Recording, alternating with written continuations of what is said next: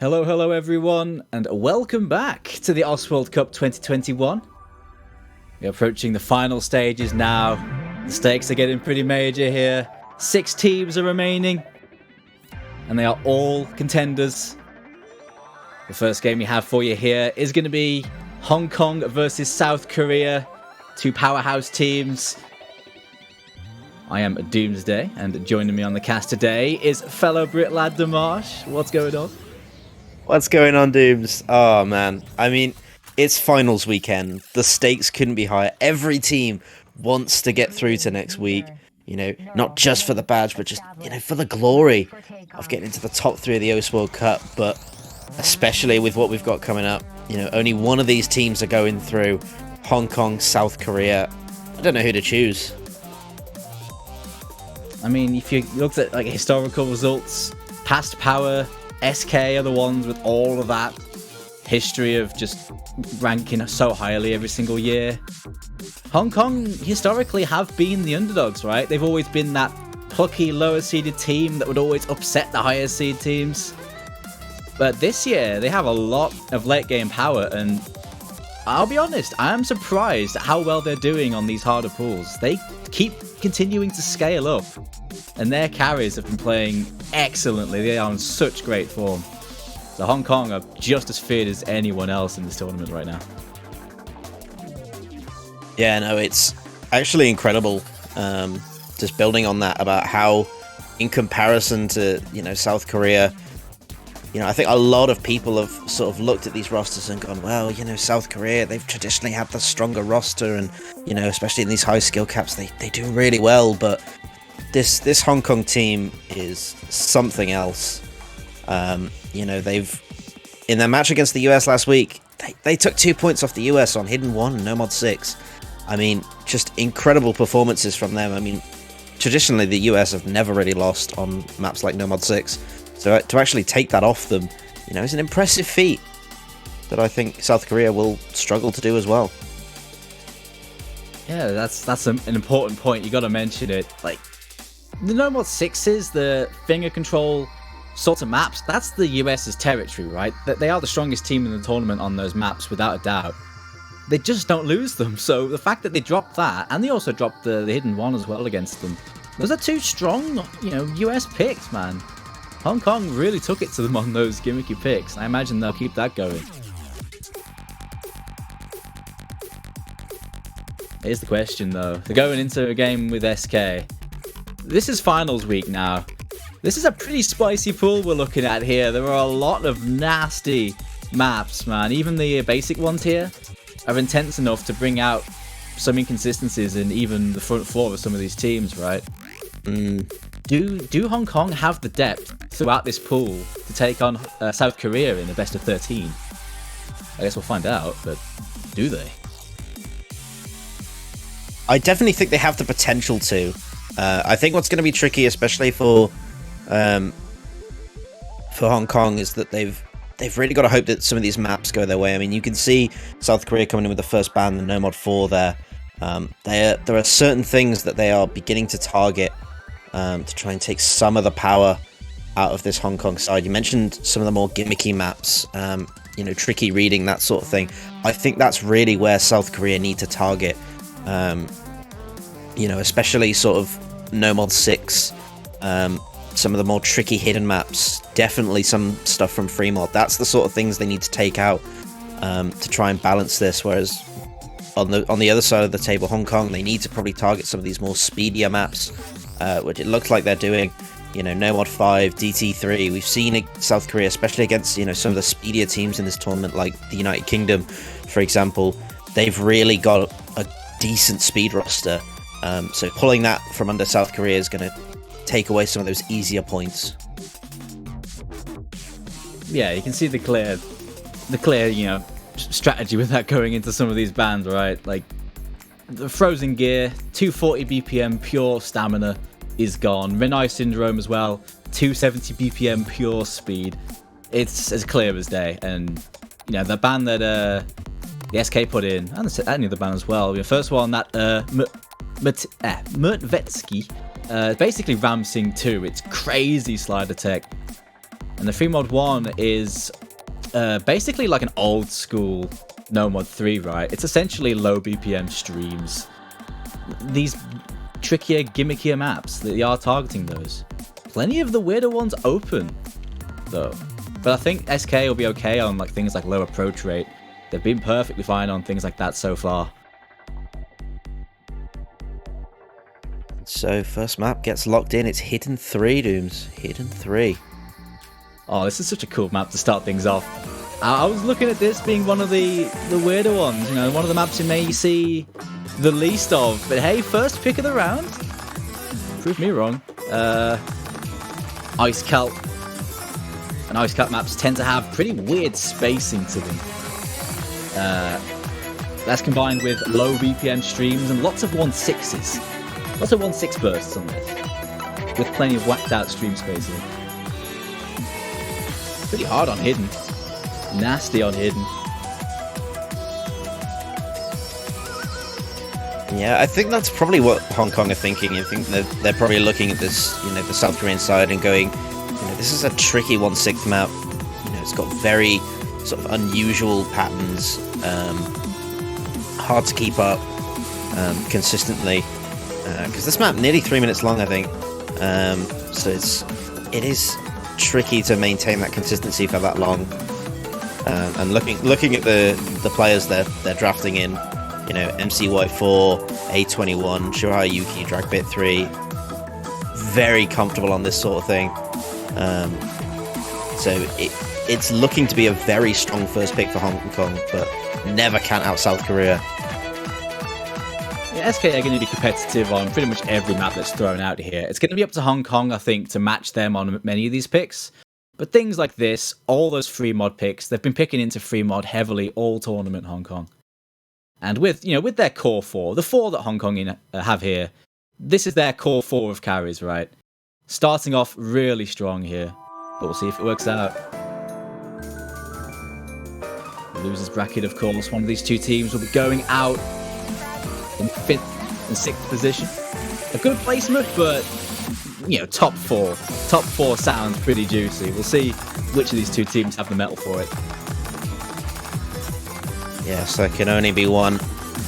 And out of the gate, you can see slight lead there for South Korea as they adapt to this map. Slightly better than Hong Kong, but no early combo breaks, which is a good sign for both teams. Oh, as I say that though, double break for South Korea. Flying Tuna, Karuna will find breaks. Shirahara Yuki will follow though, but it's still in favor of Hong Kong slightly.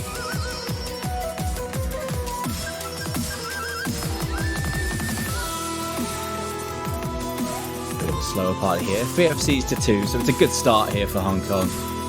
Not too much in it though. The performance from everyone, the comfort levels look very even.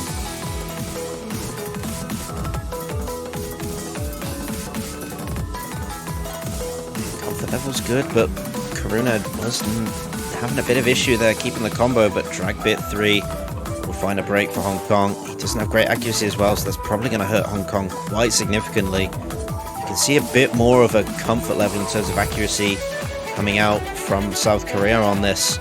Another break there from Shirahara Yuki. So it's still 2 full combos apiece, but Flying Tuna is recovering. Oh, as I say that though, Karuna, Flying Tuna, Nope, KJK, all find resets at the halfway point. Brutal combo breaks for South Korea there.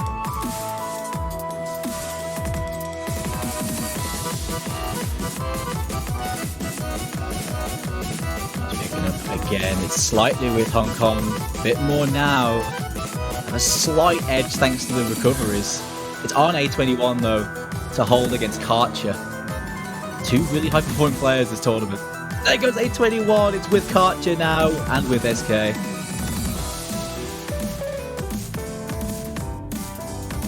Yeah, it's Karcher's to throw away. He's performed so well throughout this tournament, like you said. And he's putting on another clinic here. Still holds triple break there for Hong Kong. A21, Shirahara Yuki and Dragbit. MCY, the only one with combo now. Getting negated by Karuna. You know, South Korea looking to absolutely steal this. Still a bit more of this to go, but the combo deficit is so large at this point. That 200k, 300k should decide it. Hong Kong can't combat it at the end. Yeah, it's going to be a breakpoint to start this off, going to SK. And we can thank Karcher for that. That was a monumental performance, though. Look at that 900k. That is big. Absolutely, that's huge for South Korea to start this off. A breakpoint puts them in a really good position. They've got so much of the board, or the map pool, I should say, left to choose from. They could pick something really comfy here, you know, guarantee that lead. But it is unfortunate for Hong Kong. They did have very good scores on that, you know, especially A21 really pulling it in, but just that little section catching him out big time. Yeah, it was really competitive.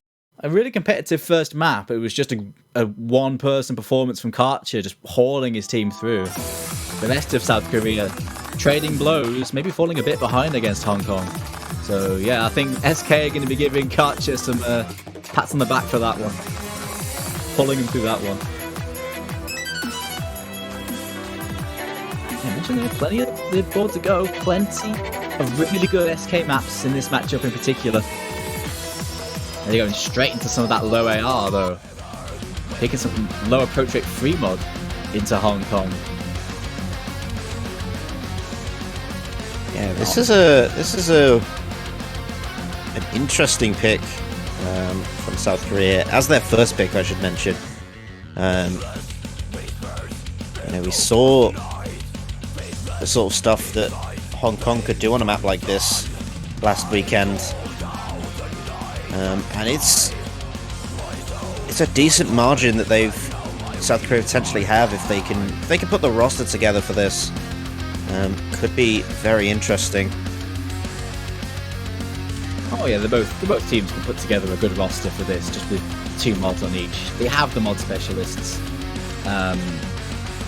This low AR high CS map in particular is a pretty brutal one for the hidden players. And that goes without saying, because obviously it's low approach rate hidden. But this map in particular is really hard on hidden. So it may be down to some of the other players to really hold the weight on that one, unless they have a outstanding low approach rate hidden player. This map, of course, you can see the BPM there, 207 BPM. Lots of linear aim, lots of overlaps, but there are, especially in the second half, some pretty hard stream patterns that are nasty to snap to on the hidden. Far more playable on No Mod and Hard Rock in my opinion, but we'll see how the players take to it.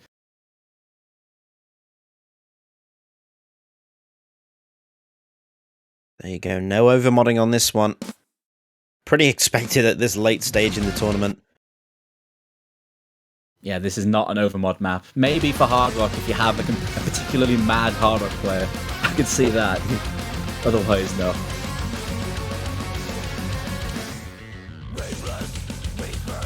RLSC drafted in for Hong Kong. One of their premier gimmicky no mod players, as well as Minecraft 570. SK sticking with the same roster.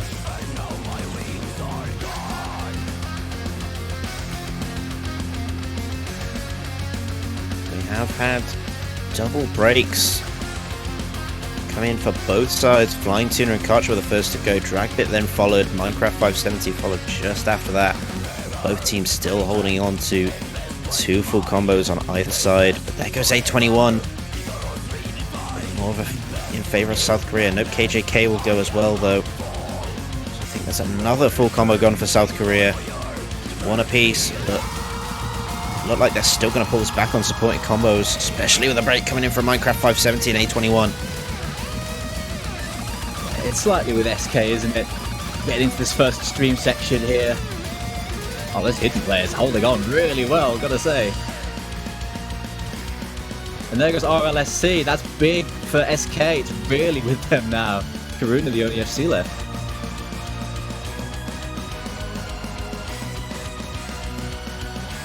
Yeah, Karuna, the combo and accuracy god that he is going to try and take as much advantage of this on the Nomad as possible. See breaks coming in from Note KJK and Dragbit 3. There just isn't enough combo on the side of Hong Kong to help them with this. You know, Flying Tuna Karuna putting in the work with those massive combos. Karcher as well recovering nicely at the same time. There we go. We see big breaks coming in. Triple from Hong Kong as our LSC, A21 and Minecraft 570 all find breaks. A little bit of combo with Dragbit, but nowhere near enough to match what South Korea have got at this point.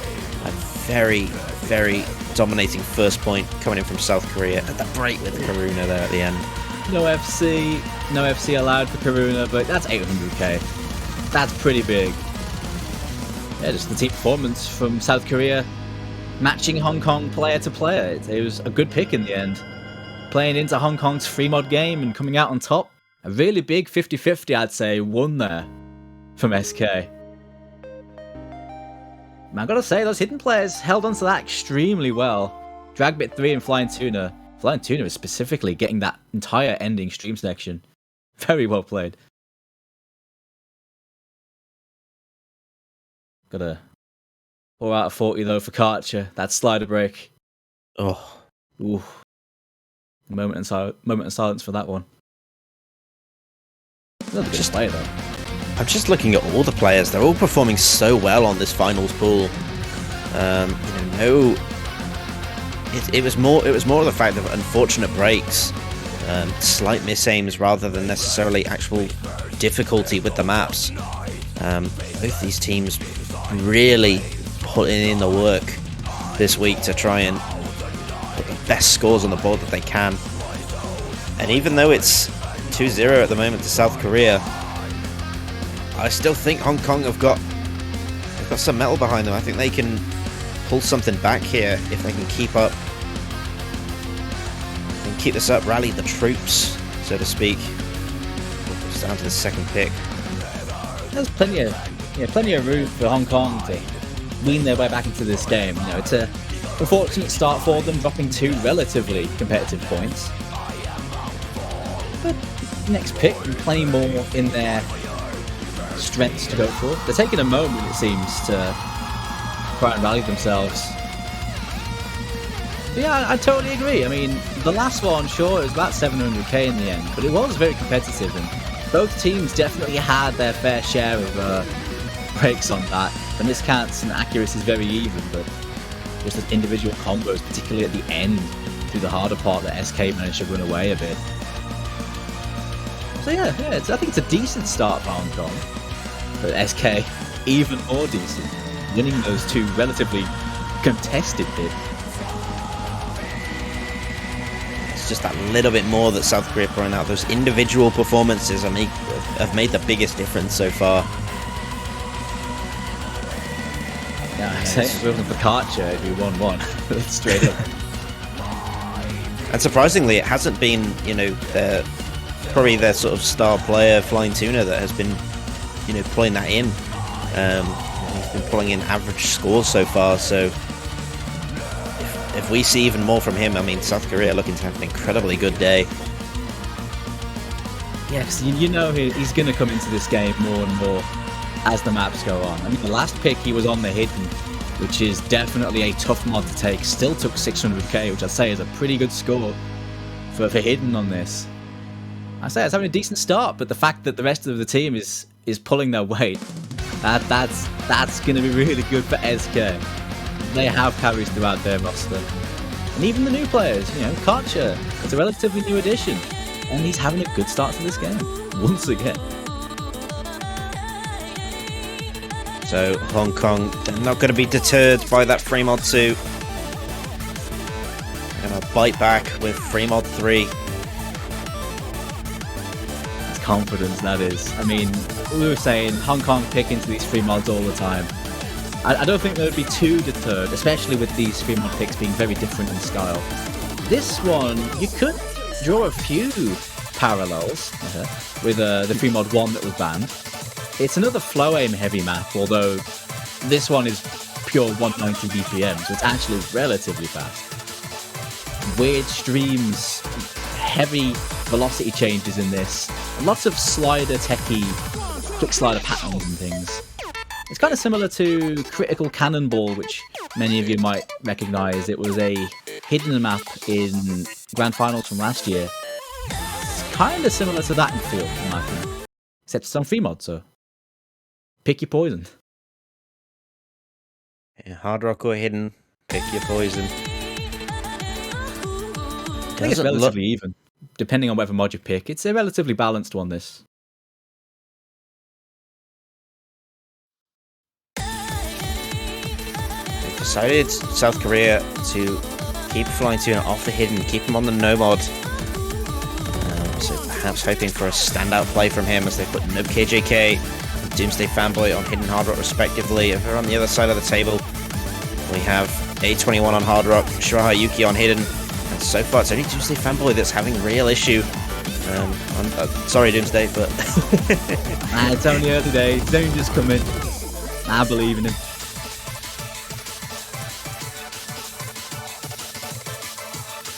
But a good recovery, though, from A21. For his early break as well.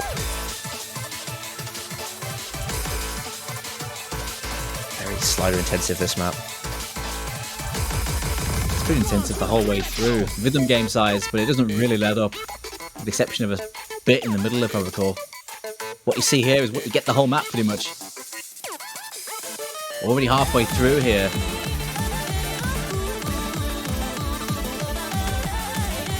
Again, there's lots of time for an implosion. We see Dragbit falter slightly as he finds a combo reset. But A21 is still there with near enough NFC, aside from the early break. There goes Karuna for South Korea. Nomod gone. Flying Tuna as well. Drops the Nomod. It's only the hidden left here for South Korea. Nope, KJK having to hold the mantle, but it's not going to happen. Hong Kong are running away right now. 3 big combos and those 2 mod players as well.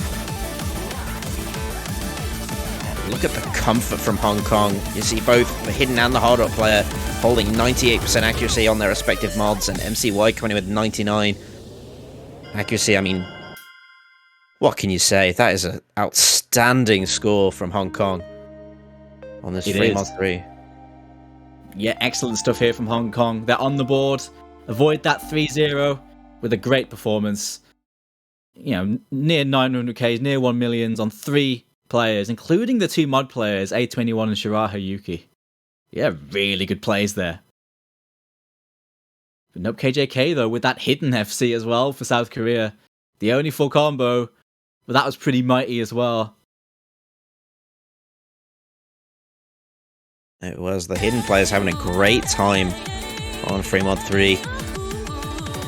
Yeah, unfortunately for South Korea, Doomsday Fanboy just was not having a good time on that hard rock. Struggled to build anything throughout most of the match, and then once the no mods are gone, that was it for South Korea. There was just nothing they could do. Well, there's plenty they still can do. Next pick goes to them. They still have a point in tow thanks to the breakpoint. No 3 mods left, so we won't see any more of those. Both teams looking to try and exhaust that as quickly as possible, apparently. They could keep going with the low approach rate, although that might be a bit of a risk into Hong Kong. I think South Korea probably have the stronger team on paper 4v4 on something like that hidden 2 right there. Yeah, definitely hidden 2. You'd assume that South Korea could probably do quite well on DT2 as well. Oh yeah. No mod 2 potentially as well.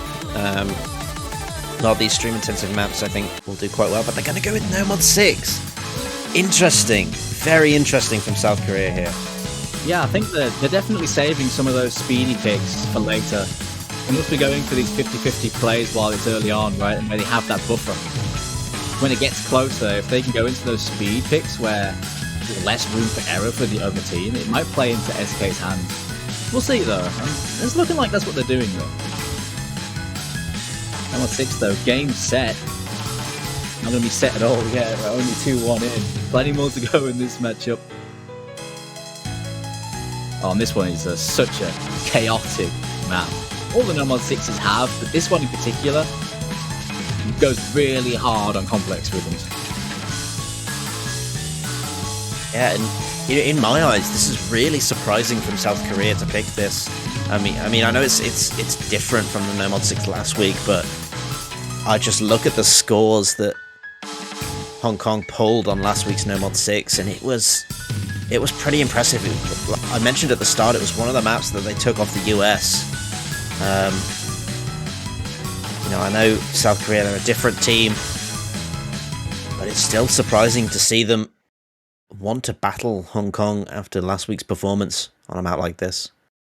They're brave. They're going to try and brave the fire. I mean, head to head, yeah, Hong Kong actually beat South Korea's score handily on last week's No Mod 6, but it is a very different sort of map. Less intensive on raw aim, although this definitely does have some of that sort of low BPM aim, but it's more focused on raw rhythm. Maybe it benefits some of the gimmicky players on SK more. I can see it. No Mayaz. I'm a little bit interested in why Mayaz isn't playing this. I don't think we've actually seen Mayaz at all so far. So might not be having the best day at the moment. It seems just better. A scary prospect. What's the accuracy on this one, by the way? Oh yeah, you definitely see some 94s and 92s coming out from both teams potentially. As we see RLSC, one of those lower accuracies, he is the first one to go. Good benefit for South Korea. Dragbit 3 goes as well. That's 2 down for Hong Kong. South Korea looking very strong here. All 4 of the players up to like an S rank in accuracy. Zyson falling behind a little bit though. A definite comfort deficit here, although they are starting to break. 2 breaks from SK, as I mentioned. And actually, RLSC didn't actually break. It was a Bancho lag. So suddenly, Hong Kong. I mean, I think that was an actual break there, but I think it was. Yeah, that was an actual break. He misaimed it. I'm pretty sure. It's still with Hong Kong a little bit though, just a little bit, even despite the accuracy on Dragbit. Yeah, the combo will definitely help that a little bit as well. He has recovered it. But again, I'm looking at these full combo players. Can they hold in this second half? MCY4, 821, Nope KJK and Flying Tuna. They're the ones to watch.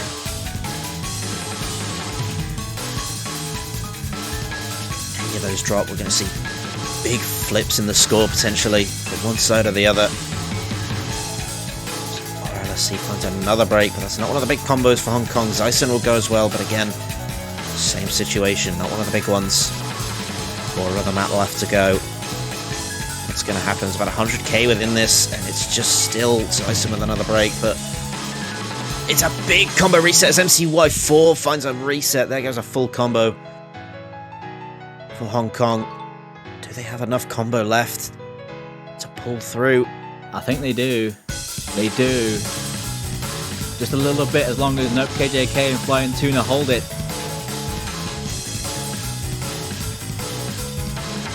That scoreboard wants to pull over. I think it is moving slightly, especially as we get towards the end of this map. RLSC will find a break. It's starting to go the other way. Hang on.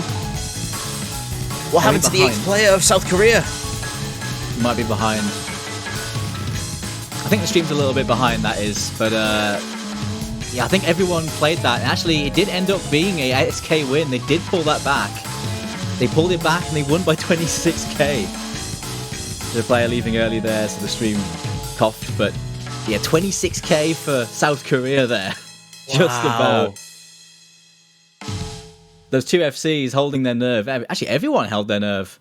There's a couple breaks in the end there on some of the chokes there from Hong Kong. I think it might have come down to that. Barely anything between the 2. Oh my. South Korea, they won that by the skin of their teeth. There's nothing in that at all, especially coming to the end. Nothing at all, man. A21. A21, yeah, he had an outstanding performance on that map. Really, really high score. But it wasn't quite enough for Hong Kong. No, you can have all the ACC you want. He had 97.3 on that. But 2 FCs, that's just going to win out. And honestly, 2 full combos on that is very good. Flying Tuna and Nope KJK taking the fight to Hong Kong there. Brave picks, but they're working out for SK so far. They are working out, although it has been very close. They're reaping the rewards from these neutral maps so far, and that's going to be pretty huge with some strong SK picks still to come, I think. Yeah, I definitely think that was probably one of the more, like you said, 50-50 maps in this pool, but you can see why. You really can. That was very intense right to the end. But we have Hong Kong's next pick. Again, it's interesting. They've gone with Hidden 2. This one's a bit of a head scratcher. Hong Kong have a pretty decent low AR roster, right? They do have a pretty decent low AR roster. Picking this into SK is asking for trouble, in my opinion, because SK have a very strong 4 on these sorts of maps, and they are getting quite hard now. I like it though. It's brave, man. It's brave. More contested picks, but I didn't think this was one of the Hong Kong picks at all. No, it's a very interesting decision that they've gone with here. But, you know, maybe it's going to pay off. You know, this Hong Kong side, they're not at the level yet where they're getting skill capped on these sorts of maps. And if that's the case with this Hidden 2, maybe, you know, if they're not finding this as tricky, it could be very solid for them. If they could pick this up and take this away from South Korea, it's a real blow to South Korea's options in terms of picks. Because like you said, you pick this as a very strong South Korea map. If they haven't got this in the bag, what else don't they have? Yeah, this one is not quite AR8, it's AR 8.3, but it does feel very similar. This one has a lot of aim presence. Lots of linear aim. It's 6-star mechanics, so, you know, the jumps are quite significant. There are some really hard linear aim patterns in the choruses and plenty of overlaps to read. It's a very all-around low AR map with a bit of everything.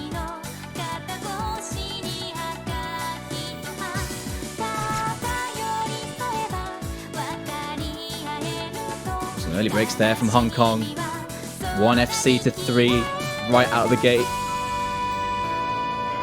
Make that 2 on that 1-4 jump there.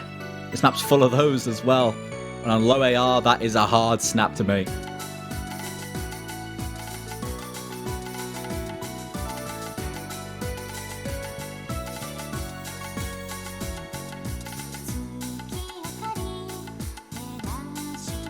Yeah, it is. So yeah, they're still holding this lead into the first quarter, but it's not by much. Minecraft 570 will find a reset though. Oh, big reset though. A21 Shiraha Yuki will go. Zyson goes as well, but Dragbit's the only one who's got any combo for Hong Kong. I think this might have been a mispick if this carries on the way it's been going. Well, we'll see. Well, that's a big linear pattern there. One of the harder patterns. Both of the FCs on SK hit that. But so does Dragbit 3. Big combos holding through that. It's going to be important if Hong Kong want to fight their way back into this. The thing is, next part is relatively more doable, but still full of little sections you can break on, so nothing decided yet for those FCs.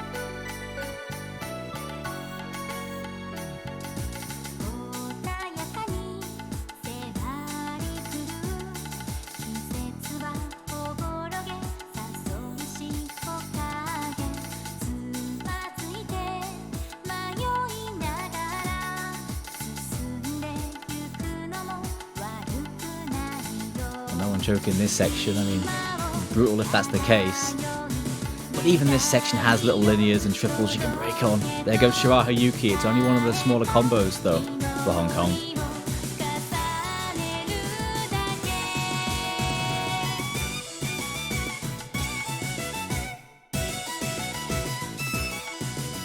bridge.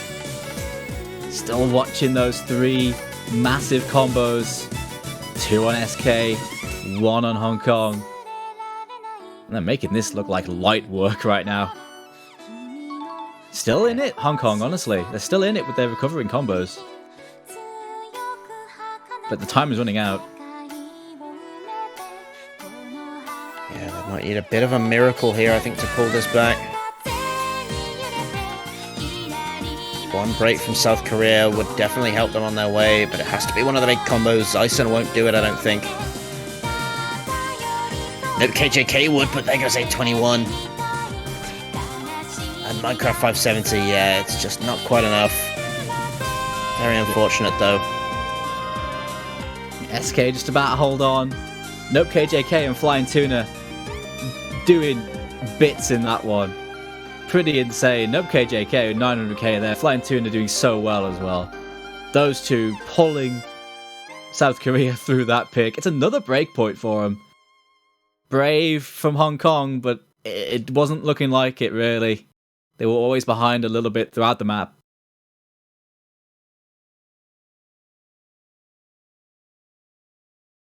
You got to give props there to Dragbit. He did everything he could, nearly getting 900k himself. Excellent play there from Dragbit.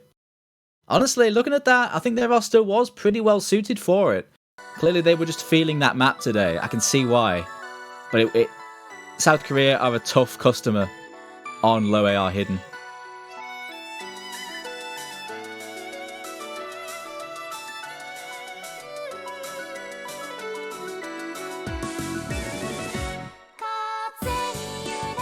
At what point do SK start dipping in to some of that speed, into some of those mechanics?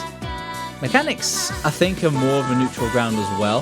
Hong Kong still have the players that scale well into maps like, say, Nomad 1 or Hard Rock 1.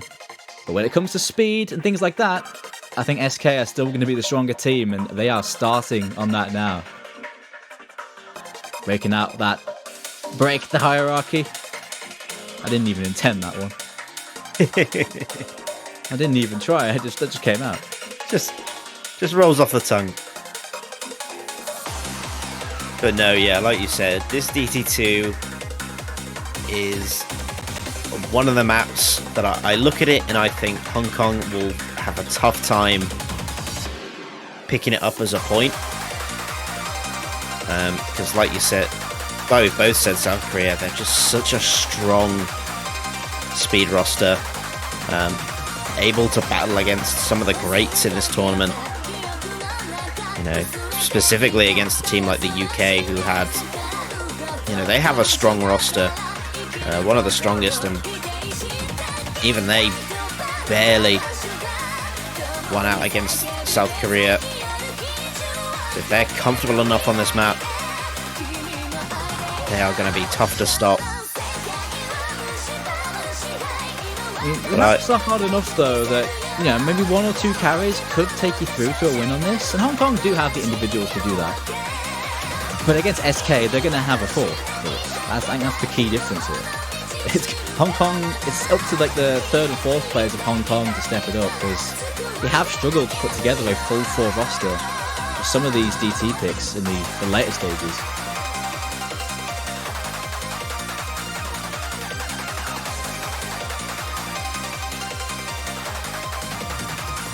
So I want to have a quick word about this map, because this is obviously the DT2, and all the maps in this spot have been all stamina maps, basically just raw stamina maps at like 230, 240 BPM, fairly moderate. This one, though, is more about control. This is full of doubles and quads and even note bursts, so the focus is more about control, but it is still very stamina intensive at the same time. It's a very different sort of map than what we've seen in this slot so far.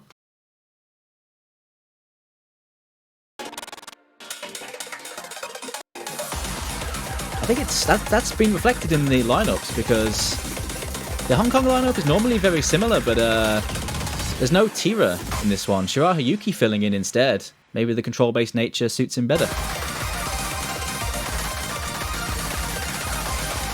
Yeah, it's hard to say. The one thing you can say is actually Hong Kong made the first move. They're off to the better start. Adjusting well to this map. Can they keep it up? Only time will tell.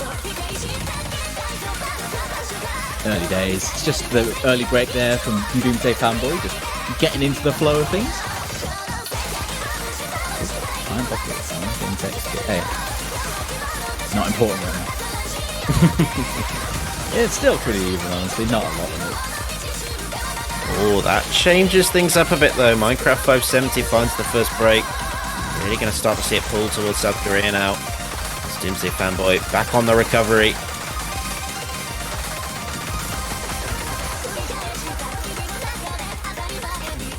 Minecraft 570 goes again. Now South Korea finally take the lead here.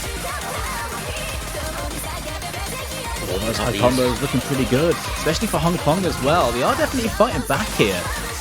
Oh, there's a break from Showa Hayuki though. Setting back a bit. Doomsday Fanboy though, and Karina will go.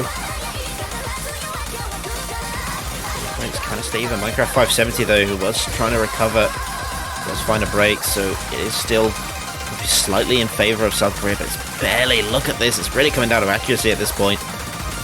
Both teams desperately try and hold on to those two full combos. Look how close that is, wow. Yeah, not a lot in it at all. Nope, KJK is definitely holding on a little bit. Look at his accuracy. He's combo gaming, but can he hold that?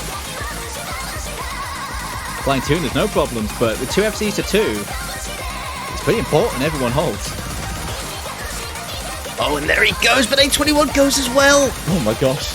That is huge. It's with K. The recoveries. It is getting so close. Doomsday Fanboy, they're holding, but there goes Showa Hayuki, another supporting combo. And South Korea are going to steal it away at the last second. Doomsday Fanboy finds a break, but it's nowhere near enough.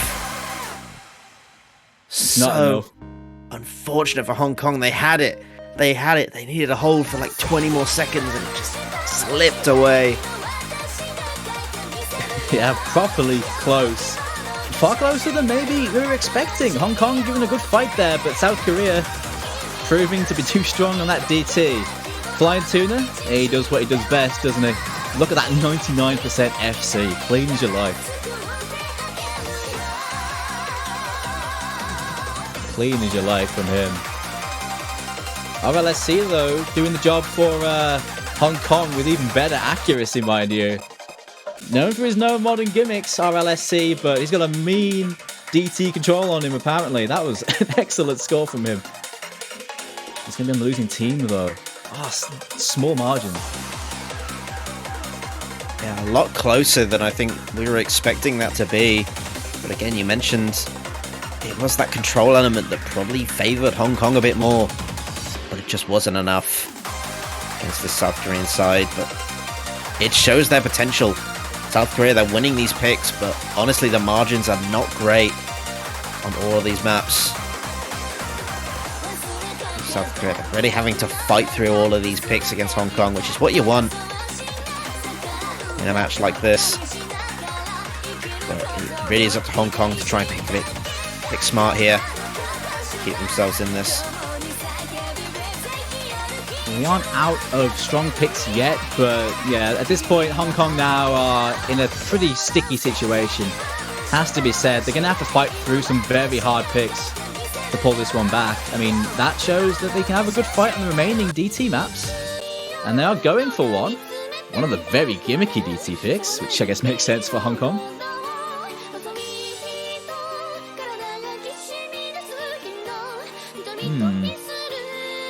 Hosuru Marionette.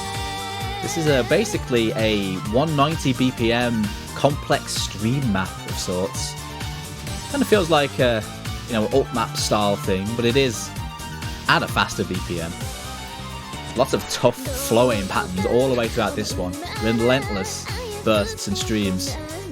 I'd say this is one of the harder maps in the pool from my own playthrough. Definitely one of the spicier ones, I'd say. That's scary going into a team like South Korea. But Hong Kong have been taking risks. some of them haven't been paying off, but they are really going for it. I mean, we did actually see both teams play this map last weekend. South Korea actually played it, I believe, in their first match, which I think was against Japan, and they didn't put up the best of scores on this in comparison to Hong Kong.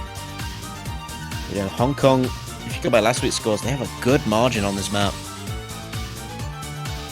Take this away from South Korea, but it's whether South Korea perform to that same level again. I mean, looking at South Korea, I think they're probably going to look to put in some decent scores on this, knowing that Hong Kong were also strong on this sort of map. Yeah, Hong Kong have been consistently good on these SIP picks. You know, these sorts of picks have been something that Hong Kong have been consistently good at. And yeah, you look at the head-to-heads, South Korea, yeah, they definitely look like they have the edge over South Korea on this sort of map. But I think this one in particular is definitely a step up in terms of raw difficulty compared to those maps. But in style, yeah, very similar. If they can perform to that level again, Hong Kong, then this might be a really good way back into this game. They're going to have to play well, though. SK will not let them get away with this one, not at late stage. We'll see, though. The lineup's looking similar, I guess. There's still no Myaz. Is Myaz even available? He played DT4 last time for SK, but he's not here. I'll just say, we've not seen him at all, so the consensus would be that maybe he's not available. Early break there from Flying Tuna as well as Karuna. Not a good start for South Korea, but still a fair amount of time. It's very early on, those breaks. Interesting that they did break, considering that there really isn't much adjustment from DT2. KJK will go as well. Bit of a slow start here for SK. Good start here for Hong Kong. Early days, but the omens look like a repeat of the last weeks on this pick.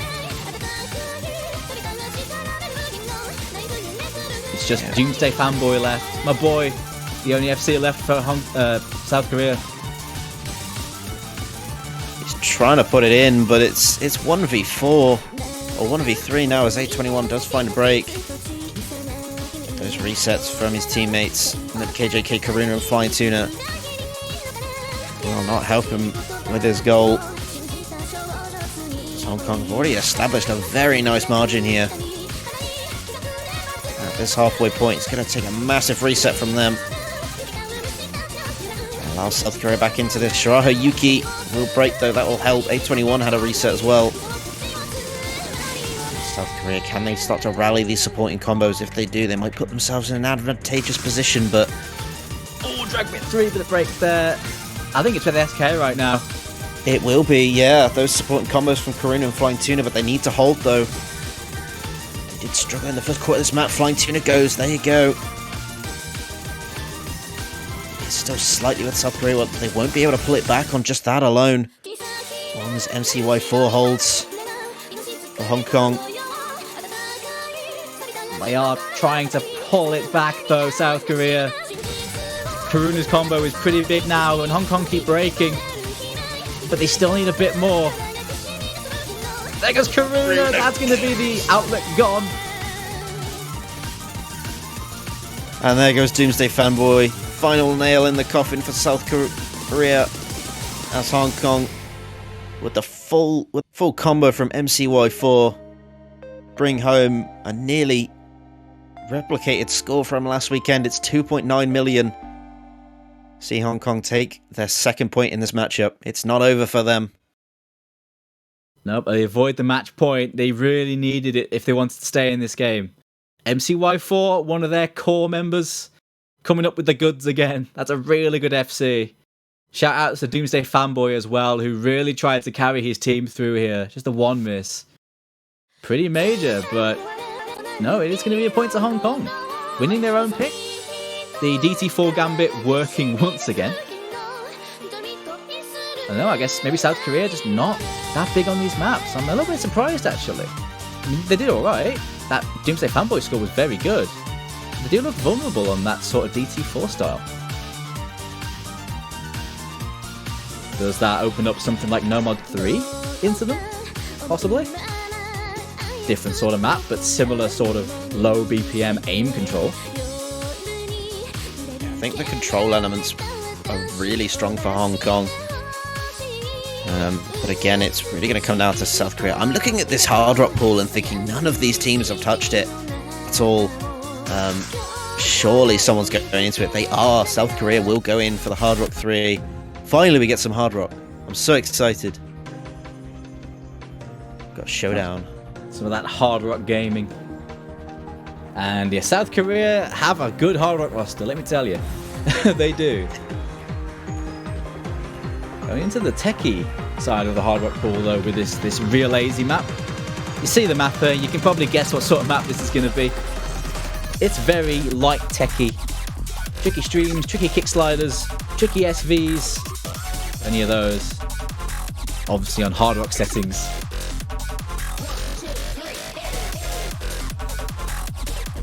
The anti-mouse map. I didn't think this was too bad on mouse. Pretty hard though, for sure, as all these maps are.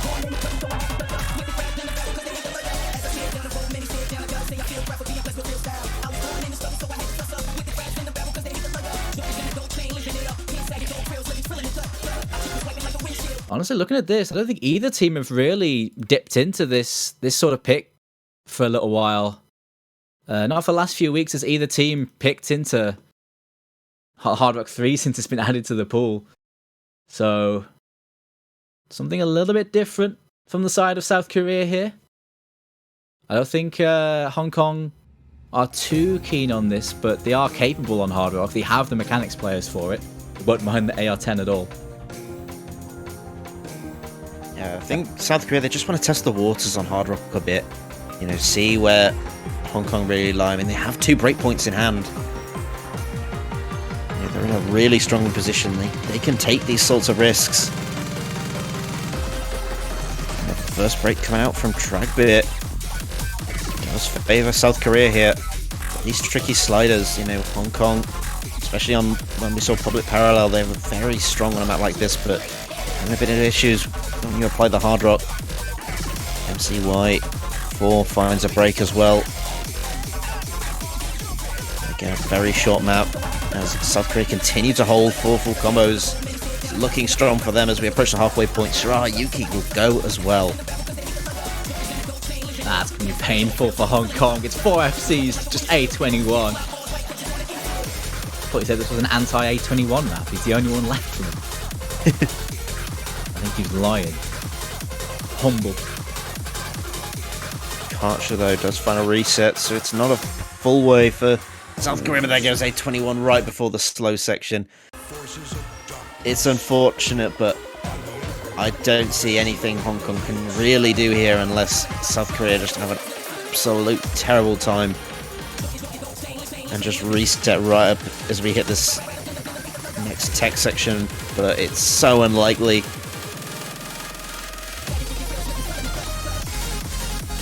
Kicking in now, the Burt Rice little stacks here. Well, it's only 1 FC left for South Korea, but there's nothing left for Hong Kong. This section's brutal. It's just Karuna left. Karuna holds the 4. Does find a reset though, can't bring home the full combo, but has done nearly 900k on this map. That's more than enough. Yeah, he just kept going. Hit that burnt rice section. Just kept going. Karuna was denied the 900k because he missed that last slider. Oh, man. Oh, it was taken away. No. He's just being humble. Nah, I had an 800k score, guys. 800k. Yeah, that was pretty big from Karuna, but it was the team performance, really, overall. It was a strong pick. They did so well in the first half, and Hong Kong had those early breaks. They could never really recover. A good pick from SK, for sure.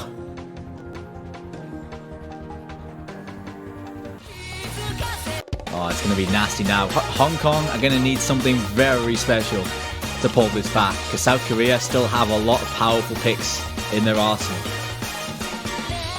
Hidden one is the Gambit from Hong Kong on their next pick. Going for some aim-heavy Hidden. They've done well on this before. Yeah, like you said, Hong Kong, their backs are up against the wall here. They've really... Well, they don't have a choice. They either got to pick well or they go home. I think this is probably the pick out of all the maps remaining, honestly. Because they have done so well on it in the past. It's one of the maps they won against the US. This one, a bit different though. This one is more about high-speed aim. You can see the 240 BPM there. But it's quite a bit faster. Lots of anti-aim and kick slider patterning here. But the core theme is aim on Hidden. It will suit Hong Kong just fine.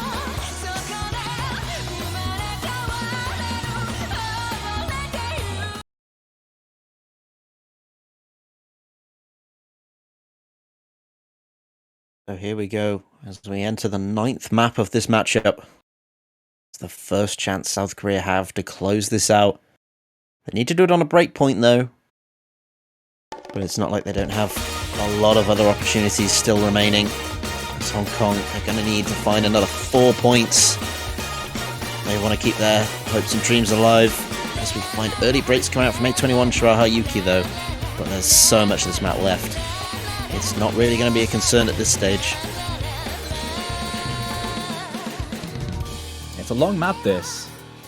And plenty of tough parts to it. The early breaks are going to put them behind, but nothing decided just yet. Gotta say though, they're putting in the heavy hitters, South Korea. All 4 of these players have been really contributing to this South Korea lead. They're all on good form.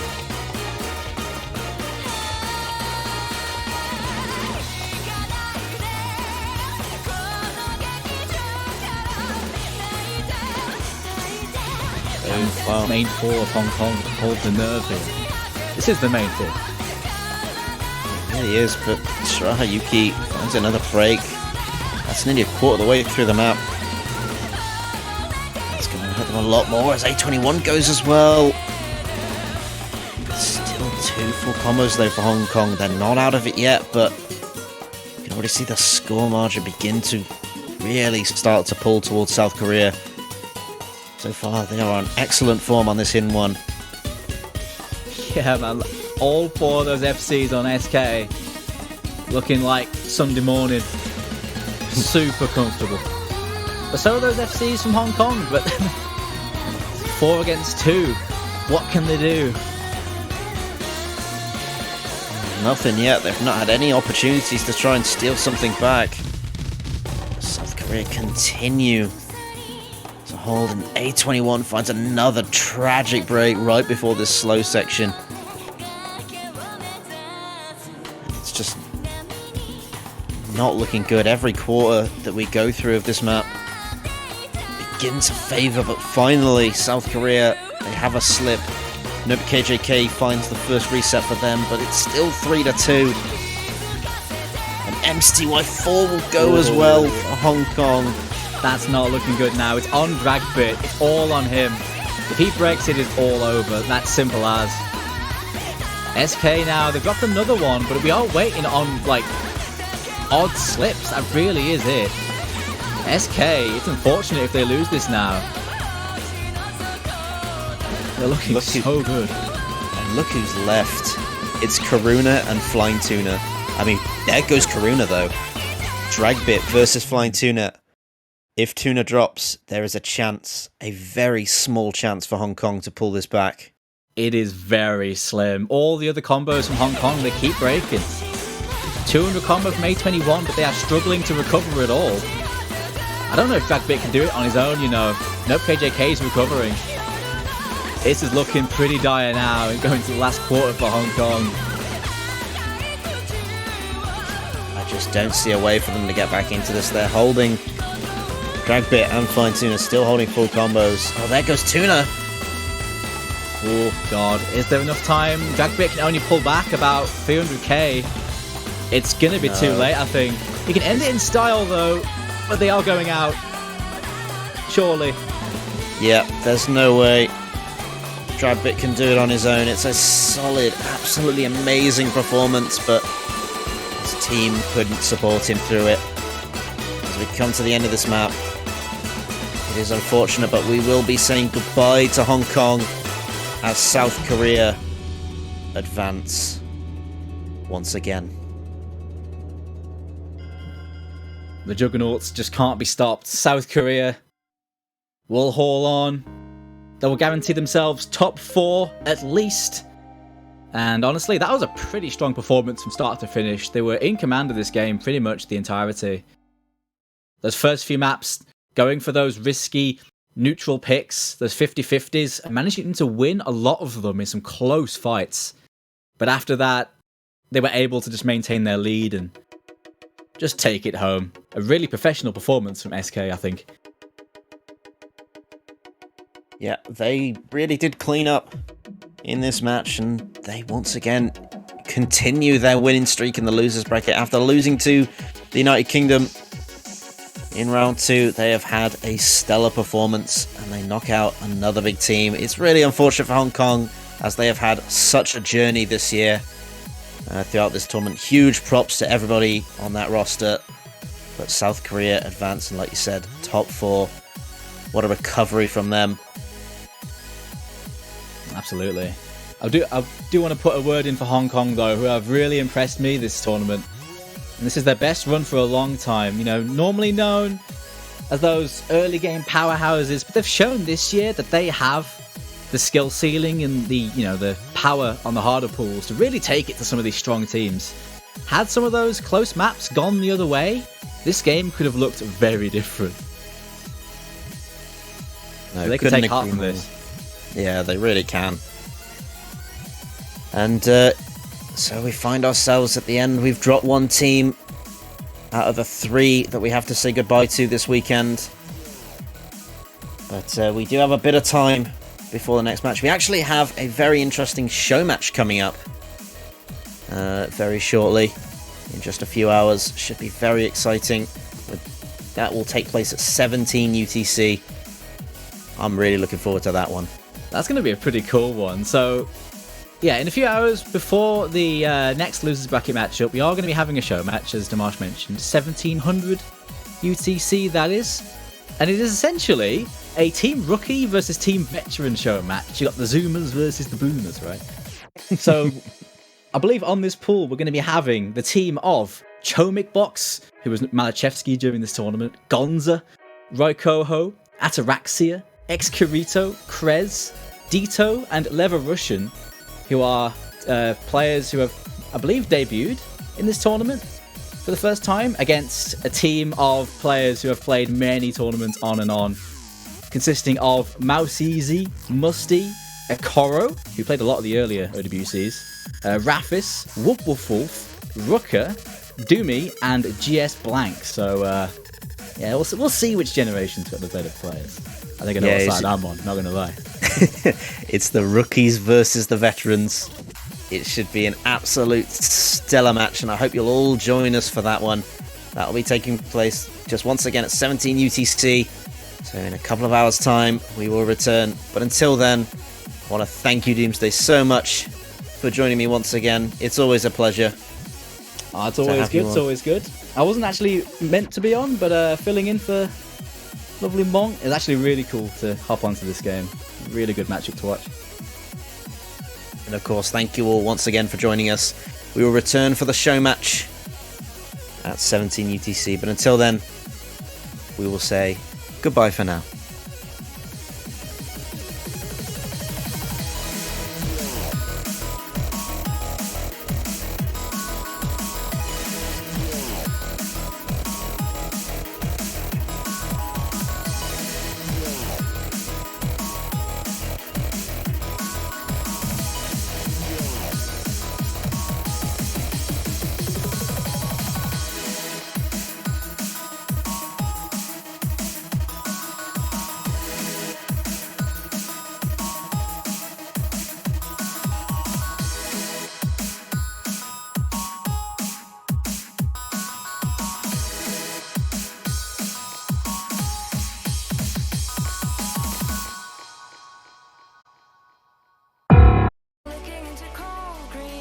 And yeah, that leaves us with just one match left for the day.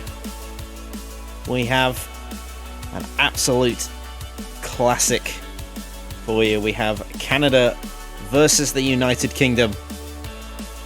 Both these teams in the losers bracket. Only one of them can advance and keep their World Cup dreams alive.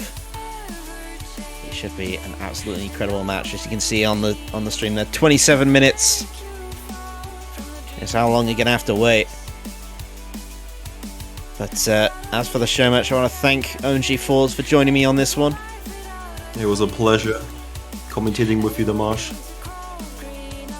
And again, thank you all so much for joining us. We'll be back in 27 minutes to bring you Canada versus the United Kingdom. See you Until then, goodbye.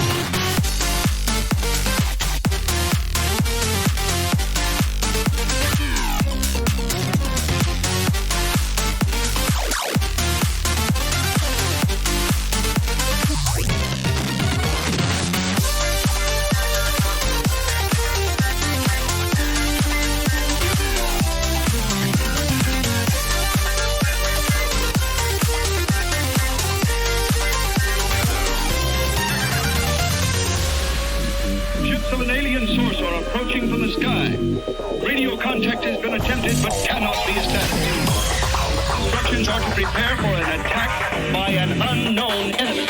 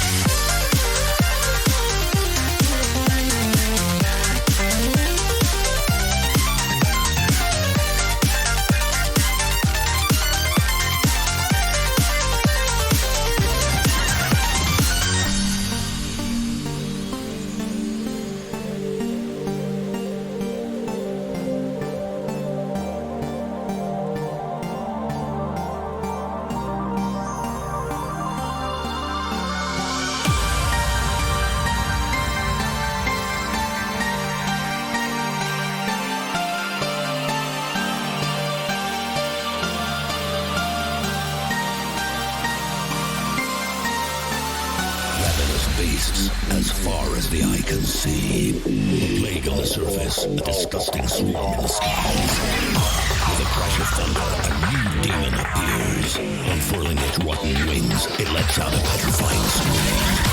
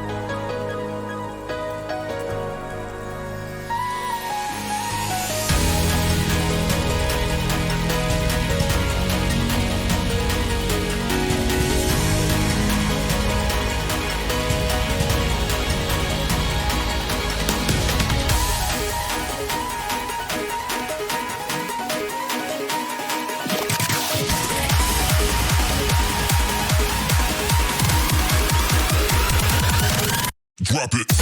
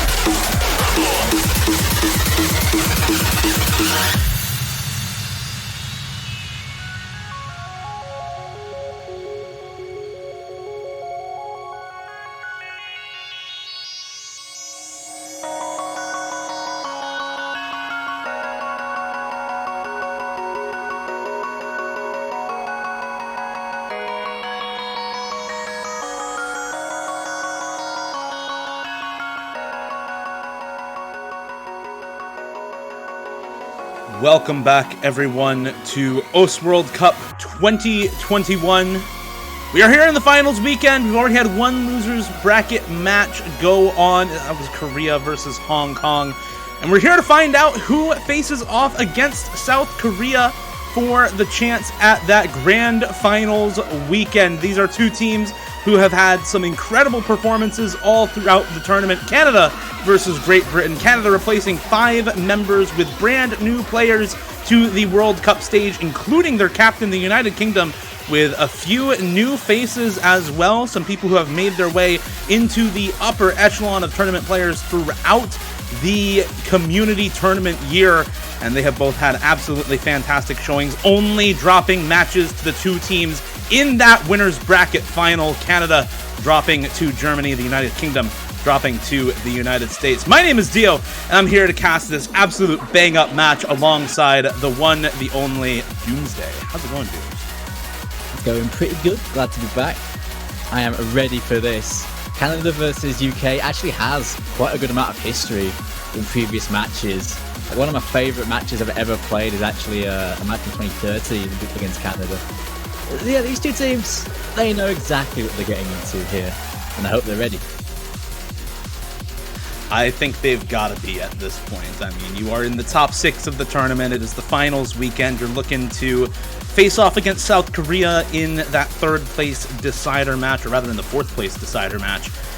Loser of this match drops down 5th, 6th, and exits the tournament. Winner still has that chance at grand finals, still has that chance at a top 3 profile bad, and still has a chance at taking it all as well. So you've got to have your preparation done if you are any of these teams, not only in the winners finals this weekend, but also in the losers bracket. We've seen some pretty ridiculous scores come out of both of these teams, even last weekend on the semifinals pool, hard as it was as well.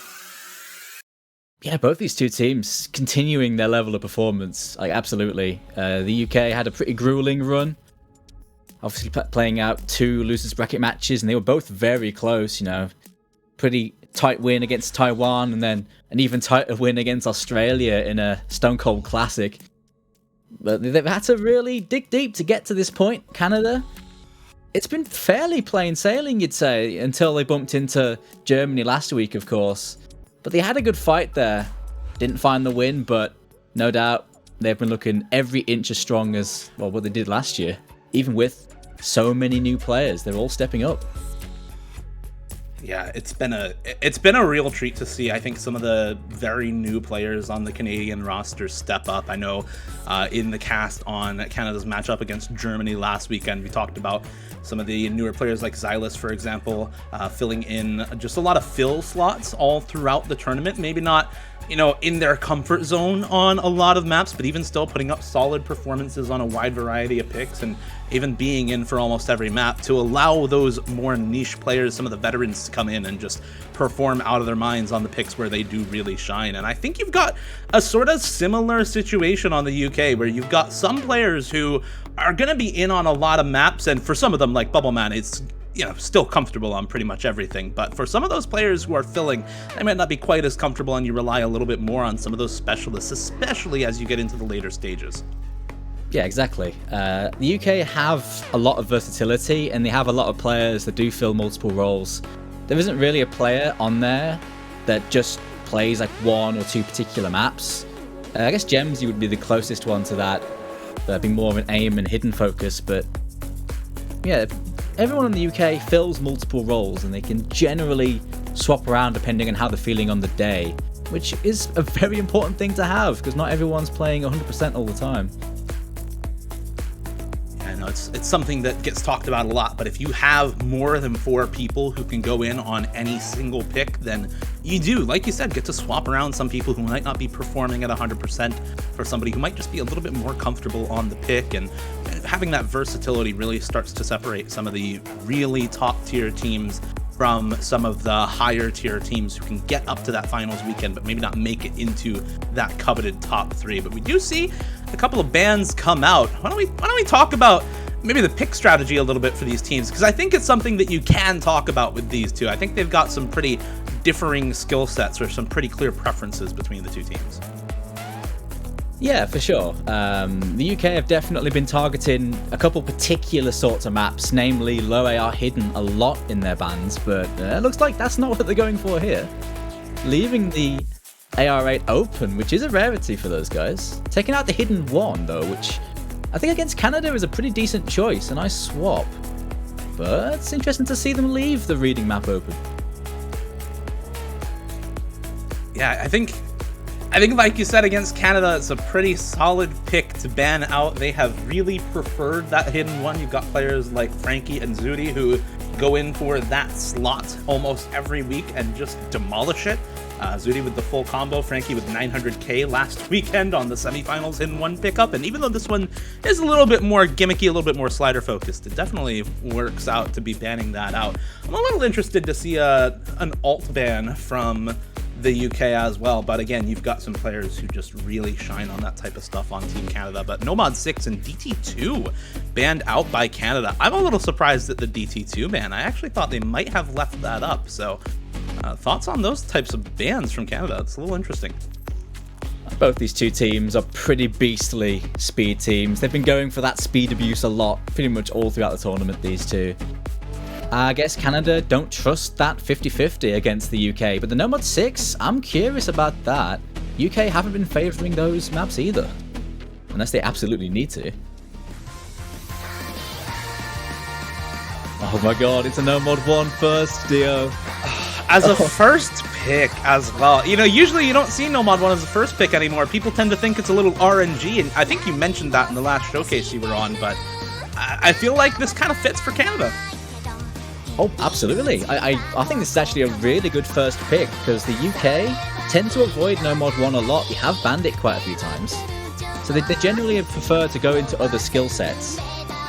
So putting them onto Nomad 1 may make them a little bit uncomfortable in this first map. And we talk about it a lot. The Canada mental game is probably the best in the tournament. They're going to be ready to open up on a Nomad 1. They're going to be set. I actually really like this opening pick from Canada. Really good choice.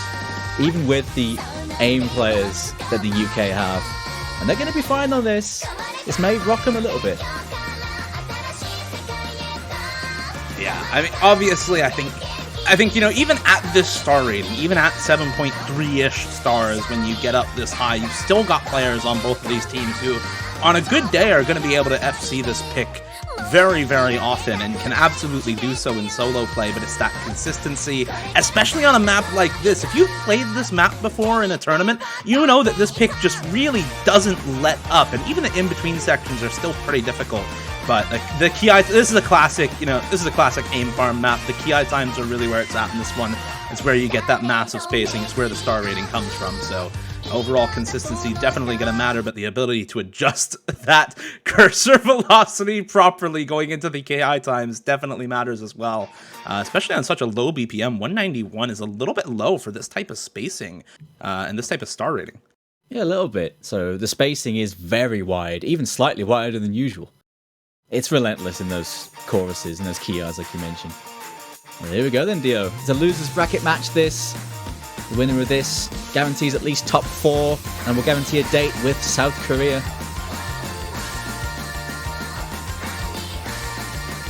That is a scary date to have for either of these teams for sure. You saw exactly what that core 3 roster can do for South Korea up against Hong Kong earlier. So anybody going up against them is going to have to be ready to put in players who can perform just as well on basically any pick. We do see a very early drop from Frankie on Team Canada. Should be able to just shake it off though and get right back into it. It's only 100 combo down, and in a map this long, that's not going to impact too much. But again, you can already see some of this gigantic spacing coming out. Not even a quarter of the way into the map, we see another break come through for Carthy, and that switches the combo lead back over to Canada. Getting into one of the big Ki's in just a moment. It's going to be with Canada as we enter it, though.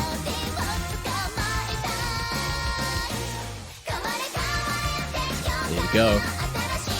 See another drop from Carthy right before the Ki time, but Xylus follows it right up for Canada. Blue dropping the second full combo for the United Kingdom. Frankie's still on the recovery as well. Did drop that early miss, as is a 100 combo down from an FC.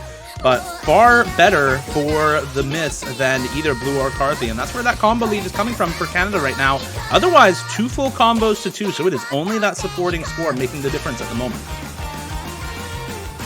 The early miss, the classic strat for Frankie, working out well.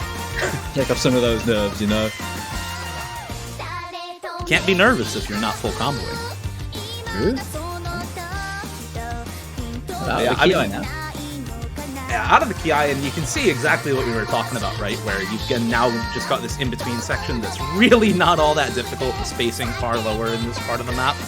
And I think it's a welcome break for some of these players. You know, take a second, readjust your grip if you need to, readjust where your mouse is, and make sure that you're ready to go into the next Ki time.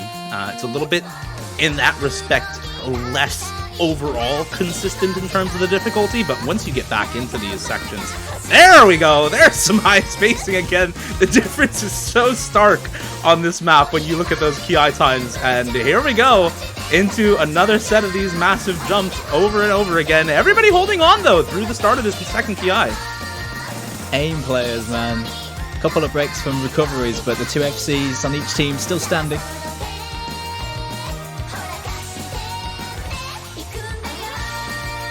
Yes, crucially, the trade of breaks as well, right? Neither Blue nor Xylus missing alone, both of them just trading those misses, and again, like you said, the full combo is still standing. The other supporting combos as well for Frankie and Carthy is still standing. And so Frankie, with the only one miss, the reverse choke, going into the last quarter of the map. There go Gemsy and Nick. 2 full combos traded right at the same time. And again, it's just a trade of combos, Dooms. It's still so close between them. Yeah, nothing changes. There's even more weight now on Zooty and Bubbleman after that. But those players have no problems mechanically. They just need to keep their nerve. There goes Frankie. Hang on.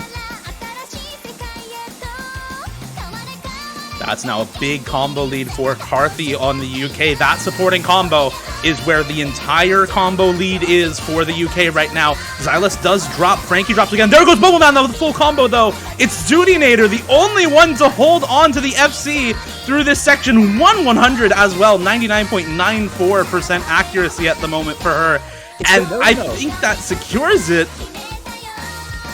It's still going over, isn't it?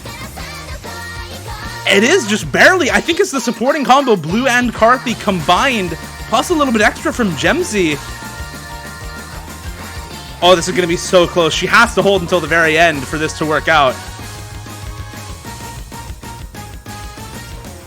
I think she's about to, you know. Wow, what a performance from Zooty. Absolutely imperative she held, and she did. First blood will go to Canada here.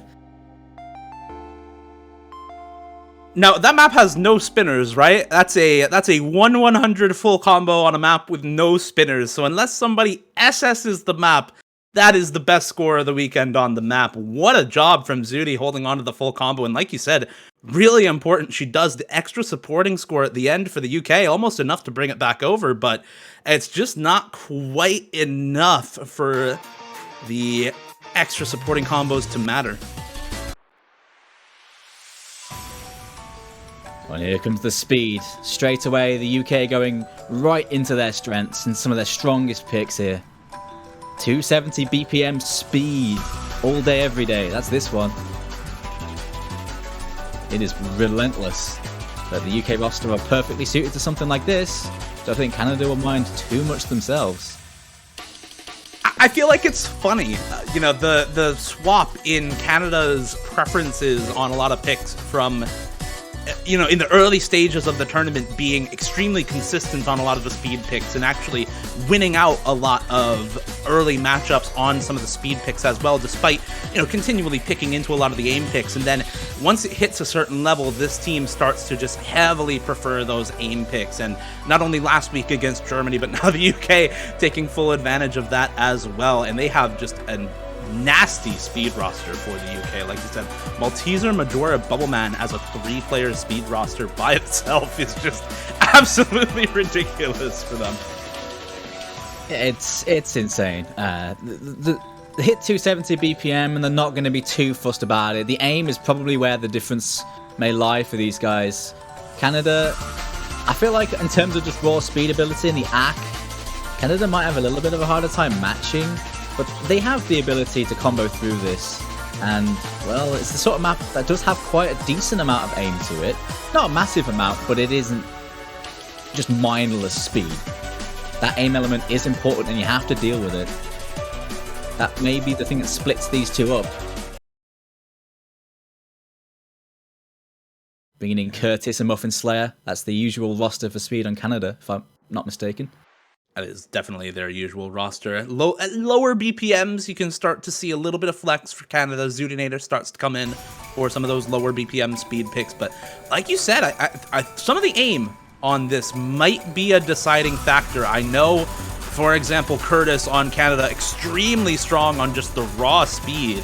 But when you add in that aim factor, the shakes start to come into play, especially for some of these rookie members who, like Curtis, are brought in just for speed alone, just for the single skill set. And so the pressure is on to perform when it is time for your skill set.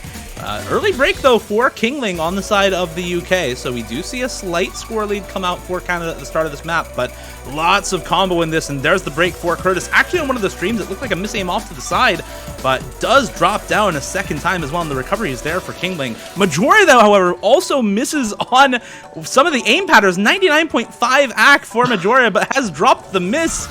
The combo game starts to come into effect for Canada, still on 3 FCs. The combo game's strong, can't be losing that. 2 FCs to 3, make that 3 FCs to 1 now. It's only Malteser left for the UK. This ending is pretty hard though.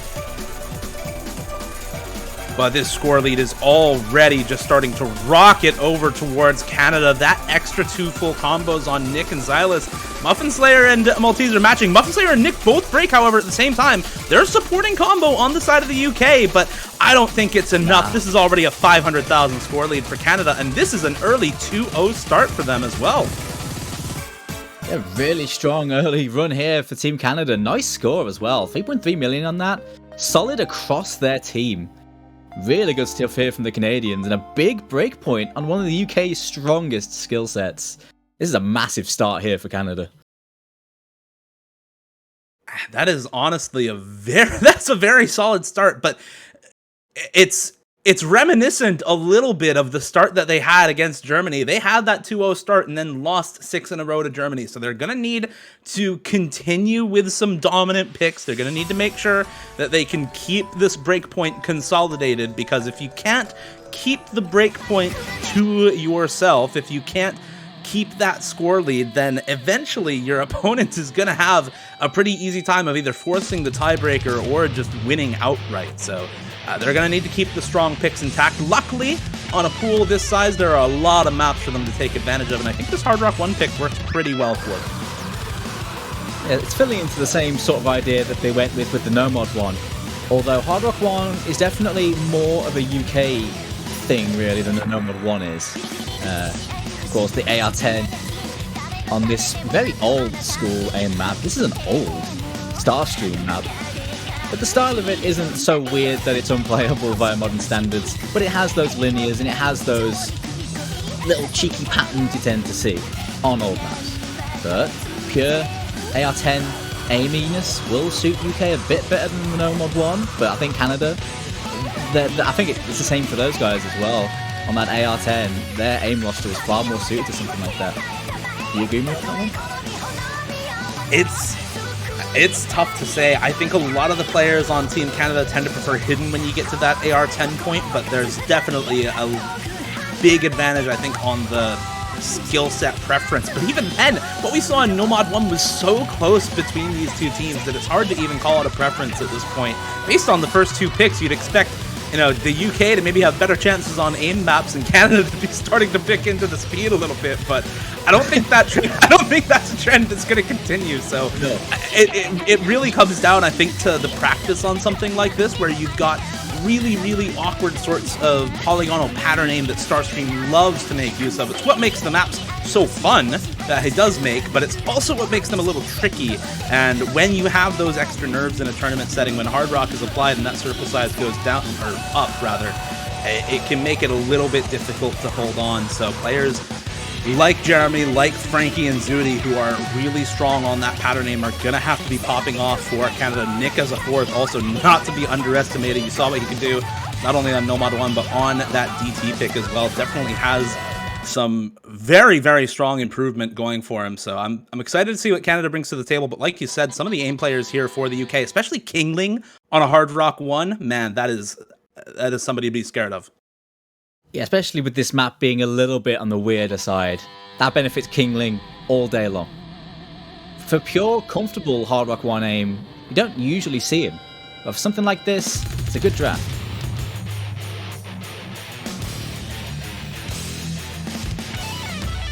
Pretty interesting to see Jeremy in for this one as well.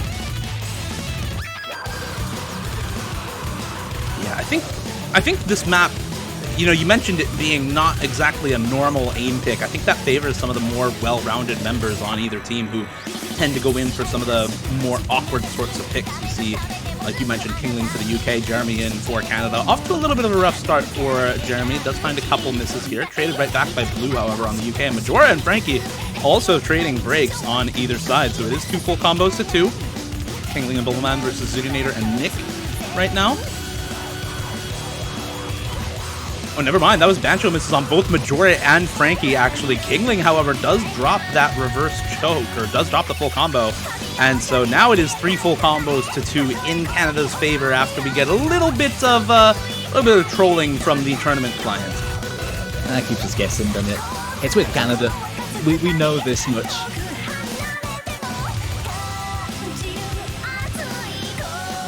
Takes that jumps here before the end of the first chorus. All the combos hold through it, just about. Oh, Majora with the break. It's 3 FCs to 1 in favor of Canada. Oh, mate, Canada are in a pretty spicy spot right now. Map winds down a little bit in difficulty, although the awkward patterns never really stop in this, even in the verses. I mean, you just saw that square jump into a massive space stream as well. Everybody actually hitting it, but it's those types of patterns that make you stay on your toes, right? You see continued breaks coming out for Kingling on the UK, Jeremy as well at that 100 combo mark for Canada. But it's these 3 FCs, Frankie, Zudi, and Nick just doing work for Canada right now. Bubbleman doing what he can for UK, the continual tank for the team, right? But there's only so much that one player can do when the entire team of Canada is just looking super comfortable on this. We are only halfway through, however. This lead is not huge yet. It's only about 200k. So a collapse from Canada and a continual hold from Bubbleman, which is very possible, can still bring this back over towards the UK, but it is looking very, very good for Canada right now. Yeah, they're through another chorus, another key. It's still 3 FCs to 1. They see at the break where they stand now. Canada know they have a lot of insurance, but they know they're against Bubbleman. Won't give him any room to breathe.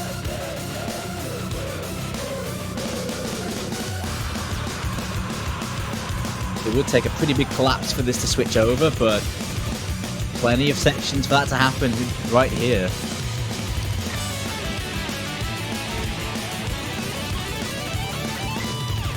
Stream's catching Jeremy off, but that's not who the UK needs to miss on Canada.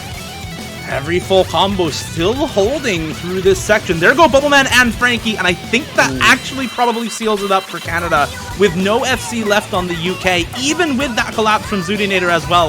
Now it's just Blue versus Nick as Majora and Kingling follow it up, and that's a combo trade that Nick wins right now. Up 500 combo on Blue, still holding the FC for Canada, and with a 400,000 score lead and climbing with only a sliver of map left. That's a 3-0 start for Canada in this match. Canada are just popping off. There's nothing you can really say other than that. This is a lightning start here from the Canadians. That was an incredible run as well. It was 3 FCs all the way to the ending. Even with Jeremy, filling in here, his team had his back and then some. That's another really good performance from Canada. No FC, but Frankie, Zuti, Nick, that's an excellent run there.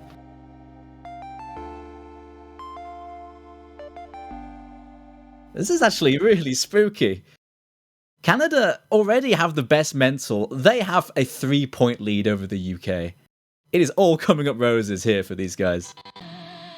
I mean, this is a crazy start for Canada. They are already up 3-0. They've got a break point to their name. They just need to win their own picks in order to take the entire match at this point.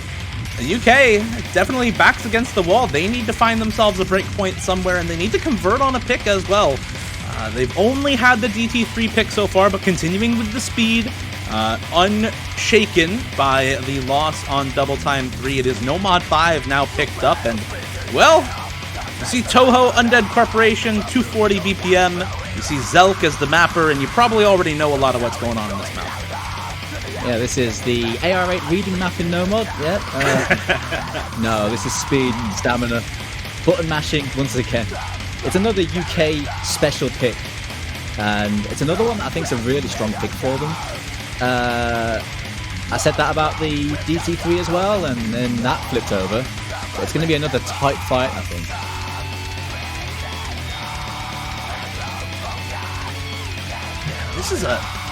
I think this is honestly a really tough pick for teams that, you're looking for a fourth player to come in and be solid on for this type of map, because it's so relentless. It's 3 minutes and 40 seconds, like you said. There's not really any breaks. There's no downtime in this. There's no, half beat snap divisor jump spam anywhere for you to recover your, 1/4 pattern stamina. It is just all 1/4 all throughout the map, and that is exceptionally brutal when there are no breaks and for this long in a map like this. So you're looking towards the true stamina beast to be in for this one, and I'm still certainly scared of the UK's speed roster. Canada showed, though, on DT3, they've got what it takes to contest the UK on speed, for sure.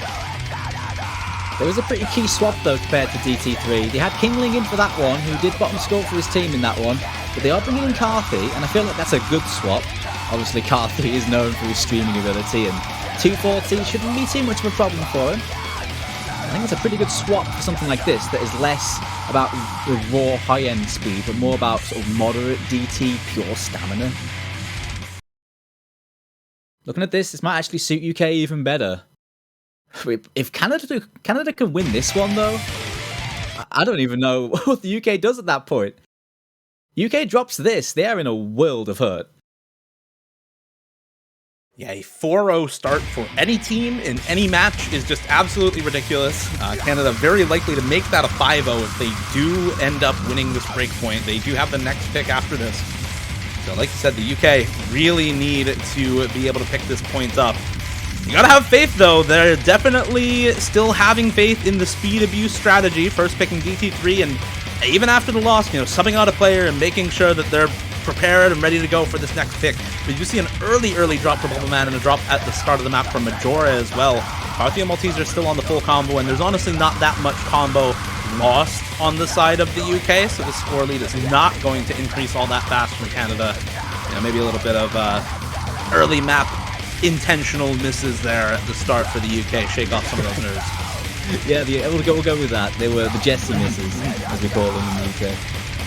Carthy had a bit of a slow start on the streams, but he appears to have warmed into it. Yeah, it seems like everyone has settled in pretty well at this point. Canada settling in far better. Oh, that miss, though, is actually going to set them back. Muffin Slayer and Curtis, hang on. Yeah, Emmy and Curtis both down there at basically the same time. It's some of those bursts into a couple of jumps that catch both of them off. Nick and Xylas still holding on for Canada, but Malteser, Carthy on the FCs, and Bubbleman and Majora with fantastic recoveries now, both up about 600 combo or so on their counterparts on Team Canada. And that is a pretty large combo lead for the United Kingdom, looking very solid after some adjustment issues into this map. Bubbleman, though, does find another break. But again, it's still better supporting combo for the UK right now as long as Majora holds. With Nick breaking as well, only Xylas left. UK in a far better position now. After getting into it early on, they are looking pretty good here. It's a long map, though. We're only hitting halfway. Yeah, you say... You have a chance, You say something like, 600 combo up. That's a lot of combo, right? Well, this map is like almost 3k max combo. It's just 1/4 pattern, 240 BPM all over the place. Crucially, though, a miss comes through for Carthy. That's a full combo down for the UK. You definitely wanted to see that full combo hold a little bit longer for the UK. They're still up 150k on the score, but this is better supporting combo now for Canada. The recovery is there for Curtis. Nick is matching the supporting combo, about matching the supporting combo from Bubbleman right now as well. And even with an extra miss for Muffin Slayer, the combo lead on Curtis over either Majora or Carthy is enough to offset that. So this is crucial for the UK. Malteser has to hold, and you're really looking for a miss to come through from Curtis or from Xylus right now on Team Canada. How long do they hold? This map does not stop. You don't think stamina will be an issue for these guys? It's going to come down to a miss-aim or something, or a mistap. Will one of them drop one, though? We actually saw 3 people drop them. Curtis, Nick, and Muffin Slayer all dropping on Team Canada. Majora matching on the UK, but that's not the combo you care about. It's Malteser and Bubbleman on those high combos. Malteser still on the FC, Bubble on that 1K combo, and it is now Xylus versus the world for Canada. But that's the exact scenario you want to see, rooting for the UK right now. Looking good on this map, over 200k up with just a sliver left to go. Yeah, looks like they've just about banked it. Looking pretty scary, and Canada once again competing with the UK on their strong picks. But it is going to be a UK point, getting on the board and keeping themselves pretty much in this game. Dropping that would have hurt a lot, but that's going to keep the UK in punching distance here. Nice FC there for Malteser. A pretty hard carry, I'd say. The recoveries were good, but Malteser holding there was massive. And I think that's sort of what you're looking for from a roster where, you know, you've got a core 3 for speed and then one player who flexes in depending on the type of speed map that you've got. I think that's kind of the roster for both of these teams, but very clearly the level of comfort for the UK just a little bit higher. Bubbleman and Majora on 6 and 500k supporting scores respectively, and Carthy, their flex member, with that extra 600k as well. It really comes down to those supporting scores. Xylus with around an 800, 850k on that map compared to the FC from Malteser. That's not a huge difference, but when you add it up with all that extra supporting score coming in from the other 3 players, that's where the UK earns their point, and it's where they start to shine a little bit on those speed picks. But unfortunately for them now, the maps left in the DT pool really aren't that focused on speed anymore. DT won the next pickup for Canada. They really are going into that aim abuse, aren't they? Canada picking all of the 1 picks. Nomad 1, Hard Rock 1, and DT 1. It's another one that's focused on the aim. But with all the aim maps generally having their own identity, doing very different things, this one's no exception. It's got relatively comfortable big jumps, but it has lots of little patterns and little 1-4 rhythm here and there that you have to keep track of, as well as that AR 10.3 raw aim. So it's a bit of a mixed one, this. I feel like that's kind of a lot of the aim picks this week, is that they're, you know, the main strain is obviously still the aim, but there's a lot of little extra things going on that give it that little extra bit of spice that makes the map, you know, interesting for the players for sure, but a more multifaceted skill test than some of the other picks that we've seen in previous weeks that were just very straightforward on the aim with what they wanted you to do.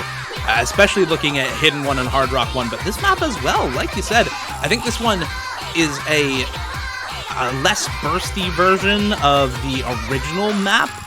So this was a little bit modified, but definitely still has some really wonky patterns in it as well. Yeah, plenty of those. Watching the key eyes for some of the harder patterns, of course, as you usually expect in these sorts of maps. It has that usual ebb and flow of difficulty, but as a lot of these custom maps have been, it's pretty much hitting you with something difficult at all times, even in the verses. But you are looking at the choruses for the slightly trickier sections in terms of the aim. Blue back in here for this DT1 aim, swapping out for Carthy. He has been pretty solid on these raw aim picks, Blue. We see a similar swap for Canada as well. Zudinator coming in for Curtis on their roster. No raw speed players in for this one in particular. Xylus, Muffin Slayer, and Nick all in for the DT aim pick as well. Early breaks from Muffin Slayer, Nick, and Malteser. So 2 breaks for Canada, only the 1 for the UK at this point, going into this first PI time. Everybody else still holding on to those full combos. 2-3 right now in the UK's favor for FCs.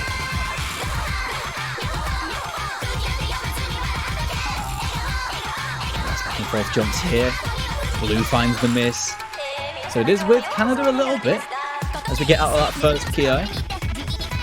even more so now. There goes Majora. That's a big miss from Canada as well, though. Xylus dropping the full combo right after Majora's drop.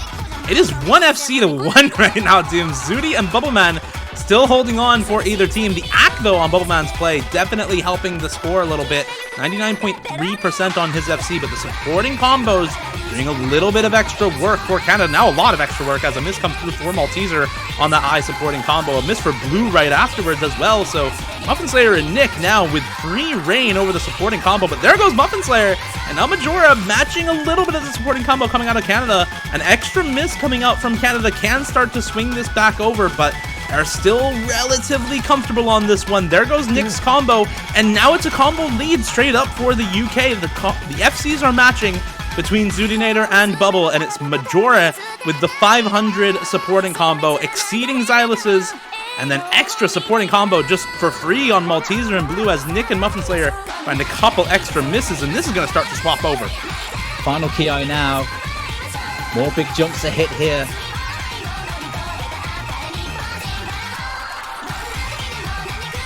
Still those two FCs hold.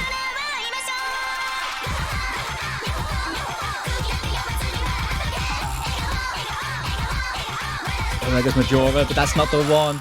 It's all too little too late. And that's stolen right back from Canada now. UK take another point, cutting that lead back down to 1. Now they've got their own pick in tow. UK all of a sudden are right back in a decent position after that rough start that they had. And that strong one that Canada had. But look at those FCs, Dio. There's 2 FCs on this.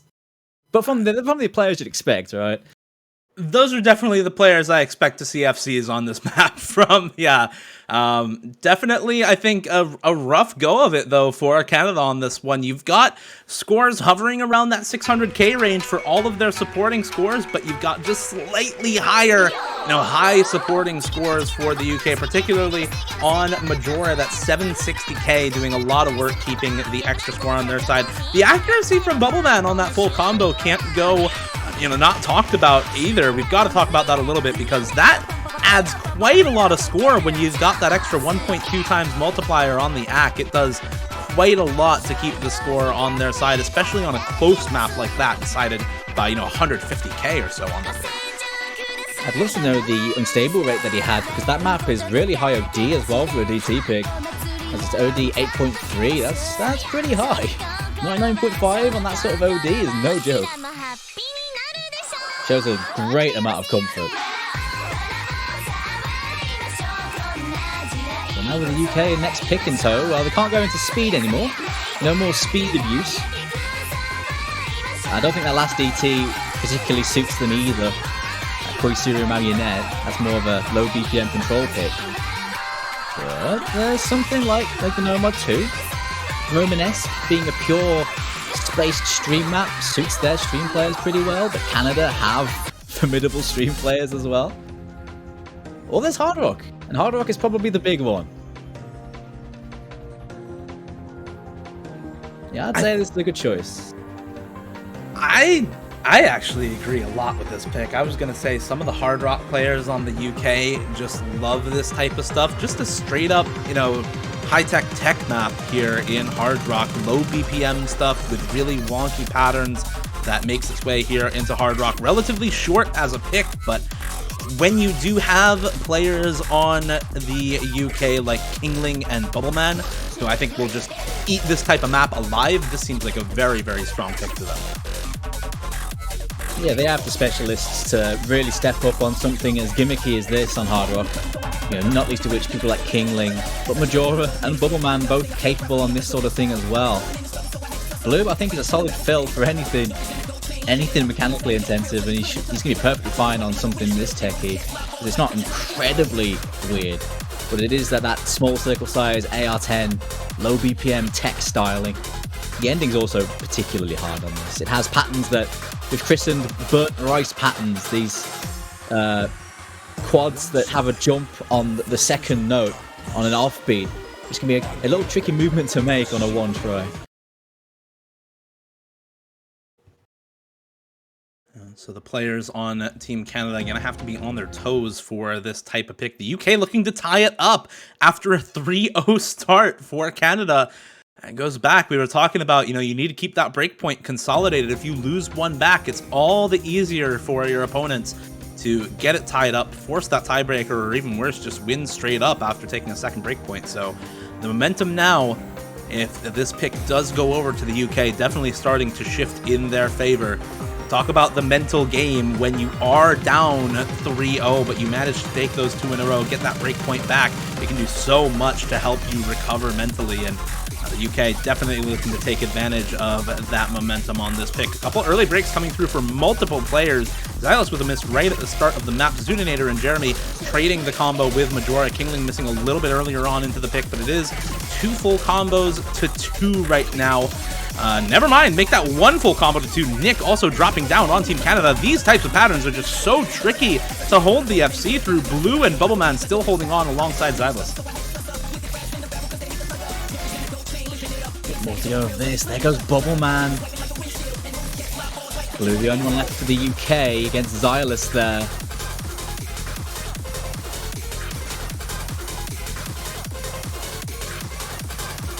And there he goes, Xylas, the last full combo for Canada, down. Some of these cut streams are just ridiculously hard, but Blue dropping right before the slow section, and now, Dooms, we start to look at some of these supporting combos, some of the recoveries from either side. You've got slightly better recovery, slightly better supporting combo from Canada. Zudi with the highest combo in the lobby, Majora right next to her, but Jeremy and Nick basically matching the combos from Majora and Bubbleman.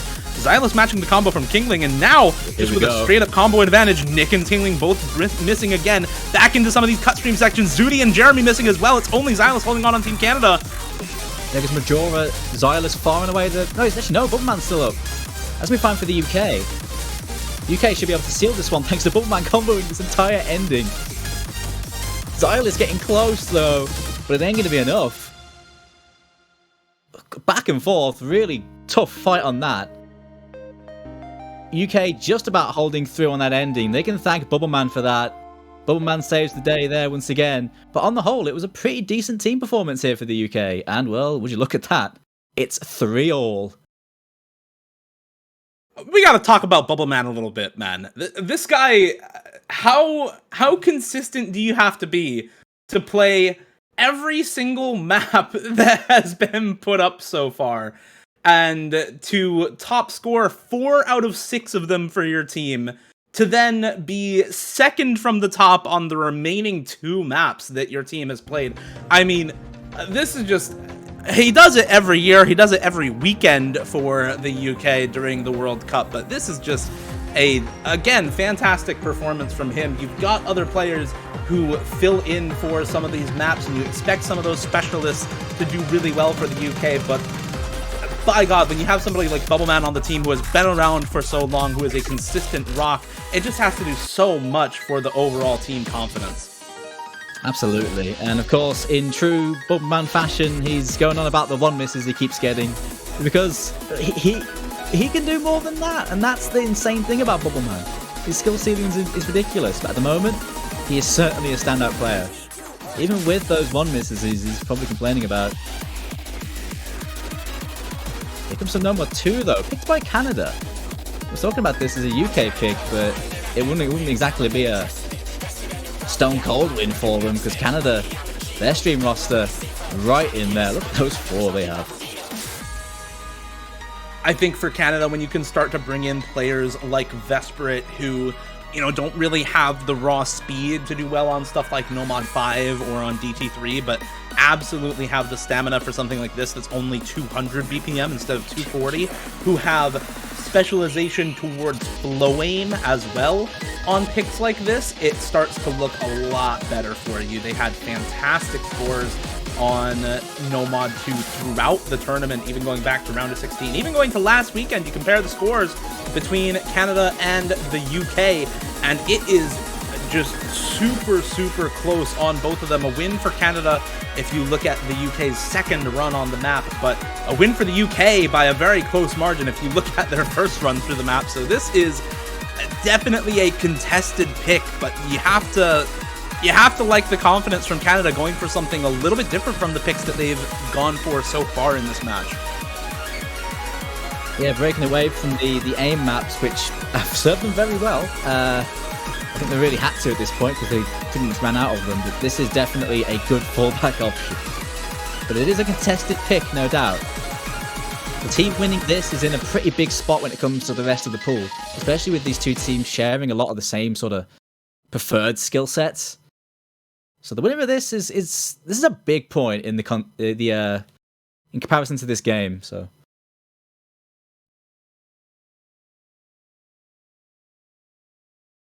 Especially Canada, if they are able to win this, there's a few more.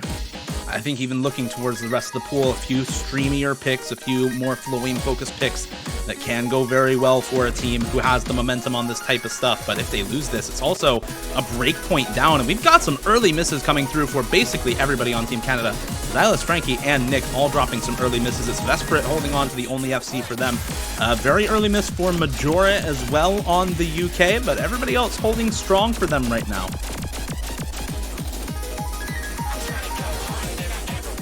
It's 2 minutes long, but the relentless nature of these streams means there is a lot of combo. And because it's spaced streams, you miss a note, you miss a whole stream, you lose a lot of score. So leads can disappear very quickly on a map like this if someone drops a big combo and drops a lot of notes. Well, luckily we haven't seen any of those chain misses that you're talking about yet on this map, but there are certainly some sections coming up that can force them out of some players. Once you start getting those streams that are completely spaced out with some of these really, really tough corners to deal with as well in the middle of those high spacing sections, that's where you're going to look to find any of those chain misses. But everybody holding strong through this middle section of the map. Misses in the middle, very impactful. There's a miss for Nick, drops on the highest spacing section and misses afterwards on the second stream following.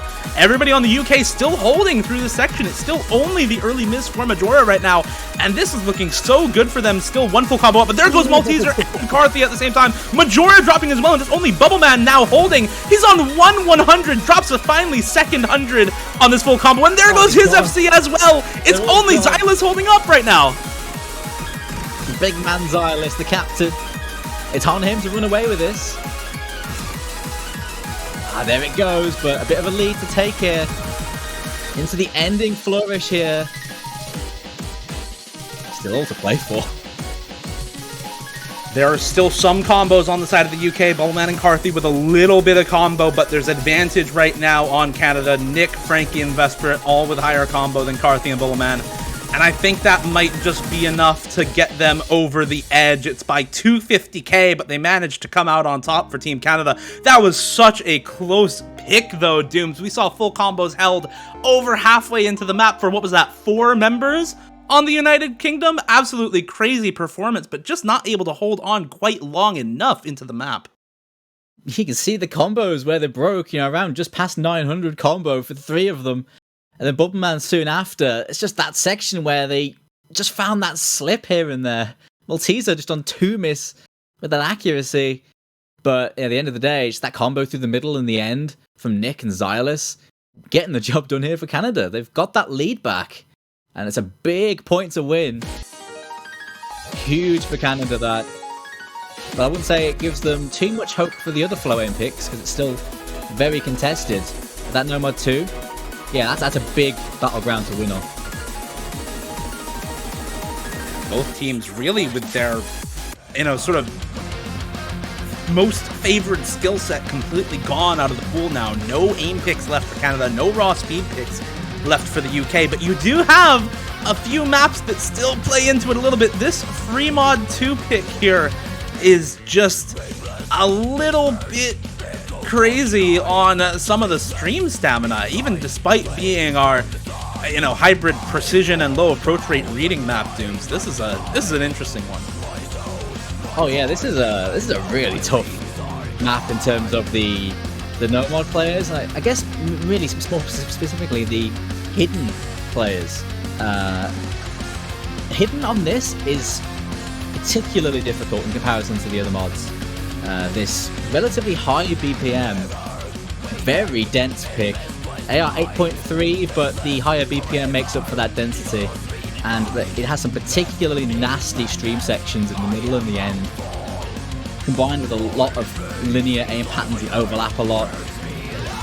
It's a scary one for the reading side of your team, and a specialist on that is needed to get a major score to contribute, right? So you're going to be relying on your normal players and probably your hard rock player, where it is quite a bit more doable for the most part.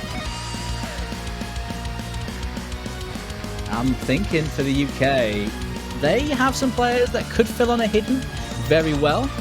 Canada, though, they have a whole plethora of hidden mains that could fill that. But on this low approach rate pick that's quite tough mechanically, I'm wondering how the head-to-head's going to be. I'm really interested to see whether we see a hidden hard rock from Canada or not, because I think the players on Canada really tend to prefer free mod picks where they can go hidden hard rock. Frankie in particular is such a fantastic hidden hard rock player. You've seen Canada, for example, take 7 mods on a map. Yeah, and there's the Comfort hidden hard rock for Frankie. Comfort hard rock only for a Muffin Slayer here. Hidden only for Xylus. I think that probably went without saying, but this is a really tricky map to play with hidden hard rock. The spacing on some of these streams once you apply HR is just bonkers, and even still you see 2 hard rocks for the UK as well. Kingling and Majora both taking that hard rock in order to help deal with that lower approach rate on this map. Yeah, it suits the players a lot more to take the AR-10 and the harder mechanics. I think those hard rock onlys are understandable, and Frankie hidden hard rock, that's just his thing. So all this makes sense, really.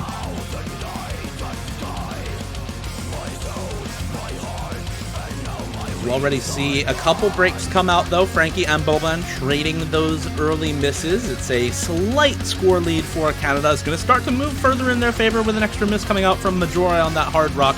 Xylus trading it straight away on the hidden, but there goes Kingling's hard rock play as well. It's now 1 full combo to 2 at the moment. Muffin Slayer and Nick holding on for Canada. Only Blue left up on the hidden for the UK, and as Muffin Slayer drops now, it is 1-to-1 on the full combos. You've just got some supporting combo here and there, which favors the UK a little bit with the timing of their misses, but there goes Blue's full combo. And now it's just Nick left up going into the stream section. You've got some good supporting combos as well on Canada. Frankie with the recovery on over 300, now cresting 400 combo with hidden hard rock. It's a bit of a dicey start for both teams, but Canada have the better of it. Reaching the halfway point. Some more linear aim here. Harder streams are to come, though, and those harder streams could split these two teams up quite a bit. Here we go.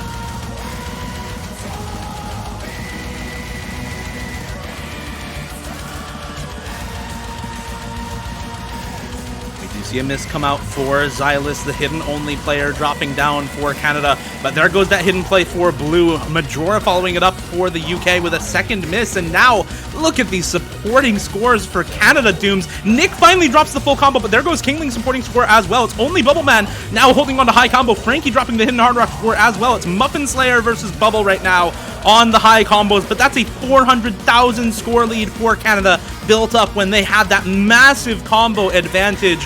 And with just a sliver of map left, there's not even that much potential score left on Bubbleman to bring this back. This is a break point for Canada late on into the match, 5-3. That is a spicy one. I mean, I think this was a brave pick going into Canada from the UK, but it hasn't worked out. Canada have got their 2-point lead back. They are in another amazing position with just 2 maps left to the victory. Nice team score as well. 700k on 3 of those players, you know, on Hard Rock and Hidden Hard Rock. That's not to be scoffed at, man. That's a good run from Canada. That is a crazy run from Canada. You've got to shout out the 900k from Bubble. 1 miss with 2 100s. What is that, by the way? By the way, is just a little bit crazy. When this was played in Corsair's Open 2020, I don't remember anybody getting a score that good. So this is a really ridiculous score from Bubbleman, but unfortunately, it is that team game. It is the 4v4, and those 3 high scores for Canada in that 700k range deliver hard on the free mod pick. working out so well. Canada going into that again. Granted, this map is a very different one to the last one. It's still got a pretty decent flow aim element to it. Republic Parallel, very similar to something like Critical Cannonball that we had in last year's pools.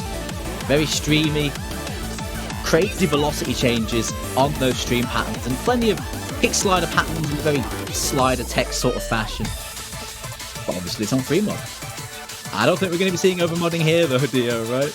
I would be so surprised. I mean, maybe a Hard Rock, possibly, because of the CS, but it's CS 3.5. If it was CS 3, maybe. Then again, Canada versus UK. Yeah. I wouldn't put it past them now. I'm thinking about that. It's questionable. It's questionable whether we do or not, but at the same time, it's AR 9.5. It's only 190 BPM. It's not super combo dense for this type of map, so you gotta hope that most of these players are comfortable enough on no mod that you can just put your best players on their best mods and be relatively comfortable for the rest of it. But with Zudinator, Frankie, and Vesperit in the lobby for this one, we might even just see an overmod hidden for these players because they all prefer that mod in general. It's tough to call the mods for this one. Any of those three can, either Zudi or Frankie can take the Hard Rock and slap hidden on it to be pretty comfortable as well, and then you're just looking for somebody to take a hidden only on that roster. But we probably see Blue on the hidden, Majora on the Hard Rock for the UK as well. I would assume they match up with the last map. Perhaps, yeah. Gemsy coming in may take the hidden because he pretty much wants to play everything with hidden. And yeah, it looks like that's the case. Blue back on that no mod. And, well, there's a hidden Hard Rock from Zuti, but apart from that, looking at 2 no mods for Team Canada. So the preference hidden Hard Rock coming out for Zudi over the required Hard Rock there, but other than that, no overmodding for either of these teams. And I think that makes sense on a map like this. Very comfortable metadata on this pick, so no incentive to overmod, given, you know, AR-10 being easier to read than AR-8.3 like on the last pick. It's just sort of a relatively comfortable sort of map in the metadata. Very clearly not comfortable patterns for these players, though. We see a lot of people dropping a lot of early breaks. Vesperit and Frankie in particular, alongside Gemsy, dropping those early combo breaks. It's Blue, Majora, Bumbleman still holding for the UK. Zudinator and Nick still holding for Canada right now, and actually a score lead for Canada at the moment. But there goes Nick's combo. Oh, and accuracy was pretty incredible from those 2 Canadian FCs. Still is for Zuzi with that hidden Hard Rock, but it's looking pretty dicey for the Canada as we get to this first little slope bit, I guess. And last a moment.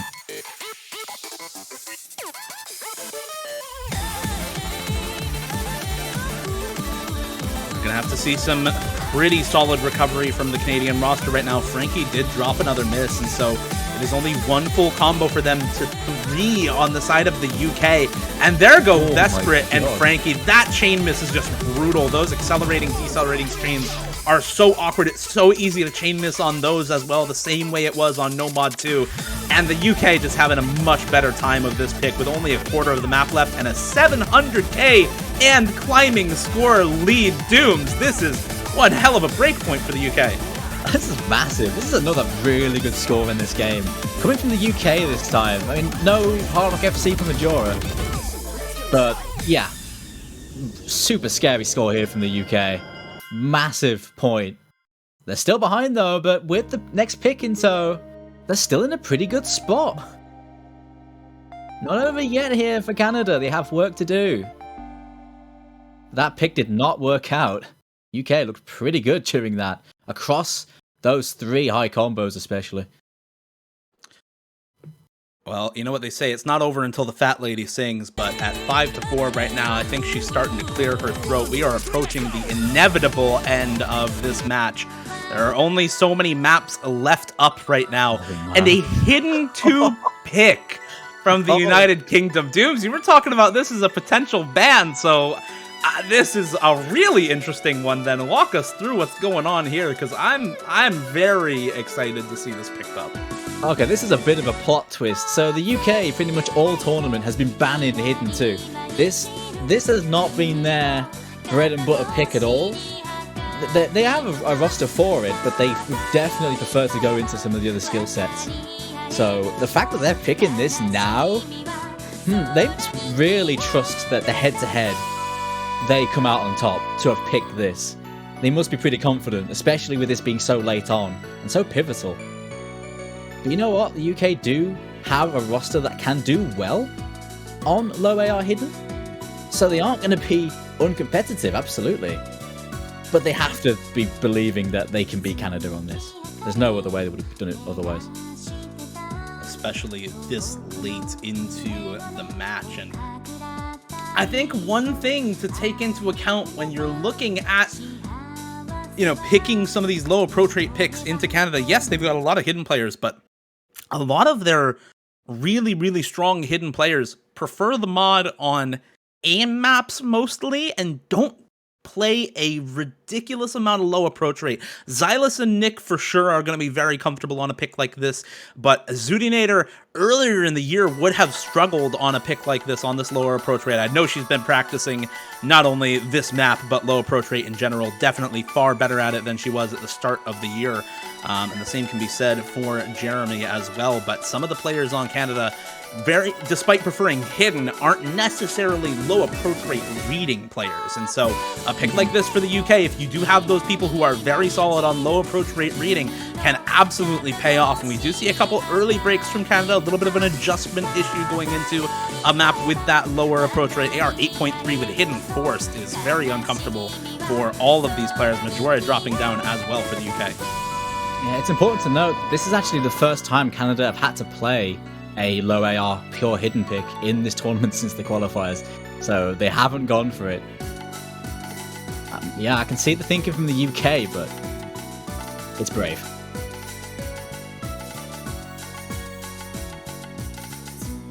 It is certainly brave, especially now we do see a drop from Gemsy on the UK. One of those hidden mains dropping down. It's Bubbleman in blue with the full combos, Xylus and Jeremy with the FCs for Canada to compete. Slightly better supporting combos for Canada on Zudi and Nick at the moment. Those early breaks, not as impactful as misses later on into the map. And another miss there from Majora going to impact this scoreline a little more as well. It's nothing huge. The full combo's all still intact that we mentioned. But there goes Blue, dropping on some of those wide-angle jump patterns. These polygonal, awkward aim patterns on low approach rate hidden are so tricky. It looks like such a simple pattern, but it's actually so difficult to get right. The fact that all 4 players on Canada held through that section is remarkable, because that is a very tricky part to get right. And through that as well. Wow. Well, considering these guys don't like pure low AR hidden, they're hitting some of these hard parts really well. They are in a fantastic spot getting out this first chorus. It's just Bubbleman for the UK. We've seen the bubble carry come into play more than once throughout this tournament. We've seen it all throughout the year in community tournaments, as well as with basically every year. So he's no stranger to this type of situation, but when you've got 2 full combos, Zudi only 100 combo down from an FC alongside Nick on those supporting scores. I mean, look at the score lead just rocking over to Canada right now. It would take a collapse for Canada to lose this. Even 2/3 of the way through, the score lead is already a massive, over 500k right now for them. Yeah, I can see why UK would have gone for this, but this is looking like a bit of a whiff because Canada have come to this one prepared. Considering they have not gone for this, I am mightily impressed with this team score right now. They are doing things right now, Dio. They've done more than enough things for this map, Dooms. They are poised to be at match point now. Less than a quarter of the map left. Nick crucially holding through that section, so no chance of a comeback at the end of the map here. And even if he broke, 800,000 score lead for Canada here. And I think that part of the reason why this pick went so well for Canada instead of the UK, you talk about, well, they're not preferring the low approach rate reading maps, but a large part of the difficulty in this map coming through that really awkward wide angle jump aim on low approach rate, which all of these hidden players for Canada are so good on. You look at players like Zudinator and Nick specifically on some of those wide angle jump maps with hidden, and you can almost just associate them with the roster lineup for Canada on those picks. So that is a really fantastic team score. Everybody above 700k for Canada on that map. And once again, it's Bubbleman with the full combo 5 100s, but that is just a massively impactful breakpoint for Canada. Yeah, I mean, the Bubbleman score there, once again, he's been doing incredibly well in this game. He has been carrying through many points. But there's only so much you can do against that team performance. That, to a person, that four-player team score here is pretty incredible. This is a nasty map as far as tournaments go, and that 750k, I'd be happy with that. It's my mod, I'd be happy with 750k in tournament. Incredible stuff.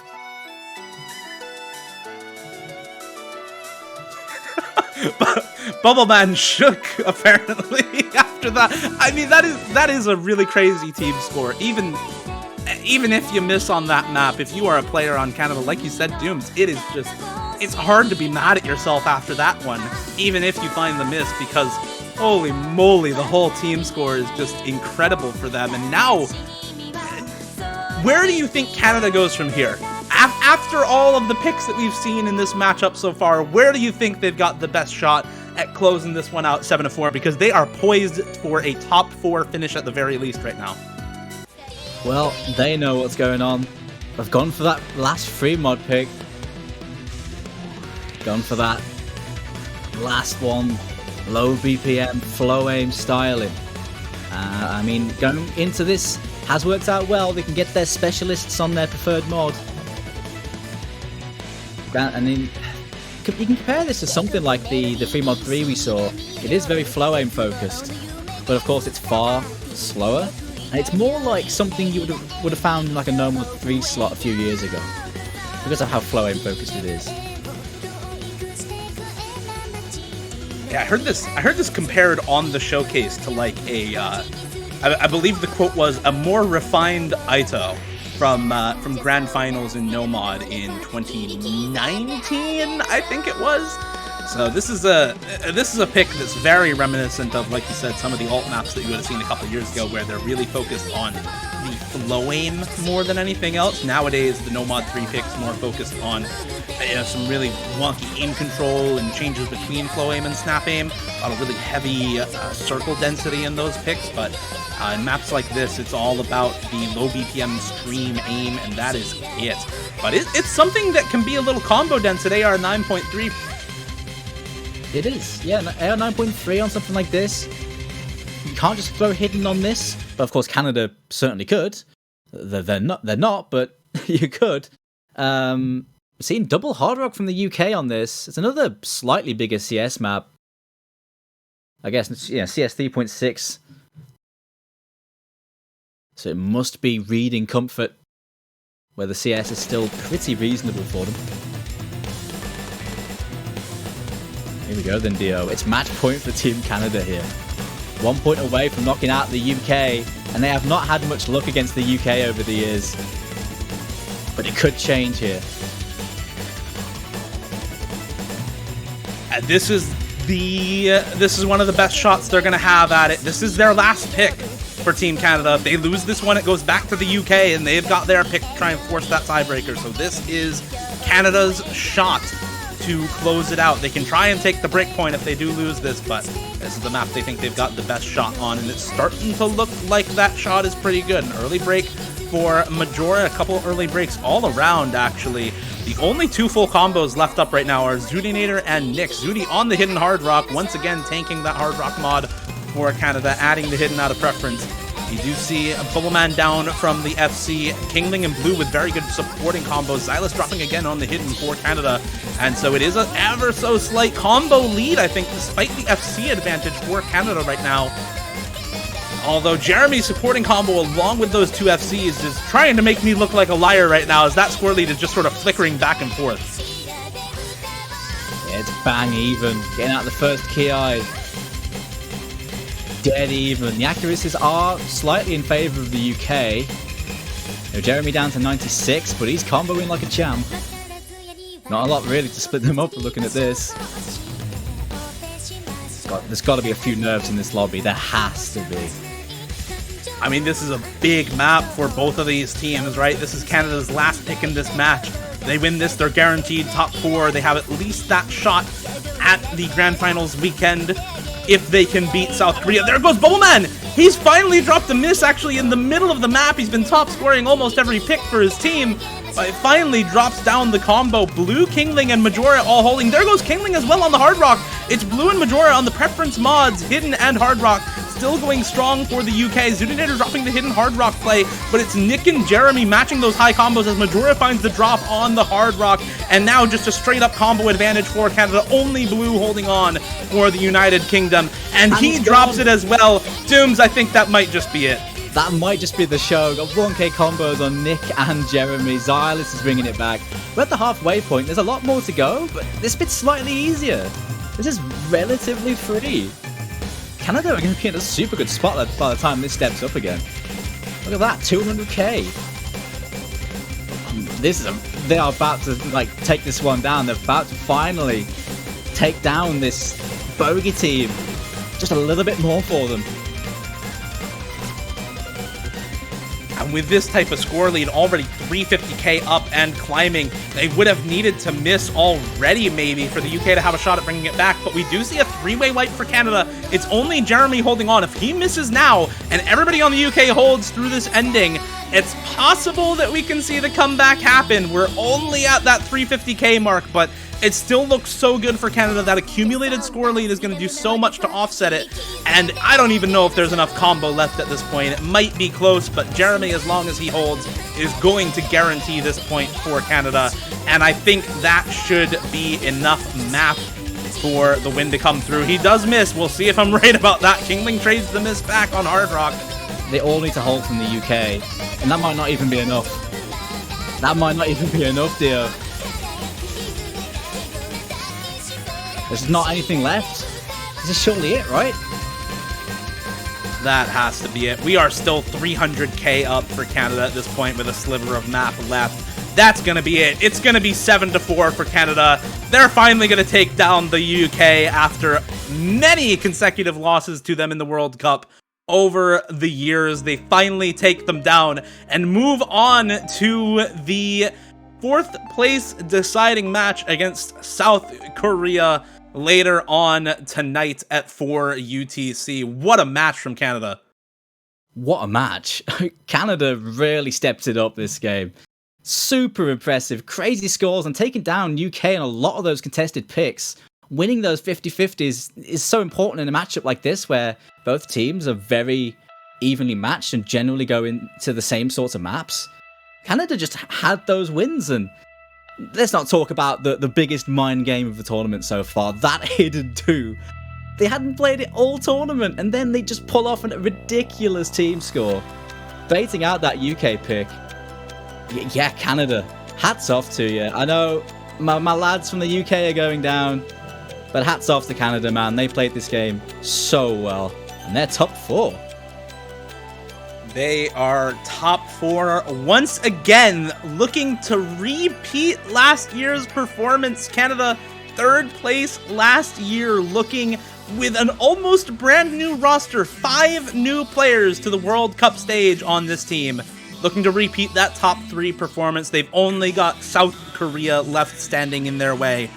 And like you said, just an incredible team performance from Canada, I think, is really the deciding factor. Every pick that they won, it was because all of their scores were consistently solid across the entire roster. And you mentioned the mind games on Hidden 2. You can look to No Mod 2 and Free Mod 2 as well as a sort of mind game with them picking into some of those stamina picks, despite the UK picking into speed earlier on in the match. It's an extremely good match from Canada, played very, very well, and I can only hope that they continue that level of play into their matchup later tonight. And they're going to need it because South Korea are resurgent, and they had a very, very strong win against Hong Kong, who have been on great form themselves. And they had a thoroughly professional performance against Hong Kong. They were always in control, and they will be eyeing up that top 3 spot just as much as Canada. It's only 7 hours though, so they haven't got too long to wait before they go again. That's going to be an absolute stormer of a match. I'm ready for that matchup. I think everybody's ready for that matchup, and I think everybody's ready for our last matchup of the weekend as well. Later on tomorrow in the evening, we're going to be having the United States face off against Germany in the winners bracket for that winners finals. Both those teams already guaranteed top 3, but the winner fighting for that spot in the grand finals.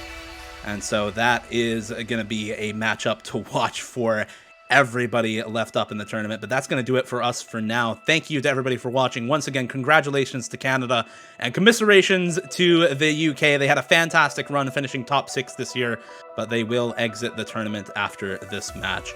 So that is going to do it for us for now. My name is Dio. I've been casting alongside Doomsday. Thank you everybody for watching, and we'll see you again in about 7 hours.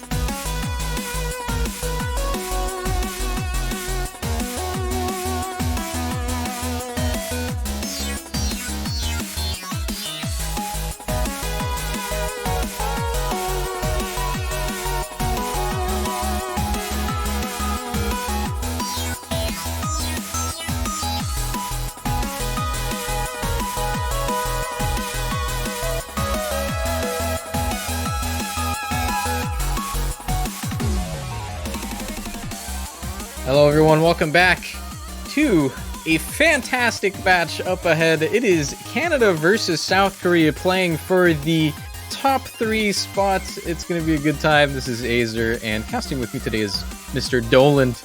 How's it going, dude? Oh man, it's always a good time. Top 4, OWC, Canada, South Korea, bound to produce some fireworks. Yeah, I think when most people look at like the entire World Cup, like the whole thing, obviously I think people are looking at USA and Germany, but there's 2 other teams remaining here, and there's only 1 spot left for them, right? So in a way, I think this is a little bit of like the true the true finals for a lot of the people here, right? Because I think going further than this is going to be significantly more challenging. But like based off how both of these teams have played, other teams and stuff like that, they would have good chances. Of course, first they have to match up against each other, and I'm sure this match matters a lot to both of these teams, right? Korea historically always gets top 3 or at least top 4, right? It's just only been recently they've been floundering a little bit, but they did get that second place in 2019. They're looking to get back to a strong finish, right, after being top 8 last year, and I think especially for Flying Tuna, which I think is going to be his last World Cup for a while. So they really want to do it for him. I think Canada, on the other hand, too, like Canada got 3rd place last year, essentially replaced everyone, and now it's just like, oh, are they still as good? You know, well, let's find out. It appears to be so. They're in the top 4. So that's the thing about Canada this whole tournament is they've kind of been this enigma when we saw the roster. Everyone's like, are they going to be as good? Fires and just home run, you know, smash that, and here we are, top 4. I think it's safe to say they are. There's been a lot of doubters. Let's just say that. I think reasonably so. So it's good to see them here playing the last match of the finals for them. Of course, this is the second match in the finals for them, right? They've both played their opponent previously. Canada playing UK, and Korea winning against Hong Kong. So that being said, they do have a little bit of information on the other team based on what was played in those matches and all. So we are getting into bans. Actually, bans are already done. That was really quick. Yeah, they are getting into things very quickly here. So, all right. So there's a very interesting outlier that I'll get to in a minute. But first, let's just talk about Nomad 5, Nomad 6 being taken out. I think Nomad 6 makes a lot of sense for Canada. They don't like that pick. And it was one of Korea's picks in the Hong Kong match. Both of the speed DTs banned out by both teams, which is quite interesting because usually, one team will recognize that they have an advantage on speed and they'll want to pick it, but no, both teams, I guess, just think they don't. Actually, 3 of the 4 speed picks are banned out, which is quite interesting. I think the most interesting part of this draft, though, is Hard Rock 3 is left open. And Hard Rock 3 was played by both teams. It is one of, I think, 4 maps that both of these teams share in the finals. And Korea just completely dominated that map. It is not even close. It is nearly a 1 million score gap. It's not even like a good play. Maybe there's a chance, get lucky. No. It's just straight up Korea will win that map if they pick it. So you can definitely expect them to do that. I'm not sure if it's going to be early on. Maybe they want to save it for later. But you have to wonder if that's going to be the pocket pick, as you just mentioned, or if they're going to go with something else, because I'm sure they have a game plan. Both these teams have a lot of information, and Korea have 2 maps advantage in terms of the intel they have. Canada beating the UK 7-4, Korea beating Hong Kong 7-2. So maybe that will lend them some aid here, but Showdown was just a map that Korea dominated on. Yeah, actually, in terms of information, Canada doesn't have much, considering Korea had 4 picks, and 2 of them are currently banned out, right? Nomad 6 and... actually, no, just Nomad 6, sorry. So, yeah, they have 3 picks that they did last round that they do have information on, and those are Korea's picks as well, so they know they like playing them. But I think one thing about Korea is that they're an extremely versatile team. They tend to go for different things every match. They play around different people. Of course, I talked about Flying Tuna.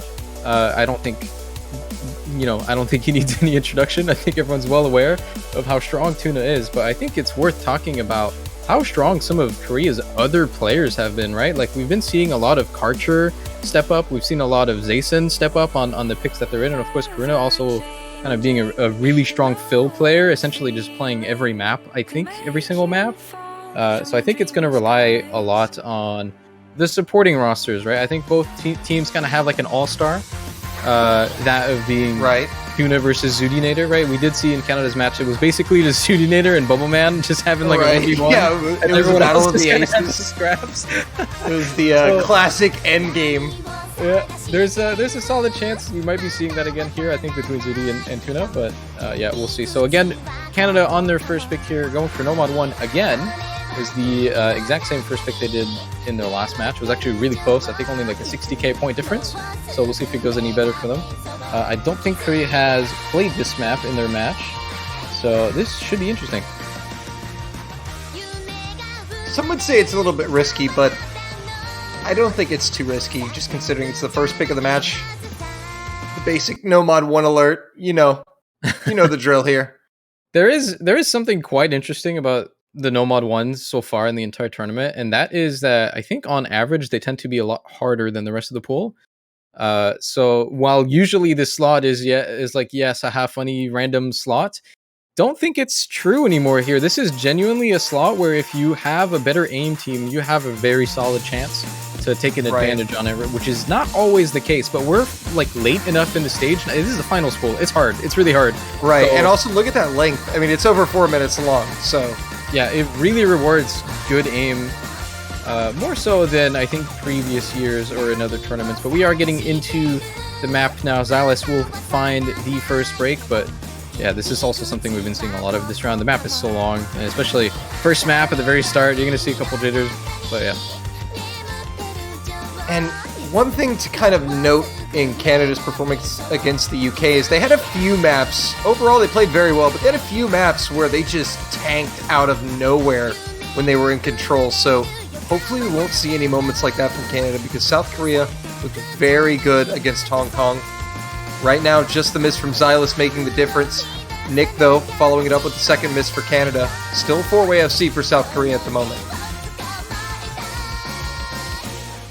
Honestly, looking at the bigger picture, I actually really like Korea's bans here. I think Canada is a team that's looking to speed abuse when they can, and all of the speed maps are banned. So I think they have a pretty hard draft ahead of them, right? It's going to be pretty hard to find the right maps, and I think immediately this Nomad one's not going super well in their favor. Korea does have a little bit of a lead here off the 3 FCs, but we're not even halfway in, so it could change any moment. Again, and Xylus did find a pretty early miss, so that's kind of a pseudo FC there, not too far behind. So it's a slight advantage for South Korea, about 50k at the moment. Nearing the halfway mark, we'll see if we get any score capping misses here. Yeah, those are always the deadliest. I think we find that whenever players miss early, they actually tend to recover really well, and then they end up with like the only combo near the end. We've seen that a lot, so... Praxia Have to see method. if, yeah, the reverse choke. We'll have to see if it happens here. But again, Should we call it the Xylus method now? well, there's no further updates here. Still no, no action. They're all just gaming. They're all Right. still going. Everyone's recovered, which means, Jumps, and there goes Xylus. yeah, I was gonna say, which means the next person to drop is gonna have that impact. But again, Korea finding the misses. It's not one of the FCs, so it's still definitely in Korea's favor here. 2 strong combos on Canada against 3. Korea still slowly pulling the score advantage in their favor. About a third of the map left. Canada are going to need to see some breaks come out from the right players. Either Nope, Flying Tuna, or Karcher, but Korea have just cemented themselves into this map. Zudi and Frankie doing everything they can. Oh, and Nope is going to go down in that jump section, and all of Canada is going to hold, so that is going to put the brakes on for South Korea. This is actually super actually pulling interesting it. now. Yeah, they do have a little bit of a combo lead, but there's still a really hard section at the end, right? So if nothing happens, they'll keep it. I doubt nothing is going to happen, though. So we'll have to see. We'll see if nothing does indeed happen. Coming into that final section here. Here come the jumps. Nope, does go down. Silas and Nick also finding Mrs. resets. Oh, it's so close. Karcher does go down. Wait a minute.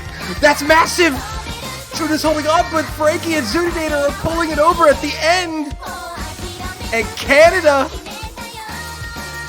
There's still a little bit of map left, but Flying Tuna Tuna down. dropped it. That's it! Alright, the first pick is saved for the Canadians off the back of Wow. Frankie and Zuni.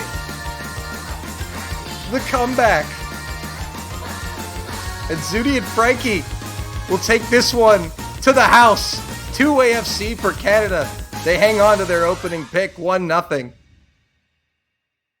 There's an additional context needed for both teams in this match here. It's late evening in Canada, right? A lot of these players have played tournament matches the entire day in a lot of in a lot of other community tournaments. I think Frankie, this is his 5th tournament match today, I think. But also in Korea, it's quite early. They're kind of waking up a lot earlier than they might have wanted to, because if it was against the UK, this match would have been a lot later. So I think potentially both teams not playing at 100%, but Canada does have, let's just say, a significant warm-up advantage, considering they've been playing this entire day for like 9 hours now. Yeah, that's evident from Frankie and Zuni. Absolutely savage there. And crucial misses coming out. But we saw Canada just... Xylus only finding 2 misses. Had an amazing recovery after that early miss. Canada, the consistency there on the Nomad 1 pick, but now South Korea will have the pick, Azer. Yeah, honestly, Korea looked pretty good on that one. They dropped at the very end, but they looked pretty good. In terms of Canada, I think the performance is just about as expected. They're very likely looking to play around Zuni and Frankie. They're AIM players. You're going to be seeing Hard Rock 1, probably DT1 as well from them. And in terms of like Xylus and Nick, I think they're kind of here as like the general fill players. So they're kind of forced to play a lot of things that maybe they're not super comfortable on. I think especially Nick. Xylus is definitely more of a fill player. Like by definition, he will play every map. But yeah, Korea on the other hand will answer with the funky beat. Good old Nomad alt map. We haven't seen this too much from Canada here. This might be a pretty good pick for Koreans. Ain't nothing like a funky beat coming in for Korea's opening pick. And chat approves.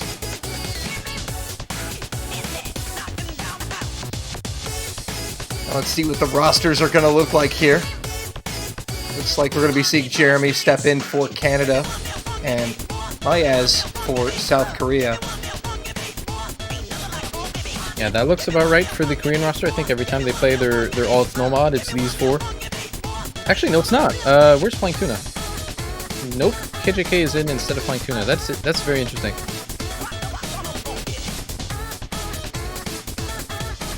Yeah, you would expect to see Flying Tuna in on an alt everything like this. Yeah, on everything. He is. I was going to say, as we were discussing pre-match, he is the ace.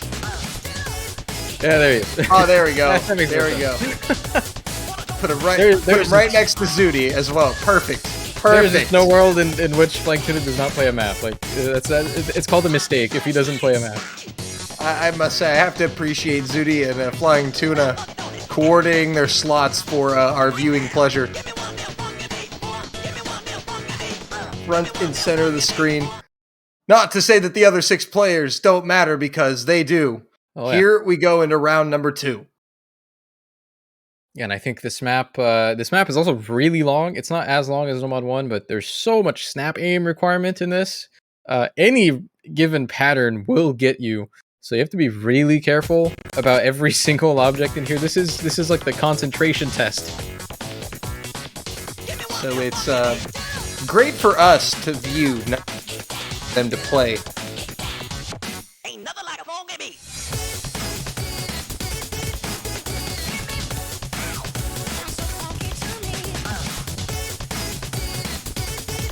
So far, things favoring South Korea just slightly at the beginning. We've seen misses from... Another miss from Karuna. He's found now 2 misses there. And Zuni found a very early miss. I think it was like the first object in the map almost. Yeah, within the first 20 combo at least. And now Canada going to be pulling that lead. But Xylus will drop. And That will put the score advantage at a standstill right in the center of the screen. Korea now back in control, but Karcher's going to flip it along with Mayaz. That is going to hurt. Yeah, this map is so long, and it's kind of exactly like that. You're going to find some players missing on seemingly random patterns, right? So I think it's even more impressive that there's still 3 people full comboing. Of course, it's kind of a given that Zudi and Tuna are doing really good. Tuna notably with the SS, right? But Nick giving a good advantage for Canada right now, being a good supporting combo. Actually, technically the only FC on the team, but yeah. Yeah, Nick is technically the only FC. Zudi with that very early miss. So it's essentially Nick and Zudi against Flying Tuna. The supporting combos are getting there, but advantage Canada for the moment. Over 100k at the halfway mark. Oh, and Flying Tuna is going to get score capped. Oh, that's big. That might seal it unless we get misses from Nick and Zudi very soon. I mean, the rest of Korea has recovered extremely well, right? So it's not out of the question yet, but like you said, it's entirely dependent on Nick and Zudi holding here.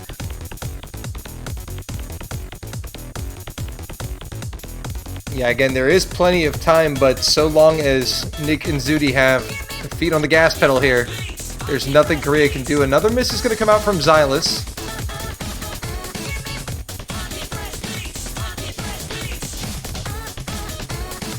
Again, Korea are going to need that meltdown to happen very soon. Coming into the last quarter, there's not much time left, Azer. Yeah, I think it might already be sealed here, unless there's just a complete collapse, especially with Maya's dropping that. So I mean, really the only combos on Karuna right now with 800. But yeah, Canada taking this first break point here. Solid start to the match.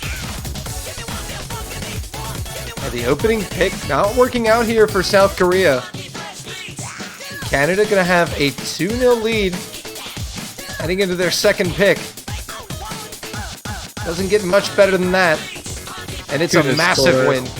Tuna's score is so tragic, man. That is very unfortunate. He had the Tuna as well, actually. literal worst timing for that miss.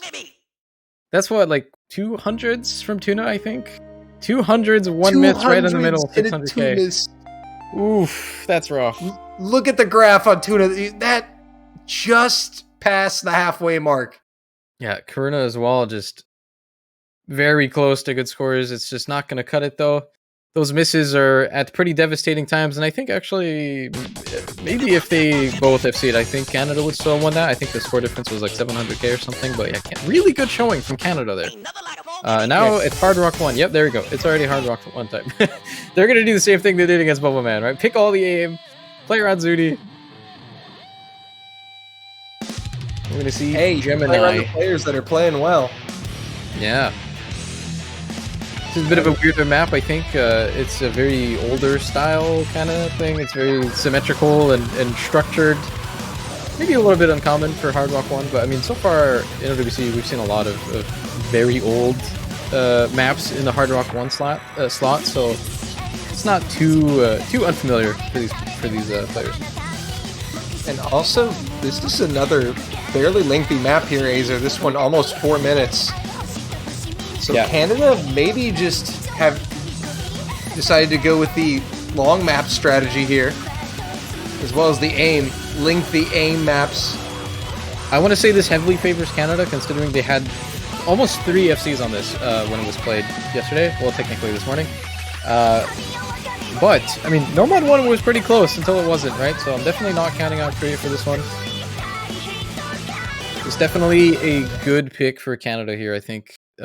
Again, they're going to play around the players that are going well right now, and they're all aim players, so looking to see Zudi and Frankie do well on this. I also think earlier I was talking about how Nick is definitely more of a fill player for this team this year, right? But he is kind of a Hard Rock aim player at heart, so this is probably one of his favored picks as well. So I think Canada can go into this with a lot of confidence. Well, here we go. Hard Rock 1, round 3. Xylus, Nick, Frankie, and Zudi against Karuna, Karcher, Flying Tuna, and Doomsday Fanboy. And it's going to be Tuna with the first drop here. I'm so happy to see Doomsday Fanboy in OWC, by the way. Yes. It's so nice. Also a mouse player, by the way. It was also nice to see Doomsday commentating Doomsday Fanboy, but that is a team miss from South Korea. That's lag, right? Okay, that's please lag. tell me that's lag. Yeah, okay, I was gonna say, holy moly, that's brutal if that is true. Thankfully for South Korea, heart attack is crisis averted. crisis averted.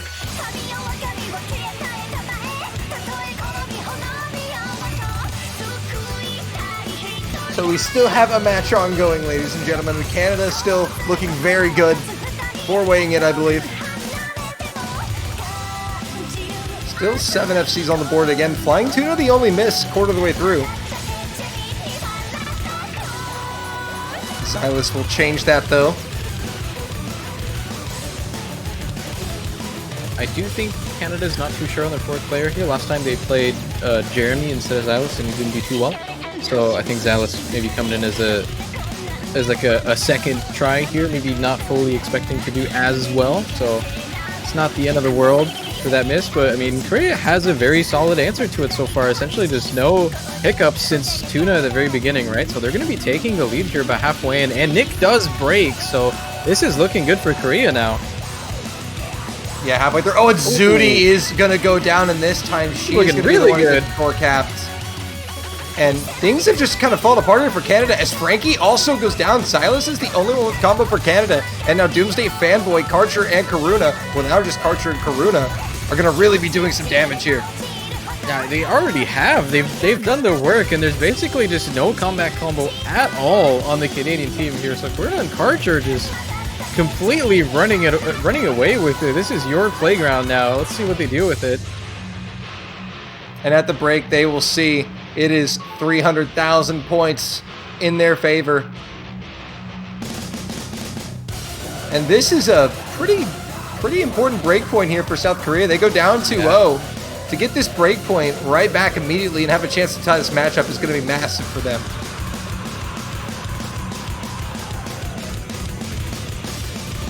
They just have to limp it home here. Karuna and Karcher just going for the big scores now. I think it's really nice to see specifically the players that are doing good on Korea right now. Like, Tuna is not having a great time so far, and it doesn't look like it really matters. Like, they have the backing players for him, right? Like, you're looking at Karuna and Karcher carrying this map now, and it's not, you know, it's not your number one choice as who you think is going to carry this. Maybe Karcher. Karcher's been doing really good, but it's nice to see that, you know, they have the supporting players around that, and they're having an insane impact here. Look at this lead. Yeah, despite, again, Flying Tuna is actually going to be the bottom score for South Korea. Karuna, Karcher, and even Doomsday Fanboy was on a pretty impressive score, just kind of falling apart at the end a little bit. But Karuna and Karcher have done all of the damage. Unfortunately, no FCs, though. They're going to break at the very tail end of it, but they've done the work. 3.1 million. That is actually such an insane score. Canada got 3 million flat on their previous match. So even if they played at their best, which you could say that was at their best, it was 3 FCs. Korea still would have taken that. That's very unexpected. Really good showing from them, and maybe a little bit of a wake-up call for Canada now. It's like, oops, we can be challenged on aim. What's going to happen, right? I think Korea really, really needed this pick, especially after losing their first. And look at this. Look at the map they've chosen. The pocket pick. They bring it out. This is a pretty good time for it. You really need to tie this match up. Swing that morale back in your favor. And what a better map than Hard Rock 3. No hesitation on that pick also. Just immediately Hard Rock 3. They know exactly what they want. And I think I do have to agree there's no better time to pick that. You just won very heavily on a Hard Rock pick, right? And this is probably one of the harder maps in the tournament as well.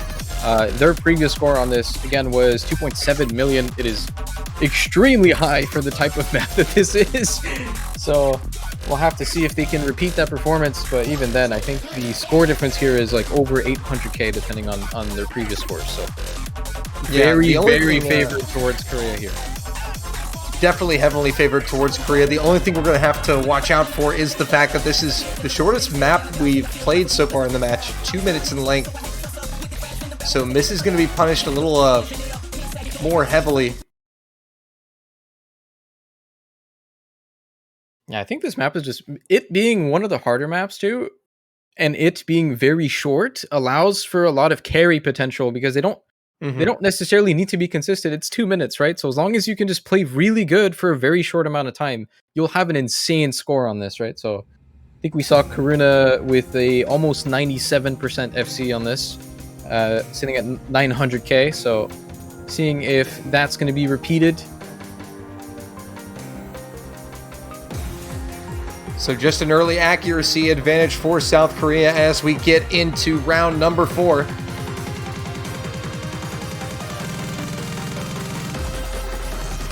Some notable act drops there on the Canadian side. Jeremy is going to find the first miss there. So advantage South Korea.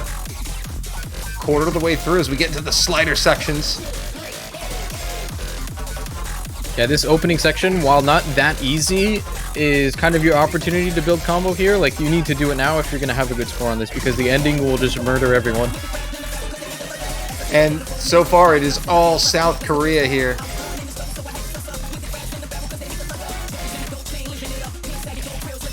Kind of as expected, though. they're really good at this. It is their pocket pick, so already we're just halfway in, and it's looking pretty doomed for Canada on this one. I think despite Zudi holding pretty well, it just doesn't compare to the full Korean team doing well. Yeah, Zudi doing her best, but having to contend with both Karuna and Flying Tuna, it's a bit much. And it is over 300,000 points in favor of South Korea. Final third of the map. Here's that ending, though. We'll see if this shakes anything up.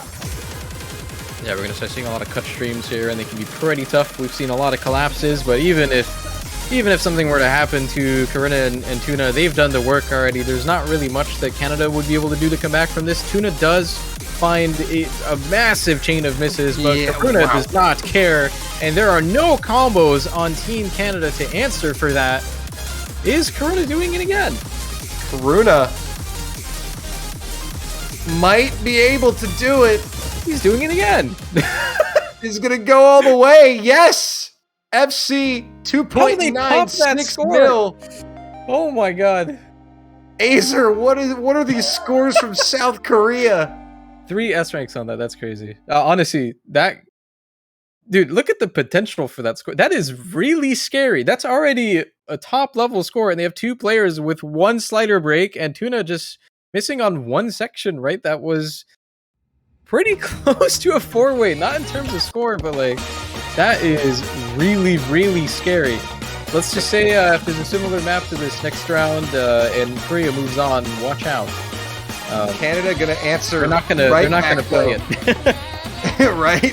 Canada have already fired their next pick though, Hidden One. Yeah, again, lots of snap, very, very quick snap aim in this. It's 240 BPM. Plays to their strengths pretty well. Although Korea did play this and they had some pretty solid scores, notably Flying Tuna almost with the full combo at 850k. But everyone having a really, really solid play on this. Canada did not play this earlier on. But, I mean, if you just look at the players on their team, I think most notably Zudi for a map like this, everyone would be thinking about. But lots of solid potential here, which is probably why they picked it. But yeah, this match is all evened up now, 2-2. It looked a little bit rough for Korea at the start, but they managed to claw it back with those 2 hard rocks, and they absolutely needed that. They're in a pretty comfortable position now, especially considering Canada thinking they have an aim advantage, took up the 2 biggest aim picks, and Korea is still alive and kicking after that, right? So see if they can keep it going. These aim picks have been pretty close. We haven't really seen any hidden being played, so could be changing now. Yeah, Canada just looking to switch up that skill set, take it to a mod that hasn't been played yet. There's no speed. What's the opposite of speed? Hidden. Well, this map's kind of fast. It's 240. True, but there's usually slower maps in Hidden. You don't tend to get extreme speed patterns on a Hidden pick. Yeah, actually, But Korea Korea played all 3 of the hidden maps in their match, so Canada does have a fair amount of information about that. But we'll have to play this one for now. Curious to see how they end up performing on hidden. We haven't seen that so far in this match. I think most notably looking at some of the players that are not talked about too much. I think most notably Nope KJK, who's had a really good hidden showing. Definitely looking to make a presence, his presence known on this map.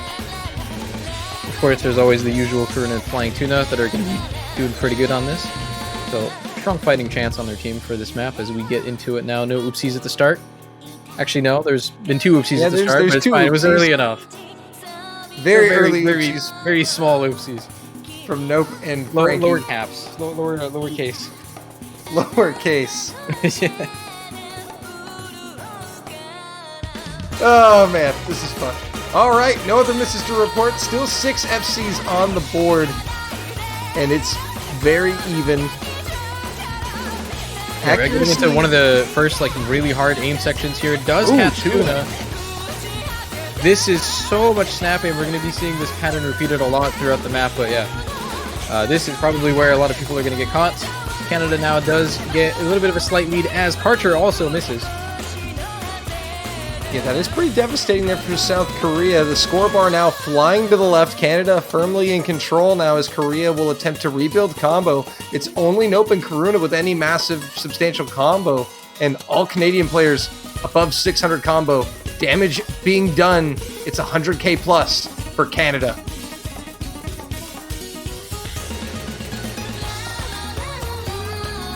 Yeah, and there's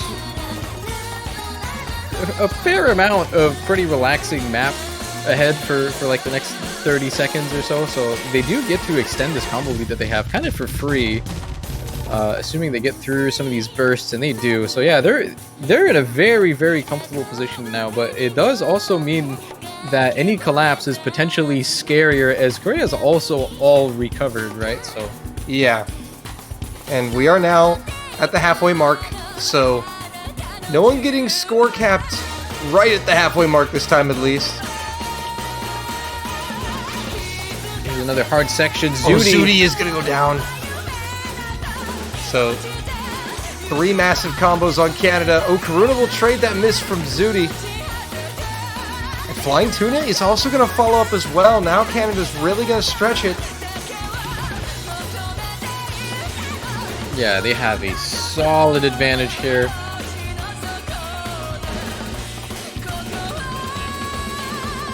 Again, Frankie will be the second Canadian player to find the miss. Karcher trading. He dropped the supporting combo, so it's only Nope KJK, and there's still 2 FCs on Canada. Getting into like the last hard section here, it's looking kind of done already. 400k already in the lead for Canada, as 2 of the players I don't think anyone would be looking at for hidden performance or putting the backpacks on here. Yeah, Nick and Xylus going on a mission here. A mission that not many expected them to be the heroes of, but nevertheless, they are. Nick will give up the FC. Xylus will carry on. I love this match so far, man. It's all, you know, we talked a lot. I hyped up Zudi and Tuna as being kind of the all-star players, and they definitely are. But so far, the story's been about everybody else, really. Like, they haven't really had as much of an impact, I think, as predicted, and it's everybody else that's showing up, putting the big pants on. I think that's super interesting. This shows that these are 2 very well-rounded, you know, full, complete teams, and there's a lot more maps to be played, so we'll have to see how that progresses. But Nick and Xylus having a wonderful showing in that one. Nope KJK as well with a very respectable, almost full combo, dropped it at the end. Very close to the end, actually. 3-2 Canada. That's going to establish some confidence in hidden for Canada moving forward here. Yeah, we have to see what Korea goes for. I think Hard Rock 2 might be on the table considering they've won the other 2 Hard Rocks.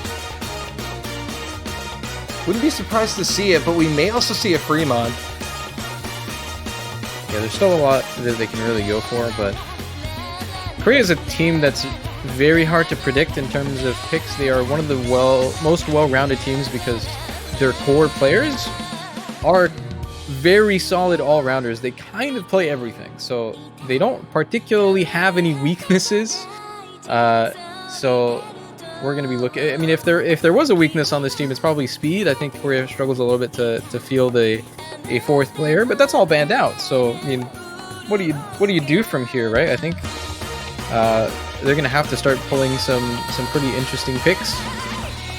Fremont 2, I think, could be a pretty good option for them. But no, more hidden. It's going to be hidden 3. Interesting. This is a pretty similar map to the last one being played, so this is going to be pretty interesting. The Hyper Fiber World Spectrum. Honestly, it's probably not a bad pick. Korea's had a pretty good fighting chance, and I would consider most of the difficulty in this map, even though it's not an aim pick necessarily. Most of the difficulty is going to be in the aim, right? Like, the people that are in for this are going to be able to play the other elements of the map. There's a lot of, like, finger control in this. There's some bursts, but that's not a problem for anyone here. I think it's going to lie upon a lot of the jumpier parts of this. And so far, that's kind of been a back and forth. So, could really go either way, but Korea's got to feel comfortable on this as they did pick it. We are seeing Vest Spirits come in for the first time this match. And I'm going to have my eyes peeled on these subs coming in for both teams, because in a match like you pointed out earlier, where it seems to be not just one player in particular, every map is the player to carry. It seems like everyone is kind of pulling their own weight. It's going to be very interesting to see how these fourth players round out the rosters. Flying Tuna stepping back in, so it's going to be Nope, Karuna, Karcher, and Tuna against Xylus, Vesprit, Frankie, and Zudi. I mean, for Korea, this has probably been their four top performing players so far, right? So this kind of makes sense. I will say, though, I think their previous scores on this were not too impressive. Only one player with a very significant score in Karcher with a 900k, and everybody else with some pretty mediocre scores on this. So maybe they're hoping for a better showing, or maybe they just think Canada's worse on this, right? Sometimes that's how these picks go. It's not about what you're good at; it's about what the other team's bad at, right? So maybe they find a weak spot here, but we'll have to see.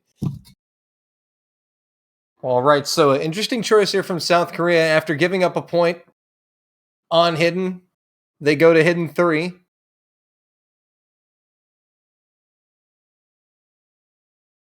So this could be a big chance here for Canada to take a massive break point. But Korea have picked it for a reason. No, maybe I'll regret saying this. I don't think I like this pick from Korea, but we'll see. Maybe I'm wrong. Certainly had us fooled. Zuni is going to go down. Advantage Korea at the start.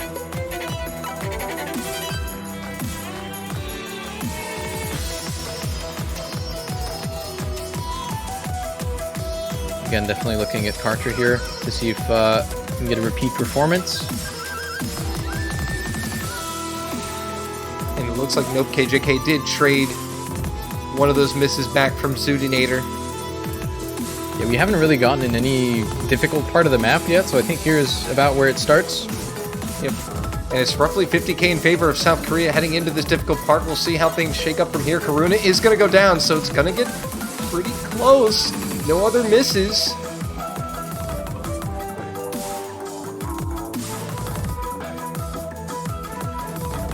Alright, we're going to be getting into a bit of a aimier swing section here. See the snap aim coming out.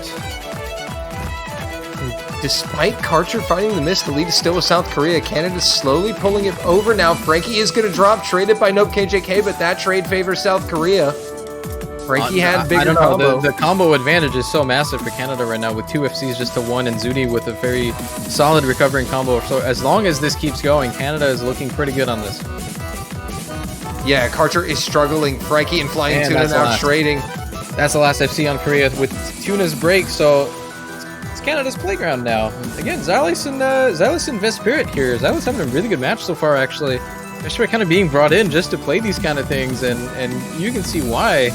As they get a pretty impressive score lead on this now as a break point, but maybe not over yet. Karuna does have a pretty good recovery combo. Vesper does break the FC at the end, right? So it's pretty much, actually it's just Xylus now.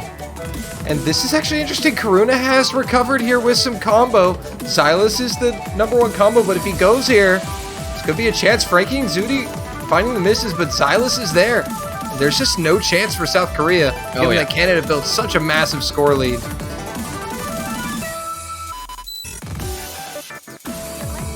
Yep, job well done here for Canada, especially Vesper coming in, the specialist player, doing what needed to be done, and Canada taking the break point and a 4-2 lead. Let's talk about Xylus, though, kind of having the match of his life right now. Yes, especially in Hidden. This is kind of, not what you expect from Xylus, but... Two Hidden FCs back-to-back. And again, like, some of these players are not really considered to be, like, specialists. Xylus plays everything. So does Nick, right? This is, I think, the only map Nick hasn't played yet. So it's very impressive to be able to play all of these things and still show up here, right? Like, we've seen how hard that can be, and I think the players we praise the most are always the players that are these well-roundeds, right? Like, you're looking at like these Bubblemans and Emrex, and I think it's super vital to have a player like that on this team right now, and that right now that happens to be Xylus having a wonderful showing, and there's still Hidden 2 on the table, and every free mod which Xylus does play looks like that's going to take a back seat, though, as we are getting into the Stamina Nomad 2 pick. And that kind of has been a theme of Canada's picks here. The stamina lengthy maps. They're either stamina based or it's just long map or aim. And they played their niche quite well here. I think the only bad pick you could say Canada had was picking that Hard Rock 1 into South Korea. I think Aside from that, they were on the money. I think normally, again, I'm going to say this, normally, for Canada here, you're looking at Frankie and Vesprit. Frankie's had some very, very impressive plays on all of the Nomad 2 so far, getting like 100 FCs, 200 FCs every single round. So, and Vesprit, though, kind of showing up pretty big on these maps as well, right? He doesn't have a very high speed cap, right? It doesn't have a very high speed ceiling, but as long as it's within comfortable range, he really starts popping off on this. So, kind of wondering to see what Korea has to answer back on this. I don't think this is a map they typically like to play. They definitely can, but I think beyond Tuna, I don't think a lot of these players would like playing this map over a lot of the other things in the pool, right? So I think I would probably give a bit of an advantage to Canada.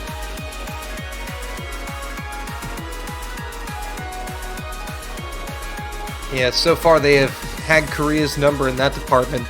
We will be seeing Doomsday Fanboy check back in for South Korea. Nick checking back in for Canada. No surprise there.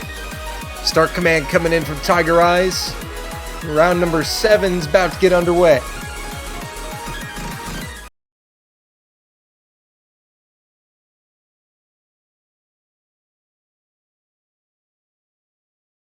Yeah, it's gonna be pretty rough for Korea here. I think they kind of need this point, or after this, you're looking at a pretty significant point deficit, right? So they need to start clawing back. I think it's gonna be pretty hard on this map, but judging from how they've been playing so far, they certainly can do it.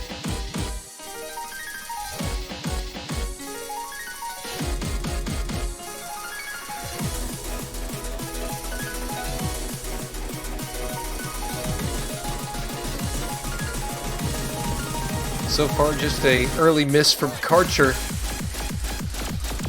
And that is the lone mistake.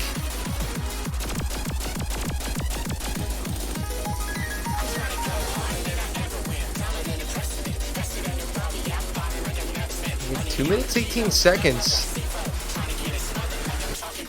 With everyone holding, misses are going to be pretty crucial once we get to that second third of the map. Especially coming in towards the end, that final third and quarter.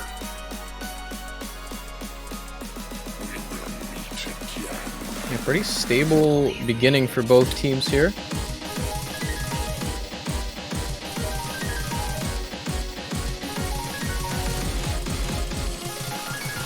Now at the halfway mark.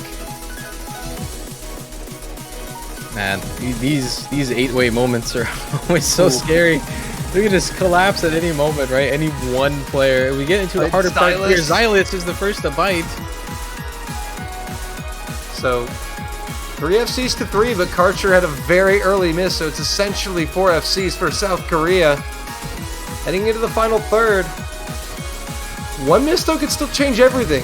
These The ending combos are gets massive. Pretty rough. And Karcher does go down. Vespirit, Frankie, and Karuna are also down. This is going to favor South Korea. It's Flying Tuna and Doomsday Fanboy against Nick. And he's only got Xylus helping him out. 400 combo. If they catch this last stream here, Tuna does Ooh, break. Tuna. I don't think there's enough time. It's not enough. And this will be a massive breakpoint as South Korea can hold on to it. And It's scraping back. Speaking of Doomsday Fanboy, though, look Okay. at that accuracy. Nick and Karuna missing, and that is going to seal it. 2.9 million from South Korea. 400s. Man, we love to see that. This is a fantastic play for Doomsday Fanboy. Again, it's not even a player we've relatively talked about at all, right? We've been talking about Tuna, Karcher, Karuna, but no, Doomsday Fanboy coming in right when the team needs him, and that's a play. That's I want to say that's probably the best play on this map so far. Again, I love this whole thing that the teams are doing where they're passing the role of the hard carry around to each other. It's great. I was joking with Dooms before the tournament started. I think these two players might have to swap their names around. I think Doomsday Fanboy gonna become the new Doomsday with how he's playing. Doomsday's gonna have to swap his name to Doomsday Fanboy. Or may have to just name change to Fanboy or something. They're gonna have to swap. Yeah.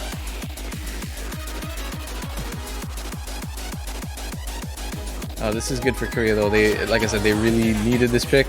We might be seeing a little bit of a repeat from the first 4 maps. 2 point lead for Canada slowly being erased here, and we are seeing Korea's pick. But I mean, what is there really to pick here? There's still that Hard Rock 2 that's left open, but it's a pretty significantly different map than the other 2 Hard Rocks, so I'm not quite sure. Logically, I think it's good for Korea just because I think both of the Hard Rock maps were not even that close. They were pretty in their favor. Fremod is also still untouched. I guess DT as well, but not sure if we'll be seeing Korea pick that at all.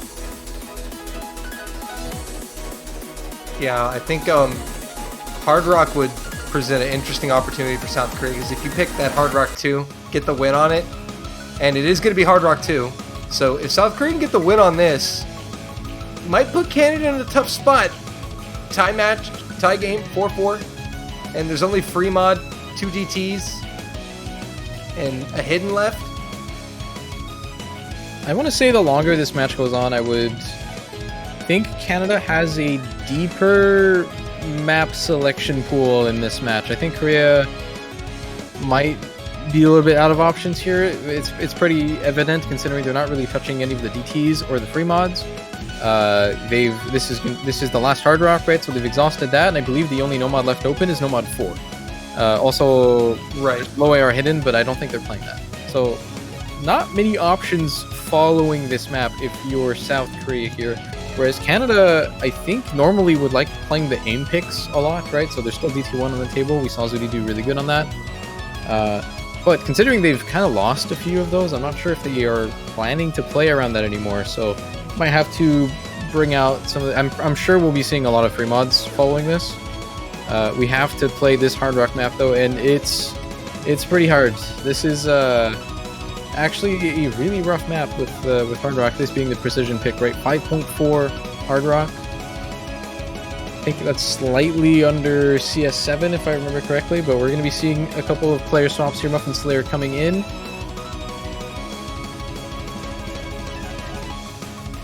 It's actually kind of interesting considering Muffin Slayer is mostly known for their speed and DTs, and now they're playing a precision Hard Rock pick, right? So again, not super familiar territory for them.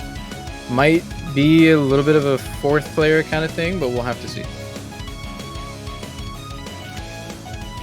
This is going to be a very important because, as you mentioned, there's not too many picks they have after this outside of, I would think Fremont, essentially.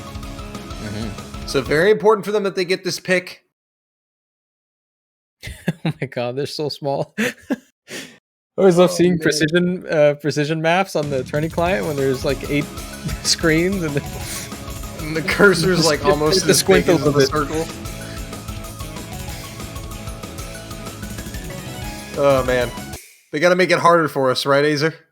Yeah. Early miss there from Muffin Slayer.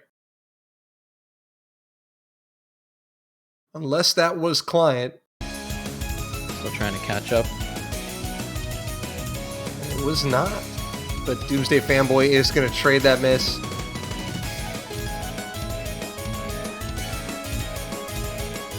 Still very early days.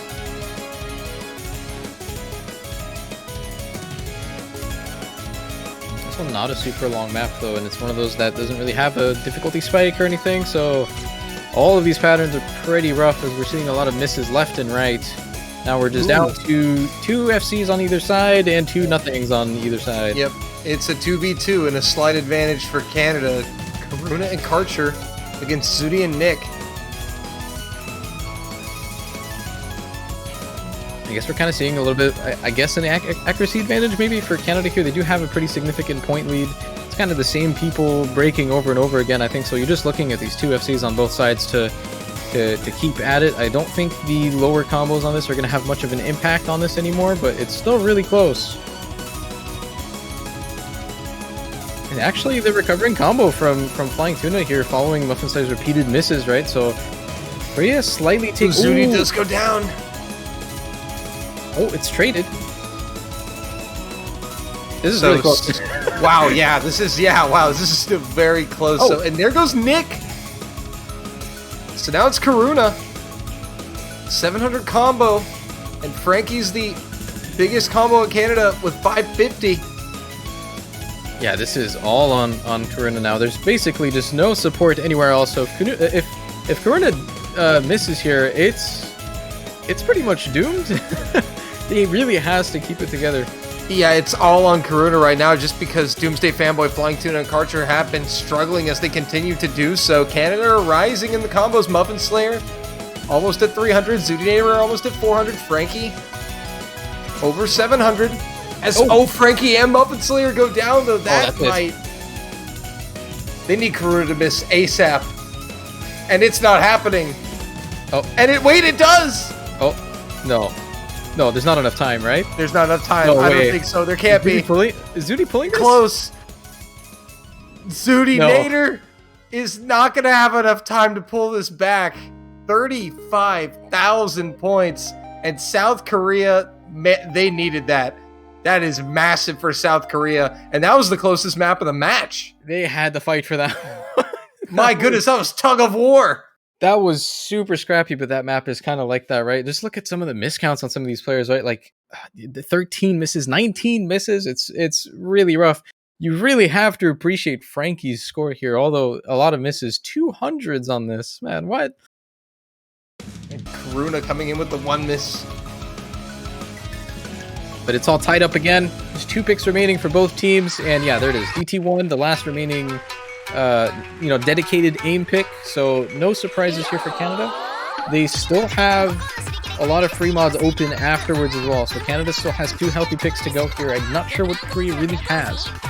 So this, I think, is where it always gets really interesting when you're super deep in a match like this, right? This is where your planning, your strategy kind of falls apart, right? You've kind of exhausted your best options by now, so you're kind of picking up the scraps and I think most of the time it just comes down to whichever team has the best scraps, right? So, right, you just kind of look at what's left and go, can we beat them on that? No? How about that? Who's got the most pennies? Right. I mean, because this has been a very weird match. It's gone 2 points Canada, 2 points Korea, 2 points Canada, 2 points Korea. I'm hoping that keeps going. That's a tiebreaker. Need that to happen one more time, please. Thank you. I think last time, I'm not sure. Yeah, Korea did not get to play this, but last time it was basically just Zudi on this with not much else. for Canada. They had some decent scores, but nothing too respectable. Right, 600 Ks about on the DT. It was basically just Zudi. So We're going to be seeing Zazen checking in for South Korea. yeah, that makes sense. So Zason kind of being their South Korea's DT dedicated player, somewhat speed as well dedicated player. So more of a specialist, but it is their first match, their first map being played in this match, right? So lots of expectations being put. Let's see if he can match up to them. I do think Korea has a pretty good shot on this, though. I think they've been pretty good on these aim picks that Canada thinks they have the advantage on, right? So we'll see. Here we go into round number 9.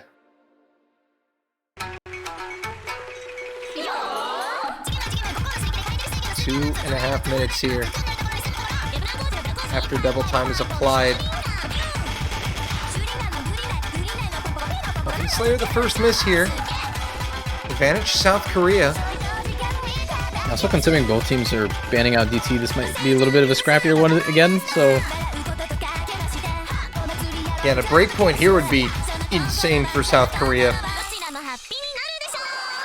that goes against the script. Canada's supposed to win the next 2 maps, and then Korea takes the 2-1 after that, and then we get a tiebreaker. Azer's like, no. Zudinator is going to find a miss, but yes, that would break the pattern. So, double miss coming up from Canada.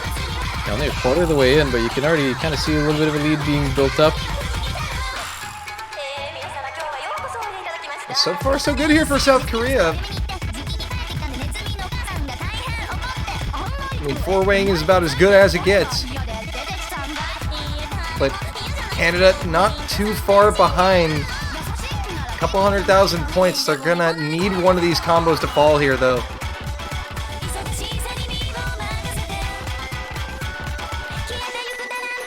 Yeah, everyone is pretty much recovered from that one section. When we get one of the more aimier sections here, we'll see if anything changes.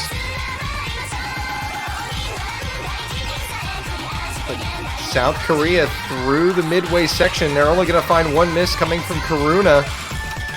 Flying Tuna will follow, so that is a double miss. But still, Canada are going to need to hold on here. As Xylus and Zazen, that's a triple miss from South Korea. Xylus trading it. Okay, but now there's no more combo on Korea. It's just Doomsday Fanboy, and everybody has recovered on Canada. They're going to start stealing this away. Very slowly, but there's plenty of time to do it, and plenty of opportunities for mistakes, I think, as Nick does break the only remaining... Puppet Slayer, Zudinator is the only combo, and now it's advantage South Korea. Canada had their shot right there, and at the end, a double miss is going to hand it right back to South Korea. Doomsday Fanboy is going to go all the way, potentially. He does. Back to back. What a fantastic showing from Doomsday Fanboy, man. You love to see it. South Korea with a very, very, very important breakpoint now.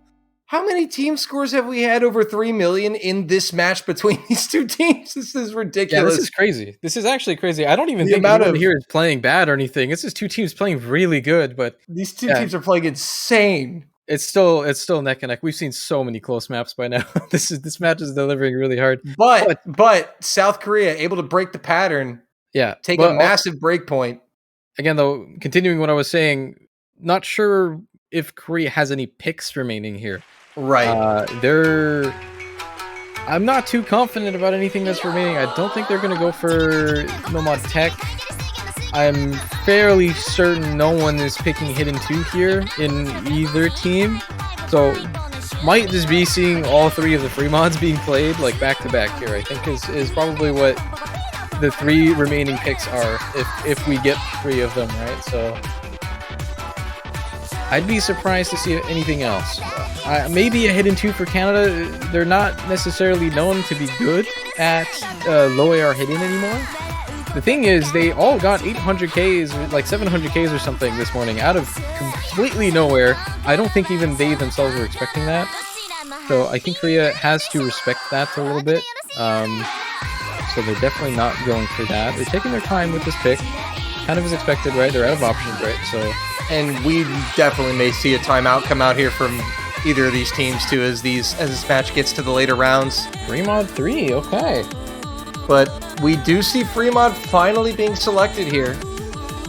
And again, Fremont allowing for that flexibility.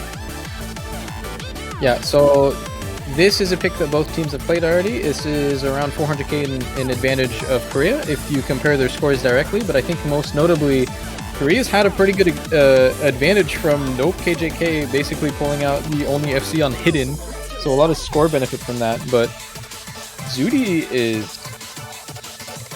has a lot of potential on this as they're the same, but with two And also mods. Xylus. That's you know, true. That's true. Xylus I has mean, had a I- fantastic hidden game so far, so might be he's going to be playing the hidden here, and I think Zudi's going to be playing HDHR. Going to see Nick and Vespirit with no mods, or maybe Vespirit also takes hidden. I think Frankie played this last time, but it didn't do too well, so probably looking at changing him out of the lineup. As for Korea, though, I think it looks to be about the same. Karuna and Tuna for everything, of course. Doomsday Fanboy last time played the Hard Rock, and he's also had a phenomenal game so far, so I think we're looking at a pretty entertaining map. Yeah, a lot of players that are playing very well are in the lobby. Again, Doomsday Fanboy coming off the back-to-back FCs, and Xylus coming off the HD Redemption. I don't even know if you call it Redemption, the HD debut arc. Well, Xylus is 2 for 2 on the hidden so far, so let's see if he makes it 3. I think they'll need that, because I think Nope KJK is looking to have a repeat performance again here. He's one of Korea's new players, maybe a little bit less known internationally, but this is kind of what the type of thing that he's known for. And yeah, so we do see a little bit of an overmod, unless Xylus is playing no mod. No, okay, that's No, two it is hidden overmod. Canada, so that's kind of expected, right? Xylus and Vespirit are two players that they're kind of hidden mains, so they're going to play this. It doesn't really affect them. And if there's any map to do it on, it's probably this one. It's not particularly difficult to play this on hidden, I think, compared to a lot of the other free mods. So straight off the bat, looking at a pretty strong mod advantage, right? Considering Zudi also has hidden. So Yeah, there's 4 total mods on Canada, 2 on South Korea. But misses have come out from Vespirit, Xylus, and Doomsday Fanboy so far.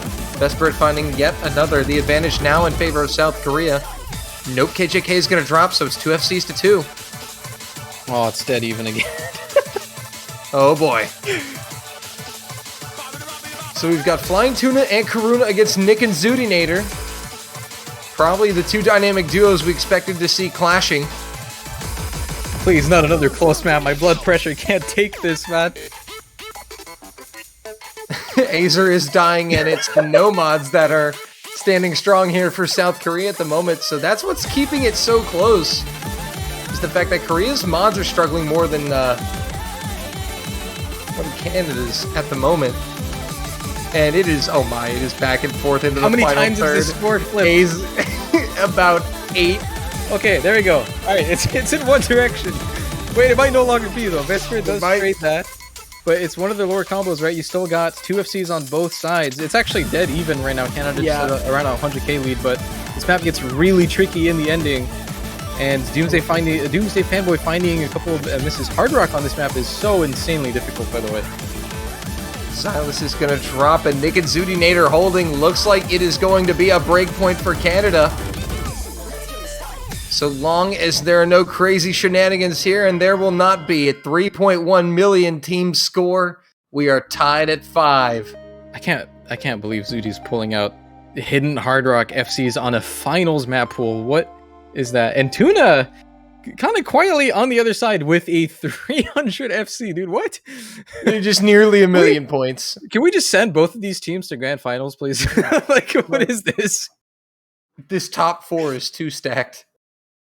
Yeah, this is, I think, delivering exceedingly well. I think if you'd want 4 teams to be in the top 4, these are the 4 Right. teams.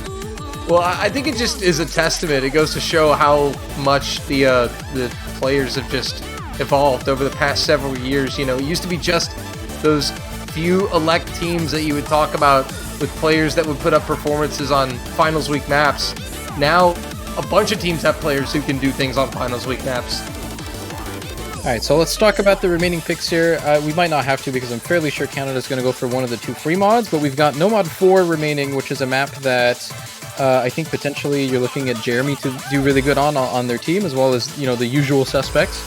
So that's a potential pick. I don't think they're super confident for that one, though.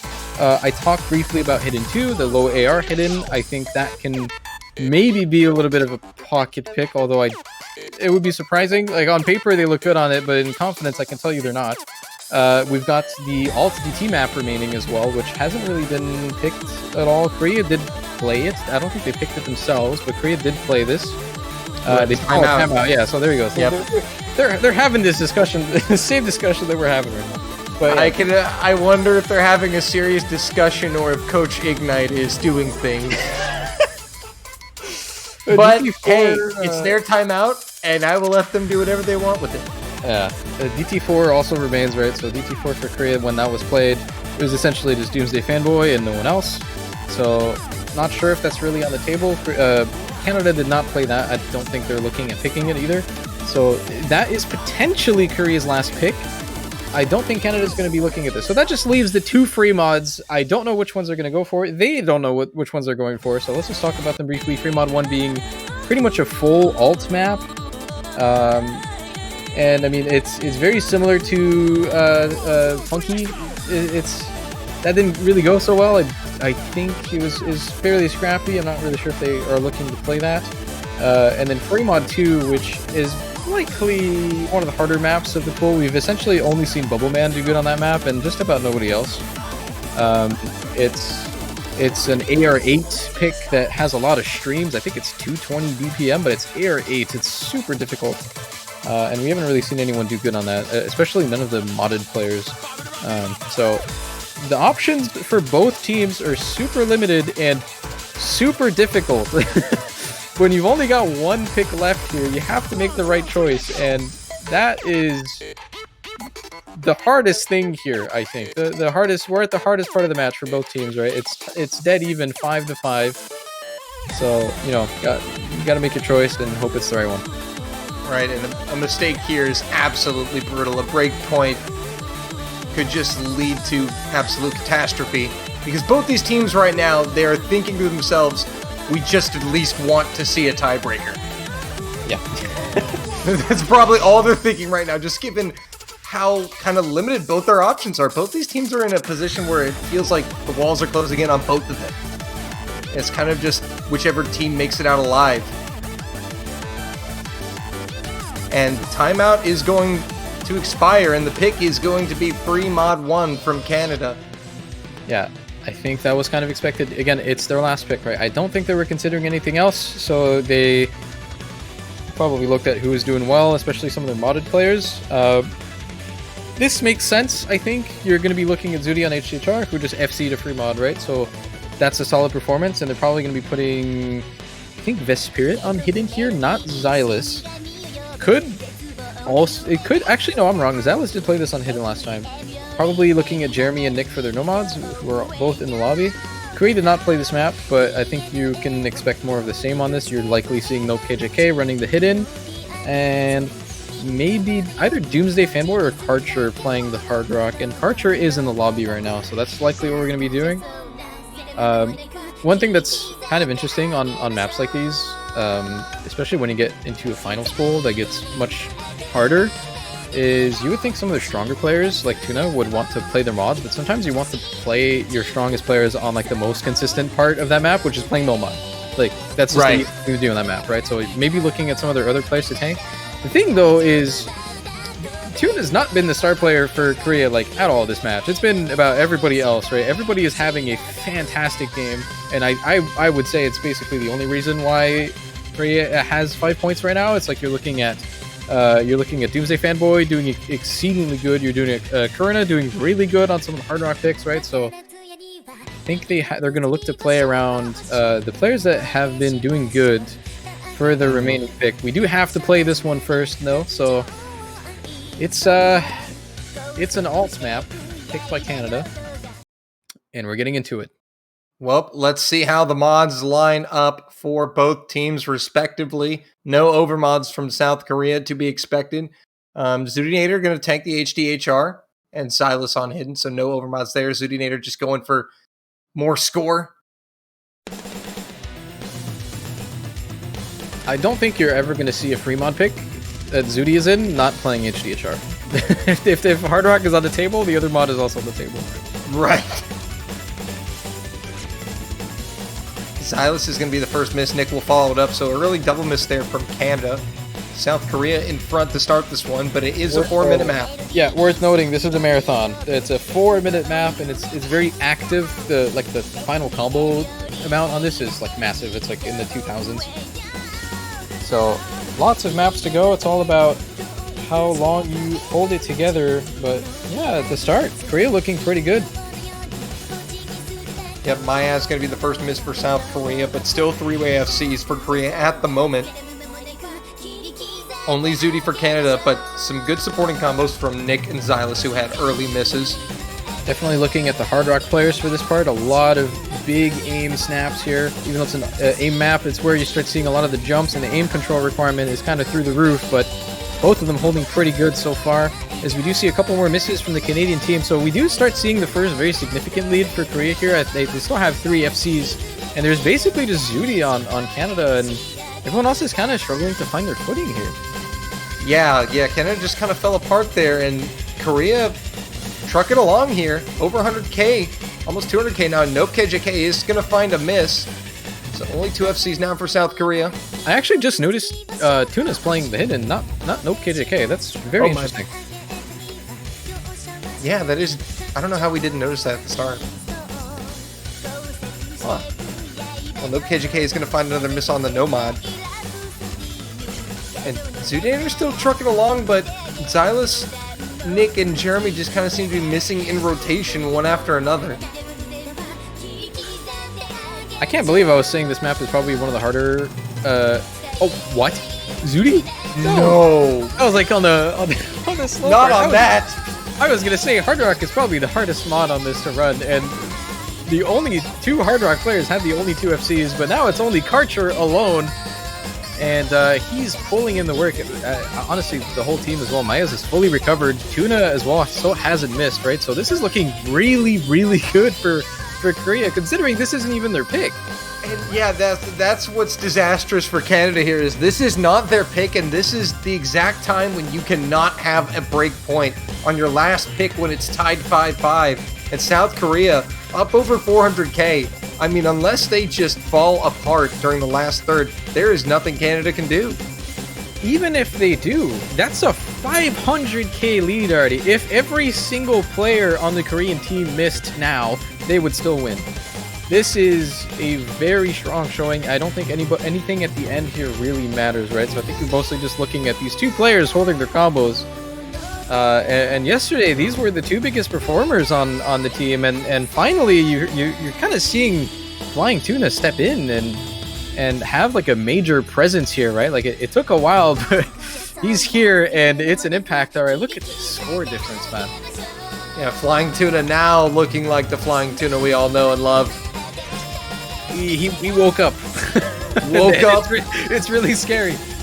But fortunately, his team got him to a spot where he can still potentially win the match for South Korea, as South Korea are going to potentially make this 1 million points. And they will go up match point. This is a million gap? Yeah, it already is. 1 million gap. That's pretty devastating for Canada. Not gonna lie. Using the timeout, figuring out your picks, and you lose it by 1 million points, right? It's rough. And you're on match point now. And it's your last pick. Yeah, so, and it actually didn't start out that rough for him. It started out pretty good. Both teams kind of found their footing. Canada had some early troubles, but then they just fell apart mid-map, and South Korea said, see you later. And I think we were seeing Karina ask earlier if they could also get a timeout, so we're likely seeing another timeout for Korea, deciding on their last pick. But yeah, I don't think Yeah, as she is reminding us in chat, there's been a lot of breakpoints so far this match, right? Like I think both teams seem to not play so well on their picks, or maybe potentially having a little bit of a misread on the other team's picks, right? So maybe seeing something weird as a result of that. Like I don't know. Maybe that can have an effect on it. I talked probably the last pick for Korea here is I think either Nomad 4 or the remaining free mod. I don't think we're going to be seeing Loyar hidden or the alt DT, but I mean everyone's been having a hard time on their picks, right? So maybe could play something else here. I don't know, pull a 180 or something. But yeah, there's 4 maps remaining, and it's the very last pick of the match. Korea on match point to advance to the grand finals, joining USA and Germany if Canada say nothing about it. But I'm starting to think they have something to say about it. Yeah, they may very well have something to say about it. And there have been plenty of break points. We could be in store for one more. I think Canada's pretty well known. Canada's pretty well known to not give up. Indeed. And South Korea, I think we're going to be seeing their timeout called here very shortly. Yeah, there and it is. Yep, there it is. So 2 more minutes going to be put on the clock. South Korea will have the last pick of the match. It's a very important one. It's a big one. They're up, match point. They get it right. They can avoid a tiebreaker. Man, what do you pick here, man? This is so rough, actually. These situations are always so hard. In a match where seemingly nothing has gone right for either team, it has been a battle of just trying to stay afloat. Both these teams have just won their picks. Canada goes up 2-0. South Korea responds, and then nobody can win their picks. Yeah, let's put it this way, right? If you're calling a timeout, usually it doesn't mean you're considering 2 or 3 maps that you're confident on. You're just trying to think of the map you're like the least bad on, right? So we have like fully exhausted this pool now, all the way to the end. The max amount of picks being played, and like the options are just like you basically just only have bad options, right? So you have to figure out which one is most favorable. I've talked briefly at some point during this that sometimes it's not so much about what you're good at, but what the other team is bad at. So I think that's potentially what Korea is looking at here. But yeah, 2 low AR picks, a slider tech map, and an alt DT, and neither team is really known for any of those things. So maybe it's going to be a pretty difficult last map. But also, I think what's been a recurring trend. Nomad 4. All right, it's Ramsing time. Ramsing 2, Nomad 4. Okay. I was going to say, I think the only thing we could have said for certain was that we wouldn't see Hidden 2. Yeah. I'm surprised. 4. I really thought they were going to go for the remaining free mod, but I think Korea does not like their low AR, especially when they have to field a lot of nomads on it. You're forced to play the low AR on that. So Nomad 4, I want to say it makes sense. Hopefully they think it makes sense. But again, we've been seeing a lot of breakpoints here, and I think everybody's looking at a tiebreaker here. I think it's all what we all want, but Korea have a chance on their pick to say no. Yeah, again, if you're South Korea, you definitely do not want to see that tiebreaker. And again, who ends up playing for this? I wonder if they bring up Doomsday Fanboy. I'm not quite sure if they play Nomad. I don't think they really play Nomad Tech, but if you put Doomsday Fanboy on this lineup, this is their top 4 performing players today for Korea, right? So you're looking pretty good. This is for the last spot on the podium in this World Cup. And yep, Doomsday Fanboy, as you said, coming in. This is pretty scary. This is Korea's all-star lineup today, so let's see if they can show up. I think Canada, on the other hand, I mean, Xylus and Zudi have been having a really good match, but Jeremy hasn't really played a lot of maps, and again, Nick is probably feeling pretty exhausted here, kind of being one of the fill players, right? Where this is the 12th map being played, right? So it can be hard to play for that long. Yeah, and as you said, they've played a lot of community tournament matches already throughout this day. But if there's one thing that Canada is definitely good at, is they're just such a scrappy team. Again, as you said, they don't give up. They're a very scrappy team. So we'll see if they can dig deep and get a break point here. It is do or die. There's been a lot of break points, and I want to see the tiebreaker. so let's go. You and 6,200 others in the chat would also like it. We'll see if it's in the cards or if South Korea have other ideas. It is their final pick, the last pick of the match. Here we go, round 12.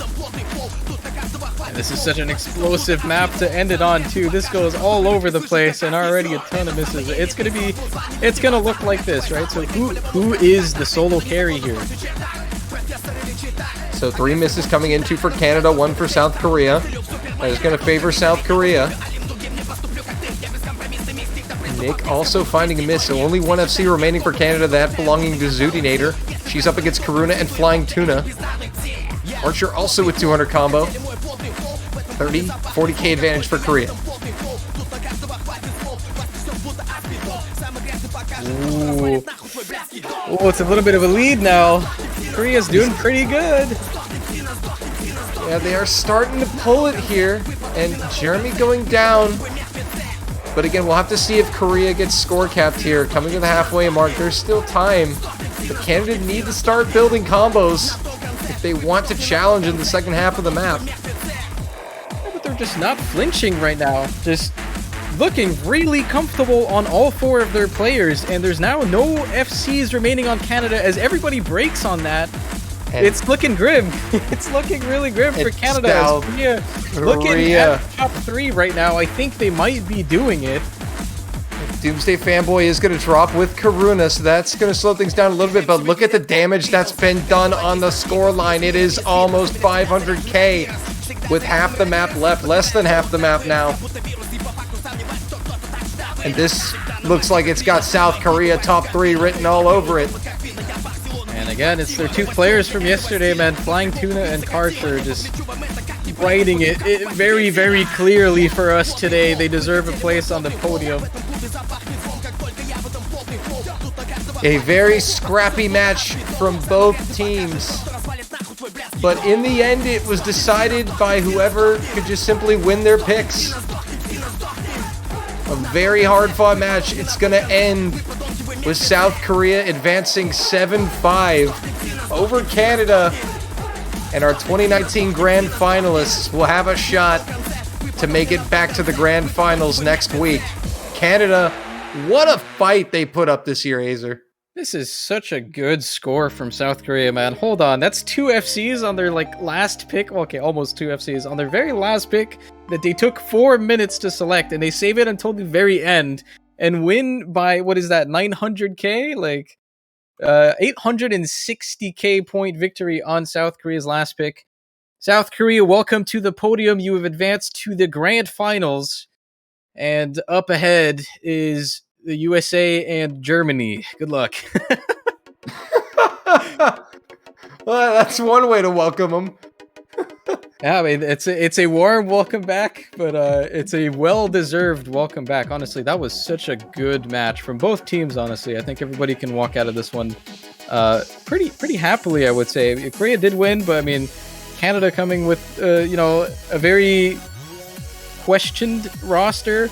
Still, they still do a excellent job. They have a very good showing at the end here.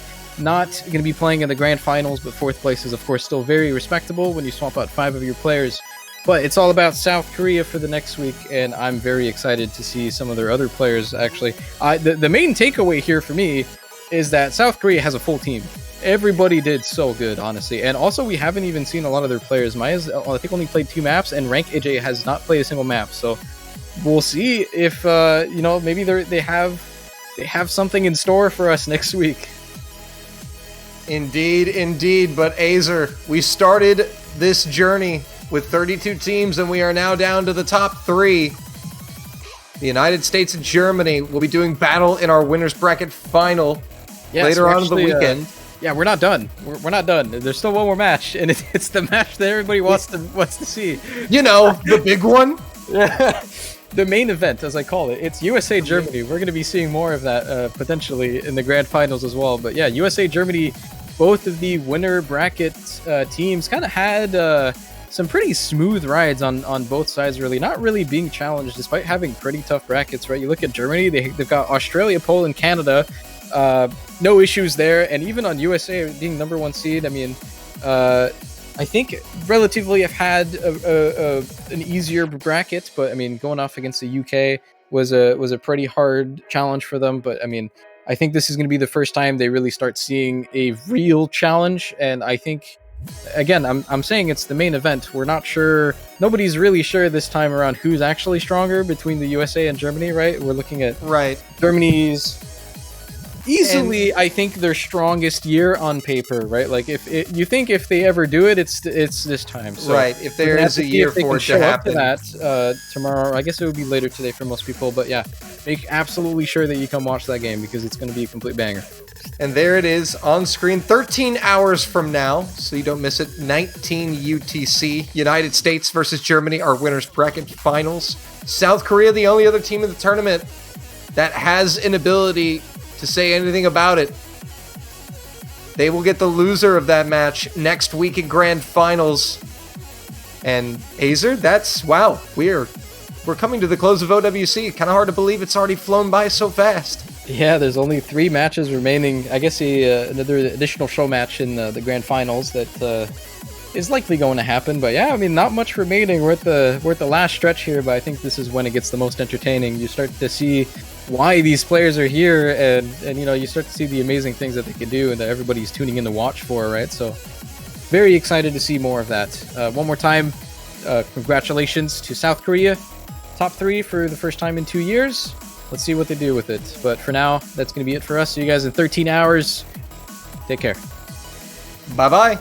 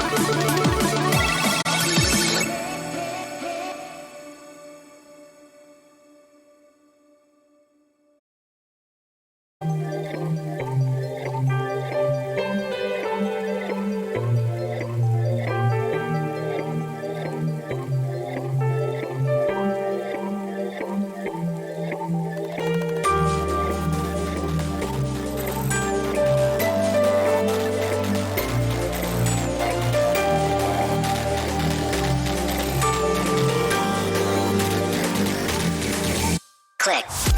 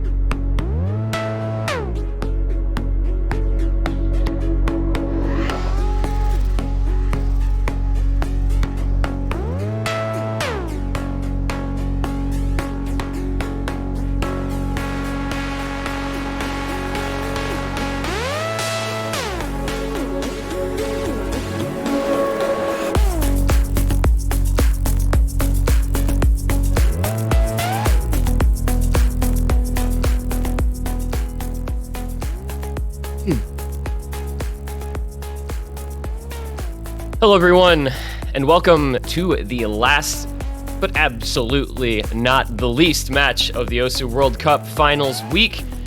It is time for the winners' final today, featuring two teams whose journeys here over these past few years and few weeks this year are about as different as possible. On one side, you have the United States seeking an unprecedented 4th straight title and their 7th straight top 2 finish, which is really a display of dominance that's unheard of in Ozu or in pretty much any other esport. They're going to be taking on Team Germany, team in their first winners final since all the way back in 2014, looking for their first ever championship here in OWC. This is, of course, a rematch of last year's grand final, which the United States won in a tiebreaker. These teams look about as different as you can imagine, though, from their last year's roster. Germany looking to have their best chance at a win yet. I'm this one guy. Joining me today in the booth is going to be Chillier Pair. Chillier, looking at these teams, what stands out to you about these rosters? Who do you think their difference makers are today? Well, we've got some new players, as you mentioned. Again, the rematch from last year. I think we've talked about it a couple of times over the course of the tournament, but the United States actually replacing 5 of their 8 players from the previous roster last year, losing Kablaze, BTMC, Apraxia, Vaxei, and Rectigon. They have new roster additions never before played in the tournament: Arisen, Exarch, Takedo, and Utami, and of course returning Digital Hypno. So we've got a fairly different United States team compared to Germany. Only 2 roster replacements this year. They will be switching out Neox, and Smarty from that second place roster last year will be joined by Kriller and KHZ. Now that Kriller edition, likewise with the United States editions of players such as Utami, is a big factor in this match here. It changes the way that these teams decide to pick. They're losing a little bit of skill sets for Neox and Smarty, but they're joined by Kriller and KHZ, bringing in some of those streams. Kriller with an all-rounder. Of course, the United States team as well. They are bringing in Arisen. You've got some speed there. You got the hidden Takedo, all-rounder Utami, Exarch all-rounder. Digital Hypno comes in for all the gimmicky fun stuff. So some very, very interesting roster changes that I think will make for a more exciting match. Yeah, this year, you know, it's interesting to me because it's a little bit feel of, you know, the more things change, the more they stay the same. For all of the changes, for all of the discussion of how different these rosters are this year, you still see a United States that's leaning into the gimmickier maps, and you still see a Germany that's leaning into the mechanics. And already we're seeing that reflected in the bans very quickly. United States banning out Nomads 2 and 5, so getting rid of those speed stream stamina picks and Nomad pool. Germany saying, you know what, we're going to get rid of the low AR hidden, we're going to get rid of the free mod pick, and USA hopping right into a very quick Hard Rock 3. Again, they're really going to see that identity, I think, really crystallize today of a team that's super good at all sorts of gimmick and all sorts of tech-type picks. And against a German team that has looked pretty good across the board. They have looked really dominant in their matches coming into this winners final. But I do think that if the United States is going to win, it's going to be on the back of their gimmick performance. And if Germany is going to win, it's going to be on the back of their mechanics. I think those team identities are pretty well set in stone at this point. Well, absolutely. We'll see what the skill sets kind of boil down to today. I think, again, with the teams like Germany and the United States, you have so many players that are proficient at these late round stages that you don't really have... it's harder to pick which team is going to go between these picks because you have so many comfortable faces in here that there's less back and forth and, you know, like, oh, Germany or the United States picks this map and it definitively goes over to them because it's their pick and it's their skill set. But in this matchup, you can put up a roster that the United States is right now, Fiery Rage, Utami, and then, you know, figure out the last 2 players, but then they got to go up against Kriller and White Cat and Dust Ice and Howl Watcher and players that are really just going to hold you off for the entirety of the map. Yeah, these are such scary rosters, man. Like, both these teams just put together incredibly strong lineups for basically any map that you can throw at them. I mean, obviously, you know, as discussed over the course of this entire tournament and coming into it, you know, United States losing Vaxei, he's an unreplaceable player. You can't replace a guy of that stature. So, you know, Germany coming in, maybe some of these picks that, you know, you could put in Vaxei and expect to get, you know, a 600-800K score on, Germany doesn't have to worry about that in this matchup. So as we get into Hard Rock 3 here to get things started, it is going to be a fun match. I think this is going to be one of the most competitive ones we're going to see if all goes according to plan. Starting off, Fiery Rage, Utami, Fancy Lad, Aryu, United States first pick, Hard Rock 3, taking on Kriller, White Cat, Howl Watcher, and Dust Ice. If last year's Grand Finals match is any indication of how close this match could potentially be, especially with the roster changes from the United States, we are in for quite the treat. here. We do have the Hard Rock coming in to start here. Hard Rock 3. Kriller's going to find the first break here. This is another one of those maps that Germany had players like Smarty on last year that were very, very proficient in this skill set. So to be able to replace Smarty for the roster this year and still have a 4-man that can come out here and perform this highly, Kriller not quite having the best of times here, about a quarter of the way through the map so far. Yeah, Hellwatcher is going to find the second break for Germany. This map is very, very difficult, as you see Airyu finding the first miss for USA. You saw a ridiculous score from South Korea on this last night. Don't know if either of these teams is going to love to it. Utami, Airyu, Hellwatcher, Kriller, and Dust Ice all finding breaks, so it is just White Cat left for Germany. Meanwhile, Fiery and Fancy Lad, those anchor players for the United States, you know Fiery is going to come in on Hard Rock and be ready to go. Fancy Lad likewise on anything tech. It's a bit of a lead already getting established here, 200k for the United States. Feeling good on their first pick, it looks like. Looking pretty good as a team, too. Utami did find that break right before this slower section here, but Dustus was right there to trade it out. It's Fancy Lad with the high accuracy as usual. We've seen him the entire tournament perform very well on these types of picks, especially with Hard Rock, and of course Fiery Rage maintaining that consistency. White Cat doing what he does best for Germany right now. Kriller trying to put up a supporting combo to make up for those earlier breaks. Hellwatcher, one of the more proficient Hard Rock players on the team, does find a break, but Fiery Rage trades it out. It's White Cat and Kriller versus Fancy Lad Utami right now. The combo lead is in the favor of Germany, but they're running out of map. They need another break from the United States, and with Dust Ice continuing to find breaks here, I don't know if they're going to have that wiggle room. Yeah, I think this one is too far to the USA side. Fancy Lad holding off White Cat, Utami with enough combo to keep things in track for the United States, and they are going to take that first pick 1-0 on the back of Fancy Lad, casually as you like, pulling out the full combo to match White Cat. Nearly identical accuracy between those two, both at 97% plus. Very good plays from those guys. The supporting scores, though, just a little stronger. That 700k from Fiery really making the difference. 2.6 million, a very strong team score for the USA, but Germany proving that they can hang with. I mean, only a 230k deficit, really not the end of the world on your opposing team's first pick. Well, it's about as close as you like on a 4v4 tournament pick against your team there. That was the United States' opening pick. So, you know, as awesome as both of these teams are, and again, there is complete back and forth potential between these two teams here. You do, in some aspects, expect to see the picking team be more comfortable on the maps that they choose. Germany and the United States have experienced enough players and captains to know exactly the directions that they want to go for both their players and against the opposite teams.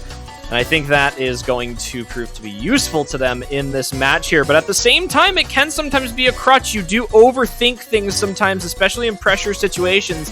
You can start to kind of overanalyze your, you know, like what is the potential of this situation happening in the United States and Germany. You know, while we haven't really had a chance to see it yet, we can certainly expect to see the possibility of that.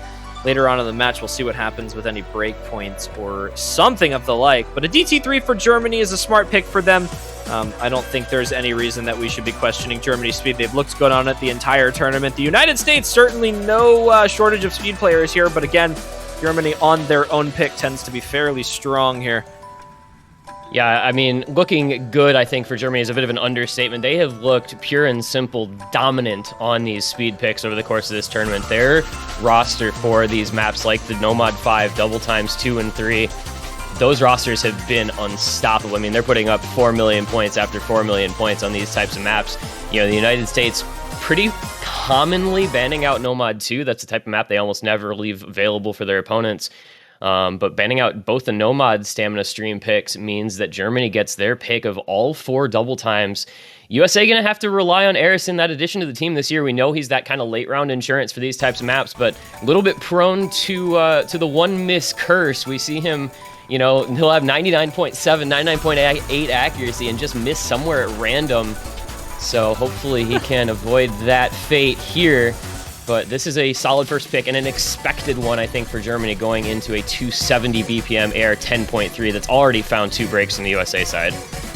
Not super comfortable for the USA, possibly on the AR. The accuracies on Utami and Airyu do suggest that they're okay, but as the map continues progressing, you do kind of see maybe that stamina gate start to come through here. Tommy and Airyu both dropping the accuracy down. Meanwhile, Germany, a confident 4FCs, fairly high AC on everyone. Okinamo's the lowest at 97. KHC does finally fall below 99.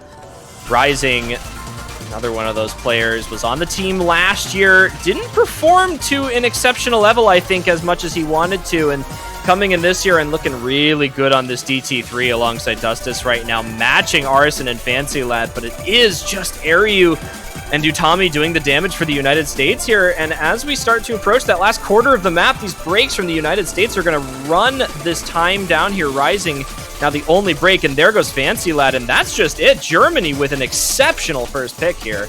Yep, you knew that this was what was going to happen, I think, you know, and exactly as expected. Arison coming in and putting up the score that you would expect of him for the United States. But it's just meaningless as Dustus and Okinamo are going to both FC. And there you go, another 4 million point score on another late round DT pick for Germany. That is just what they do. This is their skill set. This is what they're best at. And you can't ban it out. You know, when there's 4 maps that you know they're going to be able to do things like that on, you can't get rid of all of them if you're trying to ban against this team. So it's just leaving up the least of the evils and knowing you're probably going to take an L on one or another of them. You know, 4 million points on a finals DT3. Yeah, that's just what happens when you're a team like Germany and United States going in just expecting that and knowing that it's coming and saying, okay, we'll take our knocks and go on to the next pick because that's their first pick. It's their best map. And we can go find something else. They're going to run out of those picks eventually, hopefully, for the United States. And they're going to go say, we're going to go from speed to finger control. They're going to go back over to the Nomad pool and open that up with Nomad 6. Mod 6, a strong pick for the United States traditionally in the tournament so far. A big change from that DT3 there. You know, you mentioned 4.1 million team score. This is finals, by the way, everyone. Still putting up 4 millions for every million score that Germany put up. However, Arison put up only 1/100. So we're looking at some crazy finishes to these maps here, and Nomad 6 will be no exception. This one possibly a little bit more favored to the United States than the first pick, even in the minds of a lot of people who have been keeping up with this tournament. The United States has, up till this point, had a Nomad 6 or Gimmick roster, for that matter, that has basically just stumped every single team in this tournament. Most just don't know how to deal with it super well, and we're going to have to see if Germany is going to be one of the very few teams that could maybe crack the code of that, potential just guaranteed pick roster that the United States tries to put up for this map here. There's really not too much that teams have done about it. I will note, though, United States picked Nomad 6 last week in their semifinal against Hong Kong and did lose it. It was quite close, but Hong Kong managed to eke that point out. So United States not infallible on these Nomad 6 picks, but I think, judging from what I've heard over the course of the week, they are feeling pretty confident with this particular one. So as you said, teams seeing the United States roster for the Nomad 6, kind of just expecting them to perform well. We have seen Germany banning Nomad 6 in at least one of the previous rounds earlier this tournament, but maybe this finals one a little more to their liking, a little more willing to leave this up. So we'll see if they can put out some good scores on it. But definitely USA favored, as with, the kind of gimmick maps throughout this pool. I almost feel like this is going to come down to kind of which team runs out of picks first, because you have very opposed primary skill sets for the two teams. So we'll see who can make their pool last the longest. So we're going to get in Nomad 6 here. Map number 3, tied up 1-1 after the first picks for each team. Well, we've had a strong run so far here. This is most notably, if you're looking between these two teams so far as well, just in the grand scheme of things for this tournament, the United States has only dropped 5 points over the course of the entire tournament so far. Likewise with Germany, only dropping 2 points every single match to the teams that they have been playing against. So you have two teams that traditionally just don't lose their maps. So this puts you in a very different scenario when you're going against a team who is full well capable of taking a break point against you. And I think the nerves are going to be running a little bit higher for some of those players. in this match that aren't quite as used to it. And I wonder if that's going to have an effect on maybe some of these more, technically intensive maps. Yeah, you can really see the effects of nerves on maps like this one, especially with the length. I mean, over 3 minutes long, and you're throwing people in their first ever OWC finals into this sort of tricky, demanding pick that is in a niche that a lot of people aren't super comfortable with. So we'll have to see if the performances live up to expectations. So far, so good for all 8 players in the early goings here. So it's going to remain very close. Fancy Lad is going to be the first break coming off of the United States side, but Kriller follows up, as does Okinamo. The United States now 3-2 FC lead, about a third of the way into the map. A rough set of breaks for Germany. Map is not quite over yet. A very, very slight score lead, but that break from Umbre is definitely going to push it over to the US now. That is 1 FC to 3, and some rather similar accuracies for both teams means that they're not getting any bonus score on the US right now, but they're certainly going to run away with those combos. Yeah, the accuracy, actually, though, both on Fancy Lad and Taquito, despite the break from Fancy Lad, 97 AC doing better than anyone on Germany. Taquito, 97 AC as well for him. Both of those players lapping the competition. That's going to help just pull away a little bit more for the USA here as we go through the middle portion of this pick. And it is still 3 FCs to just the 1. Whitecat doing his job as you would expect, but he needs help from his team. He needs help from USA finding a break somewhere, or that lead is going to continue to grow, 300,000 plus. Here as we go towards the last quarter. There's a break from Taquito. That's going to give Germany a little bit of help. It might be just in time for the help that they needed there. There are some massive supporting combos on the side of Germany right now, so that break from Taquito is actually going to put this right down the middle for the two teams, but Kriller finding another break there. Not going to be doing any favors for Germany, and I think they're just slowly out of time here. A 400,000 score gap between the two teams, which basically implies that Whitecat FC's the rest of the map, and the United States gains no more score. But even with the backing from Okinamo and Umbre, I just don't think it's enough here. And the United States, again, continuing to remain strong on these No Mod 6 picks. Again, not without contention on this one. Fiery Rage finding a break at the end. It will be a little bit closer, but regardless, they've held off for long enough. The United States will kind of keep a fairly winning track record here. Almost 3 million score, but Germany not too far behind. Yeah, USA is again going to feel, I think, decently comfortable with that. Utami finishing out the FC. Whitecat, the top score there, 97 AC FC from him. As I said, arguably the best player in terms of just raw skill in this lobby, but showing he can play some of the gimmick stuff as well. So that'll be one to keep an eye on. But USA, just better across the board. That's, again, that supporting score a little bit higher for them, much like it was previously on Hard Rock 3. And, so far, so good for both teams. Just playing to kind of the expected levels here. That will be about what they want to see. Germany, if they can just keep pace on the USA's really strong picks, they're not going to feel too shabby.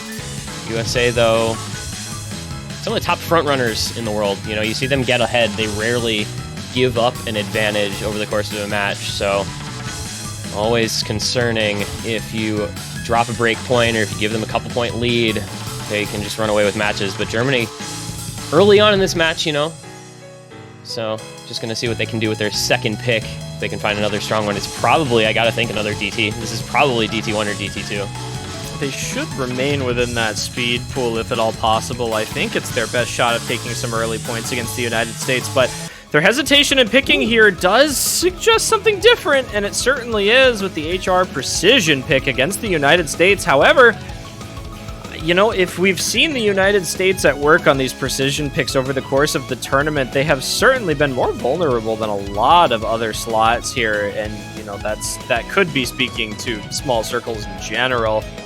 Slightly smaller than the conventional CS 6.5 picks. I think that you see a lot of time in this slot. Going a little bit closer was the 6.9 for CS 5.4. Yeah, it's I'm gonna double check on that. Let's see. Between 6.8 and 6.9. This is CS 7.02. Okay. Yeah. Unless, assuming, I don't believe it got changed since this. I believe it is 7.02. Very small circles. Yeah.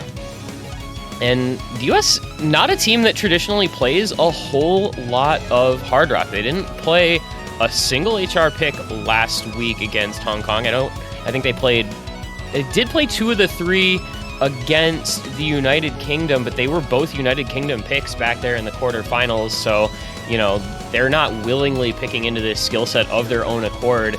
And, you know, Germany last year got some points in that grand final on Hard Rock and Precision. So looking to do much the same here again in the finals this year.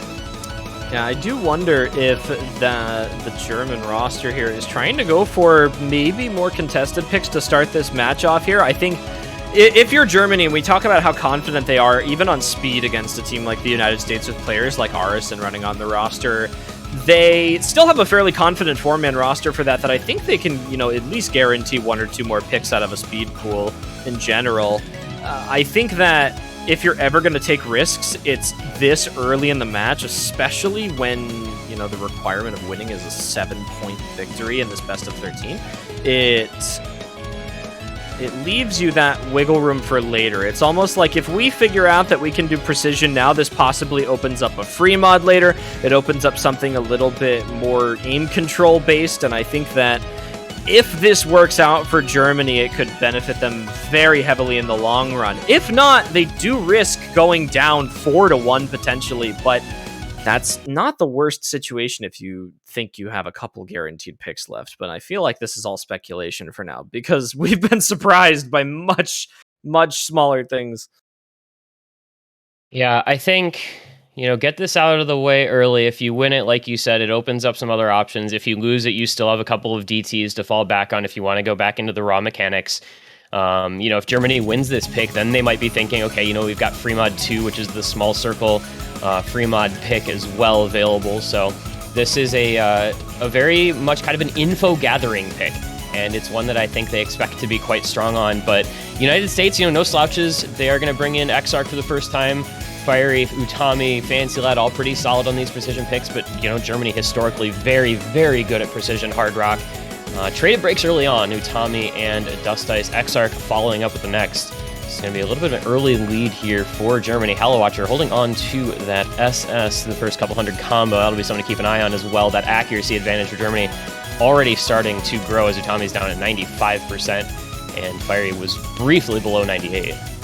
Utami has not traditionally been the strongest hard rock player for the United States, but Fancy Lad finding a break, that's another big one for Germany here. They're going to continue on with these 3 FCs, but Utami has made some big improvements in his hard rock in the past couple of months here. It used to be, you know, something that you would have never seen Utami in, especially for a precision hard rock pick. So the United States being able to utilize a player like that on a map like this is certainly something that I think they're trying to take advantage of here. That 1 break is not going to be the end of the world. However, a double break... Yeah. Fiery Exarch break. The map is actually over, by the way. It's 2.5 minutes on. We're halfway through. It is still a 3-way full combo and a huge backing combo for Germany. This is actually already reaching the point where unless there's a full reset for Germany, the map may well be over. White Cat just hit that with 99.6. Yep. Hallowatcher and Dust Ice did both break, but White Cat and Kriller... Okay, Kriller breaks. Wait. It's halfway through. There's just no combo for the United States, so it doesn't even matter. Yeah, they have nothing to fall back on. And White Cat, by the way, 99.67 AC FC. He is feeling himself today on these maps, looking good to start this match off. Over-aim. Finally find the break with a little over-aim. Fortunately for him, no damage will be done because the United States just doesn't have any combo to take advantage of. So the precision pick looking to work out well here for Germany. Yeah, it's just Fancy Lad left over for the United States, but he's got a battle against Dust Ice and Kriller, who both have comparable accuracy, if not better, on Dust Ice right now. Fiery Rage continuing to find a couple extra breaks here in this latter half of the map alongside Utami. Exarch gonna try and put up a combo here to maybe match up, and there goes Fiery once again. It's the German team with Dust Ice and Kriller holding it out at the end of the map here. White Cat did whatever he could to hold it at the beginning. Kriller gonna make up for that earlier break here, and we are going to finish off with a very, very confident victory for Germany. That's actually the biggest score lead we've seen on a map thus far, 736,000, almost 737,000. Besides that DT3 pick, just over 1.1 million here. So Germany has had much larger score leads than the United States on their own picks today. Yeah, and it makes you wonder, kind of what that says for the rest of the match. United States, I think, picking a couple maps that will typically be a little closer. That the Hard Rock 3, which is hard to get an amazing team score on.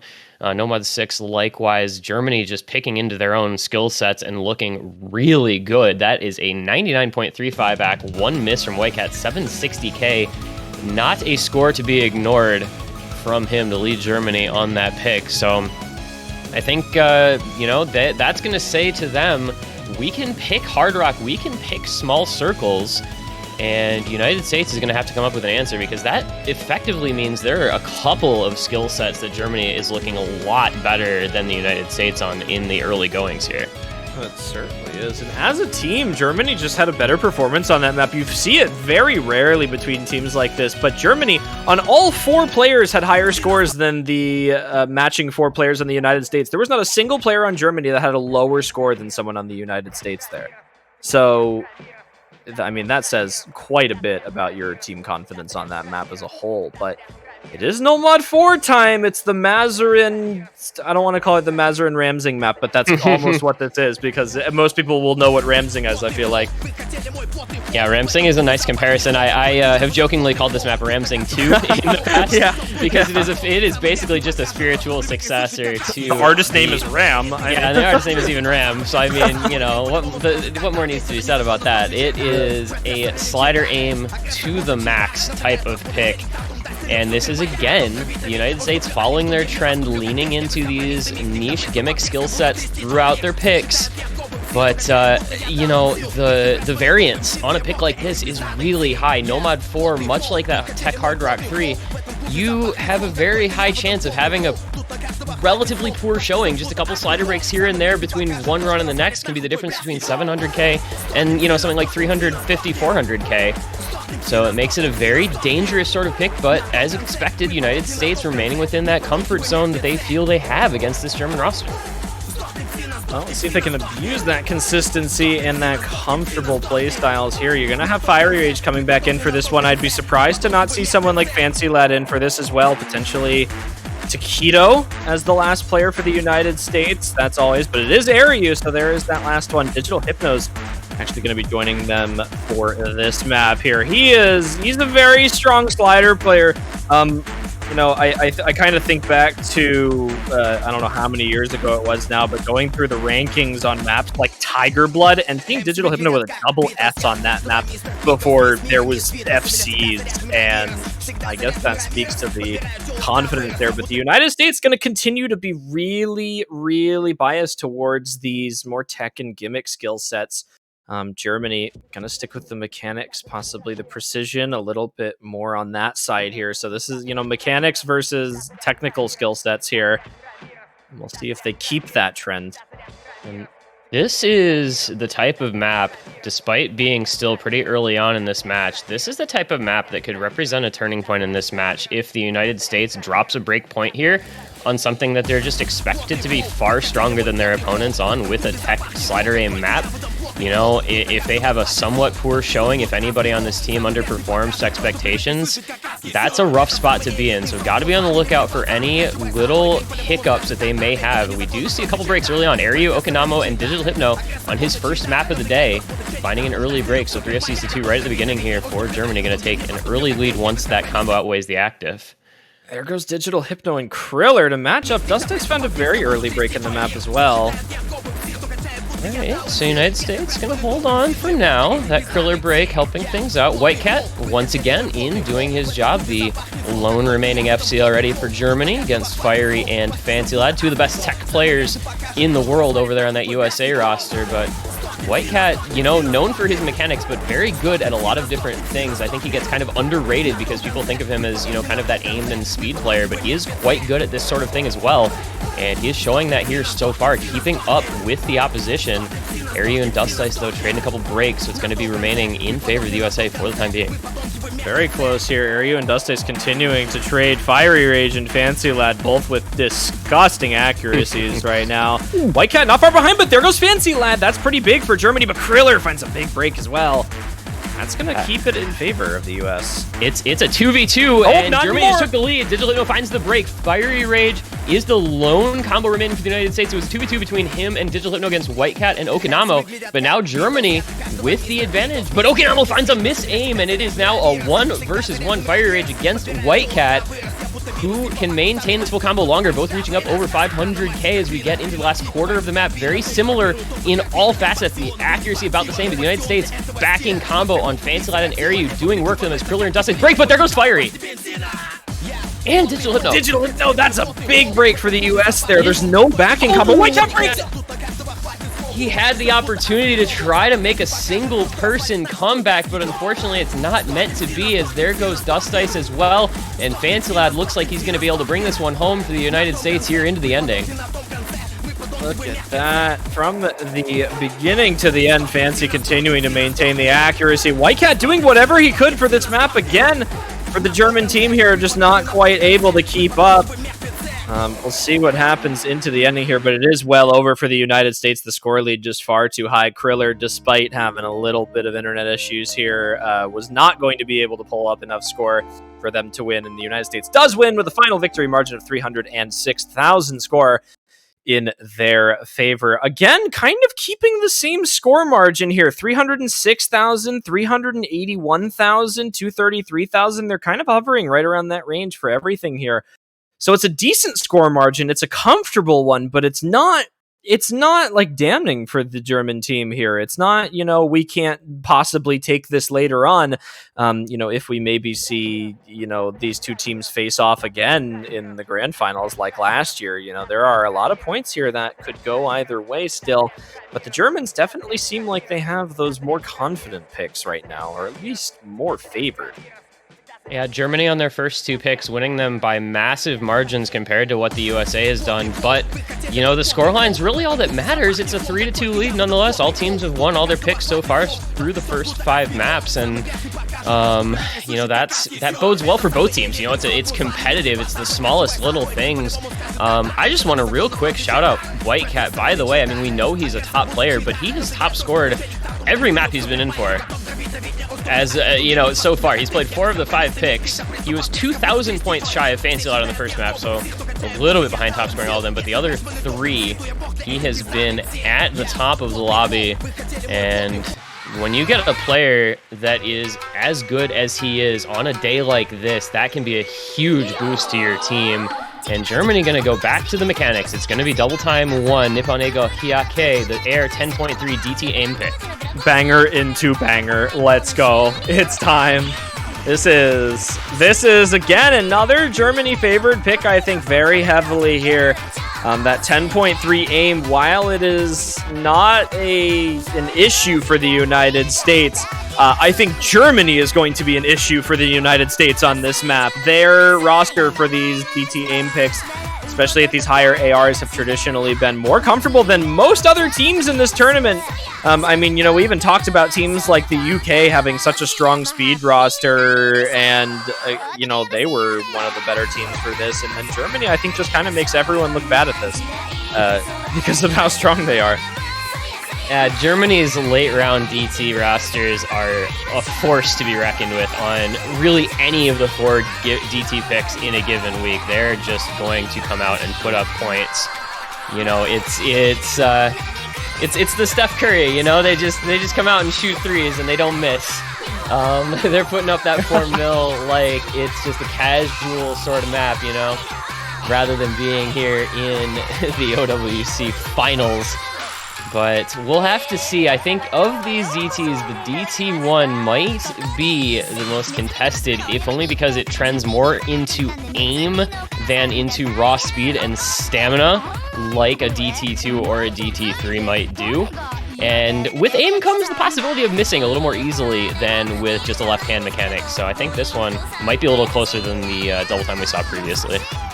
I think it's all about that consistency today, and I think, if we're really coming down to aim consistency, it's hard to pick a winner between these two teams because, you look on the German roster and you do have players like Whitecat who will just rock out aim maps like they're 3 stars, but the United States team, I think year after year, they come in and even on maps like Nomad 1 and all those other basic aim picks, I feel like they always end up underperforming from expectations on that. And I don't know if that's something with consistency or nerves or just being able to replicate performances from practice scores. But I think that in terms of favoring Germany thus far on these DT speed picks, they do have a decent advantage coming into this. But, like you mentioned, anything's possible in the trade at the beginning. I was say, get a couple very early breaks, and yeah, the U.S. historically is not a mod pick number 1 team. Nomad 1, Hidden 1, Hard Rock 1, DT 1. Like, that's just not what they trend toward.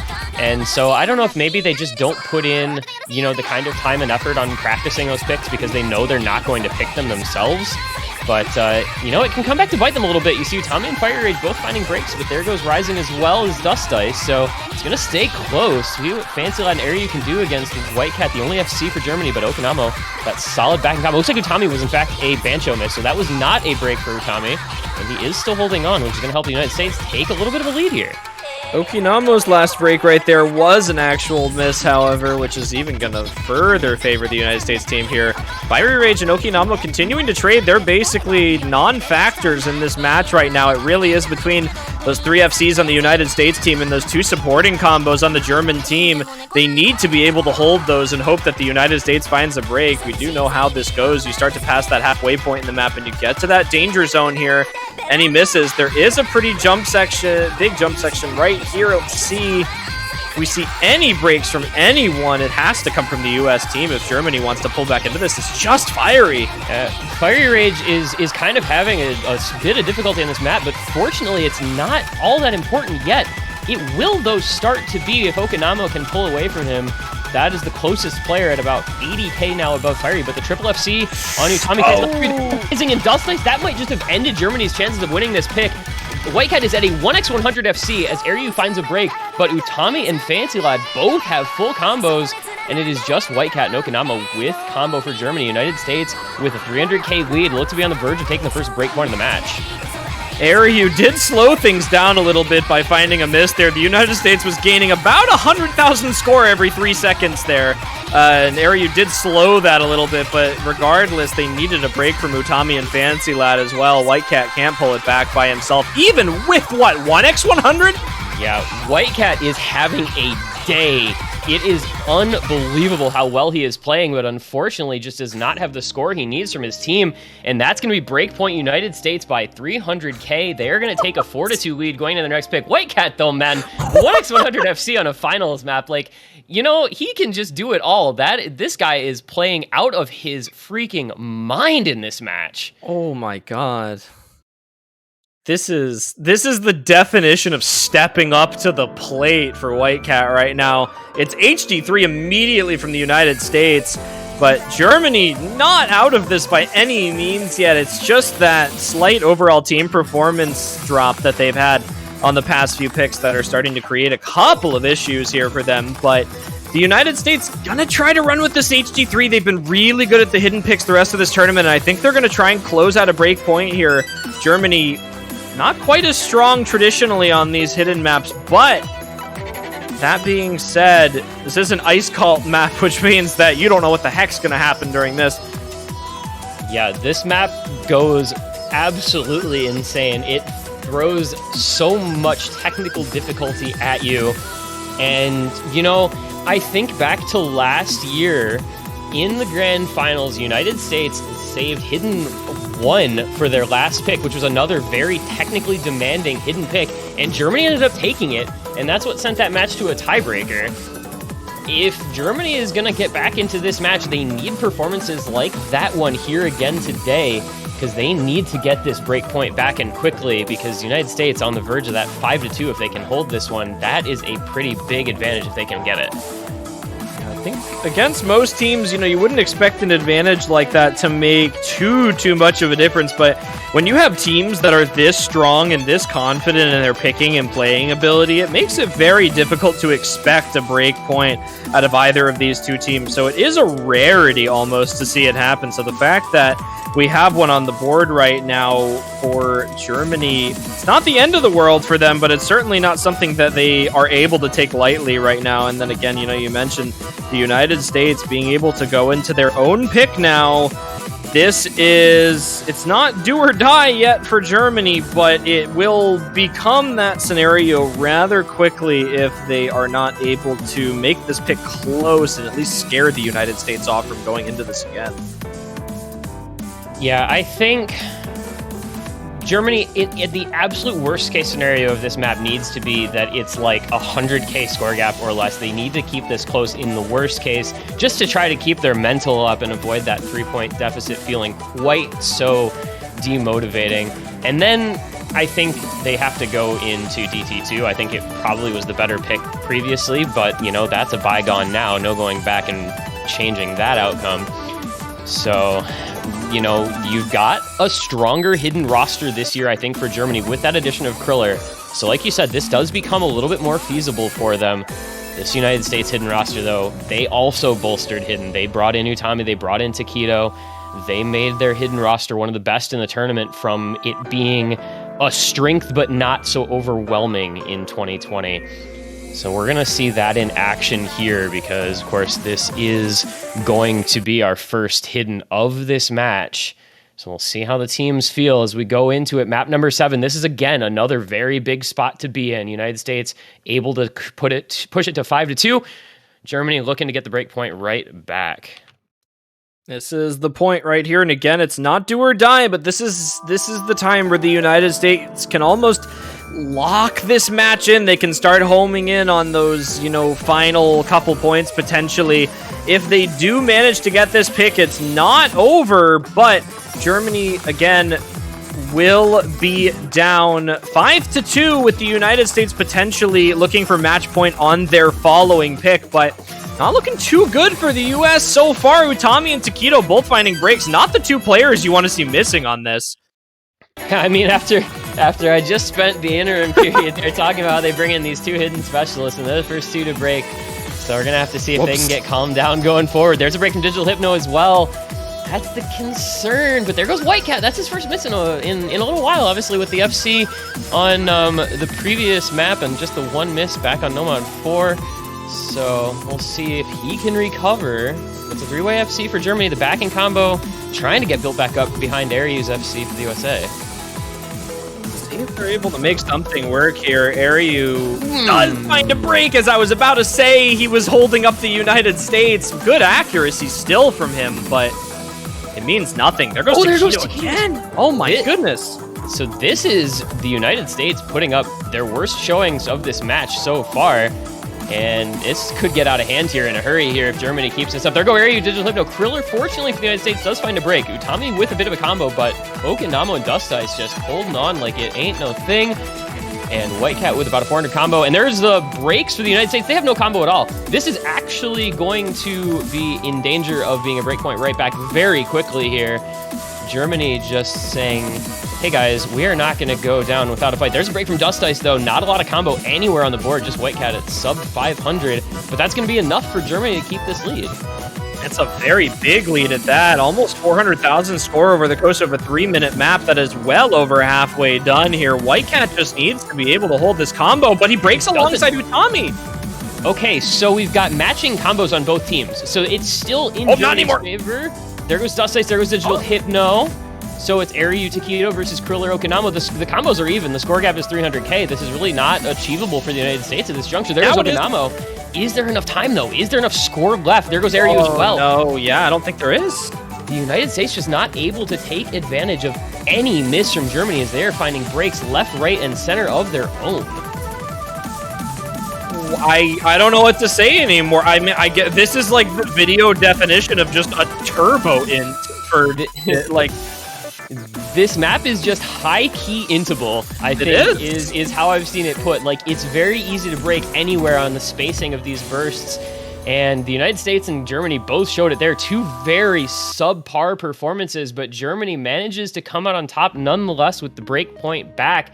So it goes quickly right on back over to 4-3.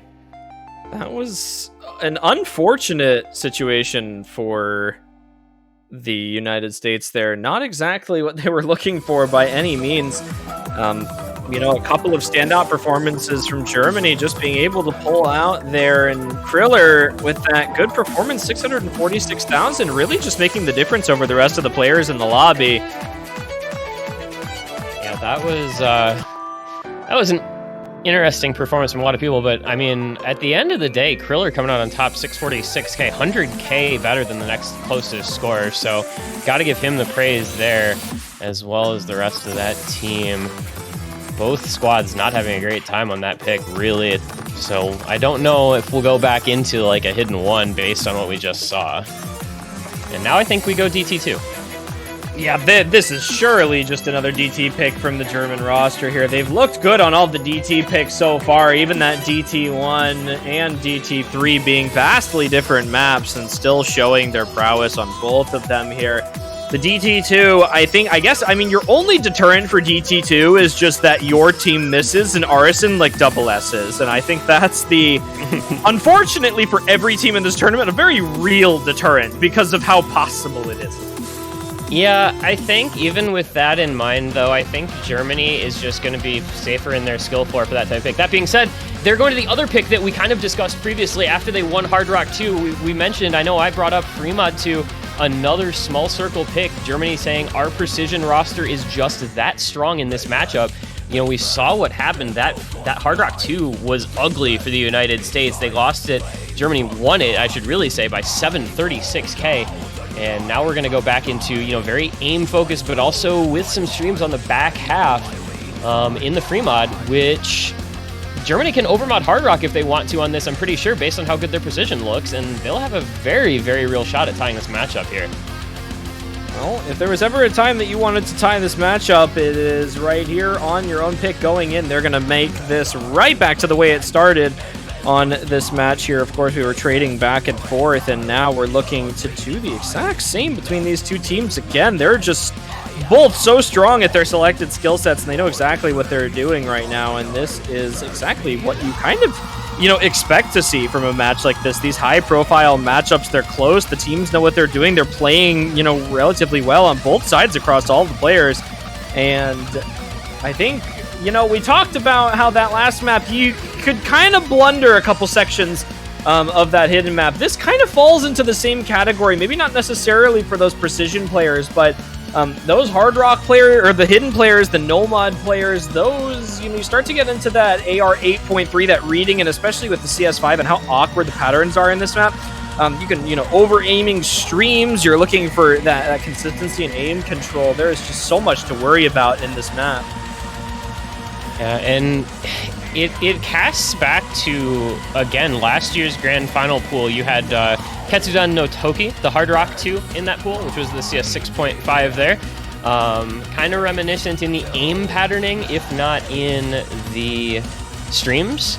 And that was another one that Germany was very strong on, if memory serves. So, this one brings in a little more variety, like we said. Brings in some streams, brings in a little bit more of an awkward aim component, but still, you've got to like Germany's chances here. I'm very curious to see what we get for mods, though. It's going to be hidden Hard Rock on Exarch, hidden only on Utami, kind of expected there. Over on the German side, hidden only will surely be on Kriller, and then Hard Rock on Duste. So we are going to see 2 Nomads per team, Aryu Fancy Lad, Umbre Whitecat, as those Nomad players matching up against each other in the middle of the screen. So this is going to be interesting. The United States with the minor overmod, Exarch choosing to go hidden Hard Rock into Germany's Hard Rock only on the German pick. And this is, again, every map feels so tense once you get to this stage, halfway past the halfway point of the match. This is Germany looking for a 4-4 tie if they can win their own pick here. Well, I think if there was ever a time to do it, they have the motivation and the ability to make it happen here. This is a confident position from Germany. They had that break point down. They were able to take it back, and now they're right back into this match the way that they started. If there was ever a time to make it work, it's on slightly maybe a more contested pick like this one. Again, you really don't know what's going to happen between any of the players on this, Hard Rock or Hidden alike. I think the Nomad players, if you're comfortable at lower ARs, this is probably the most comfortable, to go for here. But the potentials for over-aiming on some of this is just, like that on Fancy Like Lab. that, yep, exactly like that. Yeah, those kind of linear patterns, it's very easy to just subtly miss-aim on some of those, and that is what's going to fall to Fancy Lad. And there goes Exarch as well. So down to just 2 FCs now for the United States, already almost halfway through this map, only 2.5 minutes long. And Germany now in a great spot, still holding the 4-way. The value of everyone on that roster is so high, and the United States is just gone. They just evaporated into the ether. Thanos just snapped his fingers and said, United States combo. What United States combo? It is gone. Kriller, Umbre, and Whitecat hanging on strong for Germany, looking like this is going to be a runaway pick for them. Accuracies as well, just flying higher on Germany here. 99% on all 3 of the FCs. It's just Airyu for the US with some exceptional 99.91% here, but Utami finding breaks, Exarch finding breaks, and it's just Dust Dice for Germany right now. Umbre does finally find a miss, but Fancy Lad to trade it means that there's absolutely no progress being made for the United States here. This is just Germany living up to expectations on this pick. Kriller with the hidden FC still alive, finally breaks at the end the instant I look his way. But Whitecat, meanwhile, holding down the fort. And this is going to be another big win for Germany on one of their own picks. So other than that hiccup on DT1, their picks have all been very one-sided affairs for them. And it is going to be 4-4. As Whitecat closes out the Nomad FC, the only full combo in the lobby. But shoutouts again, Kriller, 840k plus with Hidden, doing his part and assisting them to a 700,000 point win. Massive victory for Germany there. Again, it came down to those Nomad players who mentioned just how difficult that Hidden and Hard Rock, any mod combination, is on this. And it really did prove to be that way there. Airyu and Whitecat, the 2 players to pull out all the stops for their teams there. Airyu, only 101 miss across the entire map.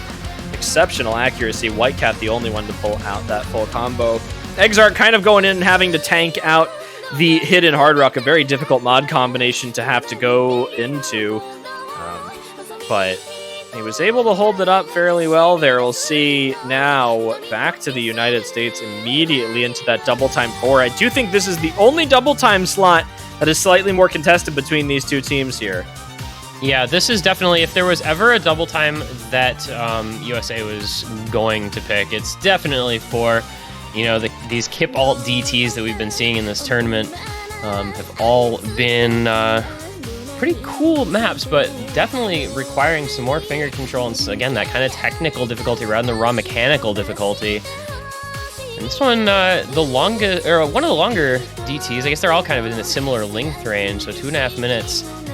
So we're going to see if the United States can right the ship here after dropping a couple points in a row from that 4-2 up to 4-4 tied.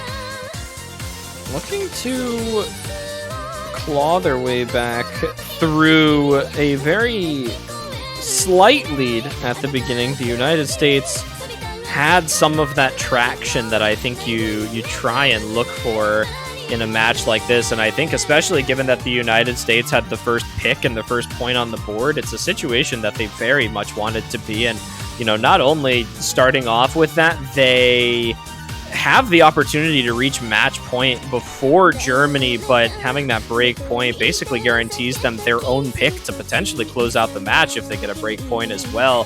So it is the most advantageous situation if you could capitalize on it, but Germany just completely thwarted their plan here, and we'll see if that DT4 ends up being as contested as the rest of the DT picks have been. Yeah, I mean, we saw DT3 not really a contested one. That was 1,000,000 points, but DT1 more contested than the rest of the DT picks have been. DT1 was a fairly contested affair. You saw what Whitecat did there. This one, quite a different skill set required, though. And you can kind of tell, a little bit from the rosters. You see Fiery Rage coming in for a DT. It's not going to be, that high BPM, stamina requirements or anything along those lines. But it's going to be a big one here. As I keep saying, all these maps, once you get at this stage, 2 picks left per team, the United States will have 1 more pick in their back pocket after this map, no matter what. The question will be what that scoreline will look like when they get there, and they've got to win this one. They want to ensure that it is with a tied score at worst. A lot on the line here. And Germany, a team that's looked good on DT, kind of fumbling a little bit on DT1, but looking great on DT3. So which version of Germany is going to show up for DT4? That's the question. That's what I think they want to know here, because this is something that the United States has been fairly good at for the entirety of the tournament. They haven't looked awful on the DT4s besides some unfortunate breaks just because of the awkward patterning of previous weeks, but kind of kicking it up to a little bit more flow aim oriented this week. We kind of had some more technically intensive ones, but Fancy Lad, Rising, and Kriller all with breaks. There you match it up now. 2-2 FPs once again. I feel like a lot of these maps have been going this sort of way where there's a break from one team and just a break right away from the other side. Nobody able to capitalize. There goes White Cat, though. That's been such a key score for Germany on a lot of these picks, and now he's going to get score capped with that break being where it is, just past the 1/3 mark. Rising a lot of trouble here, down at 200k, a little bit behind. Kriller building that combo back up to try and help out Dust Ice, but it's a double FC for United States, and backing combo is there. And they're going to take a bit of a lead here. They're going to try to run with it. A couple 100,000 points coming up.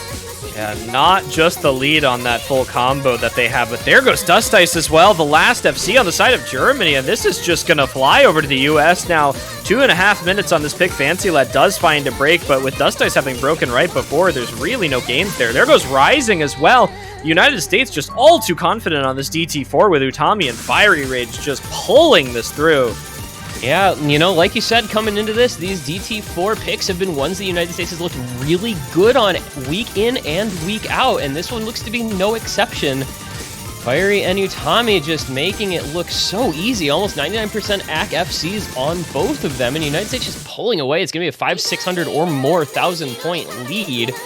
And Germany, just no answer, unfortunately, on this one. White Cat and Dust Ice kind of doing what they can, but it is going to just be a United States blowout. This is the kind of score that Germany's been getting on their picks. The United States finally making one of these blowouts happen.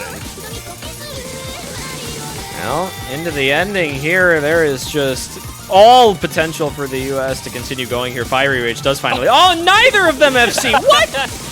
Oh, you hate to see it. Fiery and Utami both breaking within the last couple hundred combo. It's going to prevent it from being a 1,000,000-point win. But, you know, 900k or 1,000,000, it still is a demonstrative victory for United States. That is right where they wanted it. That's exactly what they needed after dropping 2 points in a row to just put their stamp on a map like that one.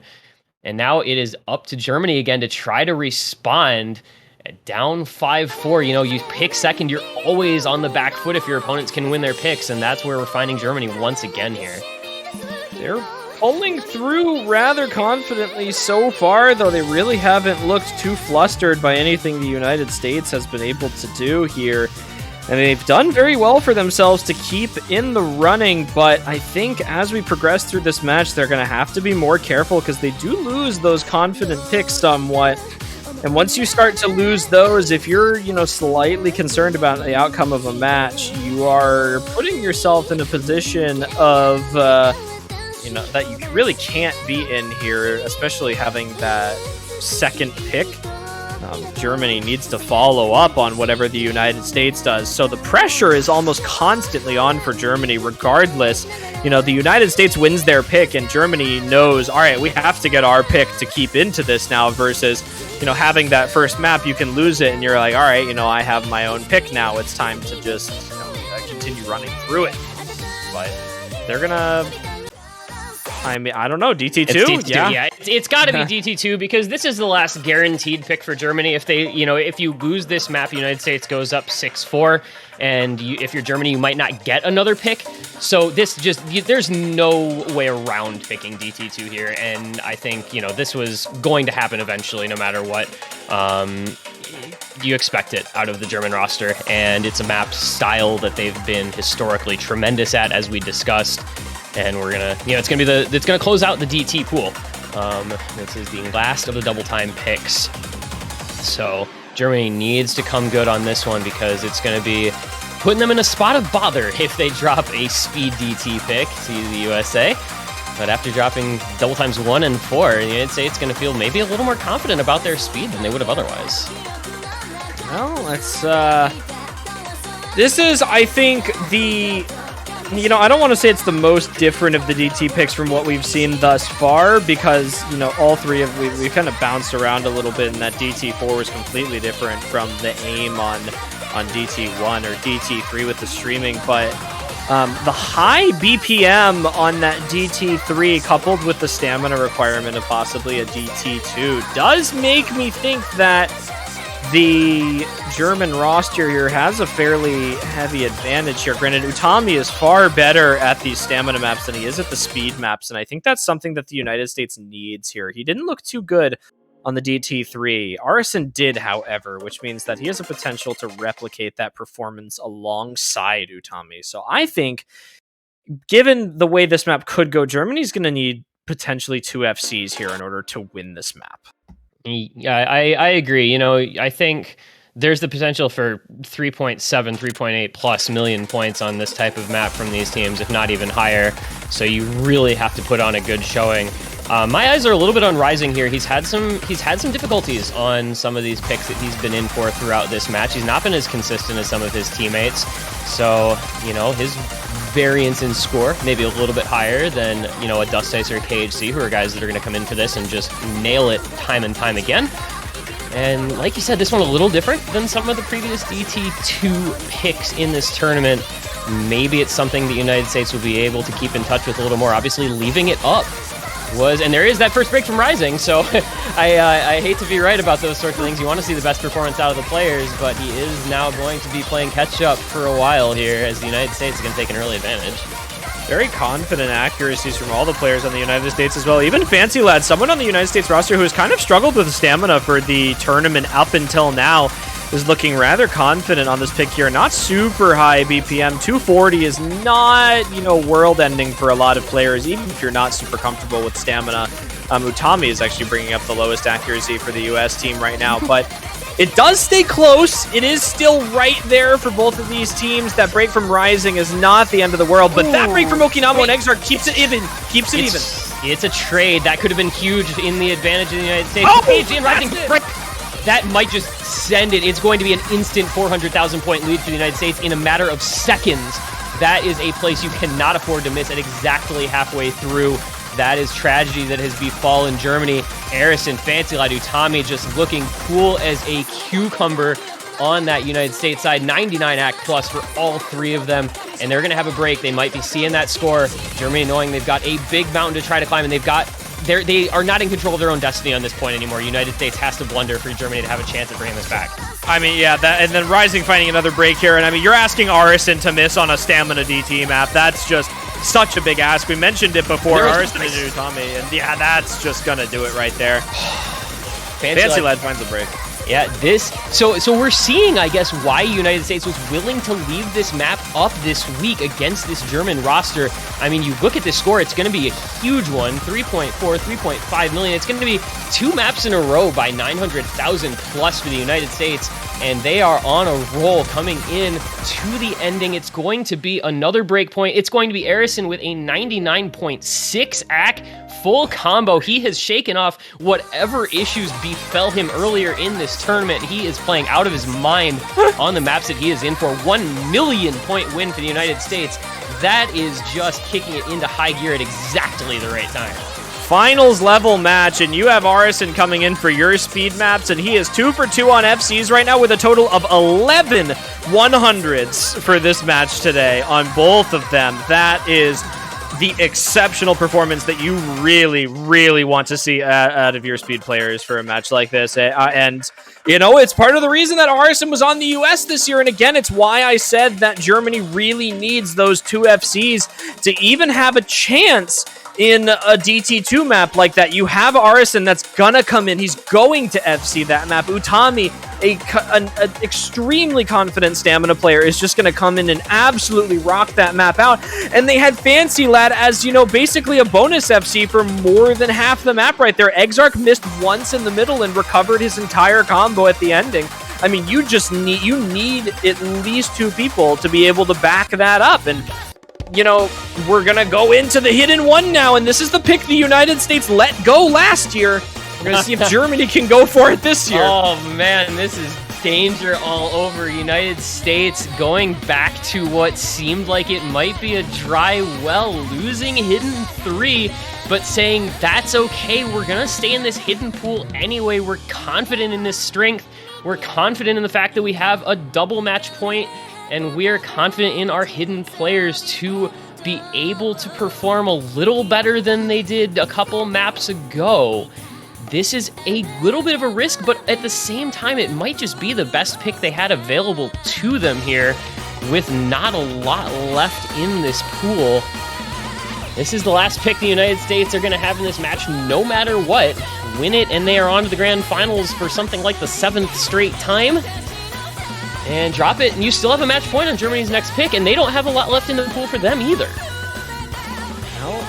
I mean, this is kind of that point of the match where, you know, you're out of your confident picks, you're out of your guaranteed maps, and I think you really have to start to branch out, and that's kind of what I mentioned earlier with Germany going for that HR2. We thought it opened up a couple more avenues for them, but then they kind of went back to their safe zone. They really, went a little bit more reserved after that pick, and they didn't really take advantage of all the information that they could have potentially capitalized on from grabbing that map here. But a hidden one for the United States, having lost it last year in the grand finals to Germany.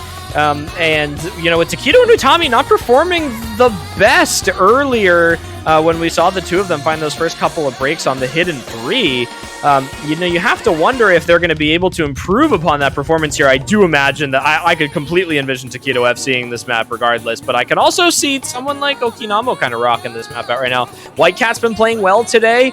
Hallowatcher in for a hidden map, I think is, Germany just kind of not having a fourth hidden player. Hallowatcher is not normally someone you kind of think of on a hidden pick, but yeah, I'm a little surprised not to see Kriller in for this over maybe Hallowatcher, but we'll see how it works out. You got to figure that these teams know their best 4-man roster for any given pick. Digital Hypno coming in for the United States, maybe thought that would have been like an Airyu or a Fiery at this stage of the match, but it is what it is, and like you said, I think we have to expect better things out of Takedo and Utami. 2 very early multiple misses from Okinamo and Hallowatcher matched by Digital Hypno only, but this is a lengthy map, nearly 4 minutes, so there's a lot of time for things to develop over the course of this pick. And there's a lot on the line here, so also going to watch out for any sign of nerves from anyone in this lobby. A lot of experience goes into these 8 players, so it's unlikely, but it is still possible you get a big combo going, and you think to yourself, I need to keep this up, and maybe those little bit of nerves start to creep in and talk in the back of your mind. Keep it up. It's tough. The type of map that you can expect some awkward breaks on, though. There are some really dense patterns in this that'll catch you off guard from having some fairly spaced bits before them. This is, compared to the rest of the pool, one of the easier maps in the pool, I think, and that's going to definitely play into the potential outcome here. Fancy Lad finding a little bit of an overaim. Again, I mentioned that density change, but there goes Utami and Hallow as well.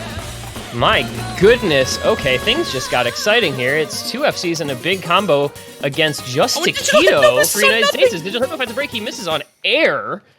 And Okinamo and White Cat now look to try to run away with this here for Germany. Again, a lot of time. And Takedo holding steady, but they're going to need some help now on that United States side. I mean, Takedo can't do everything by himself. Likewise, we've seen earlier in the match White Cat trying to win maps by himself, and it just doesn't work.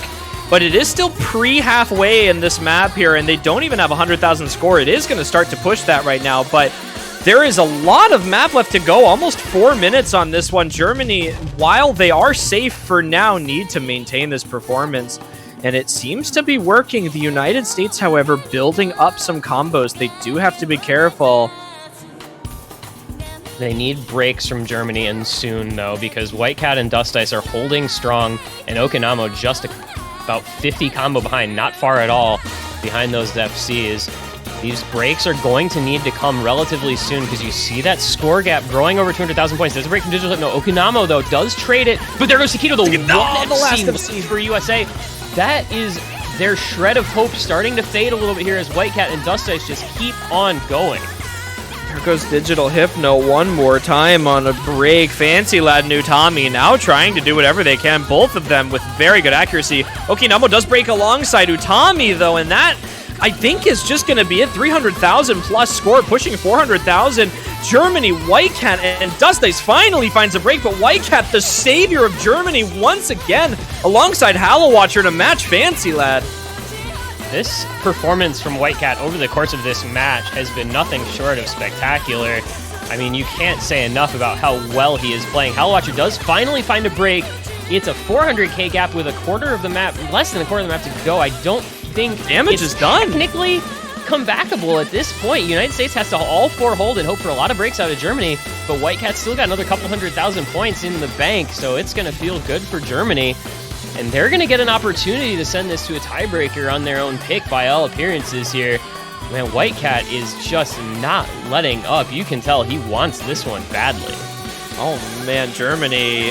This is the point that they want to be at, though. This is now their own pick to go into match point as we come into the final notes of this map here. Whitecat versus Fancy Lad. Whitecat with the ACK lead, and the FC is going to single-handedly hold off the United States as Fancy and Digital Hypno missed the ending.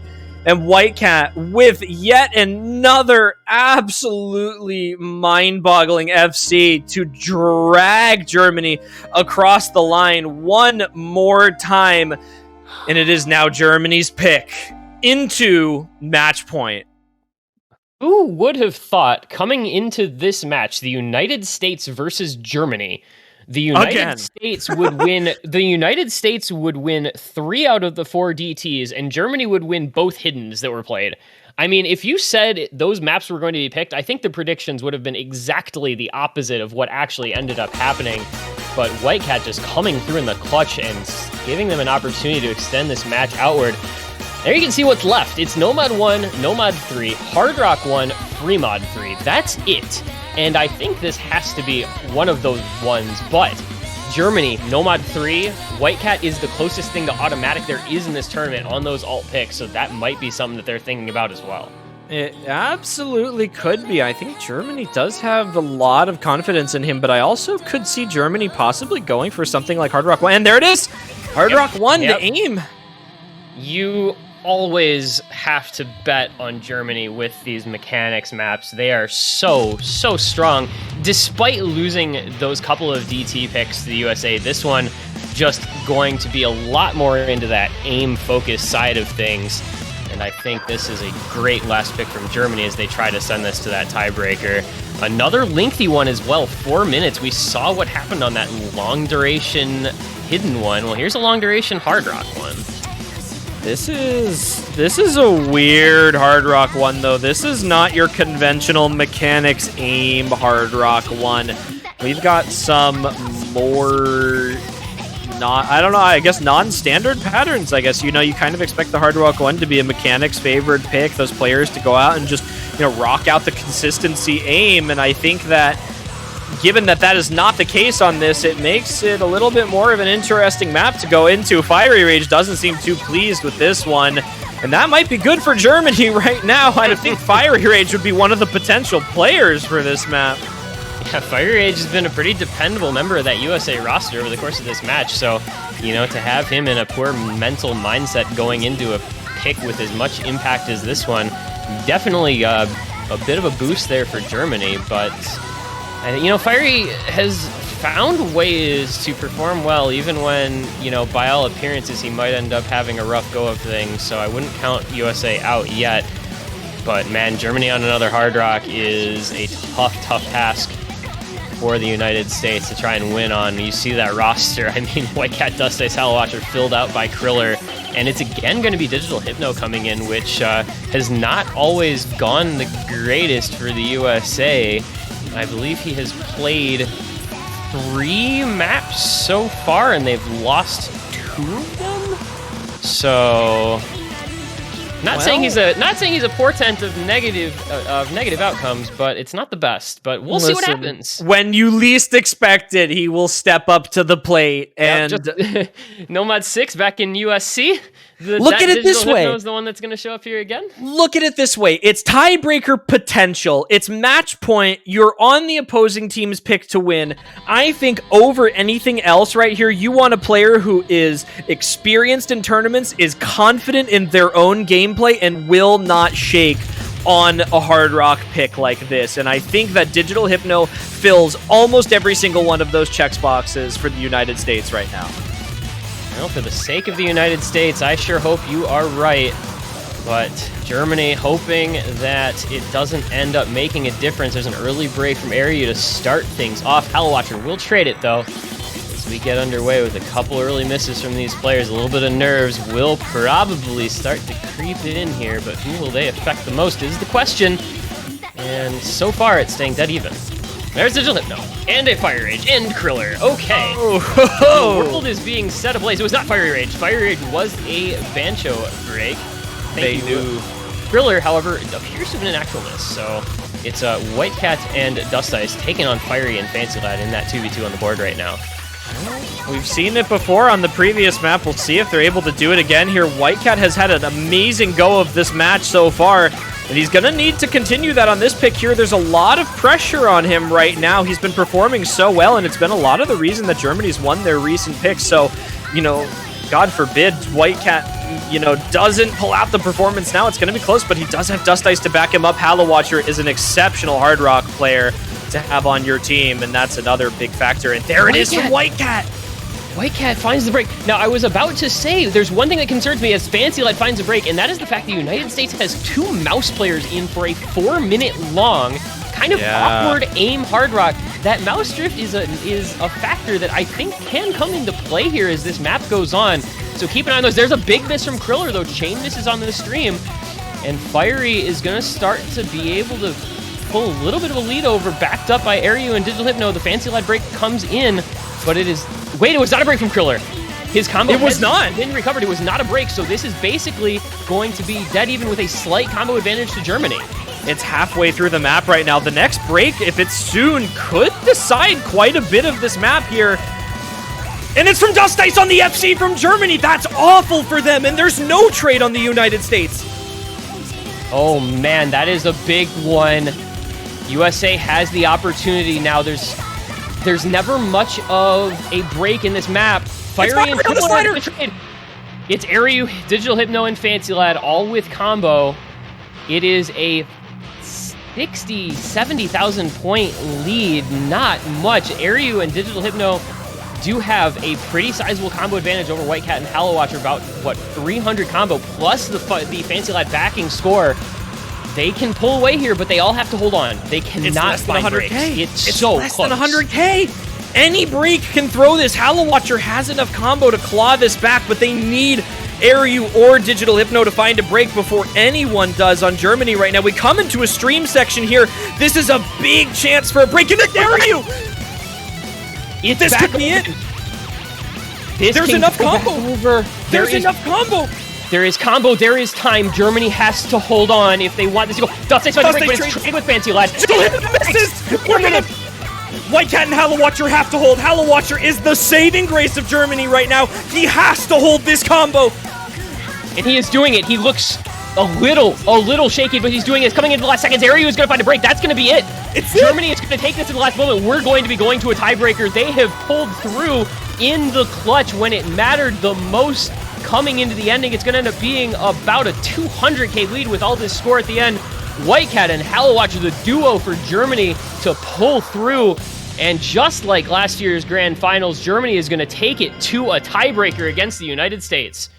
For the second year in a row, this time on their own personal pick, Germany shows up exactly when it mattered most against a United States team who, putting up 2.7 million score on a Hard Rock 1, probably would have beaten 90% of the teams left in this tournament. And Germany clutches it out. And everybody, the moment you've all been waiting for the entire weekend, for the past 2 weekends, we are getting a tiebreaker between what I think are two of the most highly favored teams in this tournament.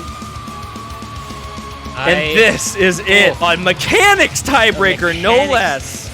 And man, oh man, the way Germany just played on that Hard Rock 1, Hallowatcher Whitecat, oh my. This, if there was ever a time to say Germany were the favorites in this match, it might just be right now when it matters most at 6-all into the tiebreaker. This is everything. United States, that streak of winner's side grand finals appearances is now in true danger. Germany going to make that first grand finals from the winner's side ever. I mean, you can't write up a script any better than what we're seeing here today. And I think we're going to probably get a couple minutes here before that tiebreaker is played. So hopefully everybody can just catch their breath a little bit, because we do have that tactical pause available going into the tiebreaker. Looks like USA is going to take it, so we're going to have a small window of time here to try to recover some nerves, to try to catch some breath, and to try to prepare for tiebreaker here in this winners final. I don't really know how you prepare as a player for a tiebreaker like this with nerves. Listening to this song, I think when you are sitting in a lobby and you are staring and have your headphones on, listening to The Abhorrent, mapped by Mazarin, how do you calm down? How do you sit in this lobby? I don't know. I mean, I knowing Kriller, he's sitting here like jamming to this, and this is just, I don't know. I don't know what's going to happen here. I think that, I mean, it looks like Germany has their roster set. I think this is a pretty good roster for this map. Likewise, the United States, Utami, this is a type of map that he's super good at. Fancy Lad, Airyu, both consistency. Taquito, you know we're going to be seeing a potential hidden score on this right now, and I think that's without question something that we can expect here. And there is already good lucks and have funs for both teams. We are getting right into this, no hesitation, smallest break ever. The United States versus Germany, the return of both of these teams from last year's grand finals in this winners bracket finals weekend. The United States or Germany, who will be securing the guaranteed top 2 finish? I am prepared. This is going to be ridiculous. We see matching hiddens, Taquito and Okinamo both running that preference hidden mod. Utami, Fancy Lad, no surprise to see them both in. Airyu is going to be the 4th for the United States. Kriller, the rookie, in for Germany, joining Whitecat Dust Ice. Dust Ice, we're going to see breaks. Like, this is the type of map that I just don't think we're going to see maybe the most amazing of scores on a lot of people, but it's just going to be all about who can still be standing when they cross that finish line. And right now, everybody is just getting assaulted by the intro of this pick. There's a dangerous part of this map, which is that it's very difficult to put up a consistently good combo or FC on this map. I think the best score we saw on this was actually Doomy in the show match for the veterans team, putting up well over, 600,000-700,000 on this map. And I think the dangerous part of not being able to hold consistent combos on this is that those carry players can really start to take a massive effect. I'm talking about people like Utami. I'm talking about people like Whitecat. Even Kriller right now holding right up with him as Taquito finds a big break for the US. The first major break out of both of these teams, but Dust Ice will trade it. And this one's plenty long, almost 6 minutes. Dust Ice and Okinamo finding a couple breaks. United States getting that combo with, but there goes Kriller as well. Ooh. Oh, that is so bad. Germany just had a meltdown. We're not very far through the map. There's a ton of time left. You see on the scoreboard, barely anybody even at 100,000 points yet. So that gives you an idea of how much there is still to come. But the United States is going to try to claw any advantage they can get out of those early breaks from Germany and just try to ride them out as long as possible, because that is all you can ever hope to do on a tiebreaker like this one. And man, Tommy Airyu, Fancy looking good. Whitecat still doing what Whitecat has been doing this entire match, but it's just a question of whether he'll get the backing combo and whether his team can provide what they need to. Another break comes out from Okinamo and Dust Ice. The Whitecat team backing is kind of letting him down here so far. The United States, 100,000 point lead is bigger than it looks because of how long this pick is. This is very, very dangerous, and they have a chance to see the scores right now, and this could be either a very good spot for the United States. This is either a confidence booster for them, or it's, oh my god, we're winning, I cannot miss now, and if I miss, we have a chance of losing because White Cat is still FCing. So there's two scenarios, and we'll see on this next section who's able to hold through this combo right now. They're really relying on those three players from the United States right now. Taquito, with that hidden, is putting work in right now, but Kriller is matching up right alongside. Let's see. After we get through a little bit of a pause here, we'll see what happens. Client, this is literally the worst time. Literally the worst time. Wait, okay. A Fancy Lad. Woo, okay, we're gonna have to see. We're just gonna have to see. We'll see if Colorado Net prevails. Yeah, we're going to have to see what happens here. I don't know. I don't know what's happening here, but we're going to keep an eye out. It's still the United States in the lead. We're just going to continue on as it goes. There's a break from Utami, but a break from Okinamo as well. It's a lot of combo for Germany. Ariu Taquito holding on. Fancy Lad, we're not sure. We have to hope for everyone's sake on the United States side that he is still playing. His stream went offline. This might be very bad for the US. I am 99% sure Fancy Lad's PC has either crashed or his internet is gone. Alright, well, so now Fancy Lad is officially disconnected. We're gonna see. I'm not sure what's going to happen here. There's basically no combo over on the side of Germany right now. Dust Ice is at about 1,000, but the others are pretty low. There's a break from Dust Ice. The United States could actually win this as it stands if Taquito keeps this up, and it would not even make a difference. If Fancy Lad manages to reconnect before the map ends. Yeah, I mean, we're going to have to see. I don't know. We don't know. We really, unfortunately, we're going to be playing this a little bit by ear here. We're going to be keeping in touch with the management staff here to see what's going to be the end result. But for now, we're just watching as the United States holds on to their lead. Despite Fancy Lad's absence, they do have a 160,000 point gap, and there are breaks everywhere except for Taquito. He is the one keeping the United States in front on this with a ludicrous performance. He has the best score with Hidden by like 40,000 points over White Cat, and next behind that is all over 100,000. So we have to remember as well, for everyone watching right now, because Fancy Lad's client is still connected in the map, the United States has about 231,000 score because of his right now. That is technically missing from the MP link if he doesn't disconnect, which is basically making this dead even between the two teams right now. However, Taquito is going to very quickly make up that difference right now. Yeah, this is going to be huge if Taquito can continue holding on. No, he does not. He does find a break. It's coming down to the wire, though. It's getting close enough to the end where I don't know what kind of opportunity Germany is going to have to make much of a comeback. There's another break from Dust Ice. There's another break from Okinamo as well.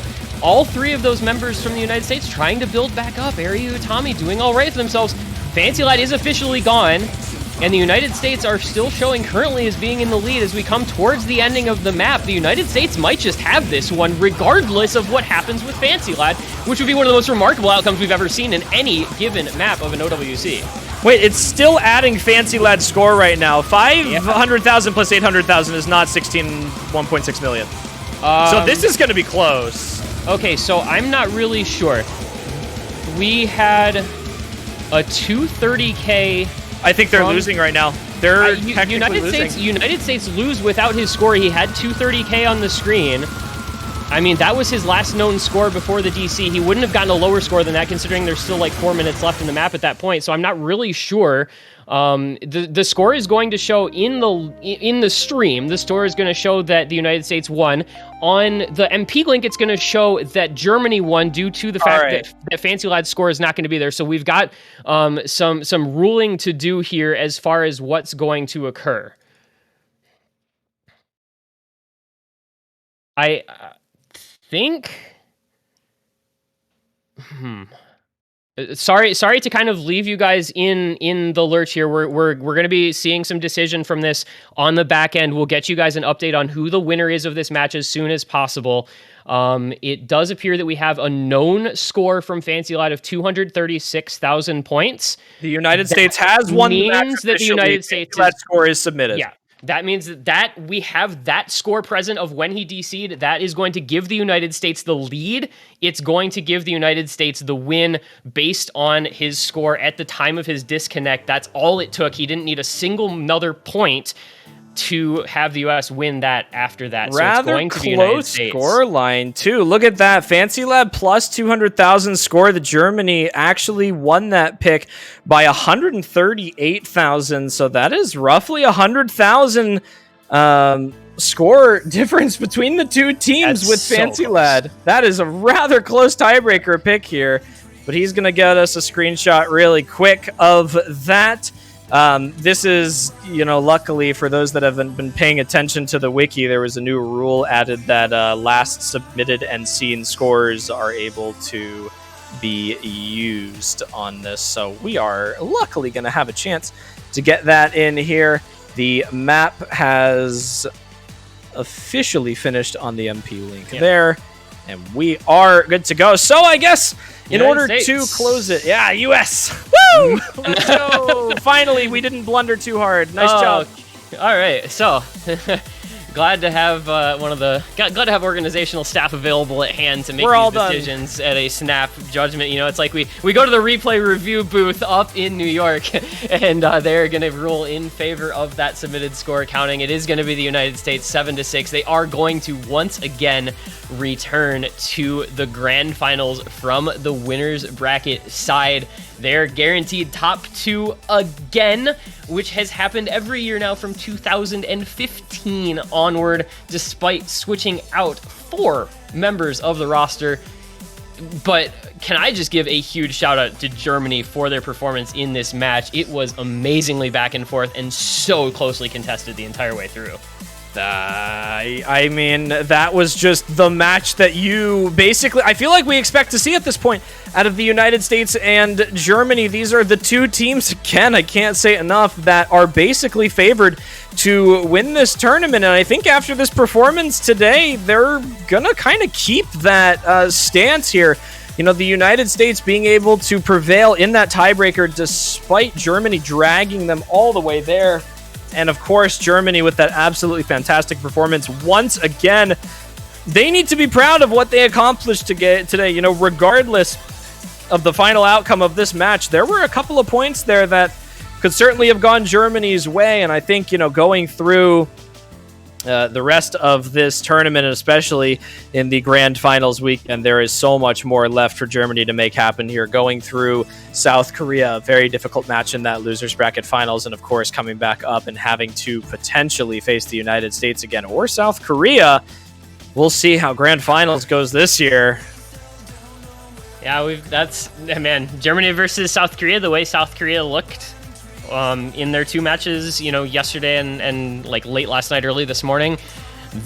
Them versus Germany on a grand finals pool, if they can keep up that performance, is going to be another banger. And then the United States going to be anxiously awaiting the winner of that one, because they showed today that the United States is not infallible, but they are still the team to beat in this tournament no matter what. So it is going to be an exciting grand finals weekend, to say the least. Very, very exciting. But regardless, that does it for the finals weekend. That is the conclusion. This is now, to everybody who is either informed or not informed of tournaments, the top 3 teams left in the tournament remaining. The United States is guaranteed now a top 2 finish in the tournament. Germany and South Korea will now be in the losers bracket to potentially fight for that second place spot again for Germany or South Korea, fighting their way back after a hiatus for a couple of years. They were a very high performing team for a very long time, and making it back to top 3 now is something that I'm sure that they are very excited about. Canada taking that spot the year before South Korea, the last time they were on the podium in 2019 with that silver.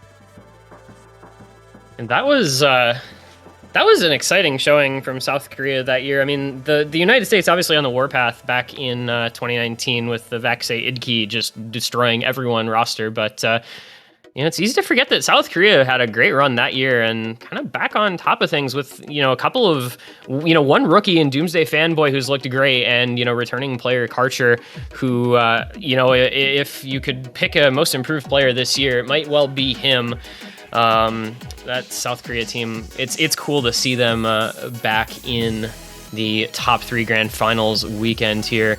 And we are, just to inform here real quick, we are going to have a round about 12 to 15 minutes here. We'll have the Grand Finals Map Pool Showcase, which you absolutely do not want to miss. So we're going to hang out. We're going to discuss a little bit about this weekend. And then we will have that showcase coming up right after, just so everyone is aware of what's going on.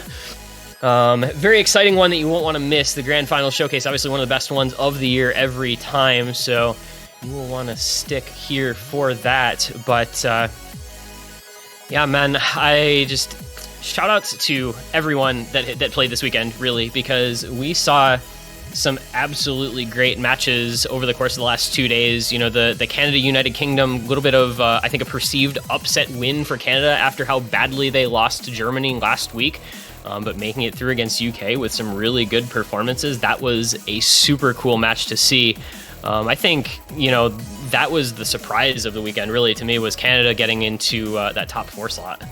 Oh, absolutely. And they had a rather close match against South Korea as well, a 5-7 finish on that match. I think, Canada was one of those teams, they came into this tournament this year and everyone kind of took a look at them and they went, a lot of the top players are missing, a lot of those big carries from last year, really not quite as prominent or, on the roster. And I think that because of that, they were, kind of pushed to the side a little bit this year. They weren't regarded as highly, and they came out here and they showed everyone, no, we have what it takes to get, a top 4 finish in the tournament this year, and they proved it to everybody regardless. The United Kingdom, an exceptionally strong team this year as well, succumbing to Canada even is, just a testament to how strong they looked this year. Finally, South Korea being the ones to knock them out, but it is something that I think that they can be very excited about. And South Korea can also be very excited about finally getting, again, that chance to prove themselves in that top 3 placement here.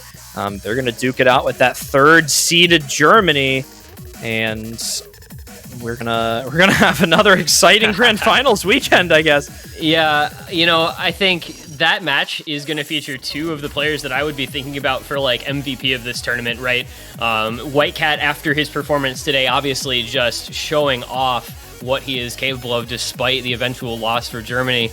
And Flying Tuna, as well as his teammates. I mean, Karcher, as I mentioned, has been an amazing player, but Flying Tuna is that guy who you put him in for every map and he always puts up a good score. So, the Flying Tuna against Whitecat matchup in that losers bracket final next weekend is going to be one that I'm very excited to see. I really am interested in what that pool is going to look like, because it'll be interesting to see if it favors either one of them particularly, or if it's going to be a nice evenly matched bout between 2 of the most prominent and best performing players that we've seen this year so far. Yeah, those big MVP players for these teams this year really have been making, some waves, especially through the new players. If anyone was around this weekend for the veteran versus rookie show match, the veterans just barely prevailing in tiebreaker. They did do mixed teams, but the veterans just barely pulling that out against a rookie team mixed up of all those incoming first-year OWC players this year. And those are the players, again, you really have to kind of cherish if you're each of these countries here. They are your depth. They are the future of your country.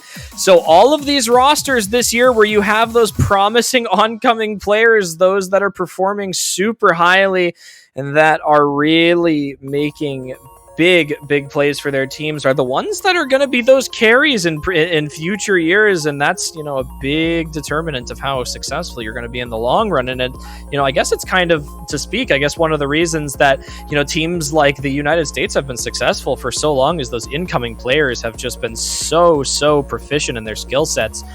Germany, likewise, now just pulling through every year. Yeah, it's very cool to me this year, especially, to see the roster changes that people have made to still end up with such strong performances. I mean, our top 4 our top 3 last year. Obviously, USA, Canada, Germany, those 3 all in the top 4 again this year. But they had all these roster changes. You bring in Utami, you bring in Taquito, you bring in Kriller, you bring in Xylice, you bring in Muffin Slayer. It's really, really exciting to see, to use your words, the future of these countries, and the things that they're going to be capable of. Really shows that OWC is going to remain, I think, as competitive as this year going forward into the future, because you see Germany taking United States to a tiebreaker grand finals last year, tiebreaker winners finals last year, USA looking ever so slightly more beatable, year over year as other teams continue to improve. And you bring in these new players, you get them trained up, you get them a ton of experience in tournaments, and you end up with teams that are ridiculously competitive, even if it's a bit unexpected. Germany, Canada, I don't think was a team that people were saying was going to be up in the top 4 again, and they surprised a lot of people with all these roster changes, losing Azer, losing Ryuke, and so on, and still making their way all that highly.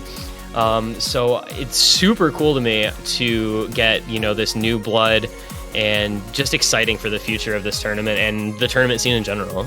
How significantly more exciting than previous years. I think we mentioned it quite a bit, especially in that semifinals weekend. If you really do look back at the challenge bracket, you can see just how many close finishes we've had this turn. I mean, the amount of tiebreakers, the amount of 6-5, 6-4, 6-3s that we've had this year has been exponentially higher than in previous years. And I think a lot of the disappointment with the World Cup for a very long time was, just how not close this tournament was, especially if you watch any of the other game modes, Mania, Catch, Taiko.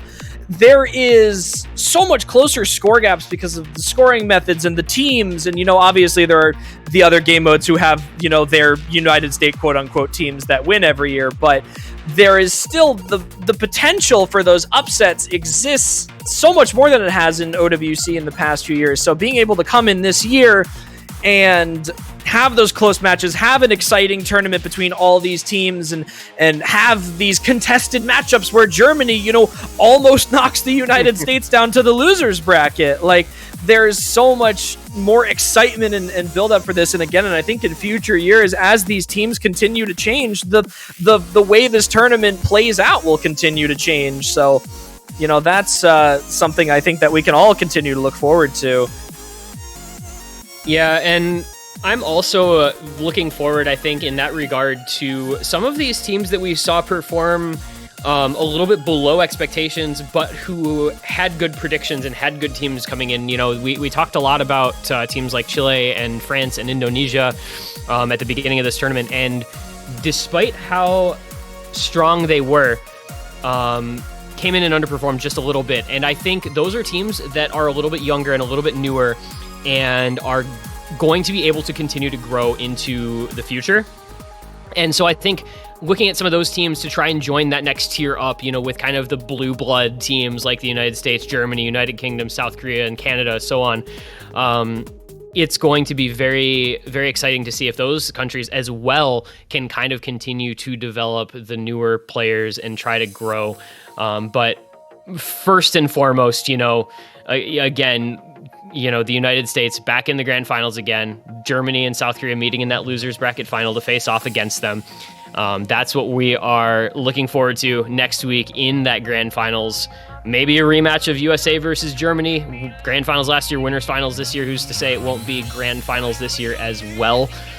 So very, very exciting stuff to come next week. And just a great job and GG's to them on another amazing match, that 7-6. If you happen to get here late, definitely go back and watch all the way through, because it was a banger from start to finish. And it just bodes even better for what we're going to get to see next week in those grand finals. Absolutely exceptional. Of course, please do go check out all of the videos. Our very lovely head moderator, Puffbuck, does a great job of cutting those all up for you every week, getting them all set up onto the channel so that you can watch back your favorite team's videos every week. So please do go over and watch those. Something alternate to mention as well, we mentioned banners for the entirety of the tournament, but those will be coming to a close soon. Friday of this upcoming week will be your last opportunity to get your banner to support potentially one of the 3 winning potential teams, or maybe your favorite team that you didn't get a chance to go for earlier. Again, those close before the grand finals commence this weekend on that Friday, so make sure you get a chance to go over that. But with that being said, again, the finals weekend has officially come to a close, and of course, with that being said, thank you to everyone who has stuck around for the tournament thus far. We are not quite done with the weekend yet. Coming up in approximately 1 more minute, we will have our grand final showcase. We have been putting work into this one for quite some time now. We've got some very exciting maps, some very exciting other things to show you today. Our pooling team is very, very satisfied with how this one turned out, as are the organizers, myself, and everyone else that works on this tournament. This is something that you should stick around for. You should call your friends in for, call your parents, your siblings, your aunts, uncles, everyone else in here. Make sure they're up and ready for this showcase right now, because this is going to be one that you absolutely cannot miss, and I can say that with 100% certainty. Of course, now we will be passing it over to our pooling team, and of course, fellow organizer Azer and OMG Force and Mazarin will be taking over for us. Gentlemen, welcome. Hey, how's it going? One more showcase to go, and we got the people together. We've got OMG Force for one last showcase here. How's it going, man? Yeah, finally, it's the end of OWC, and as you saw in the previous match, it's gonna be a banger. The next week is gonna be even better, I think, with a better pool, and yeah, I'll be excited to show you all what the players will play on. Of course, we've also got Mazarin here as well, one of the more newer poolers in here. It's nice to have you on the showcase, dude. How are you going? Hello, everyone. I'm really excited for this showcase. Yeah. There's some good stuff here. I think there will be a good amount of good surprises. I think there's a couple maps that were decided pretty late. Lots of discussion happening still, even this morning, about some of the more contentious parts of the pools. But hopefully we got it in a good place. And that being said, we about good to go, I think. So let's get started. Of course, it's only right to start the grand final showcase with a classic combo of Barking Mad Dog on Buta Otome, but this time it's not Buta Otome, it's a custom Katagiri remix. Let's take a listen at Buta Moso.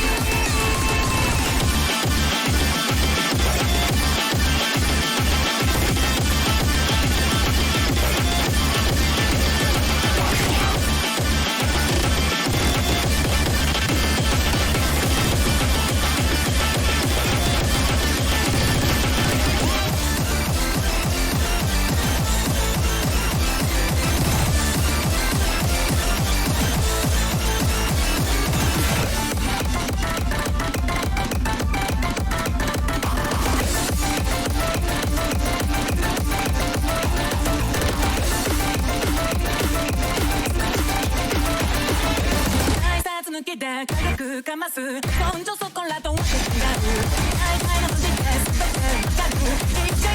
we've let that play out a little bit, so let's take a listen to what the story behind this pick is. LG4s, what's going on here, dude? Alright, so we had a bunch of ideas of streamlining custom songs a bit more in the future for stuff that is, you know, not just tiebreaker as we saw it last year. And we were thinking of some ideas of just making it work on Watching Walnuts and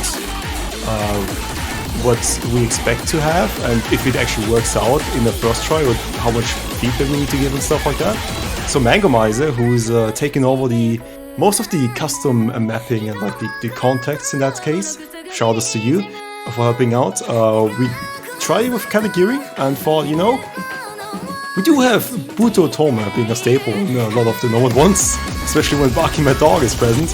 And trying it out here, well, with Barking Mad Dog and Katagiri, seemed like a good fit.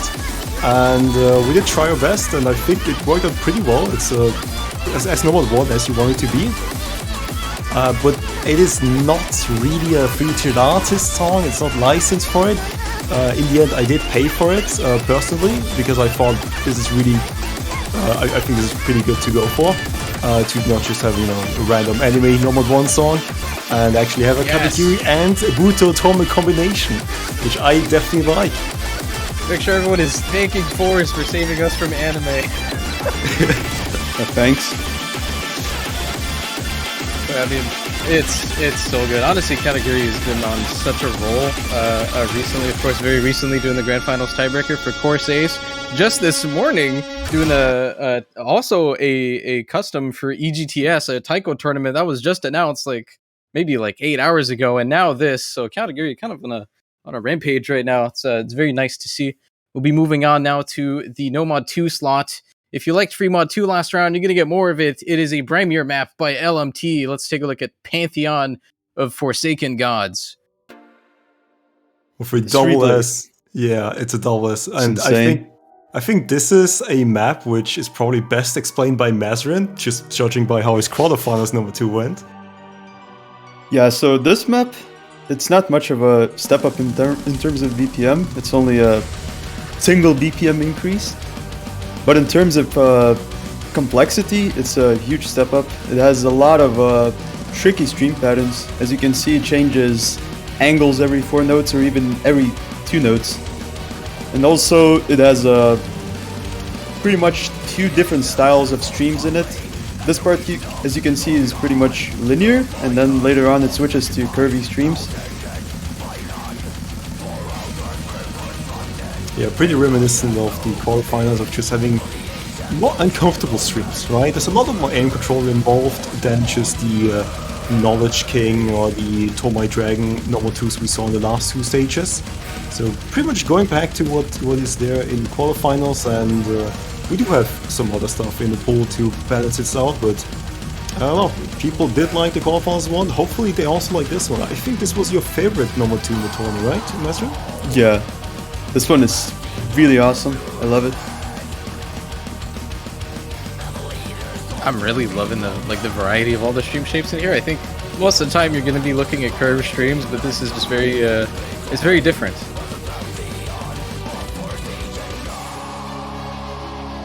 Yeah, also I think this might have about the same stamina requirement as the finals one, so it doesn't really go up in stamina, mostly just up in sheer difficulty of aiming these patterns. So you could call it more of an aim map at this point. Pretty sure the star rating is also lower, or about the same actually. I'm not sure if I'm mistaking it for the reworked star rating, but it's about the same I think, yeah. Because the spacing doesn't get much higher either. Yeah. But as you can see, the angles change way more. How does he assess this? We don't talk about it. It's 65 UR, by the way. What? Yeah, that's reminiscent of me playing a 5-star drum and bass song, yeah. Yeah, me too. Except this one is pretty damn hard. Yeah, he shows no signs of discomfort at all in this replay. There's a good chance we get to see a little bit more of Varvalion pretty soon. Ooh, foreshadowing. Yeah, got one more little show match in the grand finals. He may or may not be there.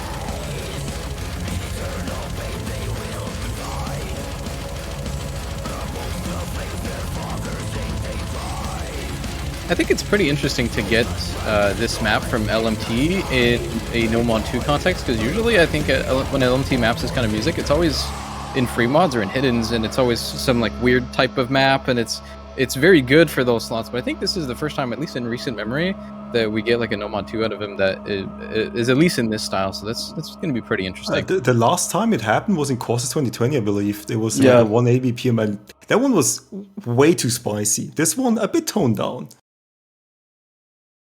All right, another pretty staple name in the alternating mapping scene, I guess. Let's look at a Moth map. Yeah, it's Autoscopy from Yosei Teikoku. Always nice to see some Yosei Teikoku. Man, I mean, if you remember Moth, he had a map in there, I think in round of 32 as a No Mod 3, and we pretty much start with the easiest No Mod 3 in the tourney is Moth, and you know what? The hardest one is Moth as well.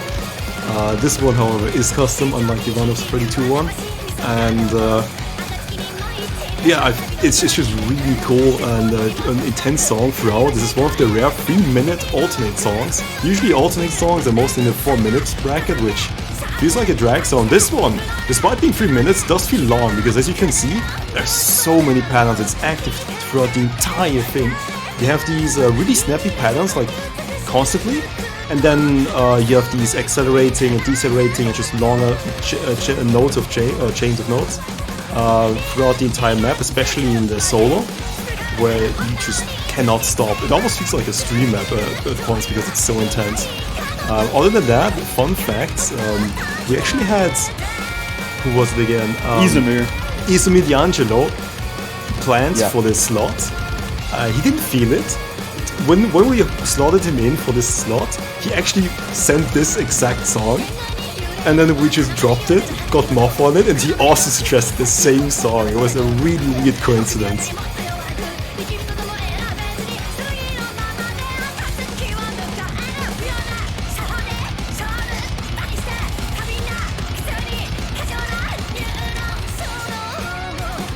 Honestly, with how much Isumir's been mapping this artist, it's like, it's gotta, you know, he's very good at it, but I think sometimes it's nice to see someone else do it, right? Like in the past, like 2 years or something, every time it's Yosei Teikoku, it's pretty much always Isumir. So we get to see a bit of a different take here, I think. To be fair, we did have Denkari in last round, and it was Starstream, and then we had Lassie map too. That I think is the exact same band. Not sure, but I think the vocalist at least is the same. That's true, actually. We did get a Lasse. Yeah, Lasse does a lot of, usually, again, kind of similar thing, though. They're always, like, hidden. So we don't really get to see these maps in this context. I think we had a Lasse No Mod 3 in, like, 2018 or something. Yeah, and then on the song like this.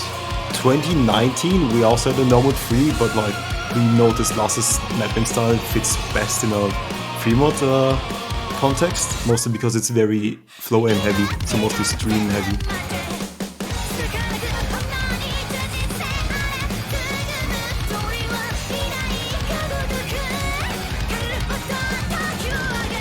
Shout out to Emrek for getting the replay. Yeah, that's another name you may or may not see a little bit more of.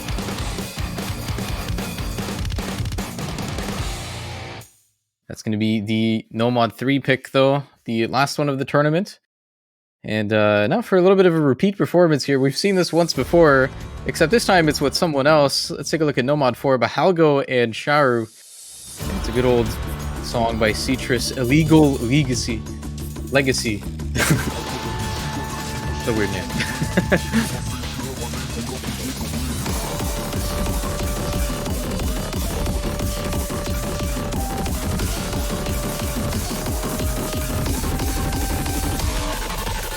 Yeah, this map is pretty insane. This one has many slider streams, as you may have noticed from the build-up. It is very slider-based, but it also has very hard one-port patterns as well, as you can see, especially the ones with the kick sliders. You have to be on point on them with your timing, or else he will probably slide the break. Yeah, it's pretty much as you can expect. If you see Helgo, you have a map or shower map, and if you put them both together, yeah, more reminiscent of the semifinals. Look pretty nice. Yeah, I mean, there's some pretty nice slider art in this. I feel like Helgo could probably write a PhD thesis on his sliders and Yes, why he please chose do. to go for about it. And I'm pretty sure. Even Mazrin is stoked on some of these sliders, looking at the finals tiebreaker, being inspired by Helgo on some of the occasions. Yeah, Snow parts. Helgo and Sharo are really good mappers. I'm really happy we got them this year. Yeah, and if you notice that, Sharo might not be the Frenchman as Helgo is, which you expect on a Nomad 4 slot. So where's the real lazy Nomad 4 slot, Mazrin? What? Oh. With French mappers and tech. Are you pointing at the finals Relazy Nomad 4 incident? Perhaps, I don't know. Don't talk about that. We don't talk about it. Okay, 3D rotating Yoshi. Alright, that's enough context. Yeah, but otherwise you see a lot of just aim control and fast sliders. Just be on point. It's really easy to break here. If you thought finals was hard, this one's even harder. Have we had a shower map before in OWC? Don't think so. No? I think this might be the first time. Well, in any case, let's move on now. One more speed pick for baiting. It's a good one. Let's take a look at Bit Futures by Toybot. It's a fantastic collab with and Frums. I don't know how to say that name, so I'm just gonna say Yeah. you know AAA games, but do you know quadruple A games? I don't know, dude. But it's the Nomad 5. It is a bit different from the last stage, where it was mostly just about very comfortable aim and streams. This one is a little bit spiky. It has like 2 halves and then a bit of downtime in the middle, but it's just 250 BPM, 10 BPM higher, just a bunch of bursts here and there, a bit of aim control here and there. It's not too comfortable, and they want third section, which isn't completely free. We'll see next. We'll see in the DT pool what's happening there because of the Nomad 5, but otherwise. It's a different type of song as well, which is what's it called? The genre, like chiptune or something? Or? Yeah, I don't know, but otherwise it's a different genre. What you expect, especially later stages, with like all the metal songs you've seen so far. Maybe get a bit of variety in there. there was definitely a period in time where this was pretty common for speed picks, right? I think I'm thinking of a lot of like battle maps. Of this artist specifically. We've seen a few of them, not so much recently though.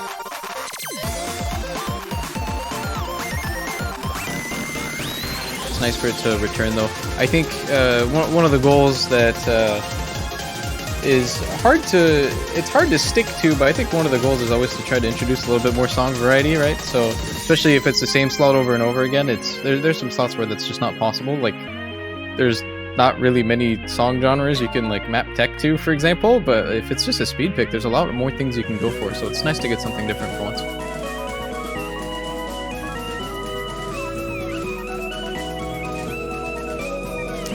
I can already hear Mazrin being disappointed this isn't another metal song. We had so much metal representation in the previous movies. right? Haven't you heard Mazrin's a tech mapper now? Oh yeah, He graduated from metal. Yeah. But for some reason he doesn't map the tech songs on tech. I mean, it's pretty much tech. It's a Neuropunk beat in the background.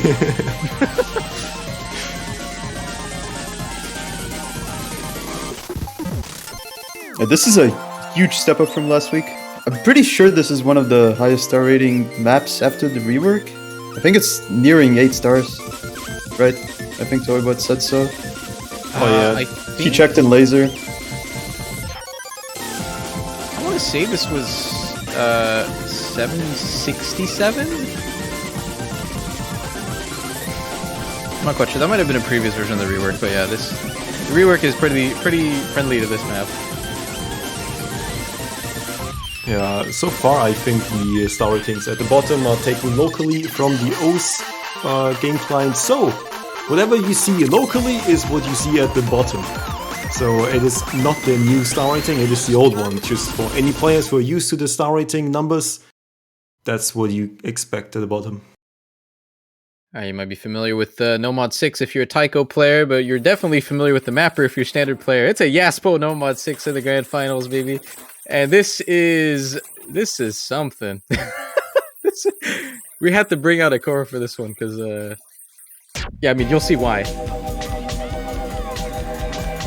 It's a pretty solid continuation. I think this is a very good continuation from last week, where it was a lot more about swing rhythm and just a lot of active stuff. It's just the same thing, but on crack. Yeah, in terms of complexity, I think it goes down slightly, but it does make up for it in density because it has even more active rhythm and yeah, basically just does the swing, throws the swing rhythm at you non-stop. And worth noting, so it shows this BPM is 280. Most of the song is going to be in 1/3, so it's not really 280, but it's extremely dense. I think there was still a little bit of debate on what we wanted the AR on this to be, but we settled on 9.3. Felt like the best place, but even then, that's pretty low for a song this fast. It's really low, so for how complicated some of these patterns can be to read, there's definitely a solid element of like density reading that's present here beyond just the rhythm as well, right? So there's also multiple factors going into which makes the players feel as it's more dense, higher density, which is the circle size 3 here. If you notice, if you go lower approach rate on small circles, it definitely feels different than lower approach on bigger circles. So next to that, just having the pattern complexity on this as well, it definitely has a bit of a reading aspect to it. I'm gonna probably just expect Germany to ban it every round. Yeah, that's the resident Germany ban potentially, but we'll see. Maybe they practice it and think, oh, this is doable. But otherwise, the background behind the normal 6 rhythm slots, you know, we tried last year to go for like a rhythm complexity increase every round, and it's just not possible. You cannot find rhythm, like game songs or like just songs in general, that have a step up and don't have too much downtime. And you like scale the amount of snap-ins and different snappings they have and get more complex instead of just going Sputnik in normal 6 again. And that's a bit too predictable, right? So we did just opt to go for something rhythm focused and just scale it up, add my aim control, which is kind of what we did with finals, and here we go with grand finals. A bit more aim control and reading added to it next to the rhythm. yeah, I think in terms of the rhythm choices in this, just the song in general, there's like a fine line that you cross between what's predictable and what's not. All of this is still very predictable, right? Like you can learn this. It's nothing too uncommon. There's no weird snaps at all in any of this. It's just really fast. So it's a bit of a different element of gameplay that I think a lot of people might be getting used to, right? So I think by now we're used to IL type picks, right? So you talked about Sputnik, where it's just a lot about like really weird snaps. None of that here. It's just really fast. Moving on to the hiddens now. Maybe Mazarin should introduce this one. Oh, right. I was actually wondering what the hidden one is going to be, and I totally forgot it's actually this. By the way. Yeah, I was about to alt-tab into the pool sheet and check what the hidden one is. Yeah, so me and LMT collabed this for, what was it? I think it was a tourney hosted by Konya. I think it was Clever Cup. And yeah, we mapped this as a hidden one, and it was pretty much fine, as is for LWC. And compared to last week, it's a step down in BPM, but it also has way lower AR, and it also features really long circle chains and really awkward angles compared to the last week's. Yeah, it's pretty much as you said, a lot of pattern aim, just a lot of intensity throughout the entire map. One thing we definitely need to take a look at are the longer chains of jumps. So if you're out of it for a second, you can kind of save yourself. It's not quite like a stream map where if you mess up once, you chain miss 9 notes, but you can chain miss 2 notes or 3 notes on some of these jump patterns if you try to chain miss, which I wouldn't recommend you to do. But yeah, otherwise, still, as you can see, lower star rating than a lot of the rest of the core. Don't underestimate this map though. Yeah, some people might have noticed in chat, Savada's gotten really good at hitting recently. Changed his playstyle too. Yeah. I'm always a fan of taking existing tournament maps already, right? There's a lot of work that goes into a lot of the other community tournaments, and I think it's always nice to just start reusing them slowly. I think like a lot of effort and a lot of like balancing went into those things, and it's nice for them to have purpose in more than just one tournament for one weekend, right? So giving it a little bit of a second life here. We've been doing it a lot with course ace maps as well, so. Oh yeah, I mean, if there's a really good tournament map which got created, and I think that's one of the core issues I think of custom mapping is being able to harness like just creativity and make it happen, while you're literally forcing them to say, literally going, hey, map this and be creative. Which is, you know, not a recipe for having a creative product at the end of the day, right? A really good one which has a lot of thought put into it. So it's really hard to find like really good bangers coming out of custom mapping, because they're also done with like time restraints. But when you have one, and those are done with tourneys, and you have it be a good tourney map as well, I mean, what's the pain or what's the problem with reusing like this? It's a good map, just keep using it, no problem.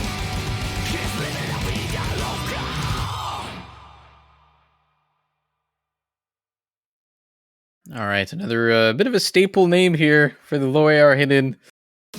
It's Ice Cult time on a Cranky song of all things, and this one is honestly, I was gonna say it's pretty spicy, but it's not too spicy. This one I felt was very, very playable. I think this is a very accessible low AR pick for a lot of the players in this.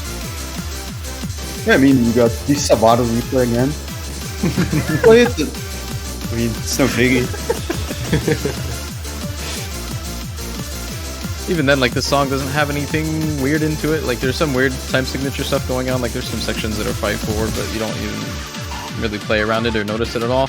It's just mostly just a lot of linear aim at low AR, right? So nothing too weird. Yeah, if you think about it, if you think of all the hidden tools we had so far, we tried to put in variety into LWC. And you saw some like CS5 Taiko-esque map with the Blast Runner 16 hidden. You saw some more Teppy focused ones, but not Deathstream focused, because people really don't like those. So we tried to like have a bit of variety there, while still keeping it in, well, the progress of being approachable for people. The thing is though, once you get to the really high levels, and when you don't have doorway presence, does it really make sense to put in a complete death reading map in there, which has to be practiced for days on end?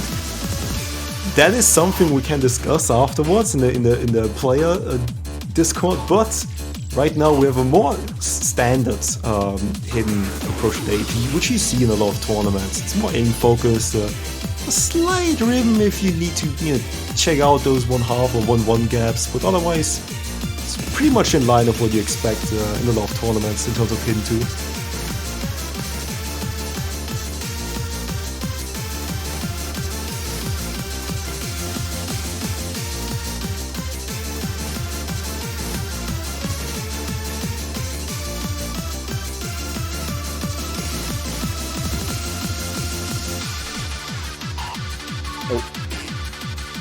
Savada, man. What happened?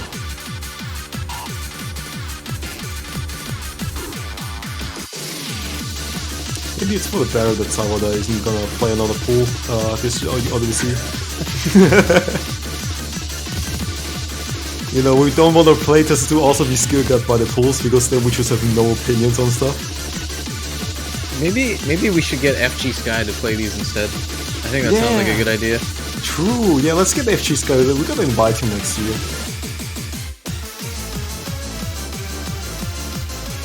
Yeah, with shout out to Savada, who was the newest addition to the playtesting team this year. He was able to take over most of the speed picks and opinions on those. And, well, apparently he's also a hidden main now. Pretty good one at that. Yeah, ODBC win.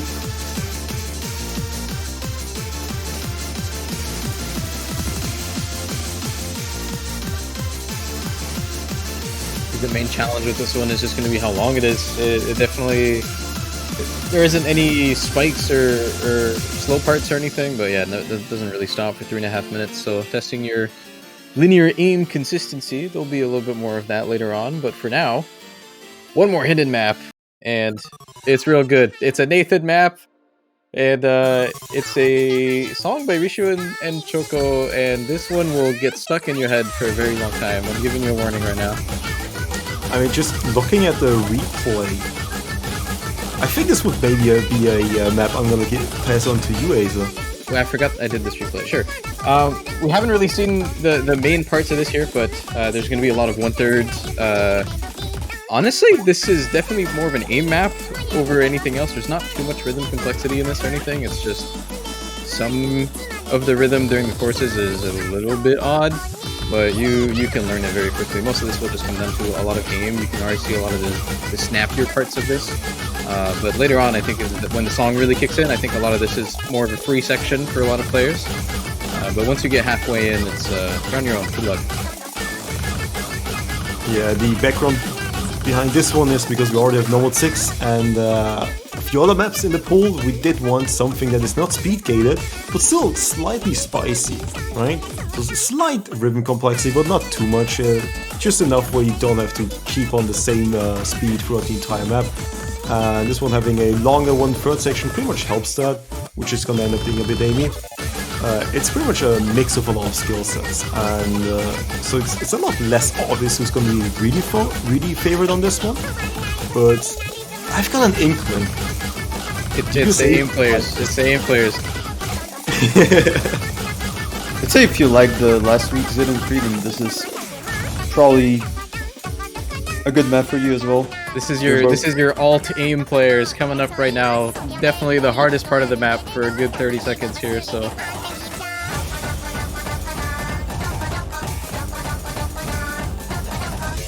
Also the part that's gonna get stuck in your head.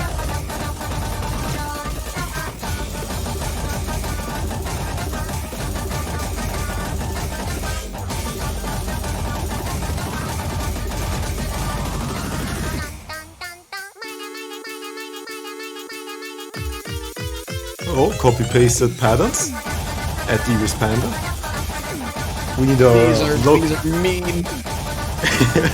Yeah, just a bunch of 1/3 here. These are pretty much around 240, 250 BPM-ish snaps.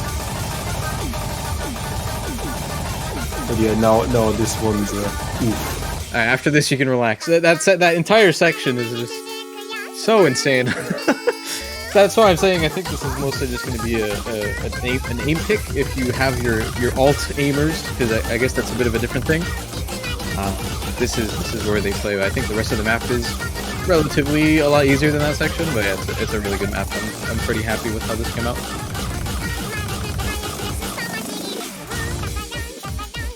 Yeah, I'm happy with this one too. It's really fun actually. It does a little speed up here in the end, but it's not enough to speed gate anyone, I don't think. I don't know, there's like 250 BPM 5-note bursts. I don't know, maybe. It's nothing. If I can play it, probably not. Double tappable. Alright. Hard Rock One Time, It's More Aim by Skyflame. What's the story behind this one? Because I think this is an existing map. Yeah, it is, and we were actually looking for a comfortable aim map due to how the whole pool turned out. We were only missing a Hard Rock 1 and Fremont 3 at one point, and yeah, we needed more comfortable aim, and we basically thought, why not go with Skyflame? Because he does comfortable aim stuff well at high star rating. And we looked through and found this map and went with it. Yeah, if you remember back to the Nomad 1, Baki Dog, obviously he does map pretty comfortably. But you do have a few inklings of slight uncomfortable patterns, as you can see some of the squares and just the active 1/4 sometimes.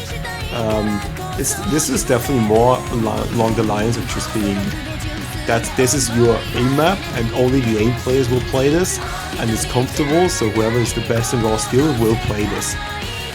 Because we don't want the pools to be too biased for anything niche or weird or uncomfortable in.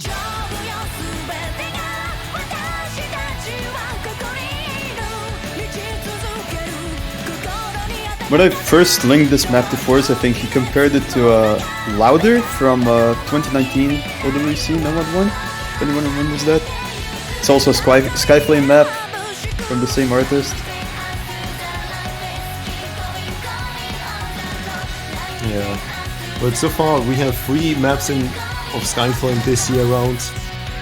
It is again, I think Skyflame did map Hard Rock 1 last year and the year before, so Definitely a bit of a staple. yeah, so it wasn't planned. I think this was one of the newest editions of like 2 days ago or 1 day ago. We actually were like, okay, I guess we do need to go for Skyflame again. Okay, you know, it kind of reminds of the Isomir D'Angelo tiebreakers of finals in the recent years, right? Where you always in the finals you had like Isomir tiebreakers, mostly because we couldn't find anything, and then Isomir submitted a new map which is like, wait, this is the right difficulty and it's kind of consistent. Okay, I guess we go for another Isomir D'Angelo tiebreaker. Right, I don't know, man. I mean, if you get served through these maps on a silver platter, just take it. Yeah, I mean, the formula works here. I don't think anybody's going to complain about seeing more Skyflame. Yeah, to be fair, we only had 2 other maps from them, so... And they were both Nomad 1s this year, so I think it's fine, yeah. Just one custom, right? So we did try. Hopefully we'll see Skyflame in the future in other slots, though. Is this the first Hard Rock one that isn't like an old map? Do we have one that wasn't an old map? It was pretty much impossible to find one for a 7.5 Nomad 1 pool. Yeah. At this point. Super Soaker wasn't too old, right? I think we had Super Soaker. Oh, that's true. Yeah, Yeah, that was 2020. Yeah. That was the only one. We were considering Hates the Rise, but it's just too spiky. It's the Rise. Oh no. If only Bartek was here. Man. Society if Bartek was present in metal showcases. I miss him already. I mean, I think the whole like old, you know, non-custom Hard Rock one has been mostly an effort from Bartek, right? Yeah, Bartek really likes putting an old map twist in it, which obviously I'm not against at all, and neither isn't mattering as long as the map is fine. And sometimes it wasn't ideal, or sometimes it just wasn't possible to get a perfect tournament map as an old map, because that's just the way it is. But all ranked maps work out really well as tournament maps, but we tried our best, and we hope that players did enjoy that old map twist which Bartek added to the pools.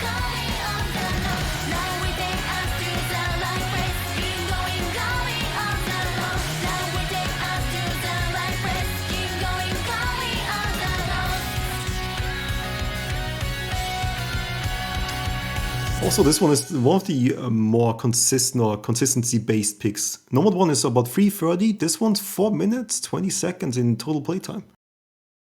Yeah, it's a bit of a marathon.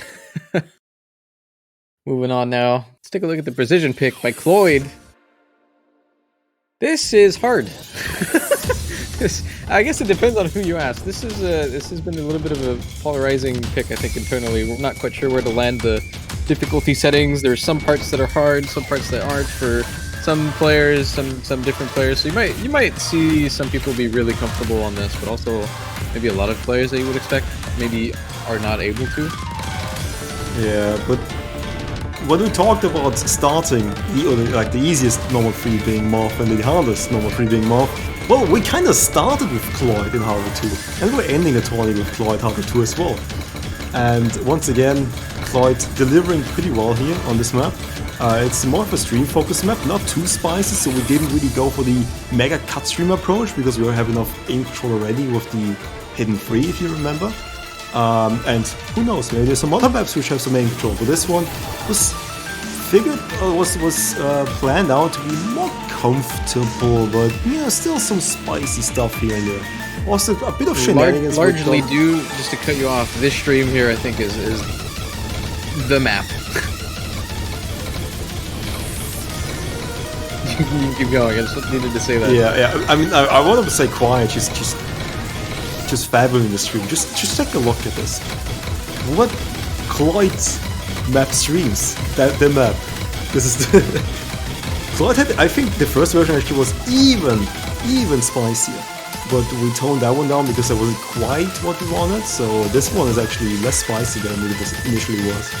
Yeah, so there are some players that are really good at this kind of thing, and there's not a lot of representation in World Cups usually because Precision will be more aim, but stream aim picks is just not something we've seen a lot in Precision. It used to be really common. You think of people like Silver, right? And maybe like 2015, 2016, there was like this like era of a lot of these picks. It's been a while since we've had them, so I think some people are going to shine very nicely on this map, but it might be pretty hard for some others to keep up.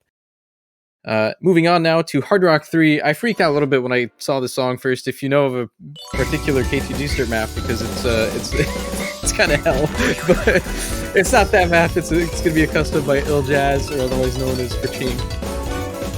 Yeah, with this one you might be familiar with the map already from the Nomad 6 in semis, and initially this was planned for semis actually, and he made this map and it was simply way too easy and there wasn't enough time basically to make it proper, so we basically moved it to Grands and did a little bit of buffing and ironing out, and it eventually worked out in Hard Rock as a more space pick, I guess. Man, which instruments are we gonna use in our next song? All of them. That's how I feel like the songs like. It's just all over the place and just so active, and rhythm complexity is gonna be represented by this pick rather than the Nomad 6. Mostly because if we try to one-up the finals Nomad 6 in rhythm complexity, or like difficulty with the same rhythm complexity at least, we have to go high BPM and then we speedgate everyone. So rather have something like this in Hard Rock 3 and go a bit of a different route in Nomad 6. So if you have your Nomad 6 players here, enjoy the rhythm complexity pick with OD10. You can expect some A-rank FCs on this most likely. I mean, maybe not. It's grand final, so the teams are pretty good, but I think, yeah, it's really tricky. Also, there's a lot of very difficult rhythm that isn't even mapped. Like, I don't think it's possible to map it to make it playable. There's just so much going on in the song, right? So you kind of have to be a little bit selective as to what is being mapped, and it still ends up being so active and ridiculous with the rhythm choice, right? So here's your act pick.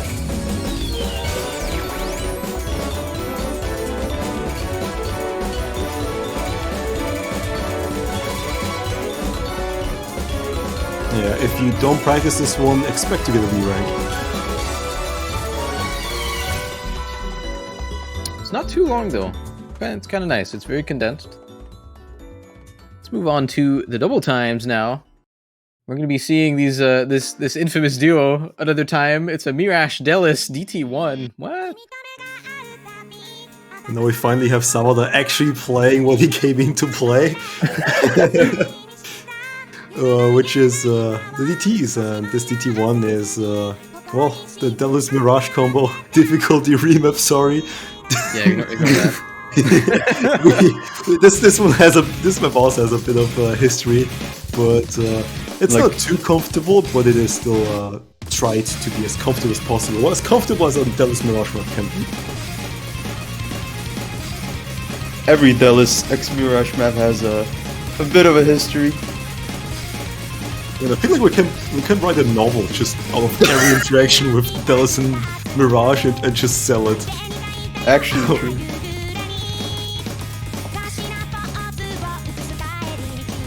Compared to last week, it's 4 quite a big step up in terms of BPM.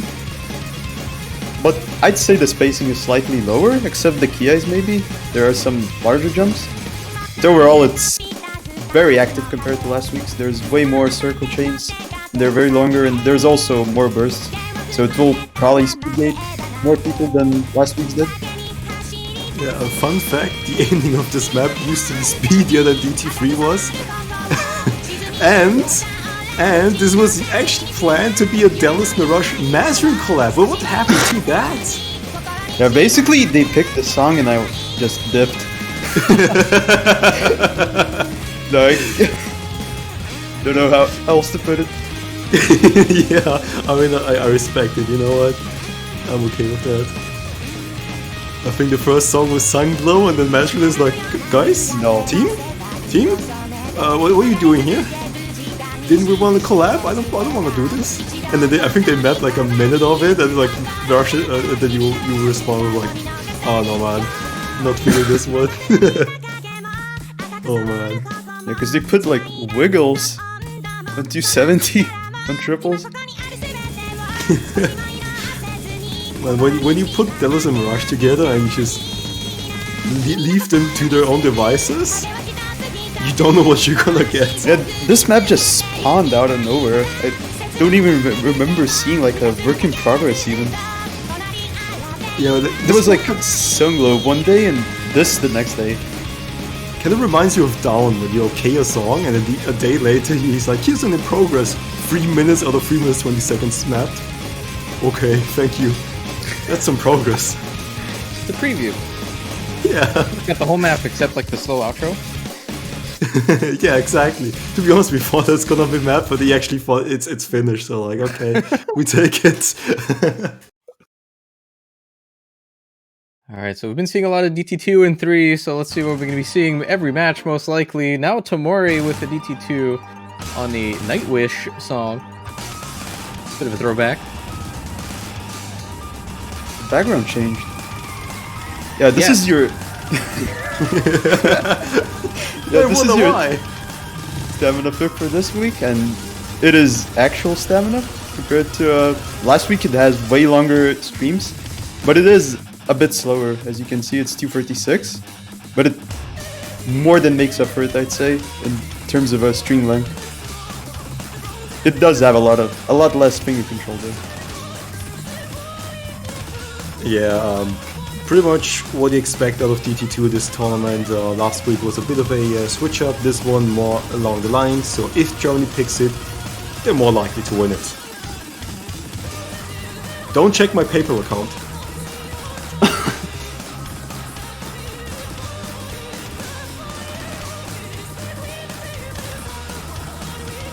I might need to go into hiding if anyone checks that one. Otherwise, yeah, it's what you expect. There used to be a interesting background which had bigger circles than CS4, which we deemed to not be friendly. Yeah. But should be rushing into the fingers. Not anywhere else. It's a Now Tomori classic. A fun fact, the background, he knew what I was gonna get into. I think the background was called Booba and Hans. So I'm like, okay, he knows. Of course he knew. Anyway, we have Snake now. Snake. Savada probably FC'd this like 10 times.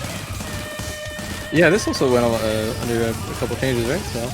No, I don't know, he just kept seeing it like every day. It didn't even like get changed much. Warms up, sees it, yeah, it's still good. Next day he still sees it, yeah, it's still good, okay.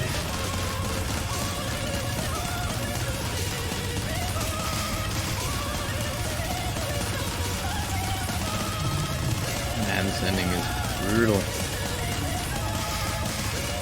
Just tap the circles, man. I think Germany will feel right at home for this one. Yeah, probably the next pick as well. It's DT3 to MoMap. Mo makes his return to the World Cup mapping. It's a song by it's a very long name. in Japanese, but I think they also have an English name, which is Emily's Moonlight Serenades or something like that. Yeah. Yeah. And well, it's the token speed map. It is pretty much a step up from last week, and just higher BPM, slightly higher BPM, not too much. More bursts, and more bursts. That's all I can say. The last one was on the shorter side. This one is pretty much just that. Made a bit longer and just slightly longer bursts. So you do see a bit of higher difficulty with the added consistency aspect to it all. BPM is also a bit higher, right? Yeah, like 3 BPM higher, I believe. Unless the BPM is lying, but no, this is the BPM taking point line. This should be fine. Yeah, this is 273. Yeah, Mo mapped Ayla last year for qualifiers. That was the didn't one, I believe. It was more of a name control thing, but this year we got him for a bursty DT free slot, and it worked out really well. Yeah, Mo is one of those mappers who's really good at mapping in general and really creative, which is why we tried something like the Hidden One last year, which needed more time and more experimentation, which we did have this year on, and we figured it would be a shame if Mo didn't come back for something, because just a really solid map overall. Jesus Christ, like. Okay. Look, I'm a slightly dyslexic. I don't want to talk about it. He's tired. I'm gonna He's shut been up working now. hard today. Man, I don't wanna. You don't wanna know what happened last 3 hours. I'm done. Yeah, someone asked if it's a featured artist, and I don't know if we did mention it or not, but yeah, yes, it is. Yeah, it's been a pretty. This artist has been in the World Cups for a couple times now. Also, I think always in grand finals or finals or something like that. In pretty different slots as well. We talked about last day earlier. I think this is one of the maps I did. I think in 2019. It was also by this artist. It's actually quite nice to be able to fit a lot more featured artist songs in this with custom mapping, right? There's like such a big library of songs that we can pick from now. Yeah, but then you add to the fact that the mapper also needs to like the song for it to work, which definitely shrinks your pool of maps or pool of songs you can pick out of quite a bit. So I think we're probably like 3 years down the line for probably a 100% FA pool.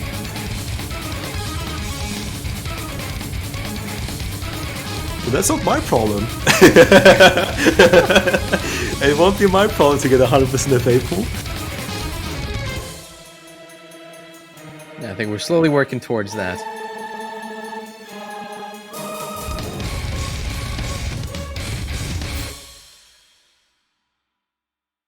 All right, there's your speed pick. One more DT to go. It's going to be. Do you call this alt? Do you call this tech? I would call this tech. It's a real lazy mirror collab on a Nusao song. This is tech.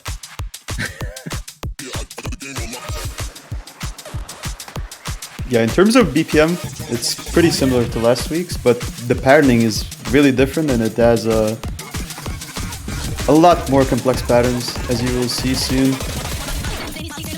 There's way more than just those cuts, yeah. Pretty much has everything. There's triangles, there's those wiggles, there's finger control stuff, and there's the infamous double patterns. Oh no. Dada's favorite.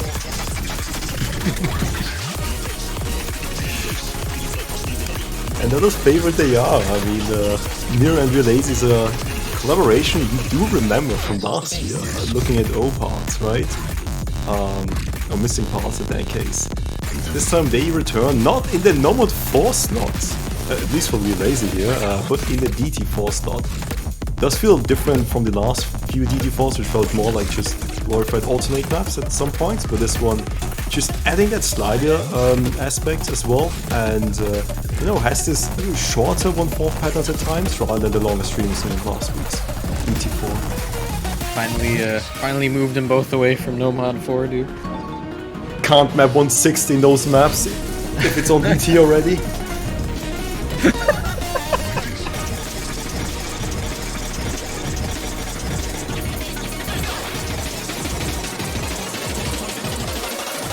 I think it's also been this DT4 slot has kind of changed a lot week to week. Sometimes it's more alt, sometimes it's a lot more aim control. I would say it's pretty much always aim control, at least in later rounds.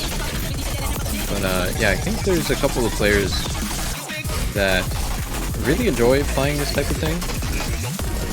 And it's hard to fit it in every round, I feel like, so it's nice to be able to fit it in sometimes.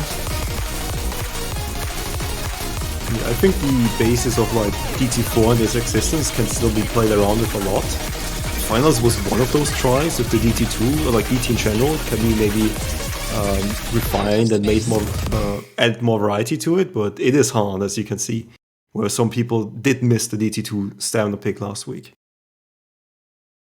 All right, let's move on to free mods now. And this, if you like linear aim or linear patterns, this is the final boss of that. It's KTGster on Flats by Second by Consum. And wait a second. We swapped these. We swapped. Oh no.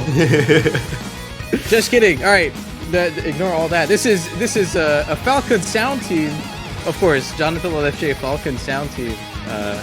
Always a bit of a staple as well. Somehow he just always finds these maps, right? Like, I don't know how big the song depth of Falcon sound team is, but you can always rely on Jonathan to map that.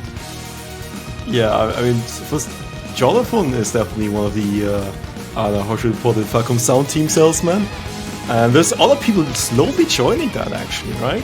I think you saw the Mordred free mod 2 stages ago, I think in semifinals, which was also Falcon Sound Team. So you do see a lot of people just kind of joining that almost cult at this point, which I completely agree with.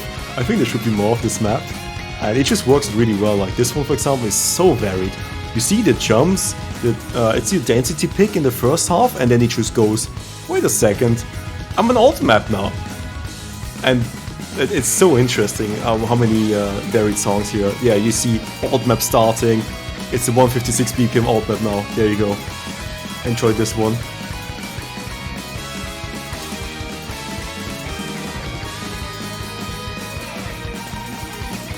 Worth noting the AR on this is very high. It's a 9.8. It should be really comfy for no mod. So I think you could probably think of this as a very hidden favored map. Most likely. Hard Rock looks pretty difficult on this. Yeah, it is, but we will have pretty hard-hitting maps as well for free mod. With that stream. You got Badude. But I specifically did not go for this replay because I said I couldn't go for the stream, and then we got Badu and he just double tapped it anyway. Yeah, well, it's doable, right? And that was one of the concerns, that you don't want this to be speed gated, so the stream length is low enough, so you just, if you actually can't play it, just double tap it. It is worth noting that's literally the only stream in the entire map, right? So that's not really going to affect anyone, I think. It's not like it's super high DPM. This is what, like it's like a 230 stream, maybe like 225. It's not the end of the world.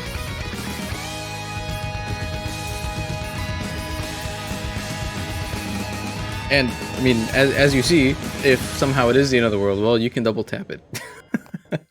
Alright, you'll never guess what the next map is, guys. I wonder what it is. Take a wild guess. Hey, look, it's a KTGster map, Flat by Second by Consum.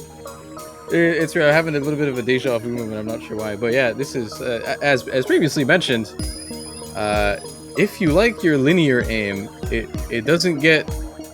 I don't know the correct wording. I'm not sure if I should refer to this as better or worse, because it's really, really hard. There's a section that looks like it's 3 stars, I swear to God, and it's the hardest thing in the game, okay? Do you mean the insanely long chains in the middle? Yeah.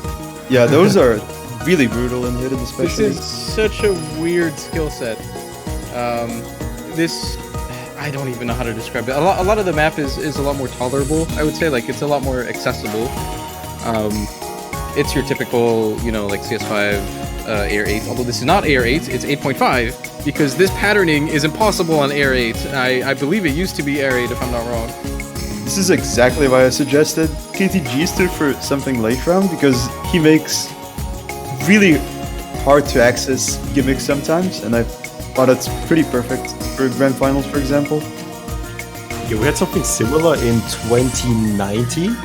Oh, just look at Right, this. okay, so this entire accelerator. section, this map is super Hard Rock favorite. This entire section.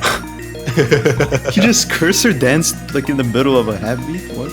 Yeah, wasn't happy about that miss, but man, this map just goes for this entire song. This part is impossible. It's impossible. It's 3 stars though.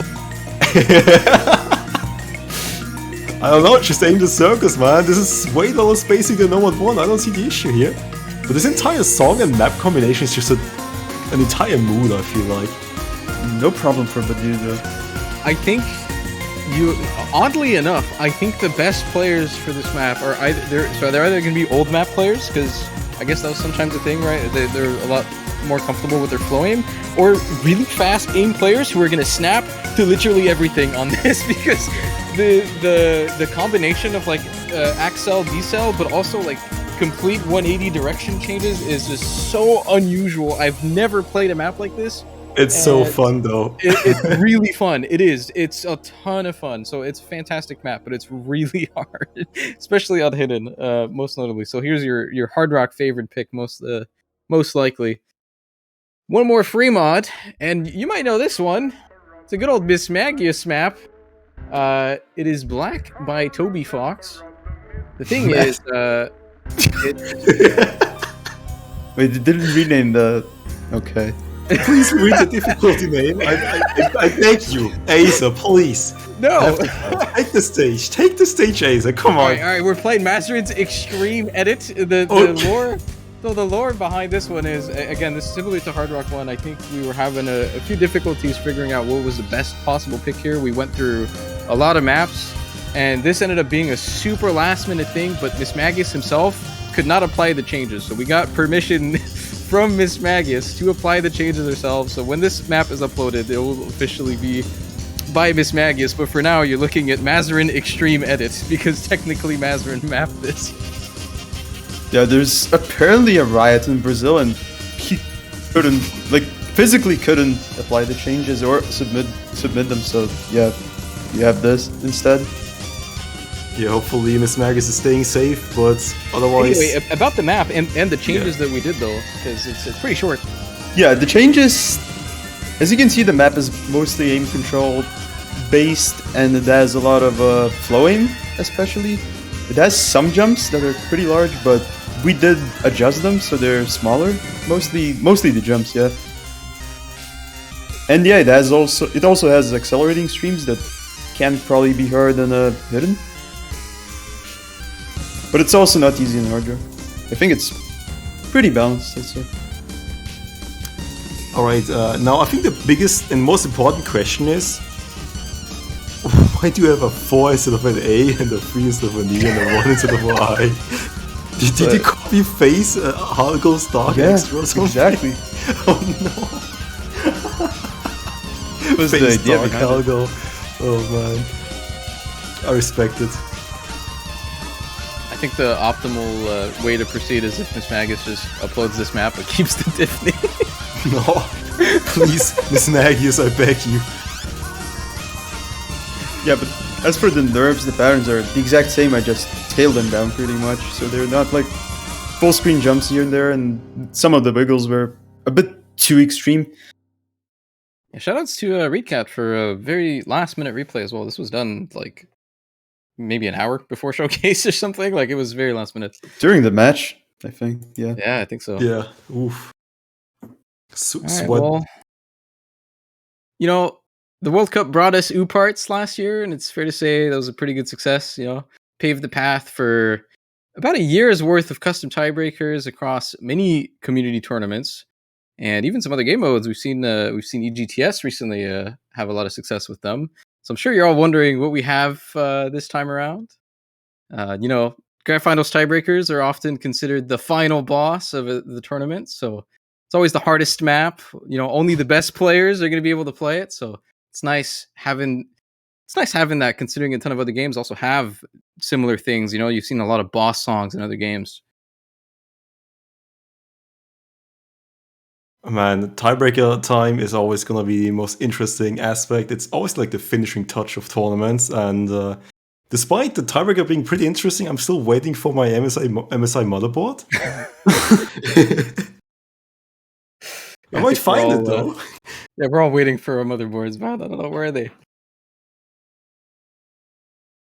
But yeah, you're right. I think it's like the ribbon on top, you know. It's like you package the whole thing. It's 140 maps or something, and you know, this is the little the sticker on top, the welcoming party. But yeah, I mean, I think we've had enough waiting. So we've been cooking this up for a little while now. Let's take a look at the OS World Cup 2021's last boss.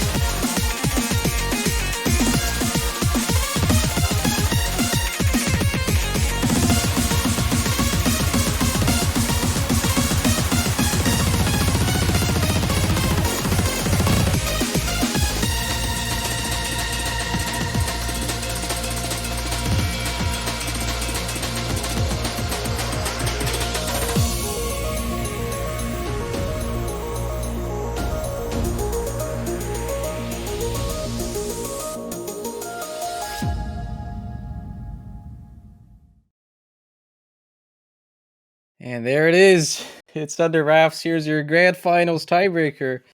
Additionally, though, before we even talk about it, you saw it briefly bottom left. This is also a Yu's welcoming party to the featured artist. And what a way to enter.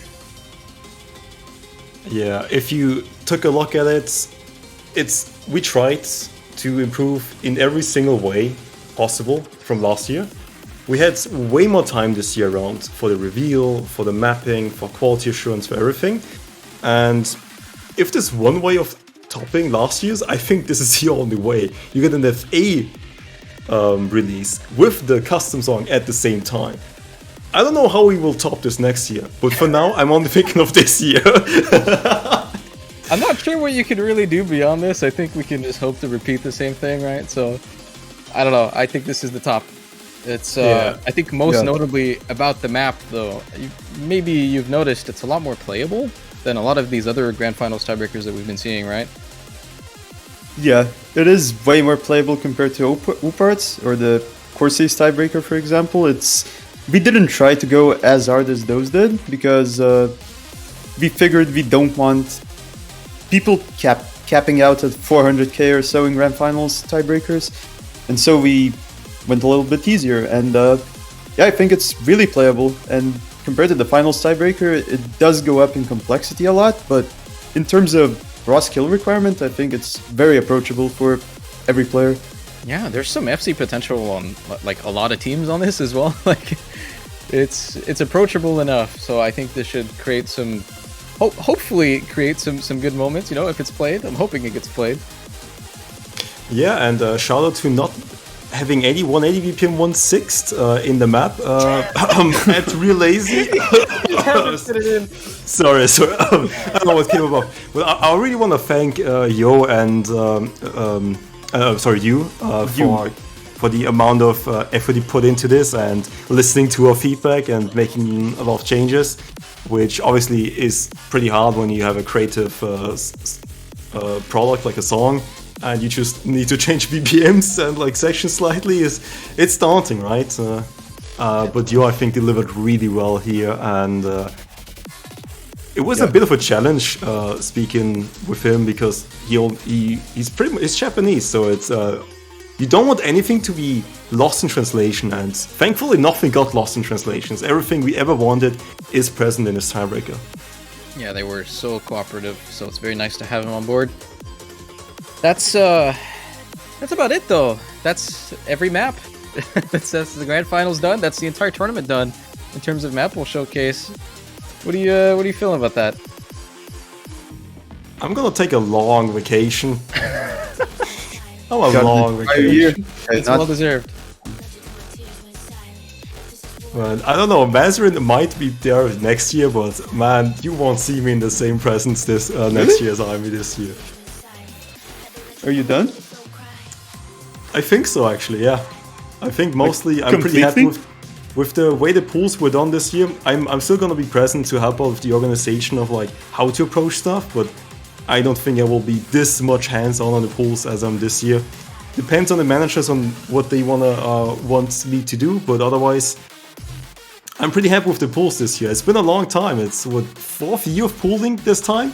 Started off with just normal ranked maps and slightly dipping into that custom mapping, and I think this year we definitely improved on those ends. And yeah, I'm pretty happy with the pools, and I think I'll join Half Slash in the retirement home. Yeah, I was gonna say you're gonna pull a Half Slash and become an advisor.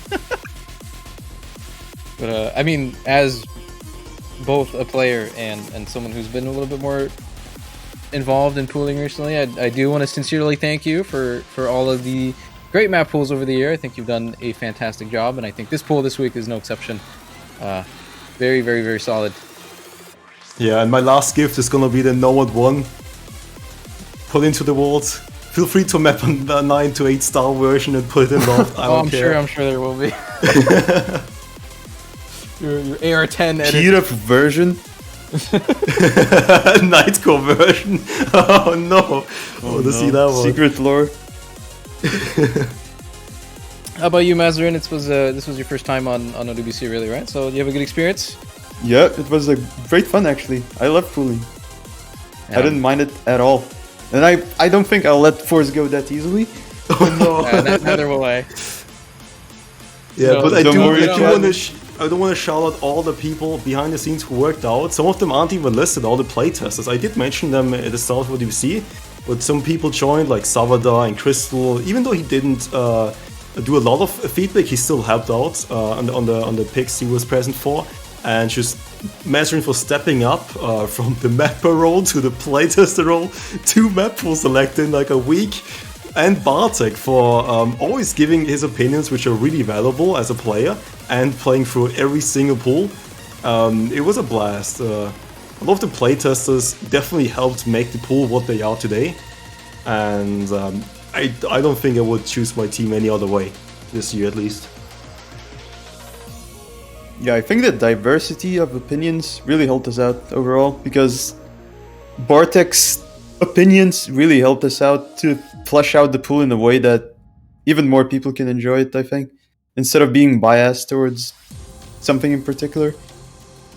Yeah, there's some lessons to be learned over the years as we do more and more custom pooling, and that not necessarily conflict, but just having very different opinions is really good, because players have different opinions and some like different things, and you know, you have to learn how to fit everything. So I think so far this World Cup, I think, has fit that slot pretty nice. I think like we've had a lot of variety, not in terms of like songs or like mappers or anything, but just like an entire like map genres and the things we focus on, the slots and stuff. So I think it's been pretty successful. So looking forward to seeing how that's going to change next year, and seeing if you guys end up coming back. It's worth noting also one more time. It's important to note because it's the last time you can.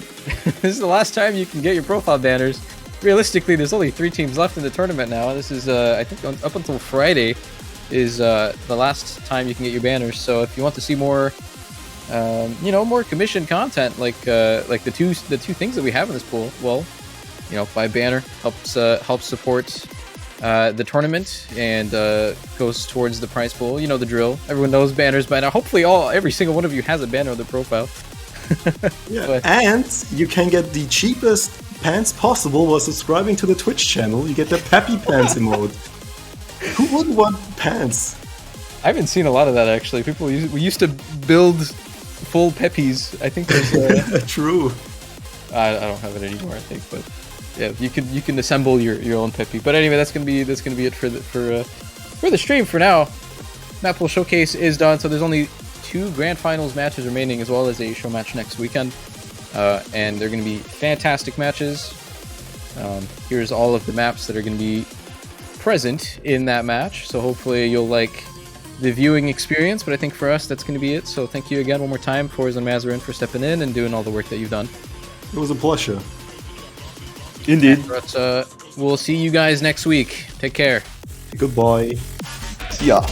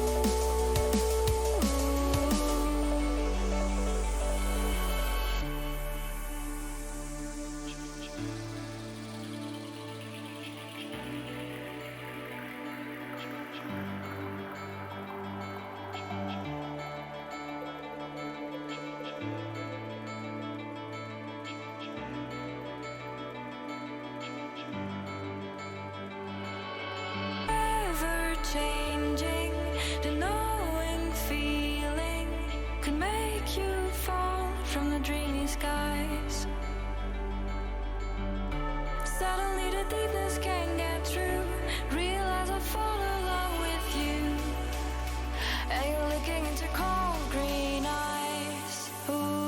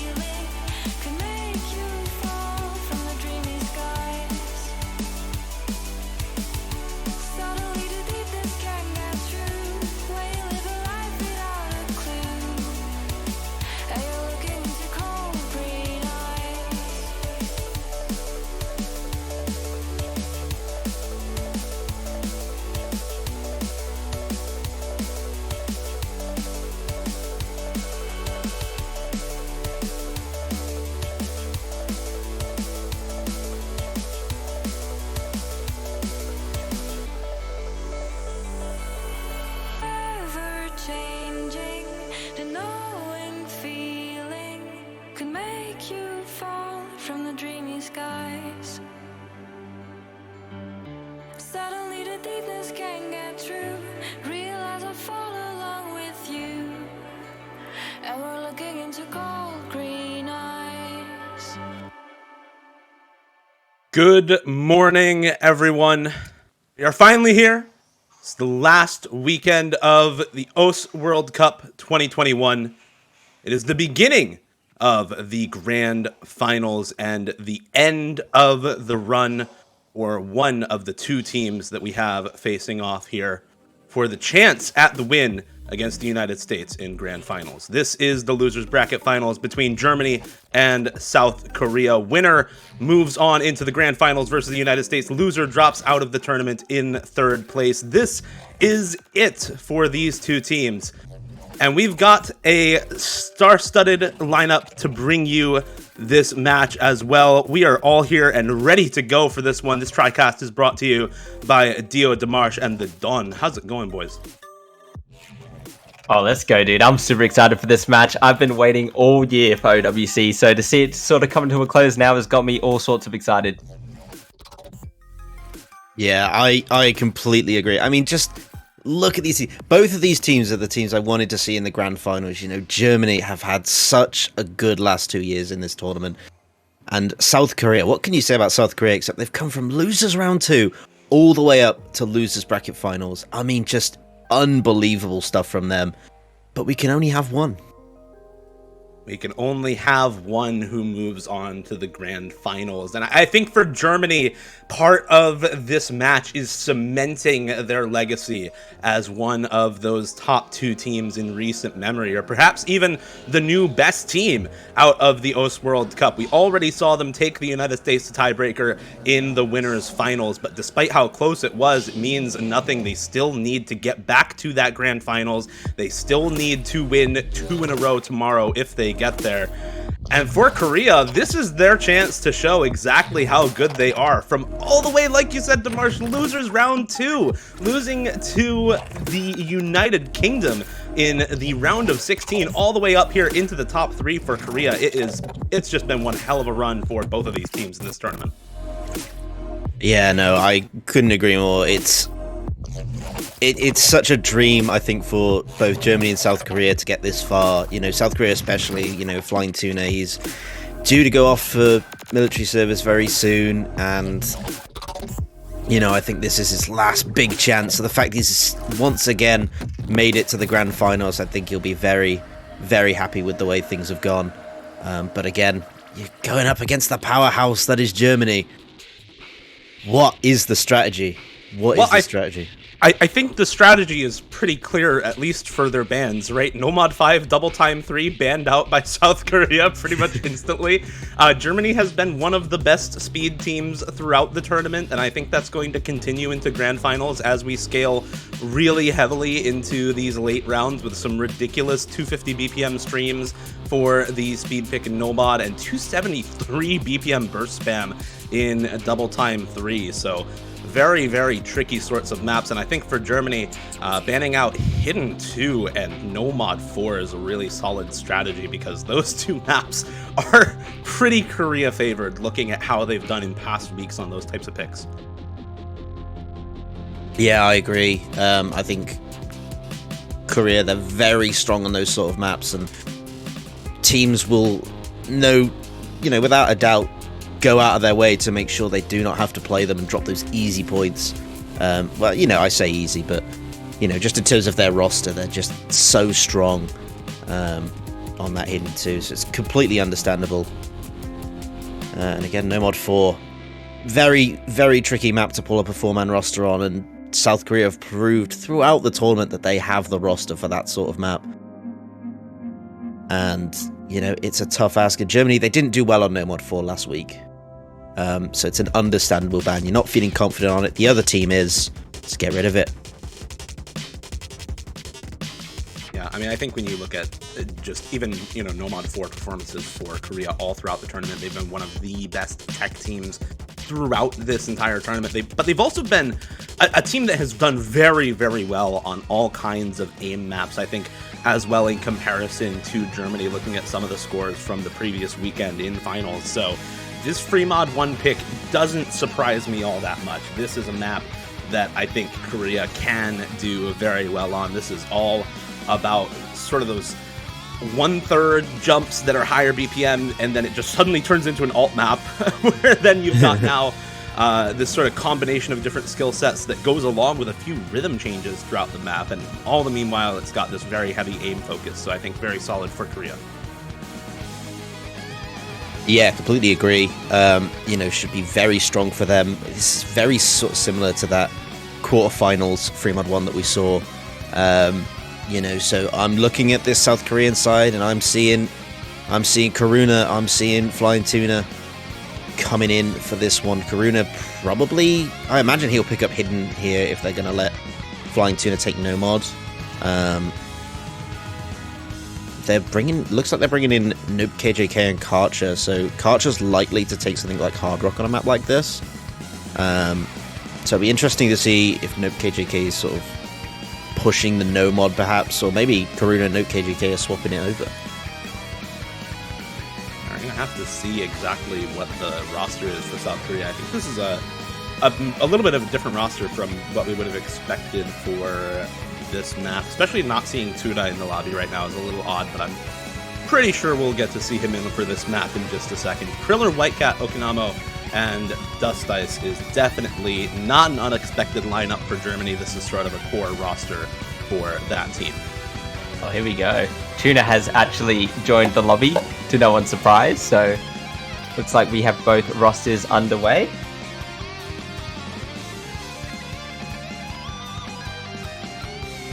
Yeah, didn't really see much of Germany's free mods. It looks like Korea's kind of been going for the free mod all tournament, so nothing really new here from Korea. They've got a very flexible free mod lineup as we do get into this first map. South Korea with the first pick, looking to make a statement. As the good lucks come out to both players. A lot on the line here. I always feel like it's a little daunting to have first pick in a match like this where you are competing for that spot at the top two, where it is all on the line, and where you've probably now got some pressure to make sure that this first pick works out. It's always a little bit of a tough pick to make happen if you are not completely confident. And on a pick like this, where you've got all of this aim-focused patterning, it can be really tough to keep the nerves together on something like this for a first pick. So Korea definitely very confident going into this one. And yeah, when we have a look at these mods here, we've got 2 no-mods, 2 hiddens, and a hard rock each. So it's going to be Okinamo first to miss. That's the hidden player for Germany. And he has to go up against Tuna, who's been looking so dominant this entire OWC. As of recent, second miss there from Okinamo. So a bit of struggling on the hidden side from Germany, but Karuna does match. It's a no mod to a hidden. Still advantage Korea. But yeah, we're talking about the mods. Both teams taking the bare minimum for this free mod. The intro is kind of tame, but the map definitely amps up, and the aim on this map is certainly quite hard. I'm just waiting for this to turn into an alt map, because that's really where it starts picking up a little bit. But even with that early miss from Karuna, it is still relatively close, as we did see the matching miss from Okinamo. And now Okinamo dropping again as that transition into the alt section starts up. Yeah, you really want to see a lot more coming out of him from the start, but Krilla's going to match that. So 2 FCs on the side of Germany and 3 on the side of Korea, looking pretty good. We've seen Whitecat on these alt maps in recent times, just been so good. He does not seem to miss when it comes to alt maps, but you can see Tuna on the hidden, just 400k to Okinama's 180 right now. A big gap there, and Karuna to Krilla. Karcher is going to miss on the Hard Rock, so it's just Whitecat with that Hard Rock FC. Dustis on the side from Germany. And still got 2 big combos on the side of Korea. 300k lead as we get in 60% of the map.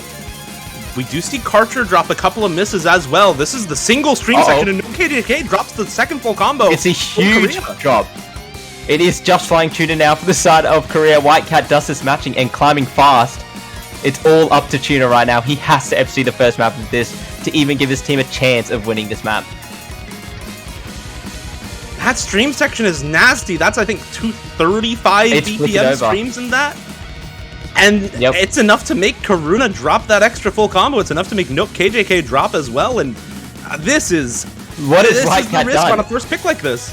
Whitecat has gone in and FC'd potentially this first Hard Rock map. Free mod 1 and Dustis as well. So Germany looking up to get that breakpoint and get a crazy good start here. It's good performance from Tuna, but it's not going to be backed up by anyone on his team really. Okinamo is sort of running through that one, and Whitecat won't get the FC, unlucky, but you can see 1 million with the Hard Rock is nothing to laugh about. And yeah, Germany are able to take that breakpoint, hey? Look at the scores. We have 2 FCs on the first map. We'll count Whitecats as well, so give it 3 on the first map, and it's a breakpoint. So anything's up for grabs here. What a score from Whitecat, Dust Ice, and Tuna. The hidden Hard Rock really put in work as those SS tier players sort of carrying. Yeah, no, fantastic plays coming out from them. But yeah, just really good from Whitecat and Dust Ice. Just solid performances coming out from them. I think South Korea, they were praying for one of those no mods to pull through, but just wasn't quite enough on that one. So it's breakpoint for Germany. Really does open the board up for them. I'm looking especially towards sort of those Hard Rock maps to be a bit of their bread and butter. You can already see that Whitecat, he's on top performance with Hard Rock already. He's warmed up for ready, and I wonder how good South Korea can pull a 4-man together on a map on some of these Hard Rock maps. Well, they're going to have a second to think about their Hard Rock lineup. They've got to have the DT roster ready for this next pick from Germany. I think this is probably a very expected pick after a No Mod 5 Double Time 3 ban from South Korea. DT2 here, Sacrament of Wilderness by Nightwish. This is about as basic DT2 as it gets. It's lots of long streams over and over again at about 236 BPM. It's lots of consecutive triples and other consecutive bursts in this map, and it is really just all about that speed stamina. And Germany throughout the tournament has picked into that skill set over and over and over again, and they will continue to do so here against South Korea. And if it ain't broke, don't fix it. I mean, yeah, what can you say? When you're one of the best, you're just going to pick it every time, which is exactly why South Korea banned the maps they did. I see very little change from Germany in terms of their lineup. They have a very solid sort of speed lineup of Okinamo, Rising, Kilohertz, and Dust Ice, or KHZ. They tend to just sort of stick with that formula and not break. I do see Whitecat coming in though.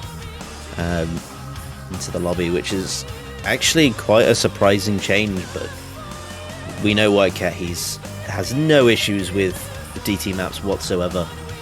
I want to slide in for a sec because talking about an interesting roster here, we've got Rank AJ, who's only played about one map in 3 weeks for the side of South Korea, so he might be playing this map still. We haven't seen a lot from him this year, but to come in and step in on the finals when your country needs you the most would be awesome.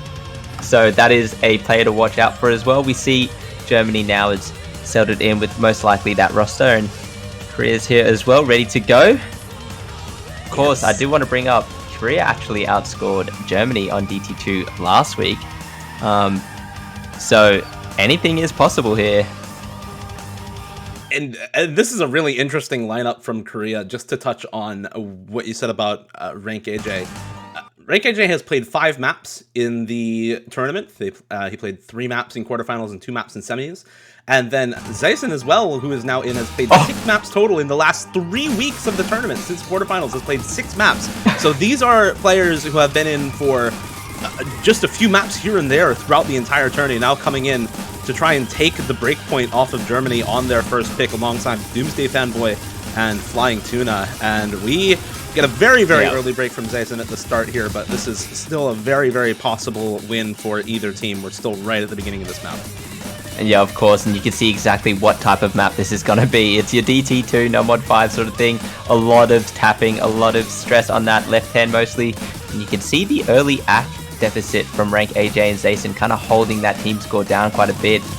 The side of Germany all look pretty comfortable. Well, you've got White Cat as sort of the heaviest one on this sort of map.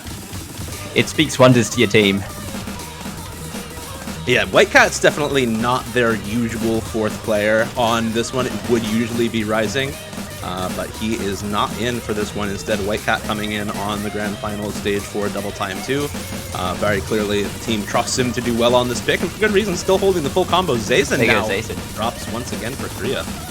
Yeah, I want to bring up Okinama coming off quite a rough first play. If he could bounce back with a really good DT2, something he's more comfortable on, be very good for Germany. But Doomsday Fanboy struggling now as the streams get cut hard, and Zayson as well falling behind him with Rank AJ on 95% and the rest of Germany on high 99s. It's looking quite good for Germany here.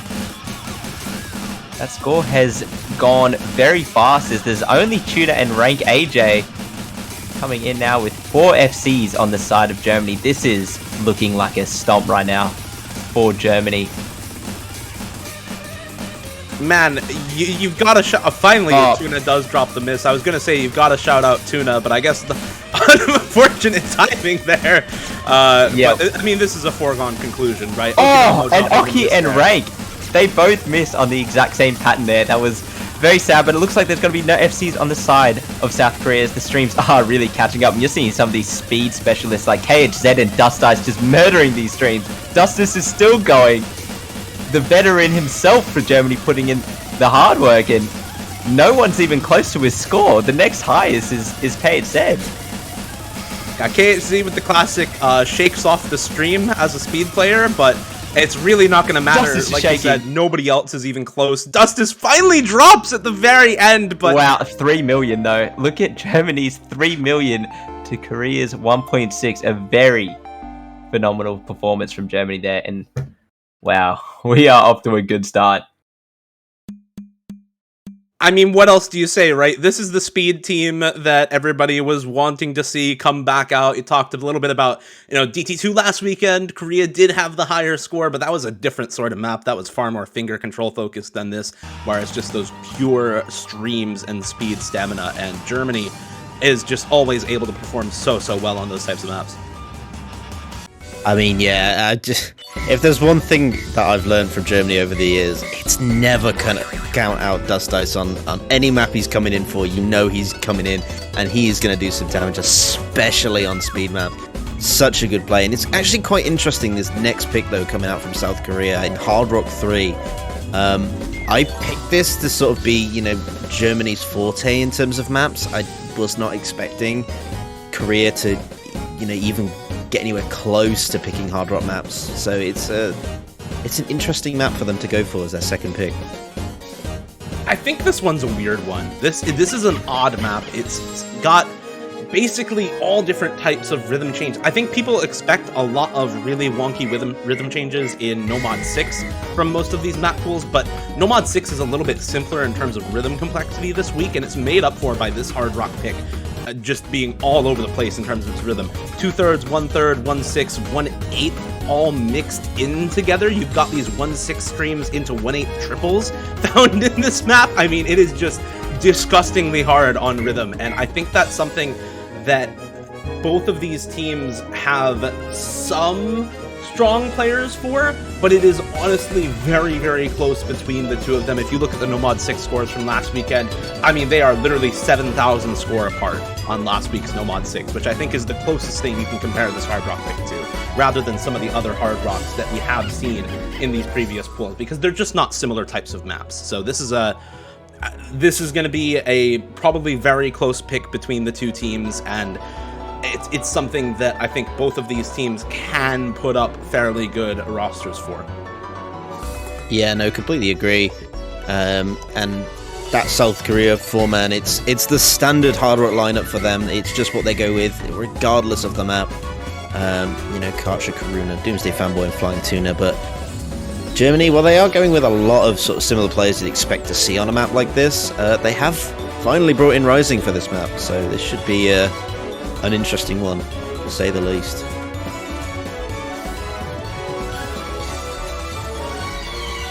Rising is certainly a player that I think we would have expected to see in on the previous map, but I think also makes sense on this type of pick. It's a little bit speed gated with all of the 1/6, 1/8 type of patterning all throughout this map, so if you do need some extra finger control at that higher BPM, then, well, Germany definitely has the roster to put up solid scores on this one, but it's a map that requires that practice, and clearly Korea, this is their second pick, they're coming into this one prepared. Yeah, as we do get into this map now, the Hard Rock, we saw Whitecap put on a crazy good performance on that first free mod with his Hard Rock, so he should be feeling quite good on the Hard Rocks. But of course, Krilla stepping in for Germany. He's been phenomenal this OWC. Karcher on the side of Korea. So we've got these up-and-comers coming, but Rising's going to be the first to break, and with such low accuracy as well, it's very detrimental to the score of Germany. And one thing about this map that maybe doesn't make its way into previous week Nomad 6s is that there's a lot of spacing in this map. There's a lot of patterns where if your aim control is not on point, then you are going to suffer as well. So not only do you need that mastery over finger control and variable rhythm changes in this map, you also need to be able to keep your aim under control, to not over-focus on tapping and just shake off entire patterns. And we see Rising happens to him again, drops once more for Germany. It's still 3 full combos on Germany's side, so it's not a foregone conclusion yet, especially with the overall accuracy. Oh god. Yep, so we've seen a lot of the lobby, about 4 players missing on that exact pattern. We see Doomsday Fanboy, Karcher still holding, and Krill is still holding the hope for Germany right now, as he's the only one on the side of their FCing still. Doomsday's Fanboy's act is really low. Rising's kind of struggling a bit on the map. See if Whitecat Dustis can kind of build that combo back up to support Krilla. There goes Dustis. It's all Krilla right now. It's Doomsday Fanboy and Karcher see the break. They see now that they have to hold that combo, and the nerves for Krilla. It's all up to you, mate. You hate breaks like that as a tournament player. 3/4 of the way into the map. And you suddenly see, oh god, I'm the only one full comboing for my team. Whitecat and Dustis find another couple of misses though, and I think just a little bit of map left, 300k. This is probably sealed up for South Korea. Yeah, this is huge. This is South Korea's first point on the board. It's going to be done by Karcher and Doomsday Fanboy. If they can pull off 2 FCs, everyone on that team's kind of feeling good. We've had people pop off on a lot of maps. We've had Rank AJ on the last map, Tuna on the first. So everyone on that team's kind of got the juices flowing, feeling good. Krilla is going to hop in an FC, but it's not going to be enough, unfortunately, as South Korea there. Karcher and Doomsday scaling this well late is great news for South Korea, and it's just unfortunate he didn't really have the backup combo there for Germany. Yeah, I think the uniqueness of that map had definitely played into South Korea's favor. The Hard Rock edition of it just being the icing on the cake for them. But that is a fantastic score. The perfect full combo coming out from Karcher. It's just incredible. I really weren't thinking that South Korea were going to do good on any hard rock maps. I thought maybe they'd be slightly outscaled, but no, they're having a fantastic day. They get on the board with the hard rock 3, which is amazing for them. But do Germany still abuse that speed a little bit? They've still got those 2 DT maps. I think they do. That's a tricky question to answer, because DT1 definitely does have some of that speed element to it, but it is more the aim pick than it is the speed pick. And then DT4 Chariot by Usao, I mean, that's a tech map. That is not a speed pick. It is 192 BPM. There are no 1/6 in that map to be abused for speed purposes. It is just straight up an AR 10.1 tech map in DT. So there really isn't much speed left in this pool at this point. It's kind of all focused into, either Hidden 1 or you can't even really call Nomad 2 speed. It's only 200 BPM. It's more so a test of flow aim for most of these players. And that's actually where Germany is going to go, is into that flow aim test. So they're looking to break out some of their Stream 1 tricks. I think there's a couple players who can flex into this map very well for them, but this is a relatively solid pick for Germany. They are the stamina team between these two, so not surprising to see this Nomad 2 pickup. Yeah, no, and it's really interesting, this Nomad 2. It's a completely sort of different kettle of fish than we've seen before, really, from a Nomad 2. So it's a whole new test of difficulty. So we might see some interesting lineup choices from these teams. I mean, Germany looking pretty solid in what they're going to go for. They're going to go with a fairly standard White Cat, Okinamo, Dust Ice, and Umbre. Not really a surprise. They are, the players you want to bring in for a flow map like this. Still waiting on some guys from South Korea. We could see Myaz come in for this as an interesting 4th player. I felt like he would possibly do quite well on this. They're going to go with Karuna though, which is understandable as well. I mean, it's rarer to not see both Karuna and Flying Tuna in for a map for South Korea than it is to see them both come in here. I mean, Karuna to the finals weekend had played in 58 out of 66 maps for South Korea. Flying Tuna has played literally every single map that South Korea has played throughout the entire tournament. He has a 100% play rate throughout the OS World Cup this year, so there's no surprise whatsoever to see him in for this one, as we get into now Germany's second pick. Oh yeah, here we go. We've got Umbre stepping in. This is his first map of the match here in the finals, and it's territory he's familiar with, right? He's definitely a Nomad 2 type of player. Definitely that flow aim streamer veteran, and see what he can pull off here. And yeah, you mentioned it before, Tuna playing every single map is just another testament to his legacy and how great he is.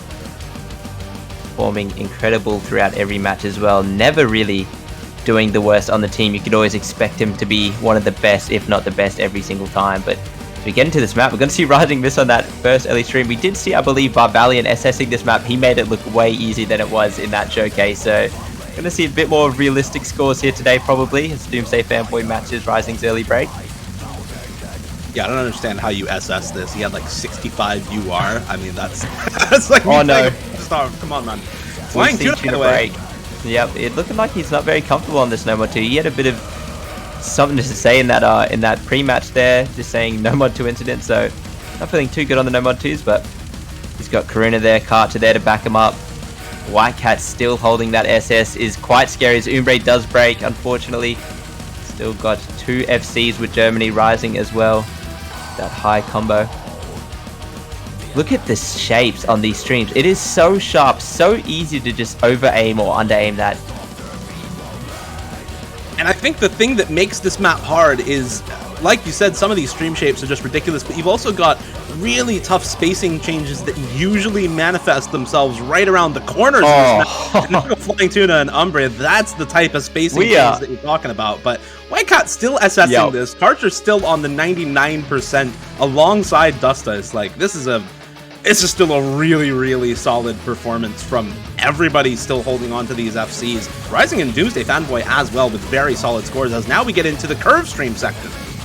Yep, and it's all up to the Koreans now to kind of bounce back, as Doomsday struggling a bit, and so is Tuna, but we've got Karuna and Karcher holding it down for Korea. We'd have to see a break from White Cat or Dust Ice anytime soon, relatively soon, as it's already 300k over, but White Cat's actually still SS, and there goes Karuna now, so it's only Karcher for Korea. And with Rising holding up to a 1k combo, White Cat FCing, Dust is the veteran, still FCing, White Cat is SSing still. This is... Alright, there goes Karcher, so... For Korea now, this map is looking well over, and it's whether really Dustis gets his second FC of the match and whether White Cat can pull off an SS, really. Oh, and he goes there. Unfortunate, but it's still an FC, and Rising's on the 99% there, so his score's absurdly high as well. Looking like it's just an unfortunate map, as we've got kind of fourth player syndrome on the side of Korea. Can't really bring in a solid roster for this one, as it's just... You do tend to see that in finals where you've got... It's really hard to get 4 of them, but Dustis will break, and White Cat putting on a stable performance. He's really looking to put his name as one of the greatest to ever do it. And join the likes of those of Baxay and whatnot. And this is his chance to do it. I thought you said we were supposed to see realistic scores, Monk. Alright, 3x100 on that. We'll see what happens if they can manage to get there tomorrow, but well done to Dustis, White Cat, and Rising on those scores there. Incredible stuff. It was, of course, their pick, though, so now we'll have to see what Korea answer with.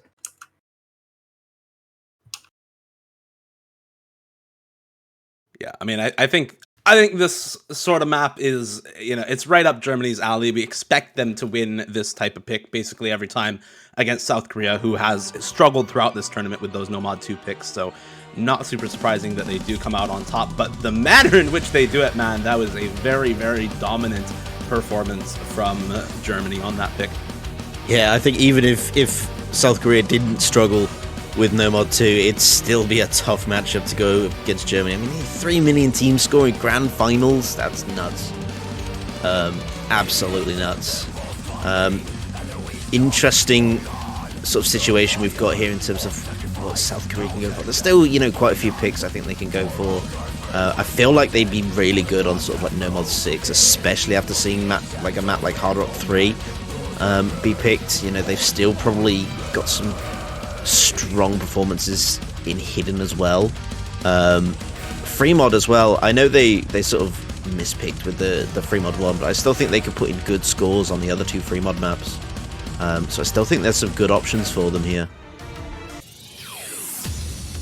They're going to stay with Hard Rock. Yeah, this is another spicy one. I mean, we saw Hard Rock 3 already get picked up, that map, with all of the ridiculous rhythm changes. This one is just sort of crazy in terms of what types of stream shapes you're going to be expecting, especially this one, CS 5.2 base, that's CS 6.8 after Hard Rock, so extremely tiny circles compared to what most players are used to. Of course, most of these players are going to be able to be relatively comfortable on the circle size itself. It's more so the fact that you've just got these ungodly spacing changes and stream shapes all throughout the middle of this pick, and that is most of the map. It's where we're going to see the most breaks, and so if you've got players who are comfortable on that type of patterning, then you are going to do very well, and it's much easier to be comfortable on that type of stuff at 180 BPM instead of the 201 that we saw on Nomad 2. Yeah, definitely. This map is just like nothing we've seen so far.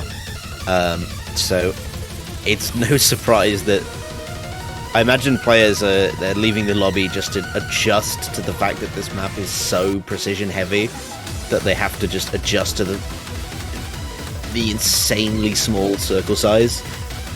So you might see these teams take a bit of time to get their rosters in, as they just get themselves prepared. I mean, we see Krilla, Hallow Watcher, White Cat, and Dustos come in. They look ready to go. As South Korea, they take a bit more time to get themselves prepared, and it's still waiting on a fourth. I assume it's going to be Karcher. I don't expect any change there. Yeah, very likely Karcher as the last member for Korea on this pick, but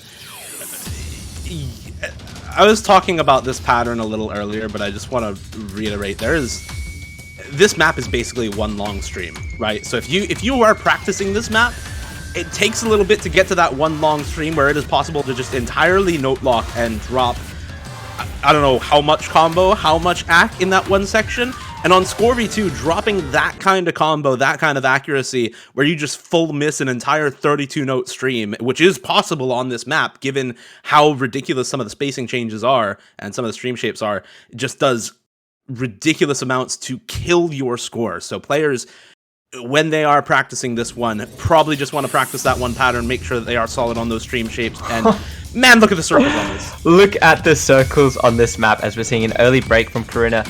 This, we talked about it a lot in the previous matches, but high CS is one of those things that sort of has an adjustment phase, and it really does take a little while for your feet to kind of settle in, get that groove right, get that aim right, and we've seen Karuna kind of been shaken up from the start of that. It looks like everyone's accuracy is managing quite nicely. Yeah, you brought up that scary pattern in the end, and gotta wonder who's gonna hit it, because honestly, it could come down to it as kind of everyone's getting through this intros. Half the players on Korea, all of the players on Korea have broken. Just Tuna now. It's Tuna versus Hallow and Dusters, as Whitecat and Krilla have found themselves some breaks. I think Korea may just be counting on Flying Tuna here to combo through the majority of this map. Yep. You've got that crack pattern coming up, and it's on one of them to hit it. It's coming up any minute now, and honestly, if Tuna hits it and they both miss, he could do it. Oh, here we go. We are into it now. Oh no, and there goes Tuna, and there goes Hallow as well. Krilla and Whitecat still holding, but there goes Krilla, and this is that stream part that we've been talking about, is no one's really going in on it except Karcher right now. He is feeling it. It's 300k to match, but if he gets enough combo and he just misses towards the end of it. Oh my god, the CS on this map. This one is certainly really hard, and you see all the players sort of averaging out their scores. Karuna having a bit of a tough one. Really doing damage for Korea there, but looking like that's going to be it with a 4-1 lead towards Germany, as Korea can't manage to pull this Hard Rock out. Such a tough map to get good scores on. It really is one of those maps where you could practice it a million times, but come the match, it's just the CS is just too high. And yeah, we really saw every player there kind of struggling. Just Karcher getting through that mid part, and Hallow Watcher throughout the beginning. It's Germany's 4th point. I mean, what else do you say about this map, right? This is just one of those picks. Yeah, you said it best, Monk. It's one of those where you can practice it as much as you want, but it's just dependent on how you are able to hit some of those patterns in the match. And unfortunately for Korea, a lot of their players breaking before we get to that more difficult section, and that alone on a map like that can determine the outcome. Yeah, it was really that sort of strong performance from Hallow Watcher and Krilla that really pulled through for Germany. I mean, Karcher was, the top player in that lobby, really doing the work, but it was 1v2, and there just was nothing he could do the moment he broke. He nearly held through that section, but you need to... It's something special to be able to hit all of that in a single run. So it is a bit of a backfire for South Korea as they drop a second pick, but I still think there's time for them to turn this around. And Germany, they're going to go with DT1, which, it's the aim-focused sort of DT map in this pool. I still think it's very much in their favor with the lineup they'll put into this, but again, South Korea, they've got good players for a map like DT1. So, yeah, sort of a Delish Mirage Aim sort of collab type map. This one very, very comfy, with a speed element just sort of trickled in, towards the end of this one.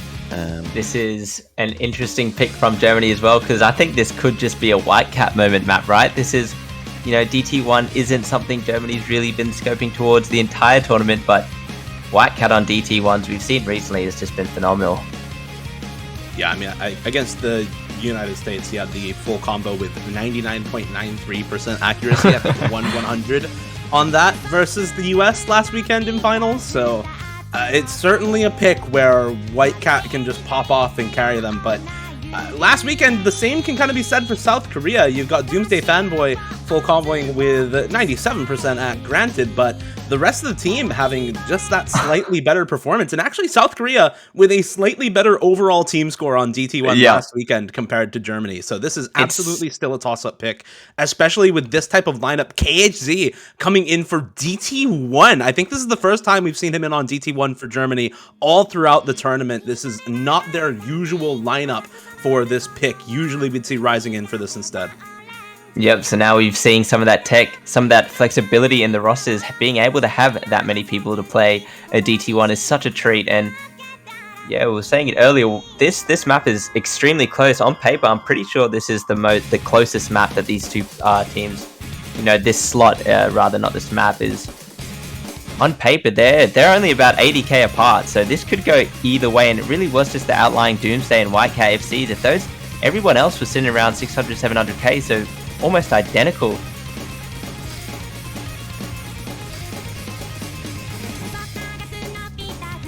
Zayson though with a bit early, miss at the start for Korea though, so it is going to give a little bit of a combo lead over to Germany. Not to mention the AC lead right now, lots of 97 over on the side of South Korea, and mostly 98, 99 for Dustus and White Cat right now.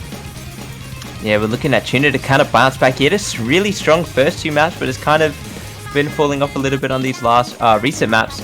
So on him to really put that back in as Okinamo does find that miss, matching Zayson now. Slight advantage Korea because of the timing, but we're still about equal.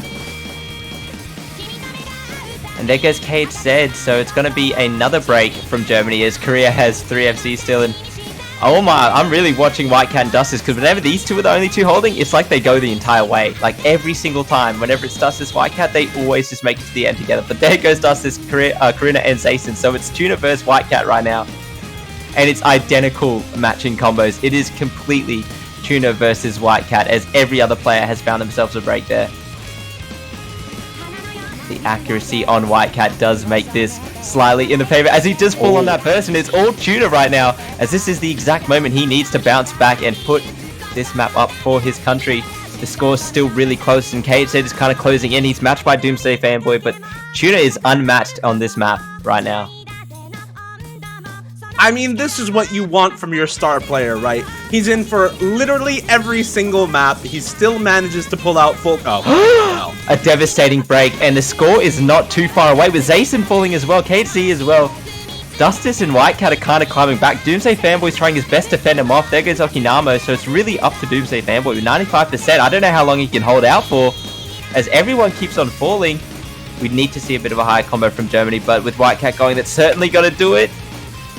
As long as Doomsday doesn't break, it should be alright. Probably it. Doomsday Fanboy, can he close it out? Dustus is still holding some combo here for Germany, but I think there's just not enough map left, and that was a really unfortunate break for Tuna right at the end there. 700k still on the score though, and it will be enough with Doomsday Fanboy's extra combo to put them over the edge. I mean, that is very close, but that's the breakpoint they need.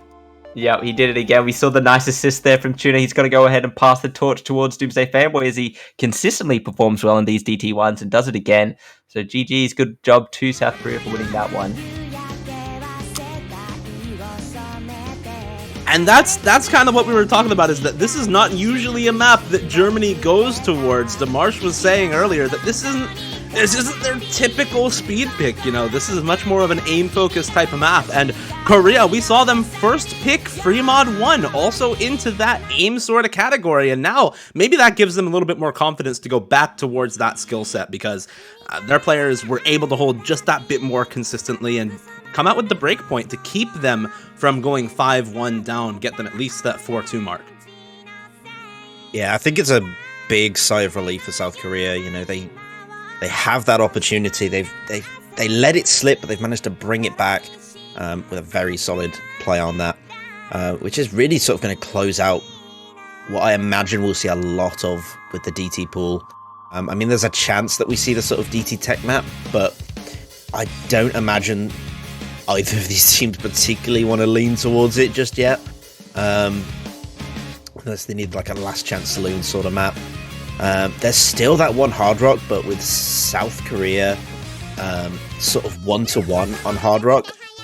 Yeah, I wasn't expecting to see it. Hidden 3 makes a lot more sense to see out from South Korea here.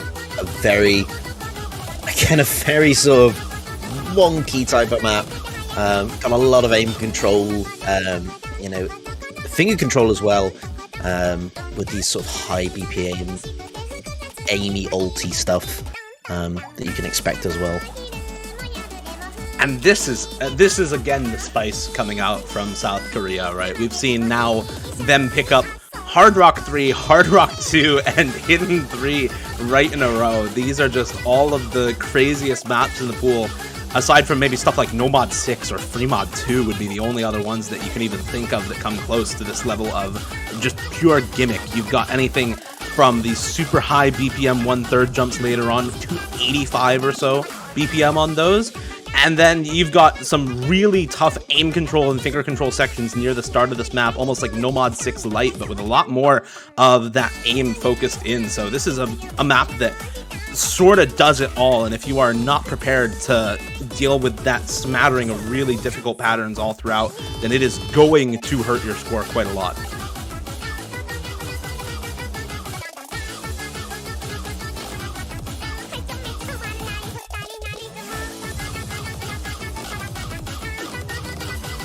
We do get some of the lineups in here. Whitecat, Umbre, Kriller, and Okinamo in for Germany on this one.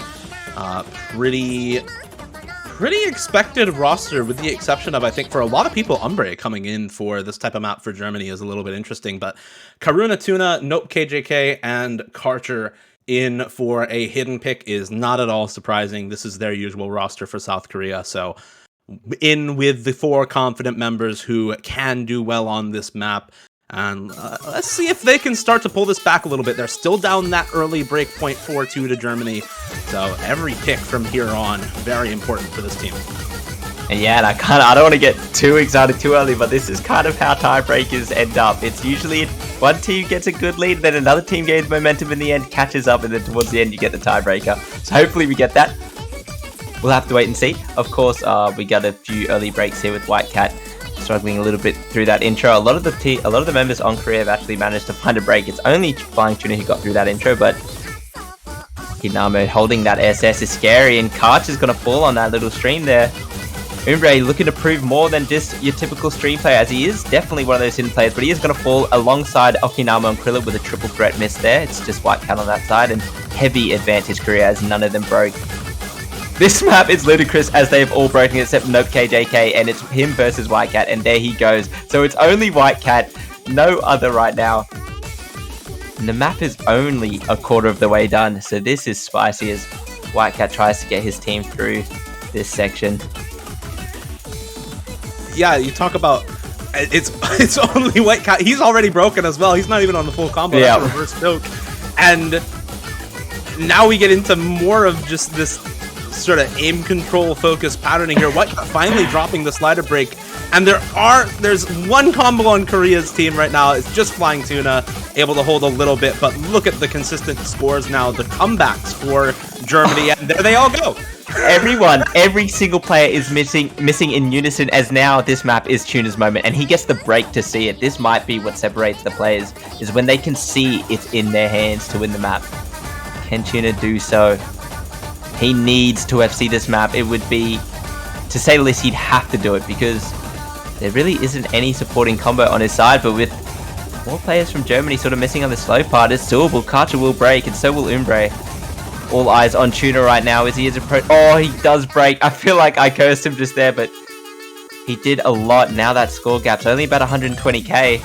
It's Whitecat yet again for the side of Germany holding that combo. Everyone is broken on Korea, and it has to be a break from Whitecat. There it is, an opportunity now, but almost 150k. We need to see people holding combos as a collective, but it's just not happening, and with such a little map left, there might not be much hope, as this is all sorts of disaster from both teams. It's just so hard to get a grip for anyone right now, as everyone kind of averaging out around 250k.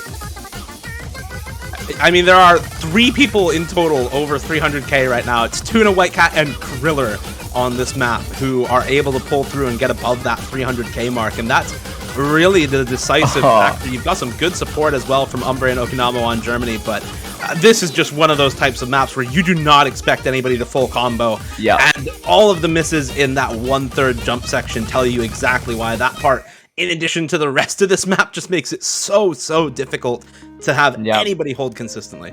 And that was one of those, I guess we call those gamble picks, right? Where you don't feel too good on the map yourself, but you don't think they can really hang with you either. So you take that gamble. And it looks like it did well there. It didn't do well there for Korea. They just got a bit unlucky with that one. As you can see, the total miss count, I reckon, from that map would easily be clocking over 180 across 8 players. Oh, it's definitely possible. I mean, it's just such a messed up map to try and compete on, and yeah, I still think that was a very solid pick for South Korea. I just think they didn't anticipate how well Germany would respond to that. You know, particularly Krilla and Okinamo just making up those score differences, because to be honest, Whitecat and Flying Tuna, they were both up there, but they were sort of just trading their score values.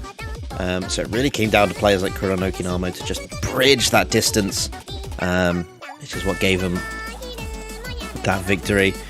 But still, I would have said give that another try, and South Korea could have easily flipped that back over. So very good stuff from them.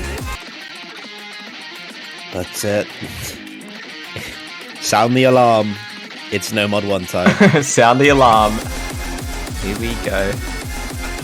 This is you usually say sound the alarm, but this is a really more sort of interesting No Mod 1, I think, than a lot of others. Not just because of the patterning. This is also a custom remix done by Katagiri of Buta Otome. So you've got Barking Mad Dog Buta Otome here for No Mod 1, except Katagiri this time. And that does bring a little bit of spice to this pick. You've got a lot of really wonky overlapping jump patterns that make this honestly a little bit harder to read than some of your other average aim picks like the Hard Rock one or the Double Time one. And a lot of bursty stuff in this map as well that does make it a bit more of just a generalized consistency test rather than just the pure aim. But that aim certainly still is the focus. It's 7.4 stars on the new star rating with just that aim requirement alone. So very, very tricky sort of aim patterns all throughout this map. Yeah, I gotta say, when you get to late game tournaments, the No Mod 1 for some people, if you start hitting some of those aim patterns, you feel like God himself. It's crazy. You just feel so good. So see how the players feel about their aim on this one. And another thing, if your aim's a bit off at the start, it gets really hard to find yourself in a No Mod 1. If your aim's bad at the start, it's probably going to be bad at 80% of the map as well. So early breaks are good indicators of struggling on the map. Of course, we do have a bit of streams and sliders in there as well. It's not just full-on aim just yet, but here it is. Look at the spacing, as Doomsday Fanboy is going to be the first to break. This is an awesome map, by the way. Very fun to play, awesome to watch. Only one player sporting that. Oh no, Karuna as well, matching Dustus' SS, but there he goes.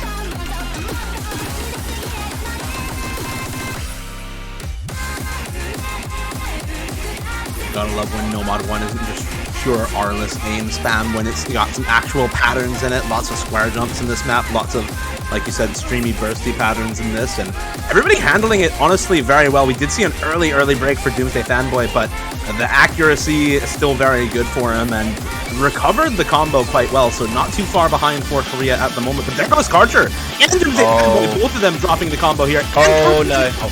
It's all Tuna on the No Mod 1, and Germany is 4-weighing up to this point. This is not what you want when the other team is 5 points in. Okinama is going to find a miss, but this is, of course, a potential match point for Germany. As Tuna breaks now, all hope for Korea is sort of lost and dwindling on whether Germany breaks or not. It's Whitecat, Dustus, and Krilla, and I don't want to leave my fate in their hands. Whitecat, Dustus, Krilla still getting through this map 50% through, and all of them holding above 99%. It's not looking good for the Koreans right now. there really isn't much hope at all. With them reaching 900 combo into this slow part as well. Karuna missing. That is the last sort of salvageable combo for Korea. You'd have to see a catastrophic 4-way break from Germany, but they're so composed, so cool about it. They're still sporting 3 FCs. Only Okinamo who's missed. We didn't get a chance to talk about the lineups because we got into this map so quickly right out of the break, but I mean, Whitecat, Dustus, Kriller on a pick like this is just so scary, and you can see exactly why. Whitecat and Kriller are still holding the over 99% full combos alongside Dustus. Germany's old man himself still holding, but even as Kriller drops, it's still 2 full combos for Germany, 3/4 of the way through the map. It's always Whitecat Dustus. Every time they go, they just do it together. They like feed off each other's energy, and when one FCs, the other person does as well. Tuna has built a little bit of combo, but it's 700k. It's already the rest of his team's score caps. This map's already lost pretty much, and now we're just running to see whether Dustus still has it in Whitecat, whether he can FC as well. Okinamo, of course, he's gonna find a miss, but there goes Whitecat, and it's just Dustus on the side of Germany who's looking to spot a No Mod 1 FC, which would be absolutely bonkers in a finals pool. Yeah, on the grand finals pool, you don't really expect FCs. They're certainly doable on just about every map. There are some like that hidden free pick where it's very unlikely, and some like this No Mod 1 where you might expect 1 or 2 people to full combo. But if you told me at the start of this map that Dustus was going to be the one player on Germany holding the full combo going into the ending of the map... Oh, no, he's not going to FC. But look at that score. That's probably going to be the highest score on that in the match. All right. Unlucky on those last 2 notes. It does, of course, blunder the slow motion ending, but it's all right. He does find more misses than Kriller and Whitecat. But what a score from Germany. They got 3 players through halfway, which is a really hard thing to do in a No Mod 1 where most of the time you're missing right before the middle. It always feels like the middle is the hardest part. But incredible stuff there from Dustus himself. I think the funniest thing about that is Dustus will be annoyed that he didn't FC rather than the fact he is the only one who will probably FC that this weekend. That is... Oh, that's cracked. That's unbelievable. What? Okay. Moving on. Oh South boy. Korea coming in with free mod 2. Oh, it's KZG's time. This is the map of all time. This is just the map of all time in this pool. I mean, this pool has some really crazy maps. I've already seen Korea pick into a lot of them. But if you look at maps in this pool that are just deceptively hard, incredibly tricky to perform well on with either mod, this has just gotta be it. KTG Stir, they nerfed the approach rate to 8.5 because this map was too hard with Hidden. That should tell you exactly how gimmicky this map is. Tons of just basic looking aim patterns, but they change spacing all over the place. They're all linear or flow aim based, and it just makes it so tricky to hold on to combo effectively with any mod. No, it is. It's just crazily difficult. So I think it'll really come down to if either team has got a player who's just completely solid on their mod, it'll do so much for their team score. If they can pull in a decent modded player score, it will help them so much. But you're really looking at these no mod players to pull in those scores, keep up their combos on this map, and it'll just come down to who, if a modded player can do it, or if it just comes down to those no modders. Will we see a break? I like this though. Back to the free mod where it all started. We're seeing a lot of a switch up. I don't think we saw Halawatcha play that first one, and I don't think we saw Umbre play that first one as well. But it looks like a very similar roster for Karuna with Maya stepping in. We don't have that Karuna, and it's match point for the Koreans now as Germany have the potential to close this out and book their way to verse the United States tomorrow. Looking Korea at the Hiddens.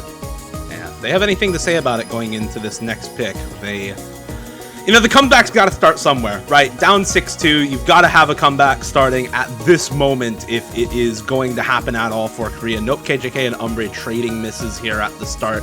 Won't matter too much. Halawatcha, Kriller, and Whitecat in for Germany. Halawatcha taking that hard rock, Kriller taking the hidden, no surprises there. Maez with another miss for South Korea as Flying Tuna and Karcher on the Nomad and Hard Rock. Never mind, Karcher also dropping down. It's just Tuna with the FC now for Korea. Yep, it's all Tuna, and I do want to bring up that Tuna is not on that hidden. We usually see him sport the hidden for the free mods, but we're seeing him rock the no mod, and he's holding that SS, and I've seen him do some dirty things on these low AR free mods. Whitecat, of course, is matching him, and it's looking like it might come down to a Tuna Whitecat showdown on this map, as everyone is finding misses throughout the maps, and we're sort of at that low 200 combo for most of the players as Tuna and Whitecat are looking to face off on this no mod free mod right now. It's Whitecat's opportunity to go to the finals, and it's Tuna's chance to hold his team through these absurd low aim patterns, as every single player is somehow managing to hit all of this. How are they hitting this, by the way? This looks like it's 2 stars. This is the hardest pattern section in the map, and people are still hitting this. Whitecat and Tuna finally break. Both of them break at the exact same time. Look at the score. It's Karcher. It's all Karcher, baby. He was the only player to stand through that. He has walked through the gates, and he's the only one managing it right now, as it's 50k to boot, and he's on the Hard Rock as well. Hard Rock does seem to have a bit of favor through those flame sections, but he is going to find a break, and it's about 100k now. There's no combo on the side of Germany, so as long as everyone can sort of rebuild that combo on the side of Korea, they should be alright. The nerves for all these players, every single map is high pressure. When the opponent's on match point or you're on match point, either way the nerves are peaking. So credit to everyone who was able to hold it through, and Karcher getting through that section is what it could be the storyline of this OWC. It could be the difference between Korea winning this match, and it just might be. I mean, that's where it has to happen, right? Korea needed that combo to stay alive in this match. Tuna and Whitecat both on the Nomads, basically matching each other's score. So it does come down to Karcher being able to hold through that honestly ridiculous section. I'm not sure how you actually FC that section with Hard Rock. Crazy, crazy stuff from both Tuna and Whitecat, but as Karcher as well with that Hard Rock, just putting him work. It's just uncomprehendable how he managed to pull that off, but he did it, and he did it with style. Take a bow, good sir. That is an outstanding play.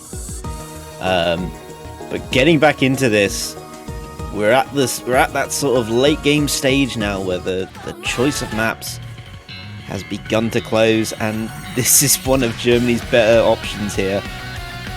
After that Nomad 1 performance, this Hard Rock 1 looks to follow suit. A very, very strong map for them. It's just like a Nomad 1, but it's just for Hard Rock. What more is there to say about this? Yeah, I mean, that's basically all there is to it. And I think when you have players like Halawatcher, who on that last map got 0 100s, and still managed to do fairly well on the pick with Hard Rock, I think you can sort of lean into those Hard Rock players, especially now, you know, Dustus and Whitecat definitely feeling solid on the aim. Kriller certainly feeling good on it as well. 700k on Nomad 1 for him, so this is a pick that makes a lot of sense going into Germany trying to close it out. Where is Dust Ice? Because I don't know how much Hard Rock 1 Dust Ice really enjoys playing, but here he is. We're all good. I was starting to freak out a little bit. I was like, him on that Nomad 1. I mean, the roster might say something else, but if you're getting that score on Nomad 1, I'm probably throwing you in on the A, man. I'm sitting this one out, you know what I mean? Like, incredible stuff from him on that Nomad 1, but it looks like Germany has their roster in. They're still on that match point. Korea was able to take one while the opponent was on match point, which is, it shows that they're capable and that the nerves are in check. They are still hanging.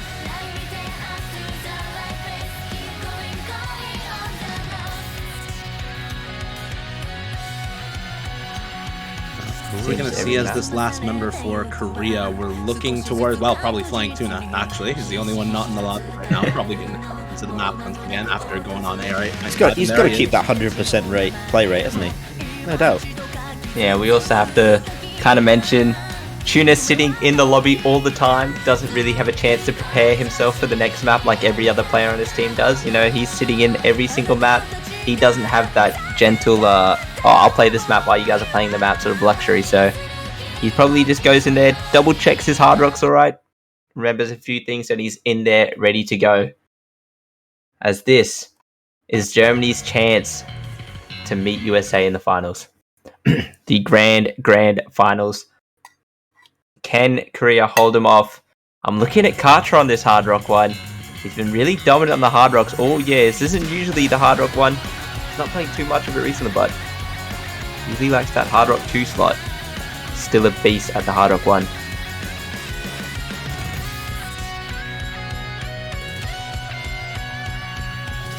We saw Korea pull it together on their own pick there on Fremod 2. We're going to have to see them do it again here on Germany's next pick, but we saw what Germany was able to do on Hard Rock 1. You're looking at Whitecat and Dustus after that pick to really pull through and make sure that Germany can close this out safely and get into that grand finals versus the United States.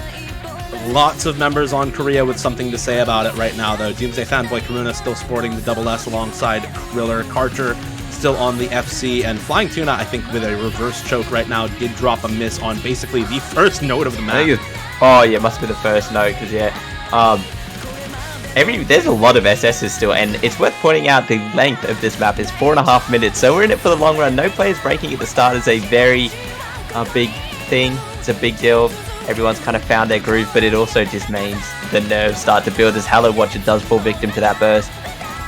Whitecat as well is also dropped down for Germany now, one of the key players on Nomad 1 for them on their last pick, so it's just Dustus now, as Kriller also drops in the first PI time. Doomsday Fanboy, the only one to drop as well on Korea, and Dustus drops the slider break as well. This is just complete collapse from Germany, and it is exactly what Korea needs to find their way back into this match. Yep, an explosive opportunity right now with the break as well, seeing that all you really have to do is hit the circles, not gonna have to worry about accuracy at all at this point. The combo advantage is so heavily in your favor that you can take a little break and really see if you're on that circle before you tap it. Don't worry too much about the timing. Gotta be hoping that they can all just manage to combo, but will that of course break them, as we see Karuna does miss on that 99.6. Up to Karcher and Tuna now. They have to hold on. Still a lot of map left. Still about 2.5 minutes of map left, so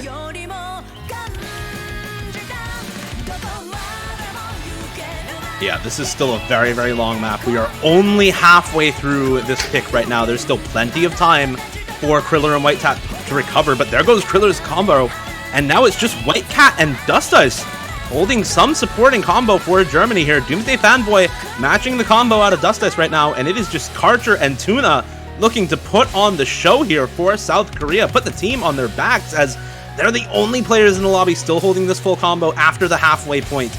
But again, there is just still so much map left. This lead only 400k right now.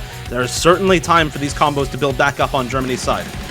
yeah, we could certainly see some of those players like Karcher and Karuna getting score capped at still 700k if they were to find a disastrous miss in this middle section, but they're looking good, and Whitecat and Dust is kind of building up that combo. Doomsday's fallen, so is Karuna, so there's a bit of opportunity there for Germany, but with how Karcher and Tuna have been playing on this map, it looks good for Korea right now. As Dustus falls, makes that comeback even harder for Germany. It's 400k lead. Tuna and Karcher still holding that FC. With the match point on your back, it's so hard to do this performance. Putting on a show right now is Karcher's just been the story. Everyone's had their stories for the side of Korea. We've seen all of these players in right now have their moments, have their pop-offs, and right now it's Karcher and Tuna. And even with Tuna missing on that space stream, Karcher is still able to hold. You love to see this for a Korea match. He only drops. Whitecat is still holding, but look at the score lead. It's 500k for Korea right now. Karcher has done it back to back with match point. Him and Tuna, it was them two on the last map. When their backs were pushed against the wall the hardest, it was Karcher and Tuna who were able to pull through and not falter to the nerves, the pressure. They're actually, it looks like they're kind of feeling it a bit. They're kind of popping off from the pressure, I reckon.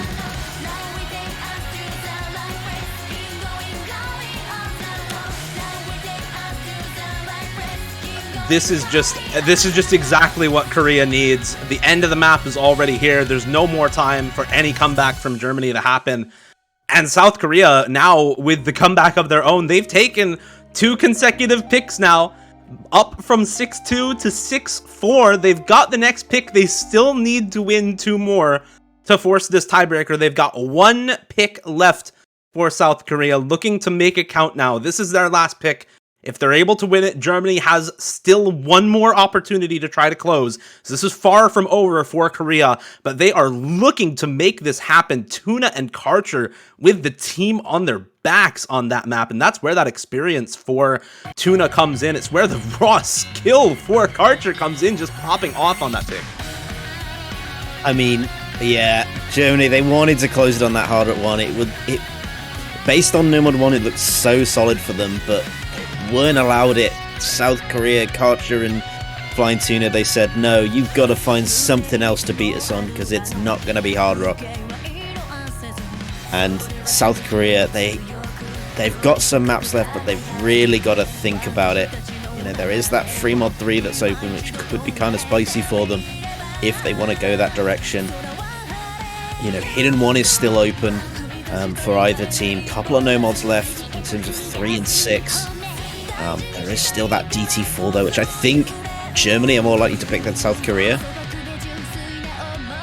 being honest. So looking at these picks, it's likely to be sort of no mod 3, no mod 6, or free mod 3. I don't think South Korea are really going to want to push towards Hidden 1, but knowing them, they'll pick that just because I've said that they won't pick that. I mean, there's certainly no shortage of maps that are either a little bit South Korea favored or at least enough of a toss-up where they can come out on top. They are going to use their timeout here. Each team does have a 2-minute timeout that they can use. Korea going to use that right now to try and help themselves figure out exactly which map is the best for them, talk about which players are feeling good, which aren't feeling so good, and make sure that the map that they pick is one that is fantastic for their team right now. I mean, you've got players on South Korea like Flying Tuna who can just hard carry a map like Nomad 3 or Hidden 1, but the question is whether or not that score will be matched by a player on Germany, right? And I think you definitely can expect those types of maps to have a score matched, for example, by White Cat for Flying Tuna. So they're probably looking at either the last available free mod or even something like Nomad 6 is a complete toss-up. They were 7k apart on Nomad 6 last weekend. I have to definitely agree to your point there, because I'm looking at this pool left. I'm thinking Germany's probably picking that DT4 right next, because Dust is on that sort of DT late game. It's just something else. It's just LeBron Jam as well. I'd love to see it. But yeah, Nomad 6 maybe for Korea. It's definitely the pick they have to focus on so very much, because I mean, this is their last pick, right? They pick this, they win this, Germany picks, they win that. It's tiebreaker, baby. So this is their last pick for OWC. Everyone's opinion has to be heard on that team. If there's even a slight, judgment on the maps, they have to be so universal in what they're doing, and the pressure's on. They could be thinking of Nomad 6 and being like, hey man, can you play this? That guy's like, I don't feel too good. We need teamwork, and that's what that timeout's all about. I really love it. It's good stuff. Oh, they're gonna do it. They're going It's for coming. Rhododendron. Oh boy, the grand finals Nomad 6. You know you're in for something spicy with this one. It's called Wacky. The diff name is Wacky. It is. Should we say more? I mean, that's kind of our job, right? That's what they brought us in for. But yeah, I mean, the diff name says a lot of it already. You see that 280 BPM on this map? It's actually mapped in swing style. So you've got all 1/3 sorts of patterning in this map. Lots of 1/3 or 2/3 types of patterning in this pick. And a lot of 1/2 and 1/4 rhythm in this map as well. It's actually less rhythmically complex than what we saw on Hard Rock 3. It's less rhythmically complex than the Nomad 6 from last weekend.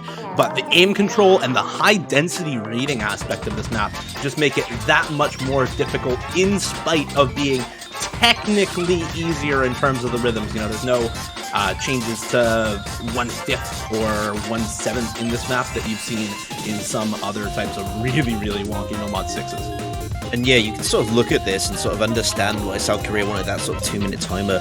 You know, a swing style type of map is something it's very uncommon, and it's something you can't just play well just out of the gate. You have to adjust to the type of rhythm it is, to the sound. You know, the tapping is all different. It's a lot of different rhythm complexities built into this. So, you know, considering all that, South Korea, they probably tried to warm themselves up on this map as best they can. So they're out for blood. They are coming in strong with this last pick, I think. I've got to point out the lineup now for South Korea. Mayaz coming in on their last pick. Have we seen Mayaz on a single other map? Nope. No, we saw him so far. We did see him on Fremod 2. We saw him on he Fremod came in 2. for a little bit. And that's the only other map. So this is, you know, Karuna Tuna, the two mainstays still in for this one. Nope, KJK and Mayaz, the Nomad gimmick players coming in here for South Korea, up against, honestly, a really scary roster. White Cat, Kriller, Dust Ice, and Umbre in for Germany. You've got to be scared of Kriller on this type of map for Germany. I think he's probably the player to watch. White Cat, of course, is going to do well, but this is such a Kriller map. He is known before he became a tourney god for popping off in solo on maps just like this. Yeah, Germany definitely have a capable roster, but it is the pick Korea has decided to let it all out on. This was their last pick of the match. And we'll see what they can do. Hopefully it was one of those picks where they felt good and they're not just picking it because they thought Germany might have been a bit weak. Hopefully it's a confident pick because that's what you want. Always helps going into the maps a little bit confident. It's just wacky off the rip. You can hear it, you can see it. It's complete wacky.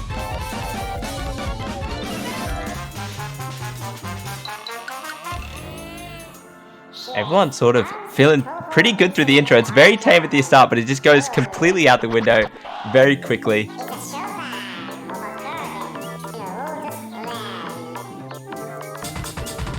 This is where it's going to start to pick up, get into all of these doubles and quads all throughout this pick. And this is where that density starts to pick up as well. This is AR 9.3 and circle size 3, very difficult to read. There goes Mayaz, the first combo drop for either team. Mid-range matches, so it's still equal footing right now, and the accuracy is almost a match everywhere. Justice does have the highest thing, and Karuna's going to fall as well, with Nope JK is on 92%. It's all up to Tuna, really, because a low axe score on this does matter. When your opponents are sitting at about 4% higher, it matters a lot. Karuna's break was Bancho if it broke. It's just, oh, and there goes White Cat and Kriller on the exact same pattern, so it looks good for the start of South Korea right now. They do have 3 FCs, it's just Dustis. And that's basically halfway through the map, by the way. That's pretty much the worst place that you can miss. So, and they're going to be score capped at around probably 550k with this type of accuracy for Kriller and White Cat. And despite having that good Dustis as well dropping down, it's Tuna and Nope KJK. Nope KJK now holding on. But it's just Nope KJK, and his score is going to exacerbate. It's going to get so far compared to everyone else. He's at 900 combo. I don't think anyone else is going to even get around 600. This guy is going off on this map, and we saw Tuna break, but he did, of course, hold on. It's all the Nope K show right now. Umbre is really the only one holding it down for Germany, so there's a little bit of chance, but he is, of course, matched by Mayaz, and his accuracy is far outscaled by Tuna, so it looks really good for South Korea. As Nope JK is putting in the work right now, looking to put his country on his back and really win this map for his team here. Coming out of the timeout explosive. I mean, I think this score lead is just already set in stone for South Korea. Yep. Kriller and White Cat have some combo alongside Dust Ice, but it's just not enough. We shouted out Umbre earlier, had that combo, but dropped it. It's just, you said it, Don, it's the Nope KJK show. I mean, this is just a ridiculous score. He is still going. Like, this is, he just did not slow down at all. The 94% coming through as well, which is quite a lot on the map like this, but to FC it is something else. And there he goes. I've gone and done it. But he has gone and done it and put Korea on the board now. We are looking at Germany's last pick for this. Dude, we're here. What more can it's you happening. ask for? We're here. What more can you ask for? This is the type of match that everybody wants to see in the grand finals weekend, right? This is the only match left up before the grand finals, at least the only official match left in the tournament. I do want to shout out right after this, we are having a show match between the staff team, between the playtesting team and the All-Stars. So do stick around afterwards. We are going to have that show match getting played out. But I mean, this is for your last official match before the grand finals to decide the winner going up against the United States. What else are you going to ask for besides something this close? Korea with the comeback of a dream right now. I mean, the Korea train, they're coming. I mean, they've been doing this since losers bracket round 2.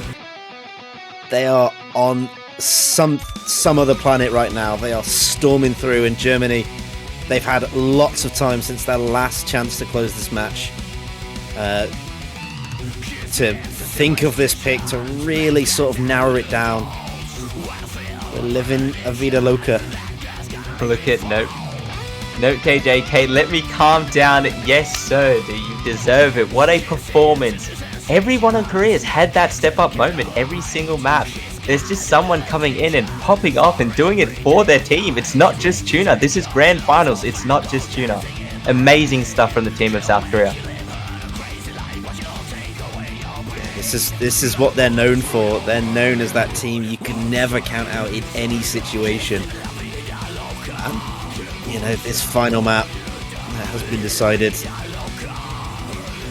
It's going to be a tough one for South Korea. It is a very, very tricky map. You know, it's got consistent pattern aim. Builds in a lot of that sort of anti-aim as well. Very tricky stuff.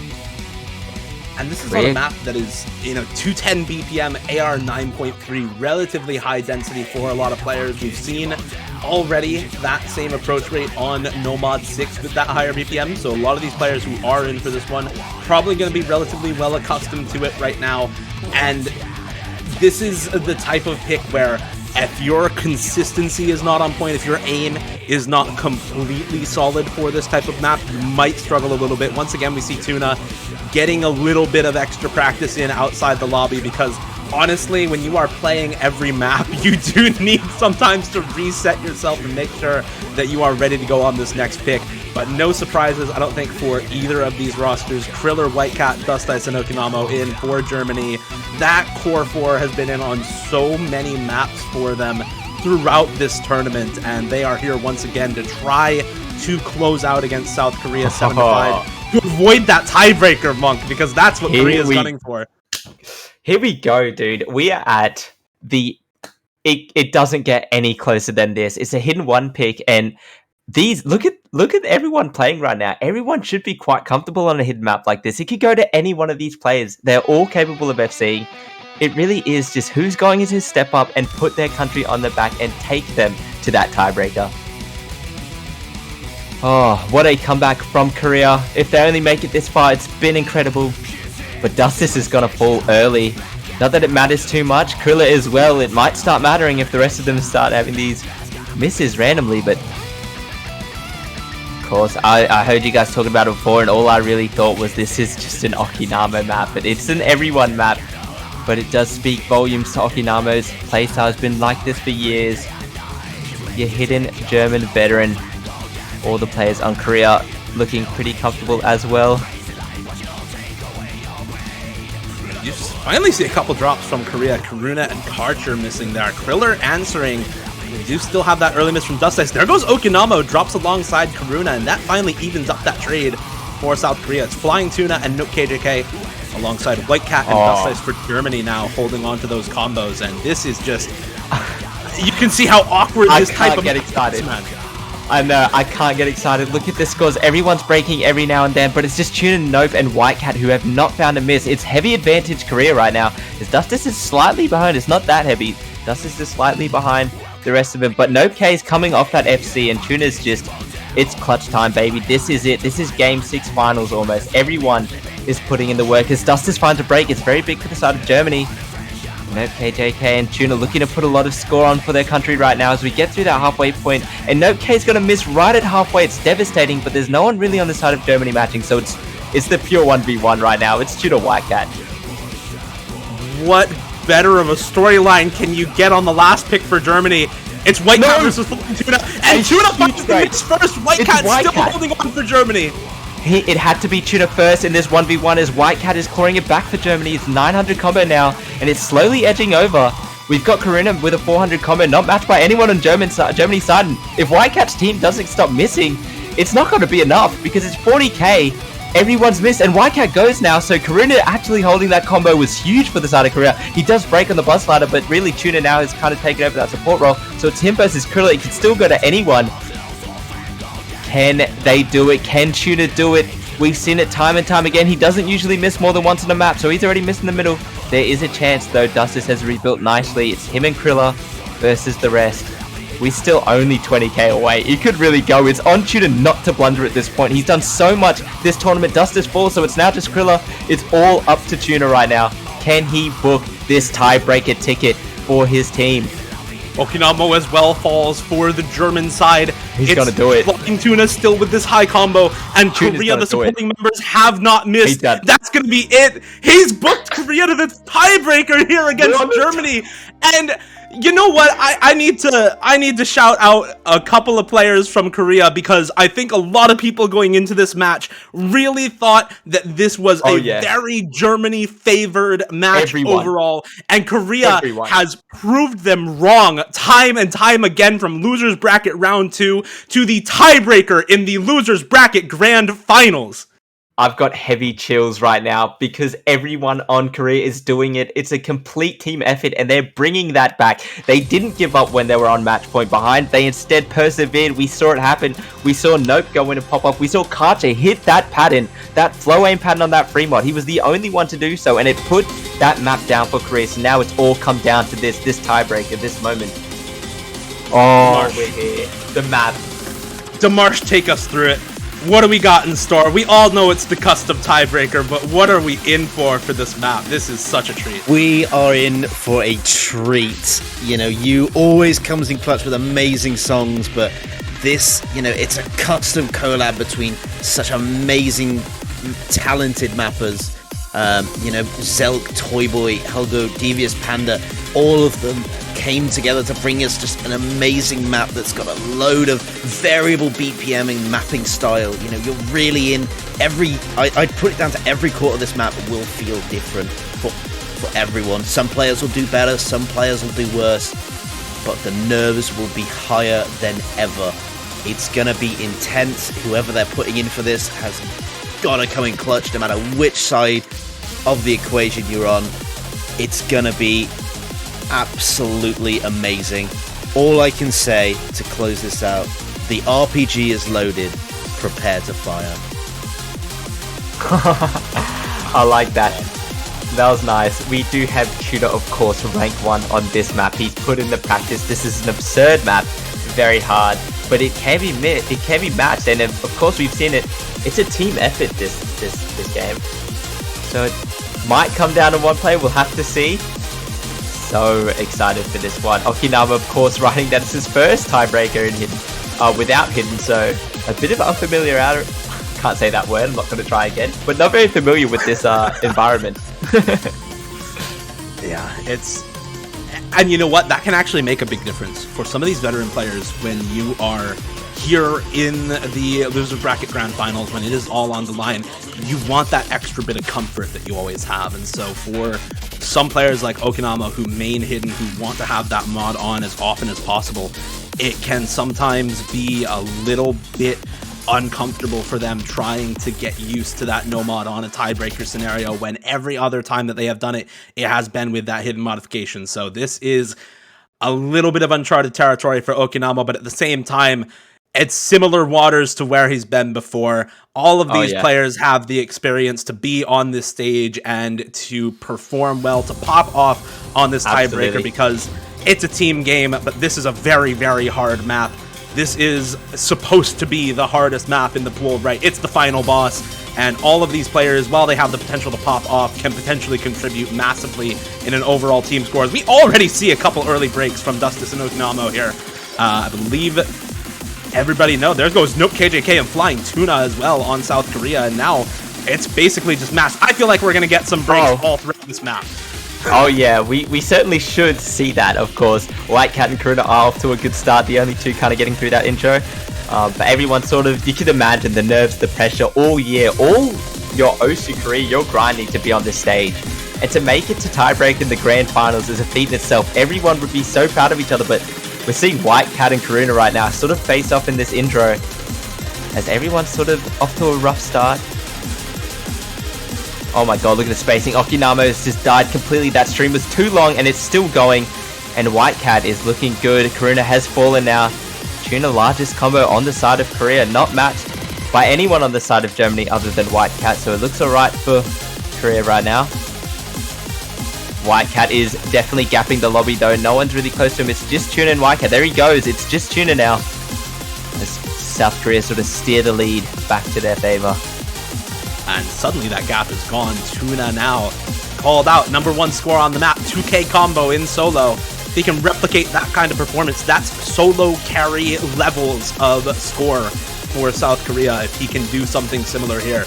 He's on track. Still has that combo.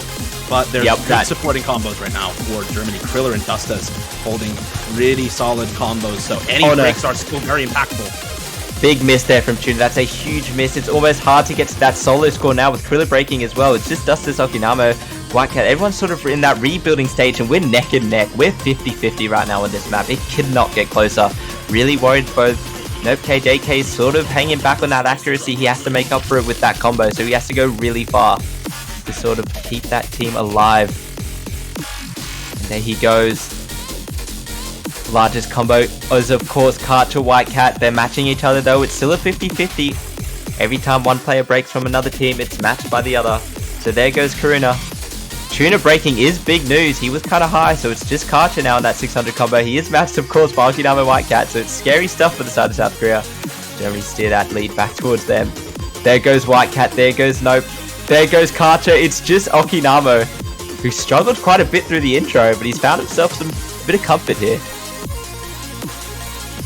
Uncharted territory without the hidden for Okinamo, but similar waters, and sometimes that little bit of discomfort just have to say something. Is miss just right there. It's Flying Tuna now versus Dust Ice. There is a 70k score lead though for Germany, and that's going to continue to build as Dust Ice still has that slightly higher combo than Flying Tuna. There is support from Karuna at the moment, the mainstay duo of Flying Tuna and Karuna for South Korea.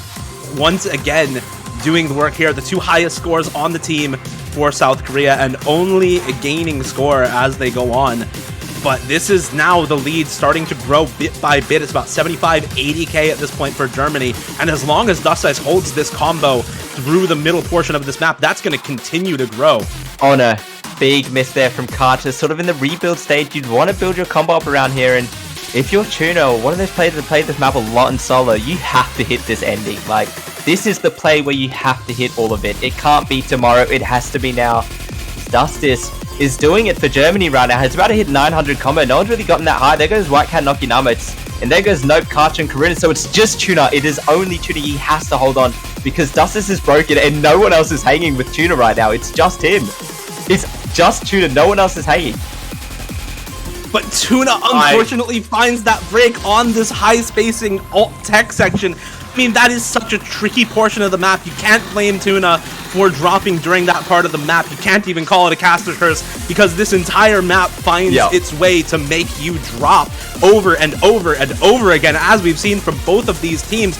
270k is a high score in this lobby. This is just that difficult of a map as everybody on Germany wipes again. It's just Flying Tuna who's able to hold through that section once more, and he finds a miss as well. It's just whether the combos can be more consistent for either team that's going to determine the winner going into the last quarter. The accuracy matters as well, and if you're one of those players on good act, you cannot chain miss at this point in the map. You have to keep it up. White Cat can't afford a chain miss. It'd lose too much score. Same with everyone in this lobby, as it's about 100k to boot. we're going into the ending of this map now, and everyone's kind of got a fresh slate. Everyone's kind of refreshed. There's still a chance there for Korea. They are 100k down, but with Nope and Karuna missing, it doesn't help their chances. Dustis is White Cat. They're the ones that build that combo through that tricky section. They're kind of matched by Karcher. It's just him. It's all up to him now, as Germany still has White Cat and Dustis sporting high combos. Karcher, all eyes on you as the score is running away, and Germany is slowly getting their chance to that finals. And with Karcher missing, it's looking bad for South Korea. White Cat's managed to find 600 combo, and Okinawa is hanging with him. 150k now. The lead is certainly in favor of Germany as they're looking to close this one out to versus the United States. And even though Tuna has that high score in solo, even though he and Karuna have done so much for this South Korea team throughout the years, even though they go in as once again the mainstay duo here on the tiebreaker, even though this single play is what matters. This single play from the German squad, 3 members over that 300k mark, bring them into the grand finals against the United States for the second time in this tournament, for the second time in 2 years. We are so privileged to get to watch these matches this year. Just an incredible performance from both teams. Both countries just really bringing the best out of each other. We saw it happen, everyone having their pop-up moments, but in the end it does come down to White Cat 2 missing that tiebreak. He really did just go in there and 2 miss that. It's unfortunate there for the side of South Korea, but they've got to be feeling accomplished. They've got to be feeling proud. They were so, I think it was 6-3 or 6-2. They really had their backs against the walls, and they just kept going all the way to the tiebreaker. They did not give up at all, and I love to see it. So proud of everyone. Oh, what a match and what a game.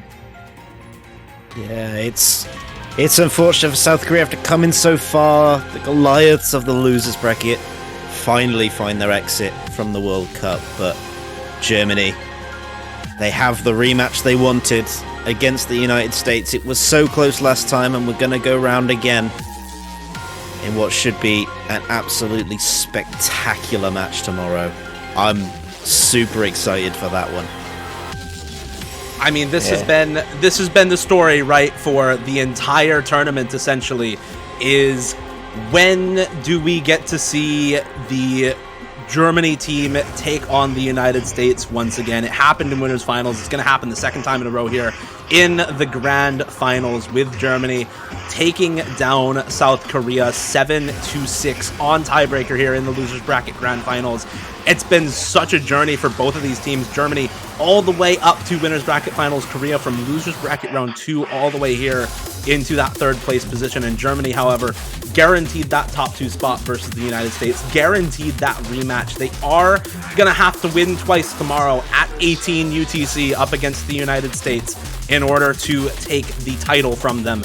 But given how close it was in the winners bracket finals, that 7-6 scoreline tells it all. They will be how they play, how well they play today. Some of those maps, like, they're going to be hard scores to beat. You look at the no mod ones, some of those early DPs as well. It's going to be a tough match, but it's certainly doable for the side of Germany.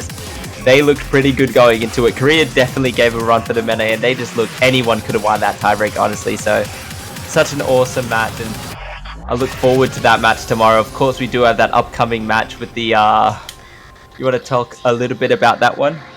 Yeah, we've got a special show match coming up for y'all right now. We've got our All-Stars from the tournament versus the OWC playtesting team as our show match here. We're going to have the all-star lineup of Badu, Enrek, Zudinator, Frankie, Varvalian, Shield, Dragbit3, and MCY4 versus the staff team Skill, Nissan, Azer, Chili Repair, Azerate, Sawada, FG Sky, and Bartek.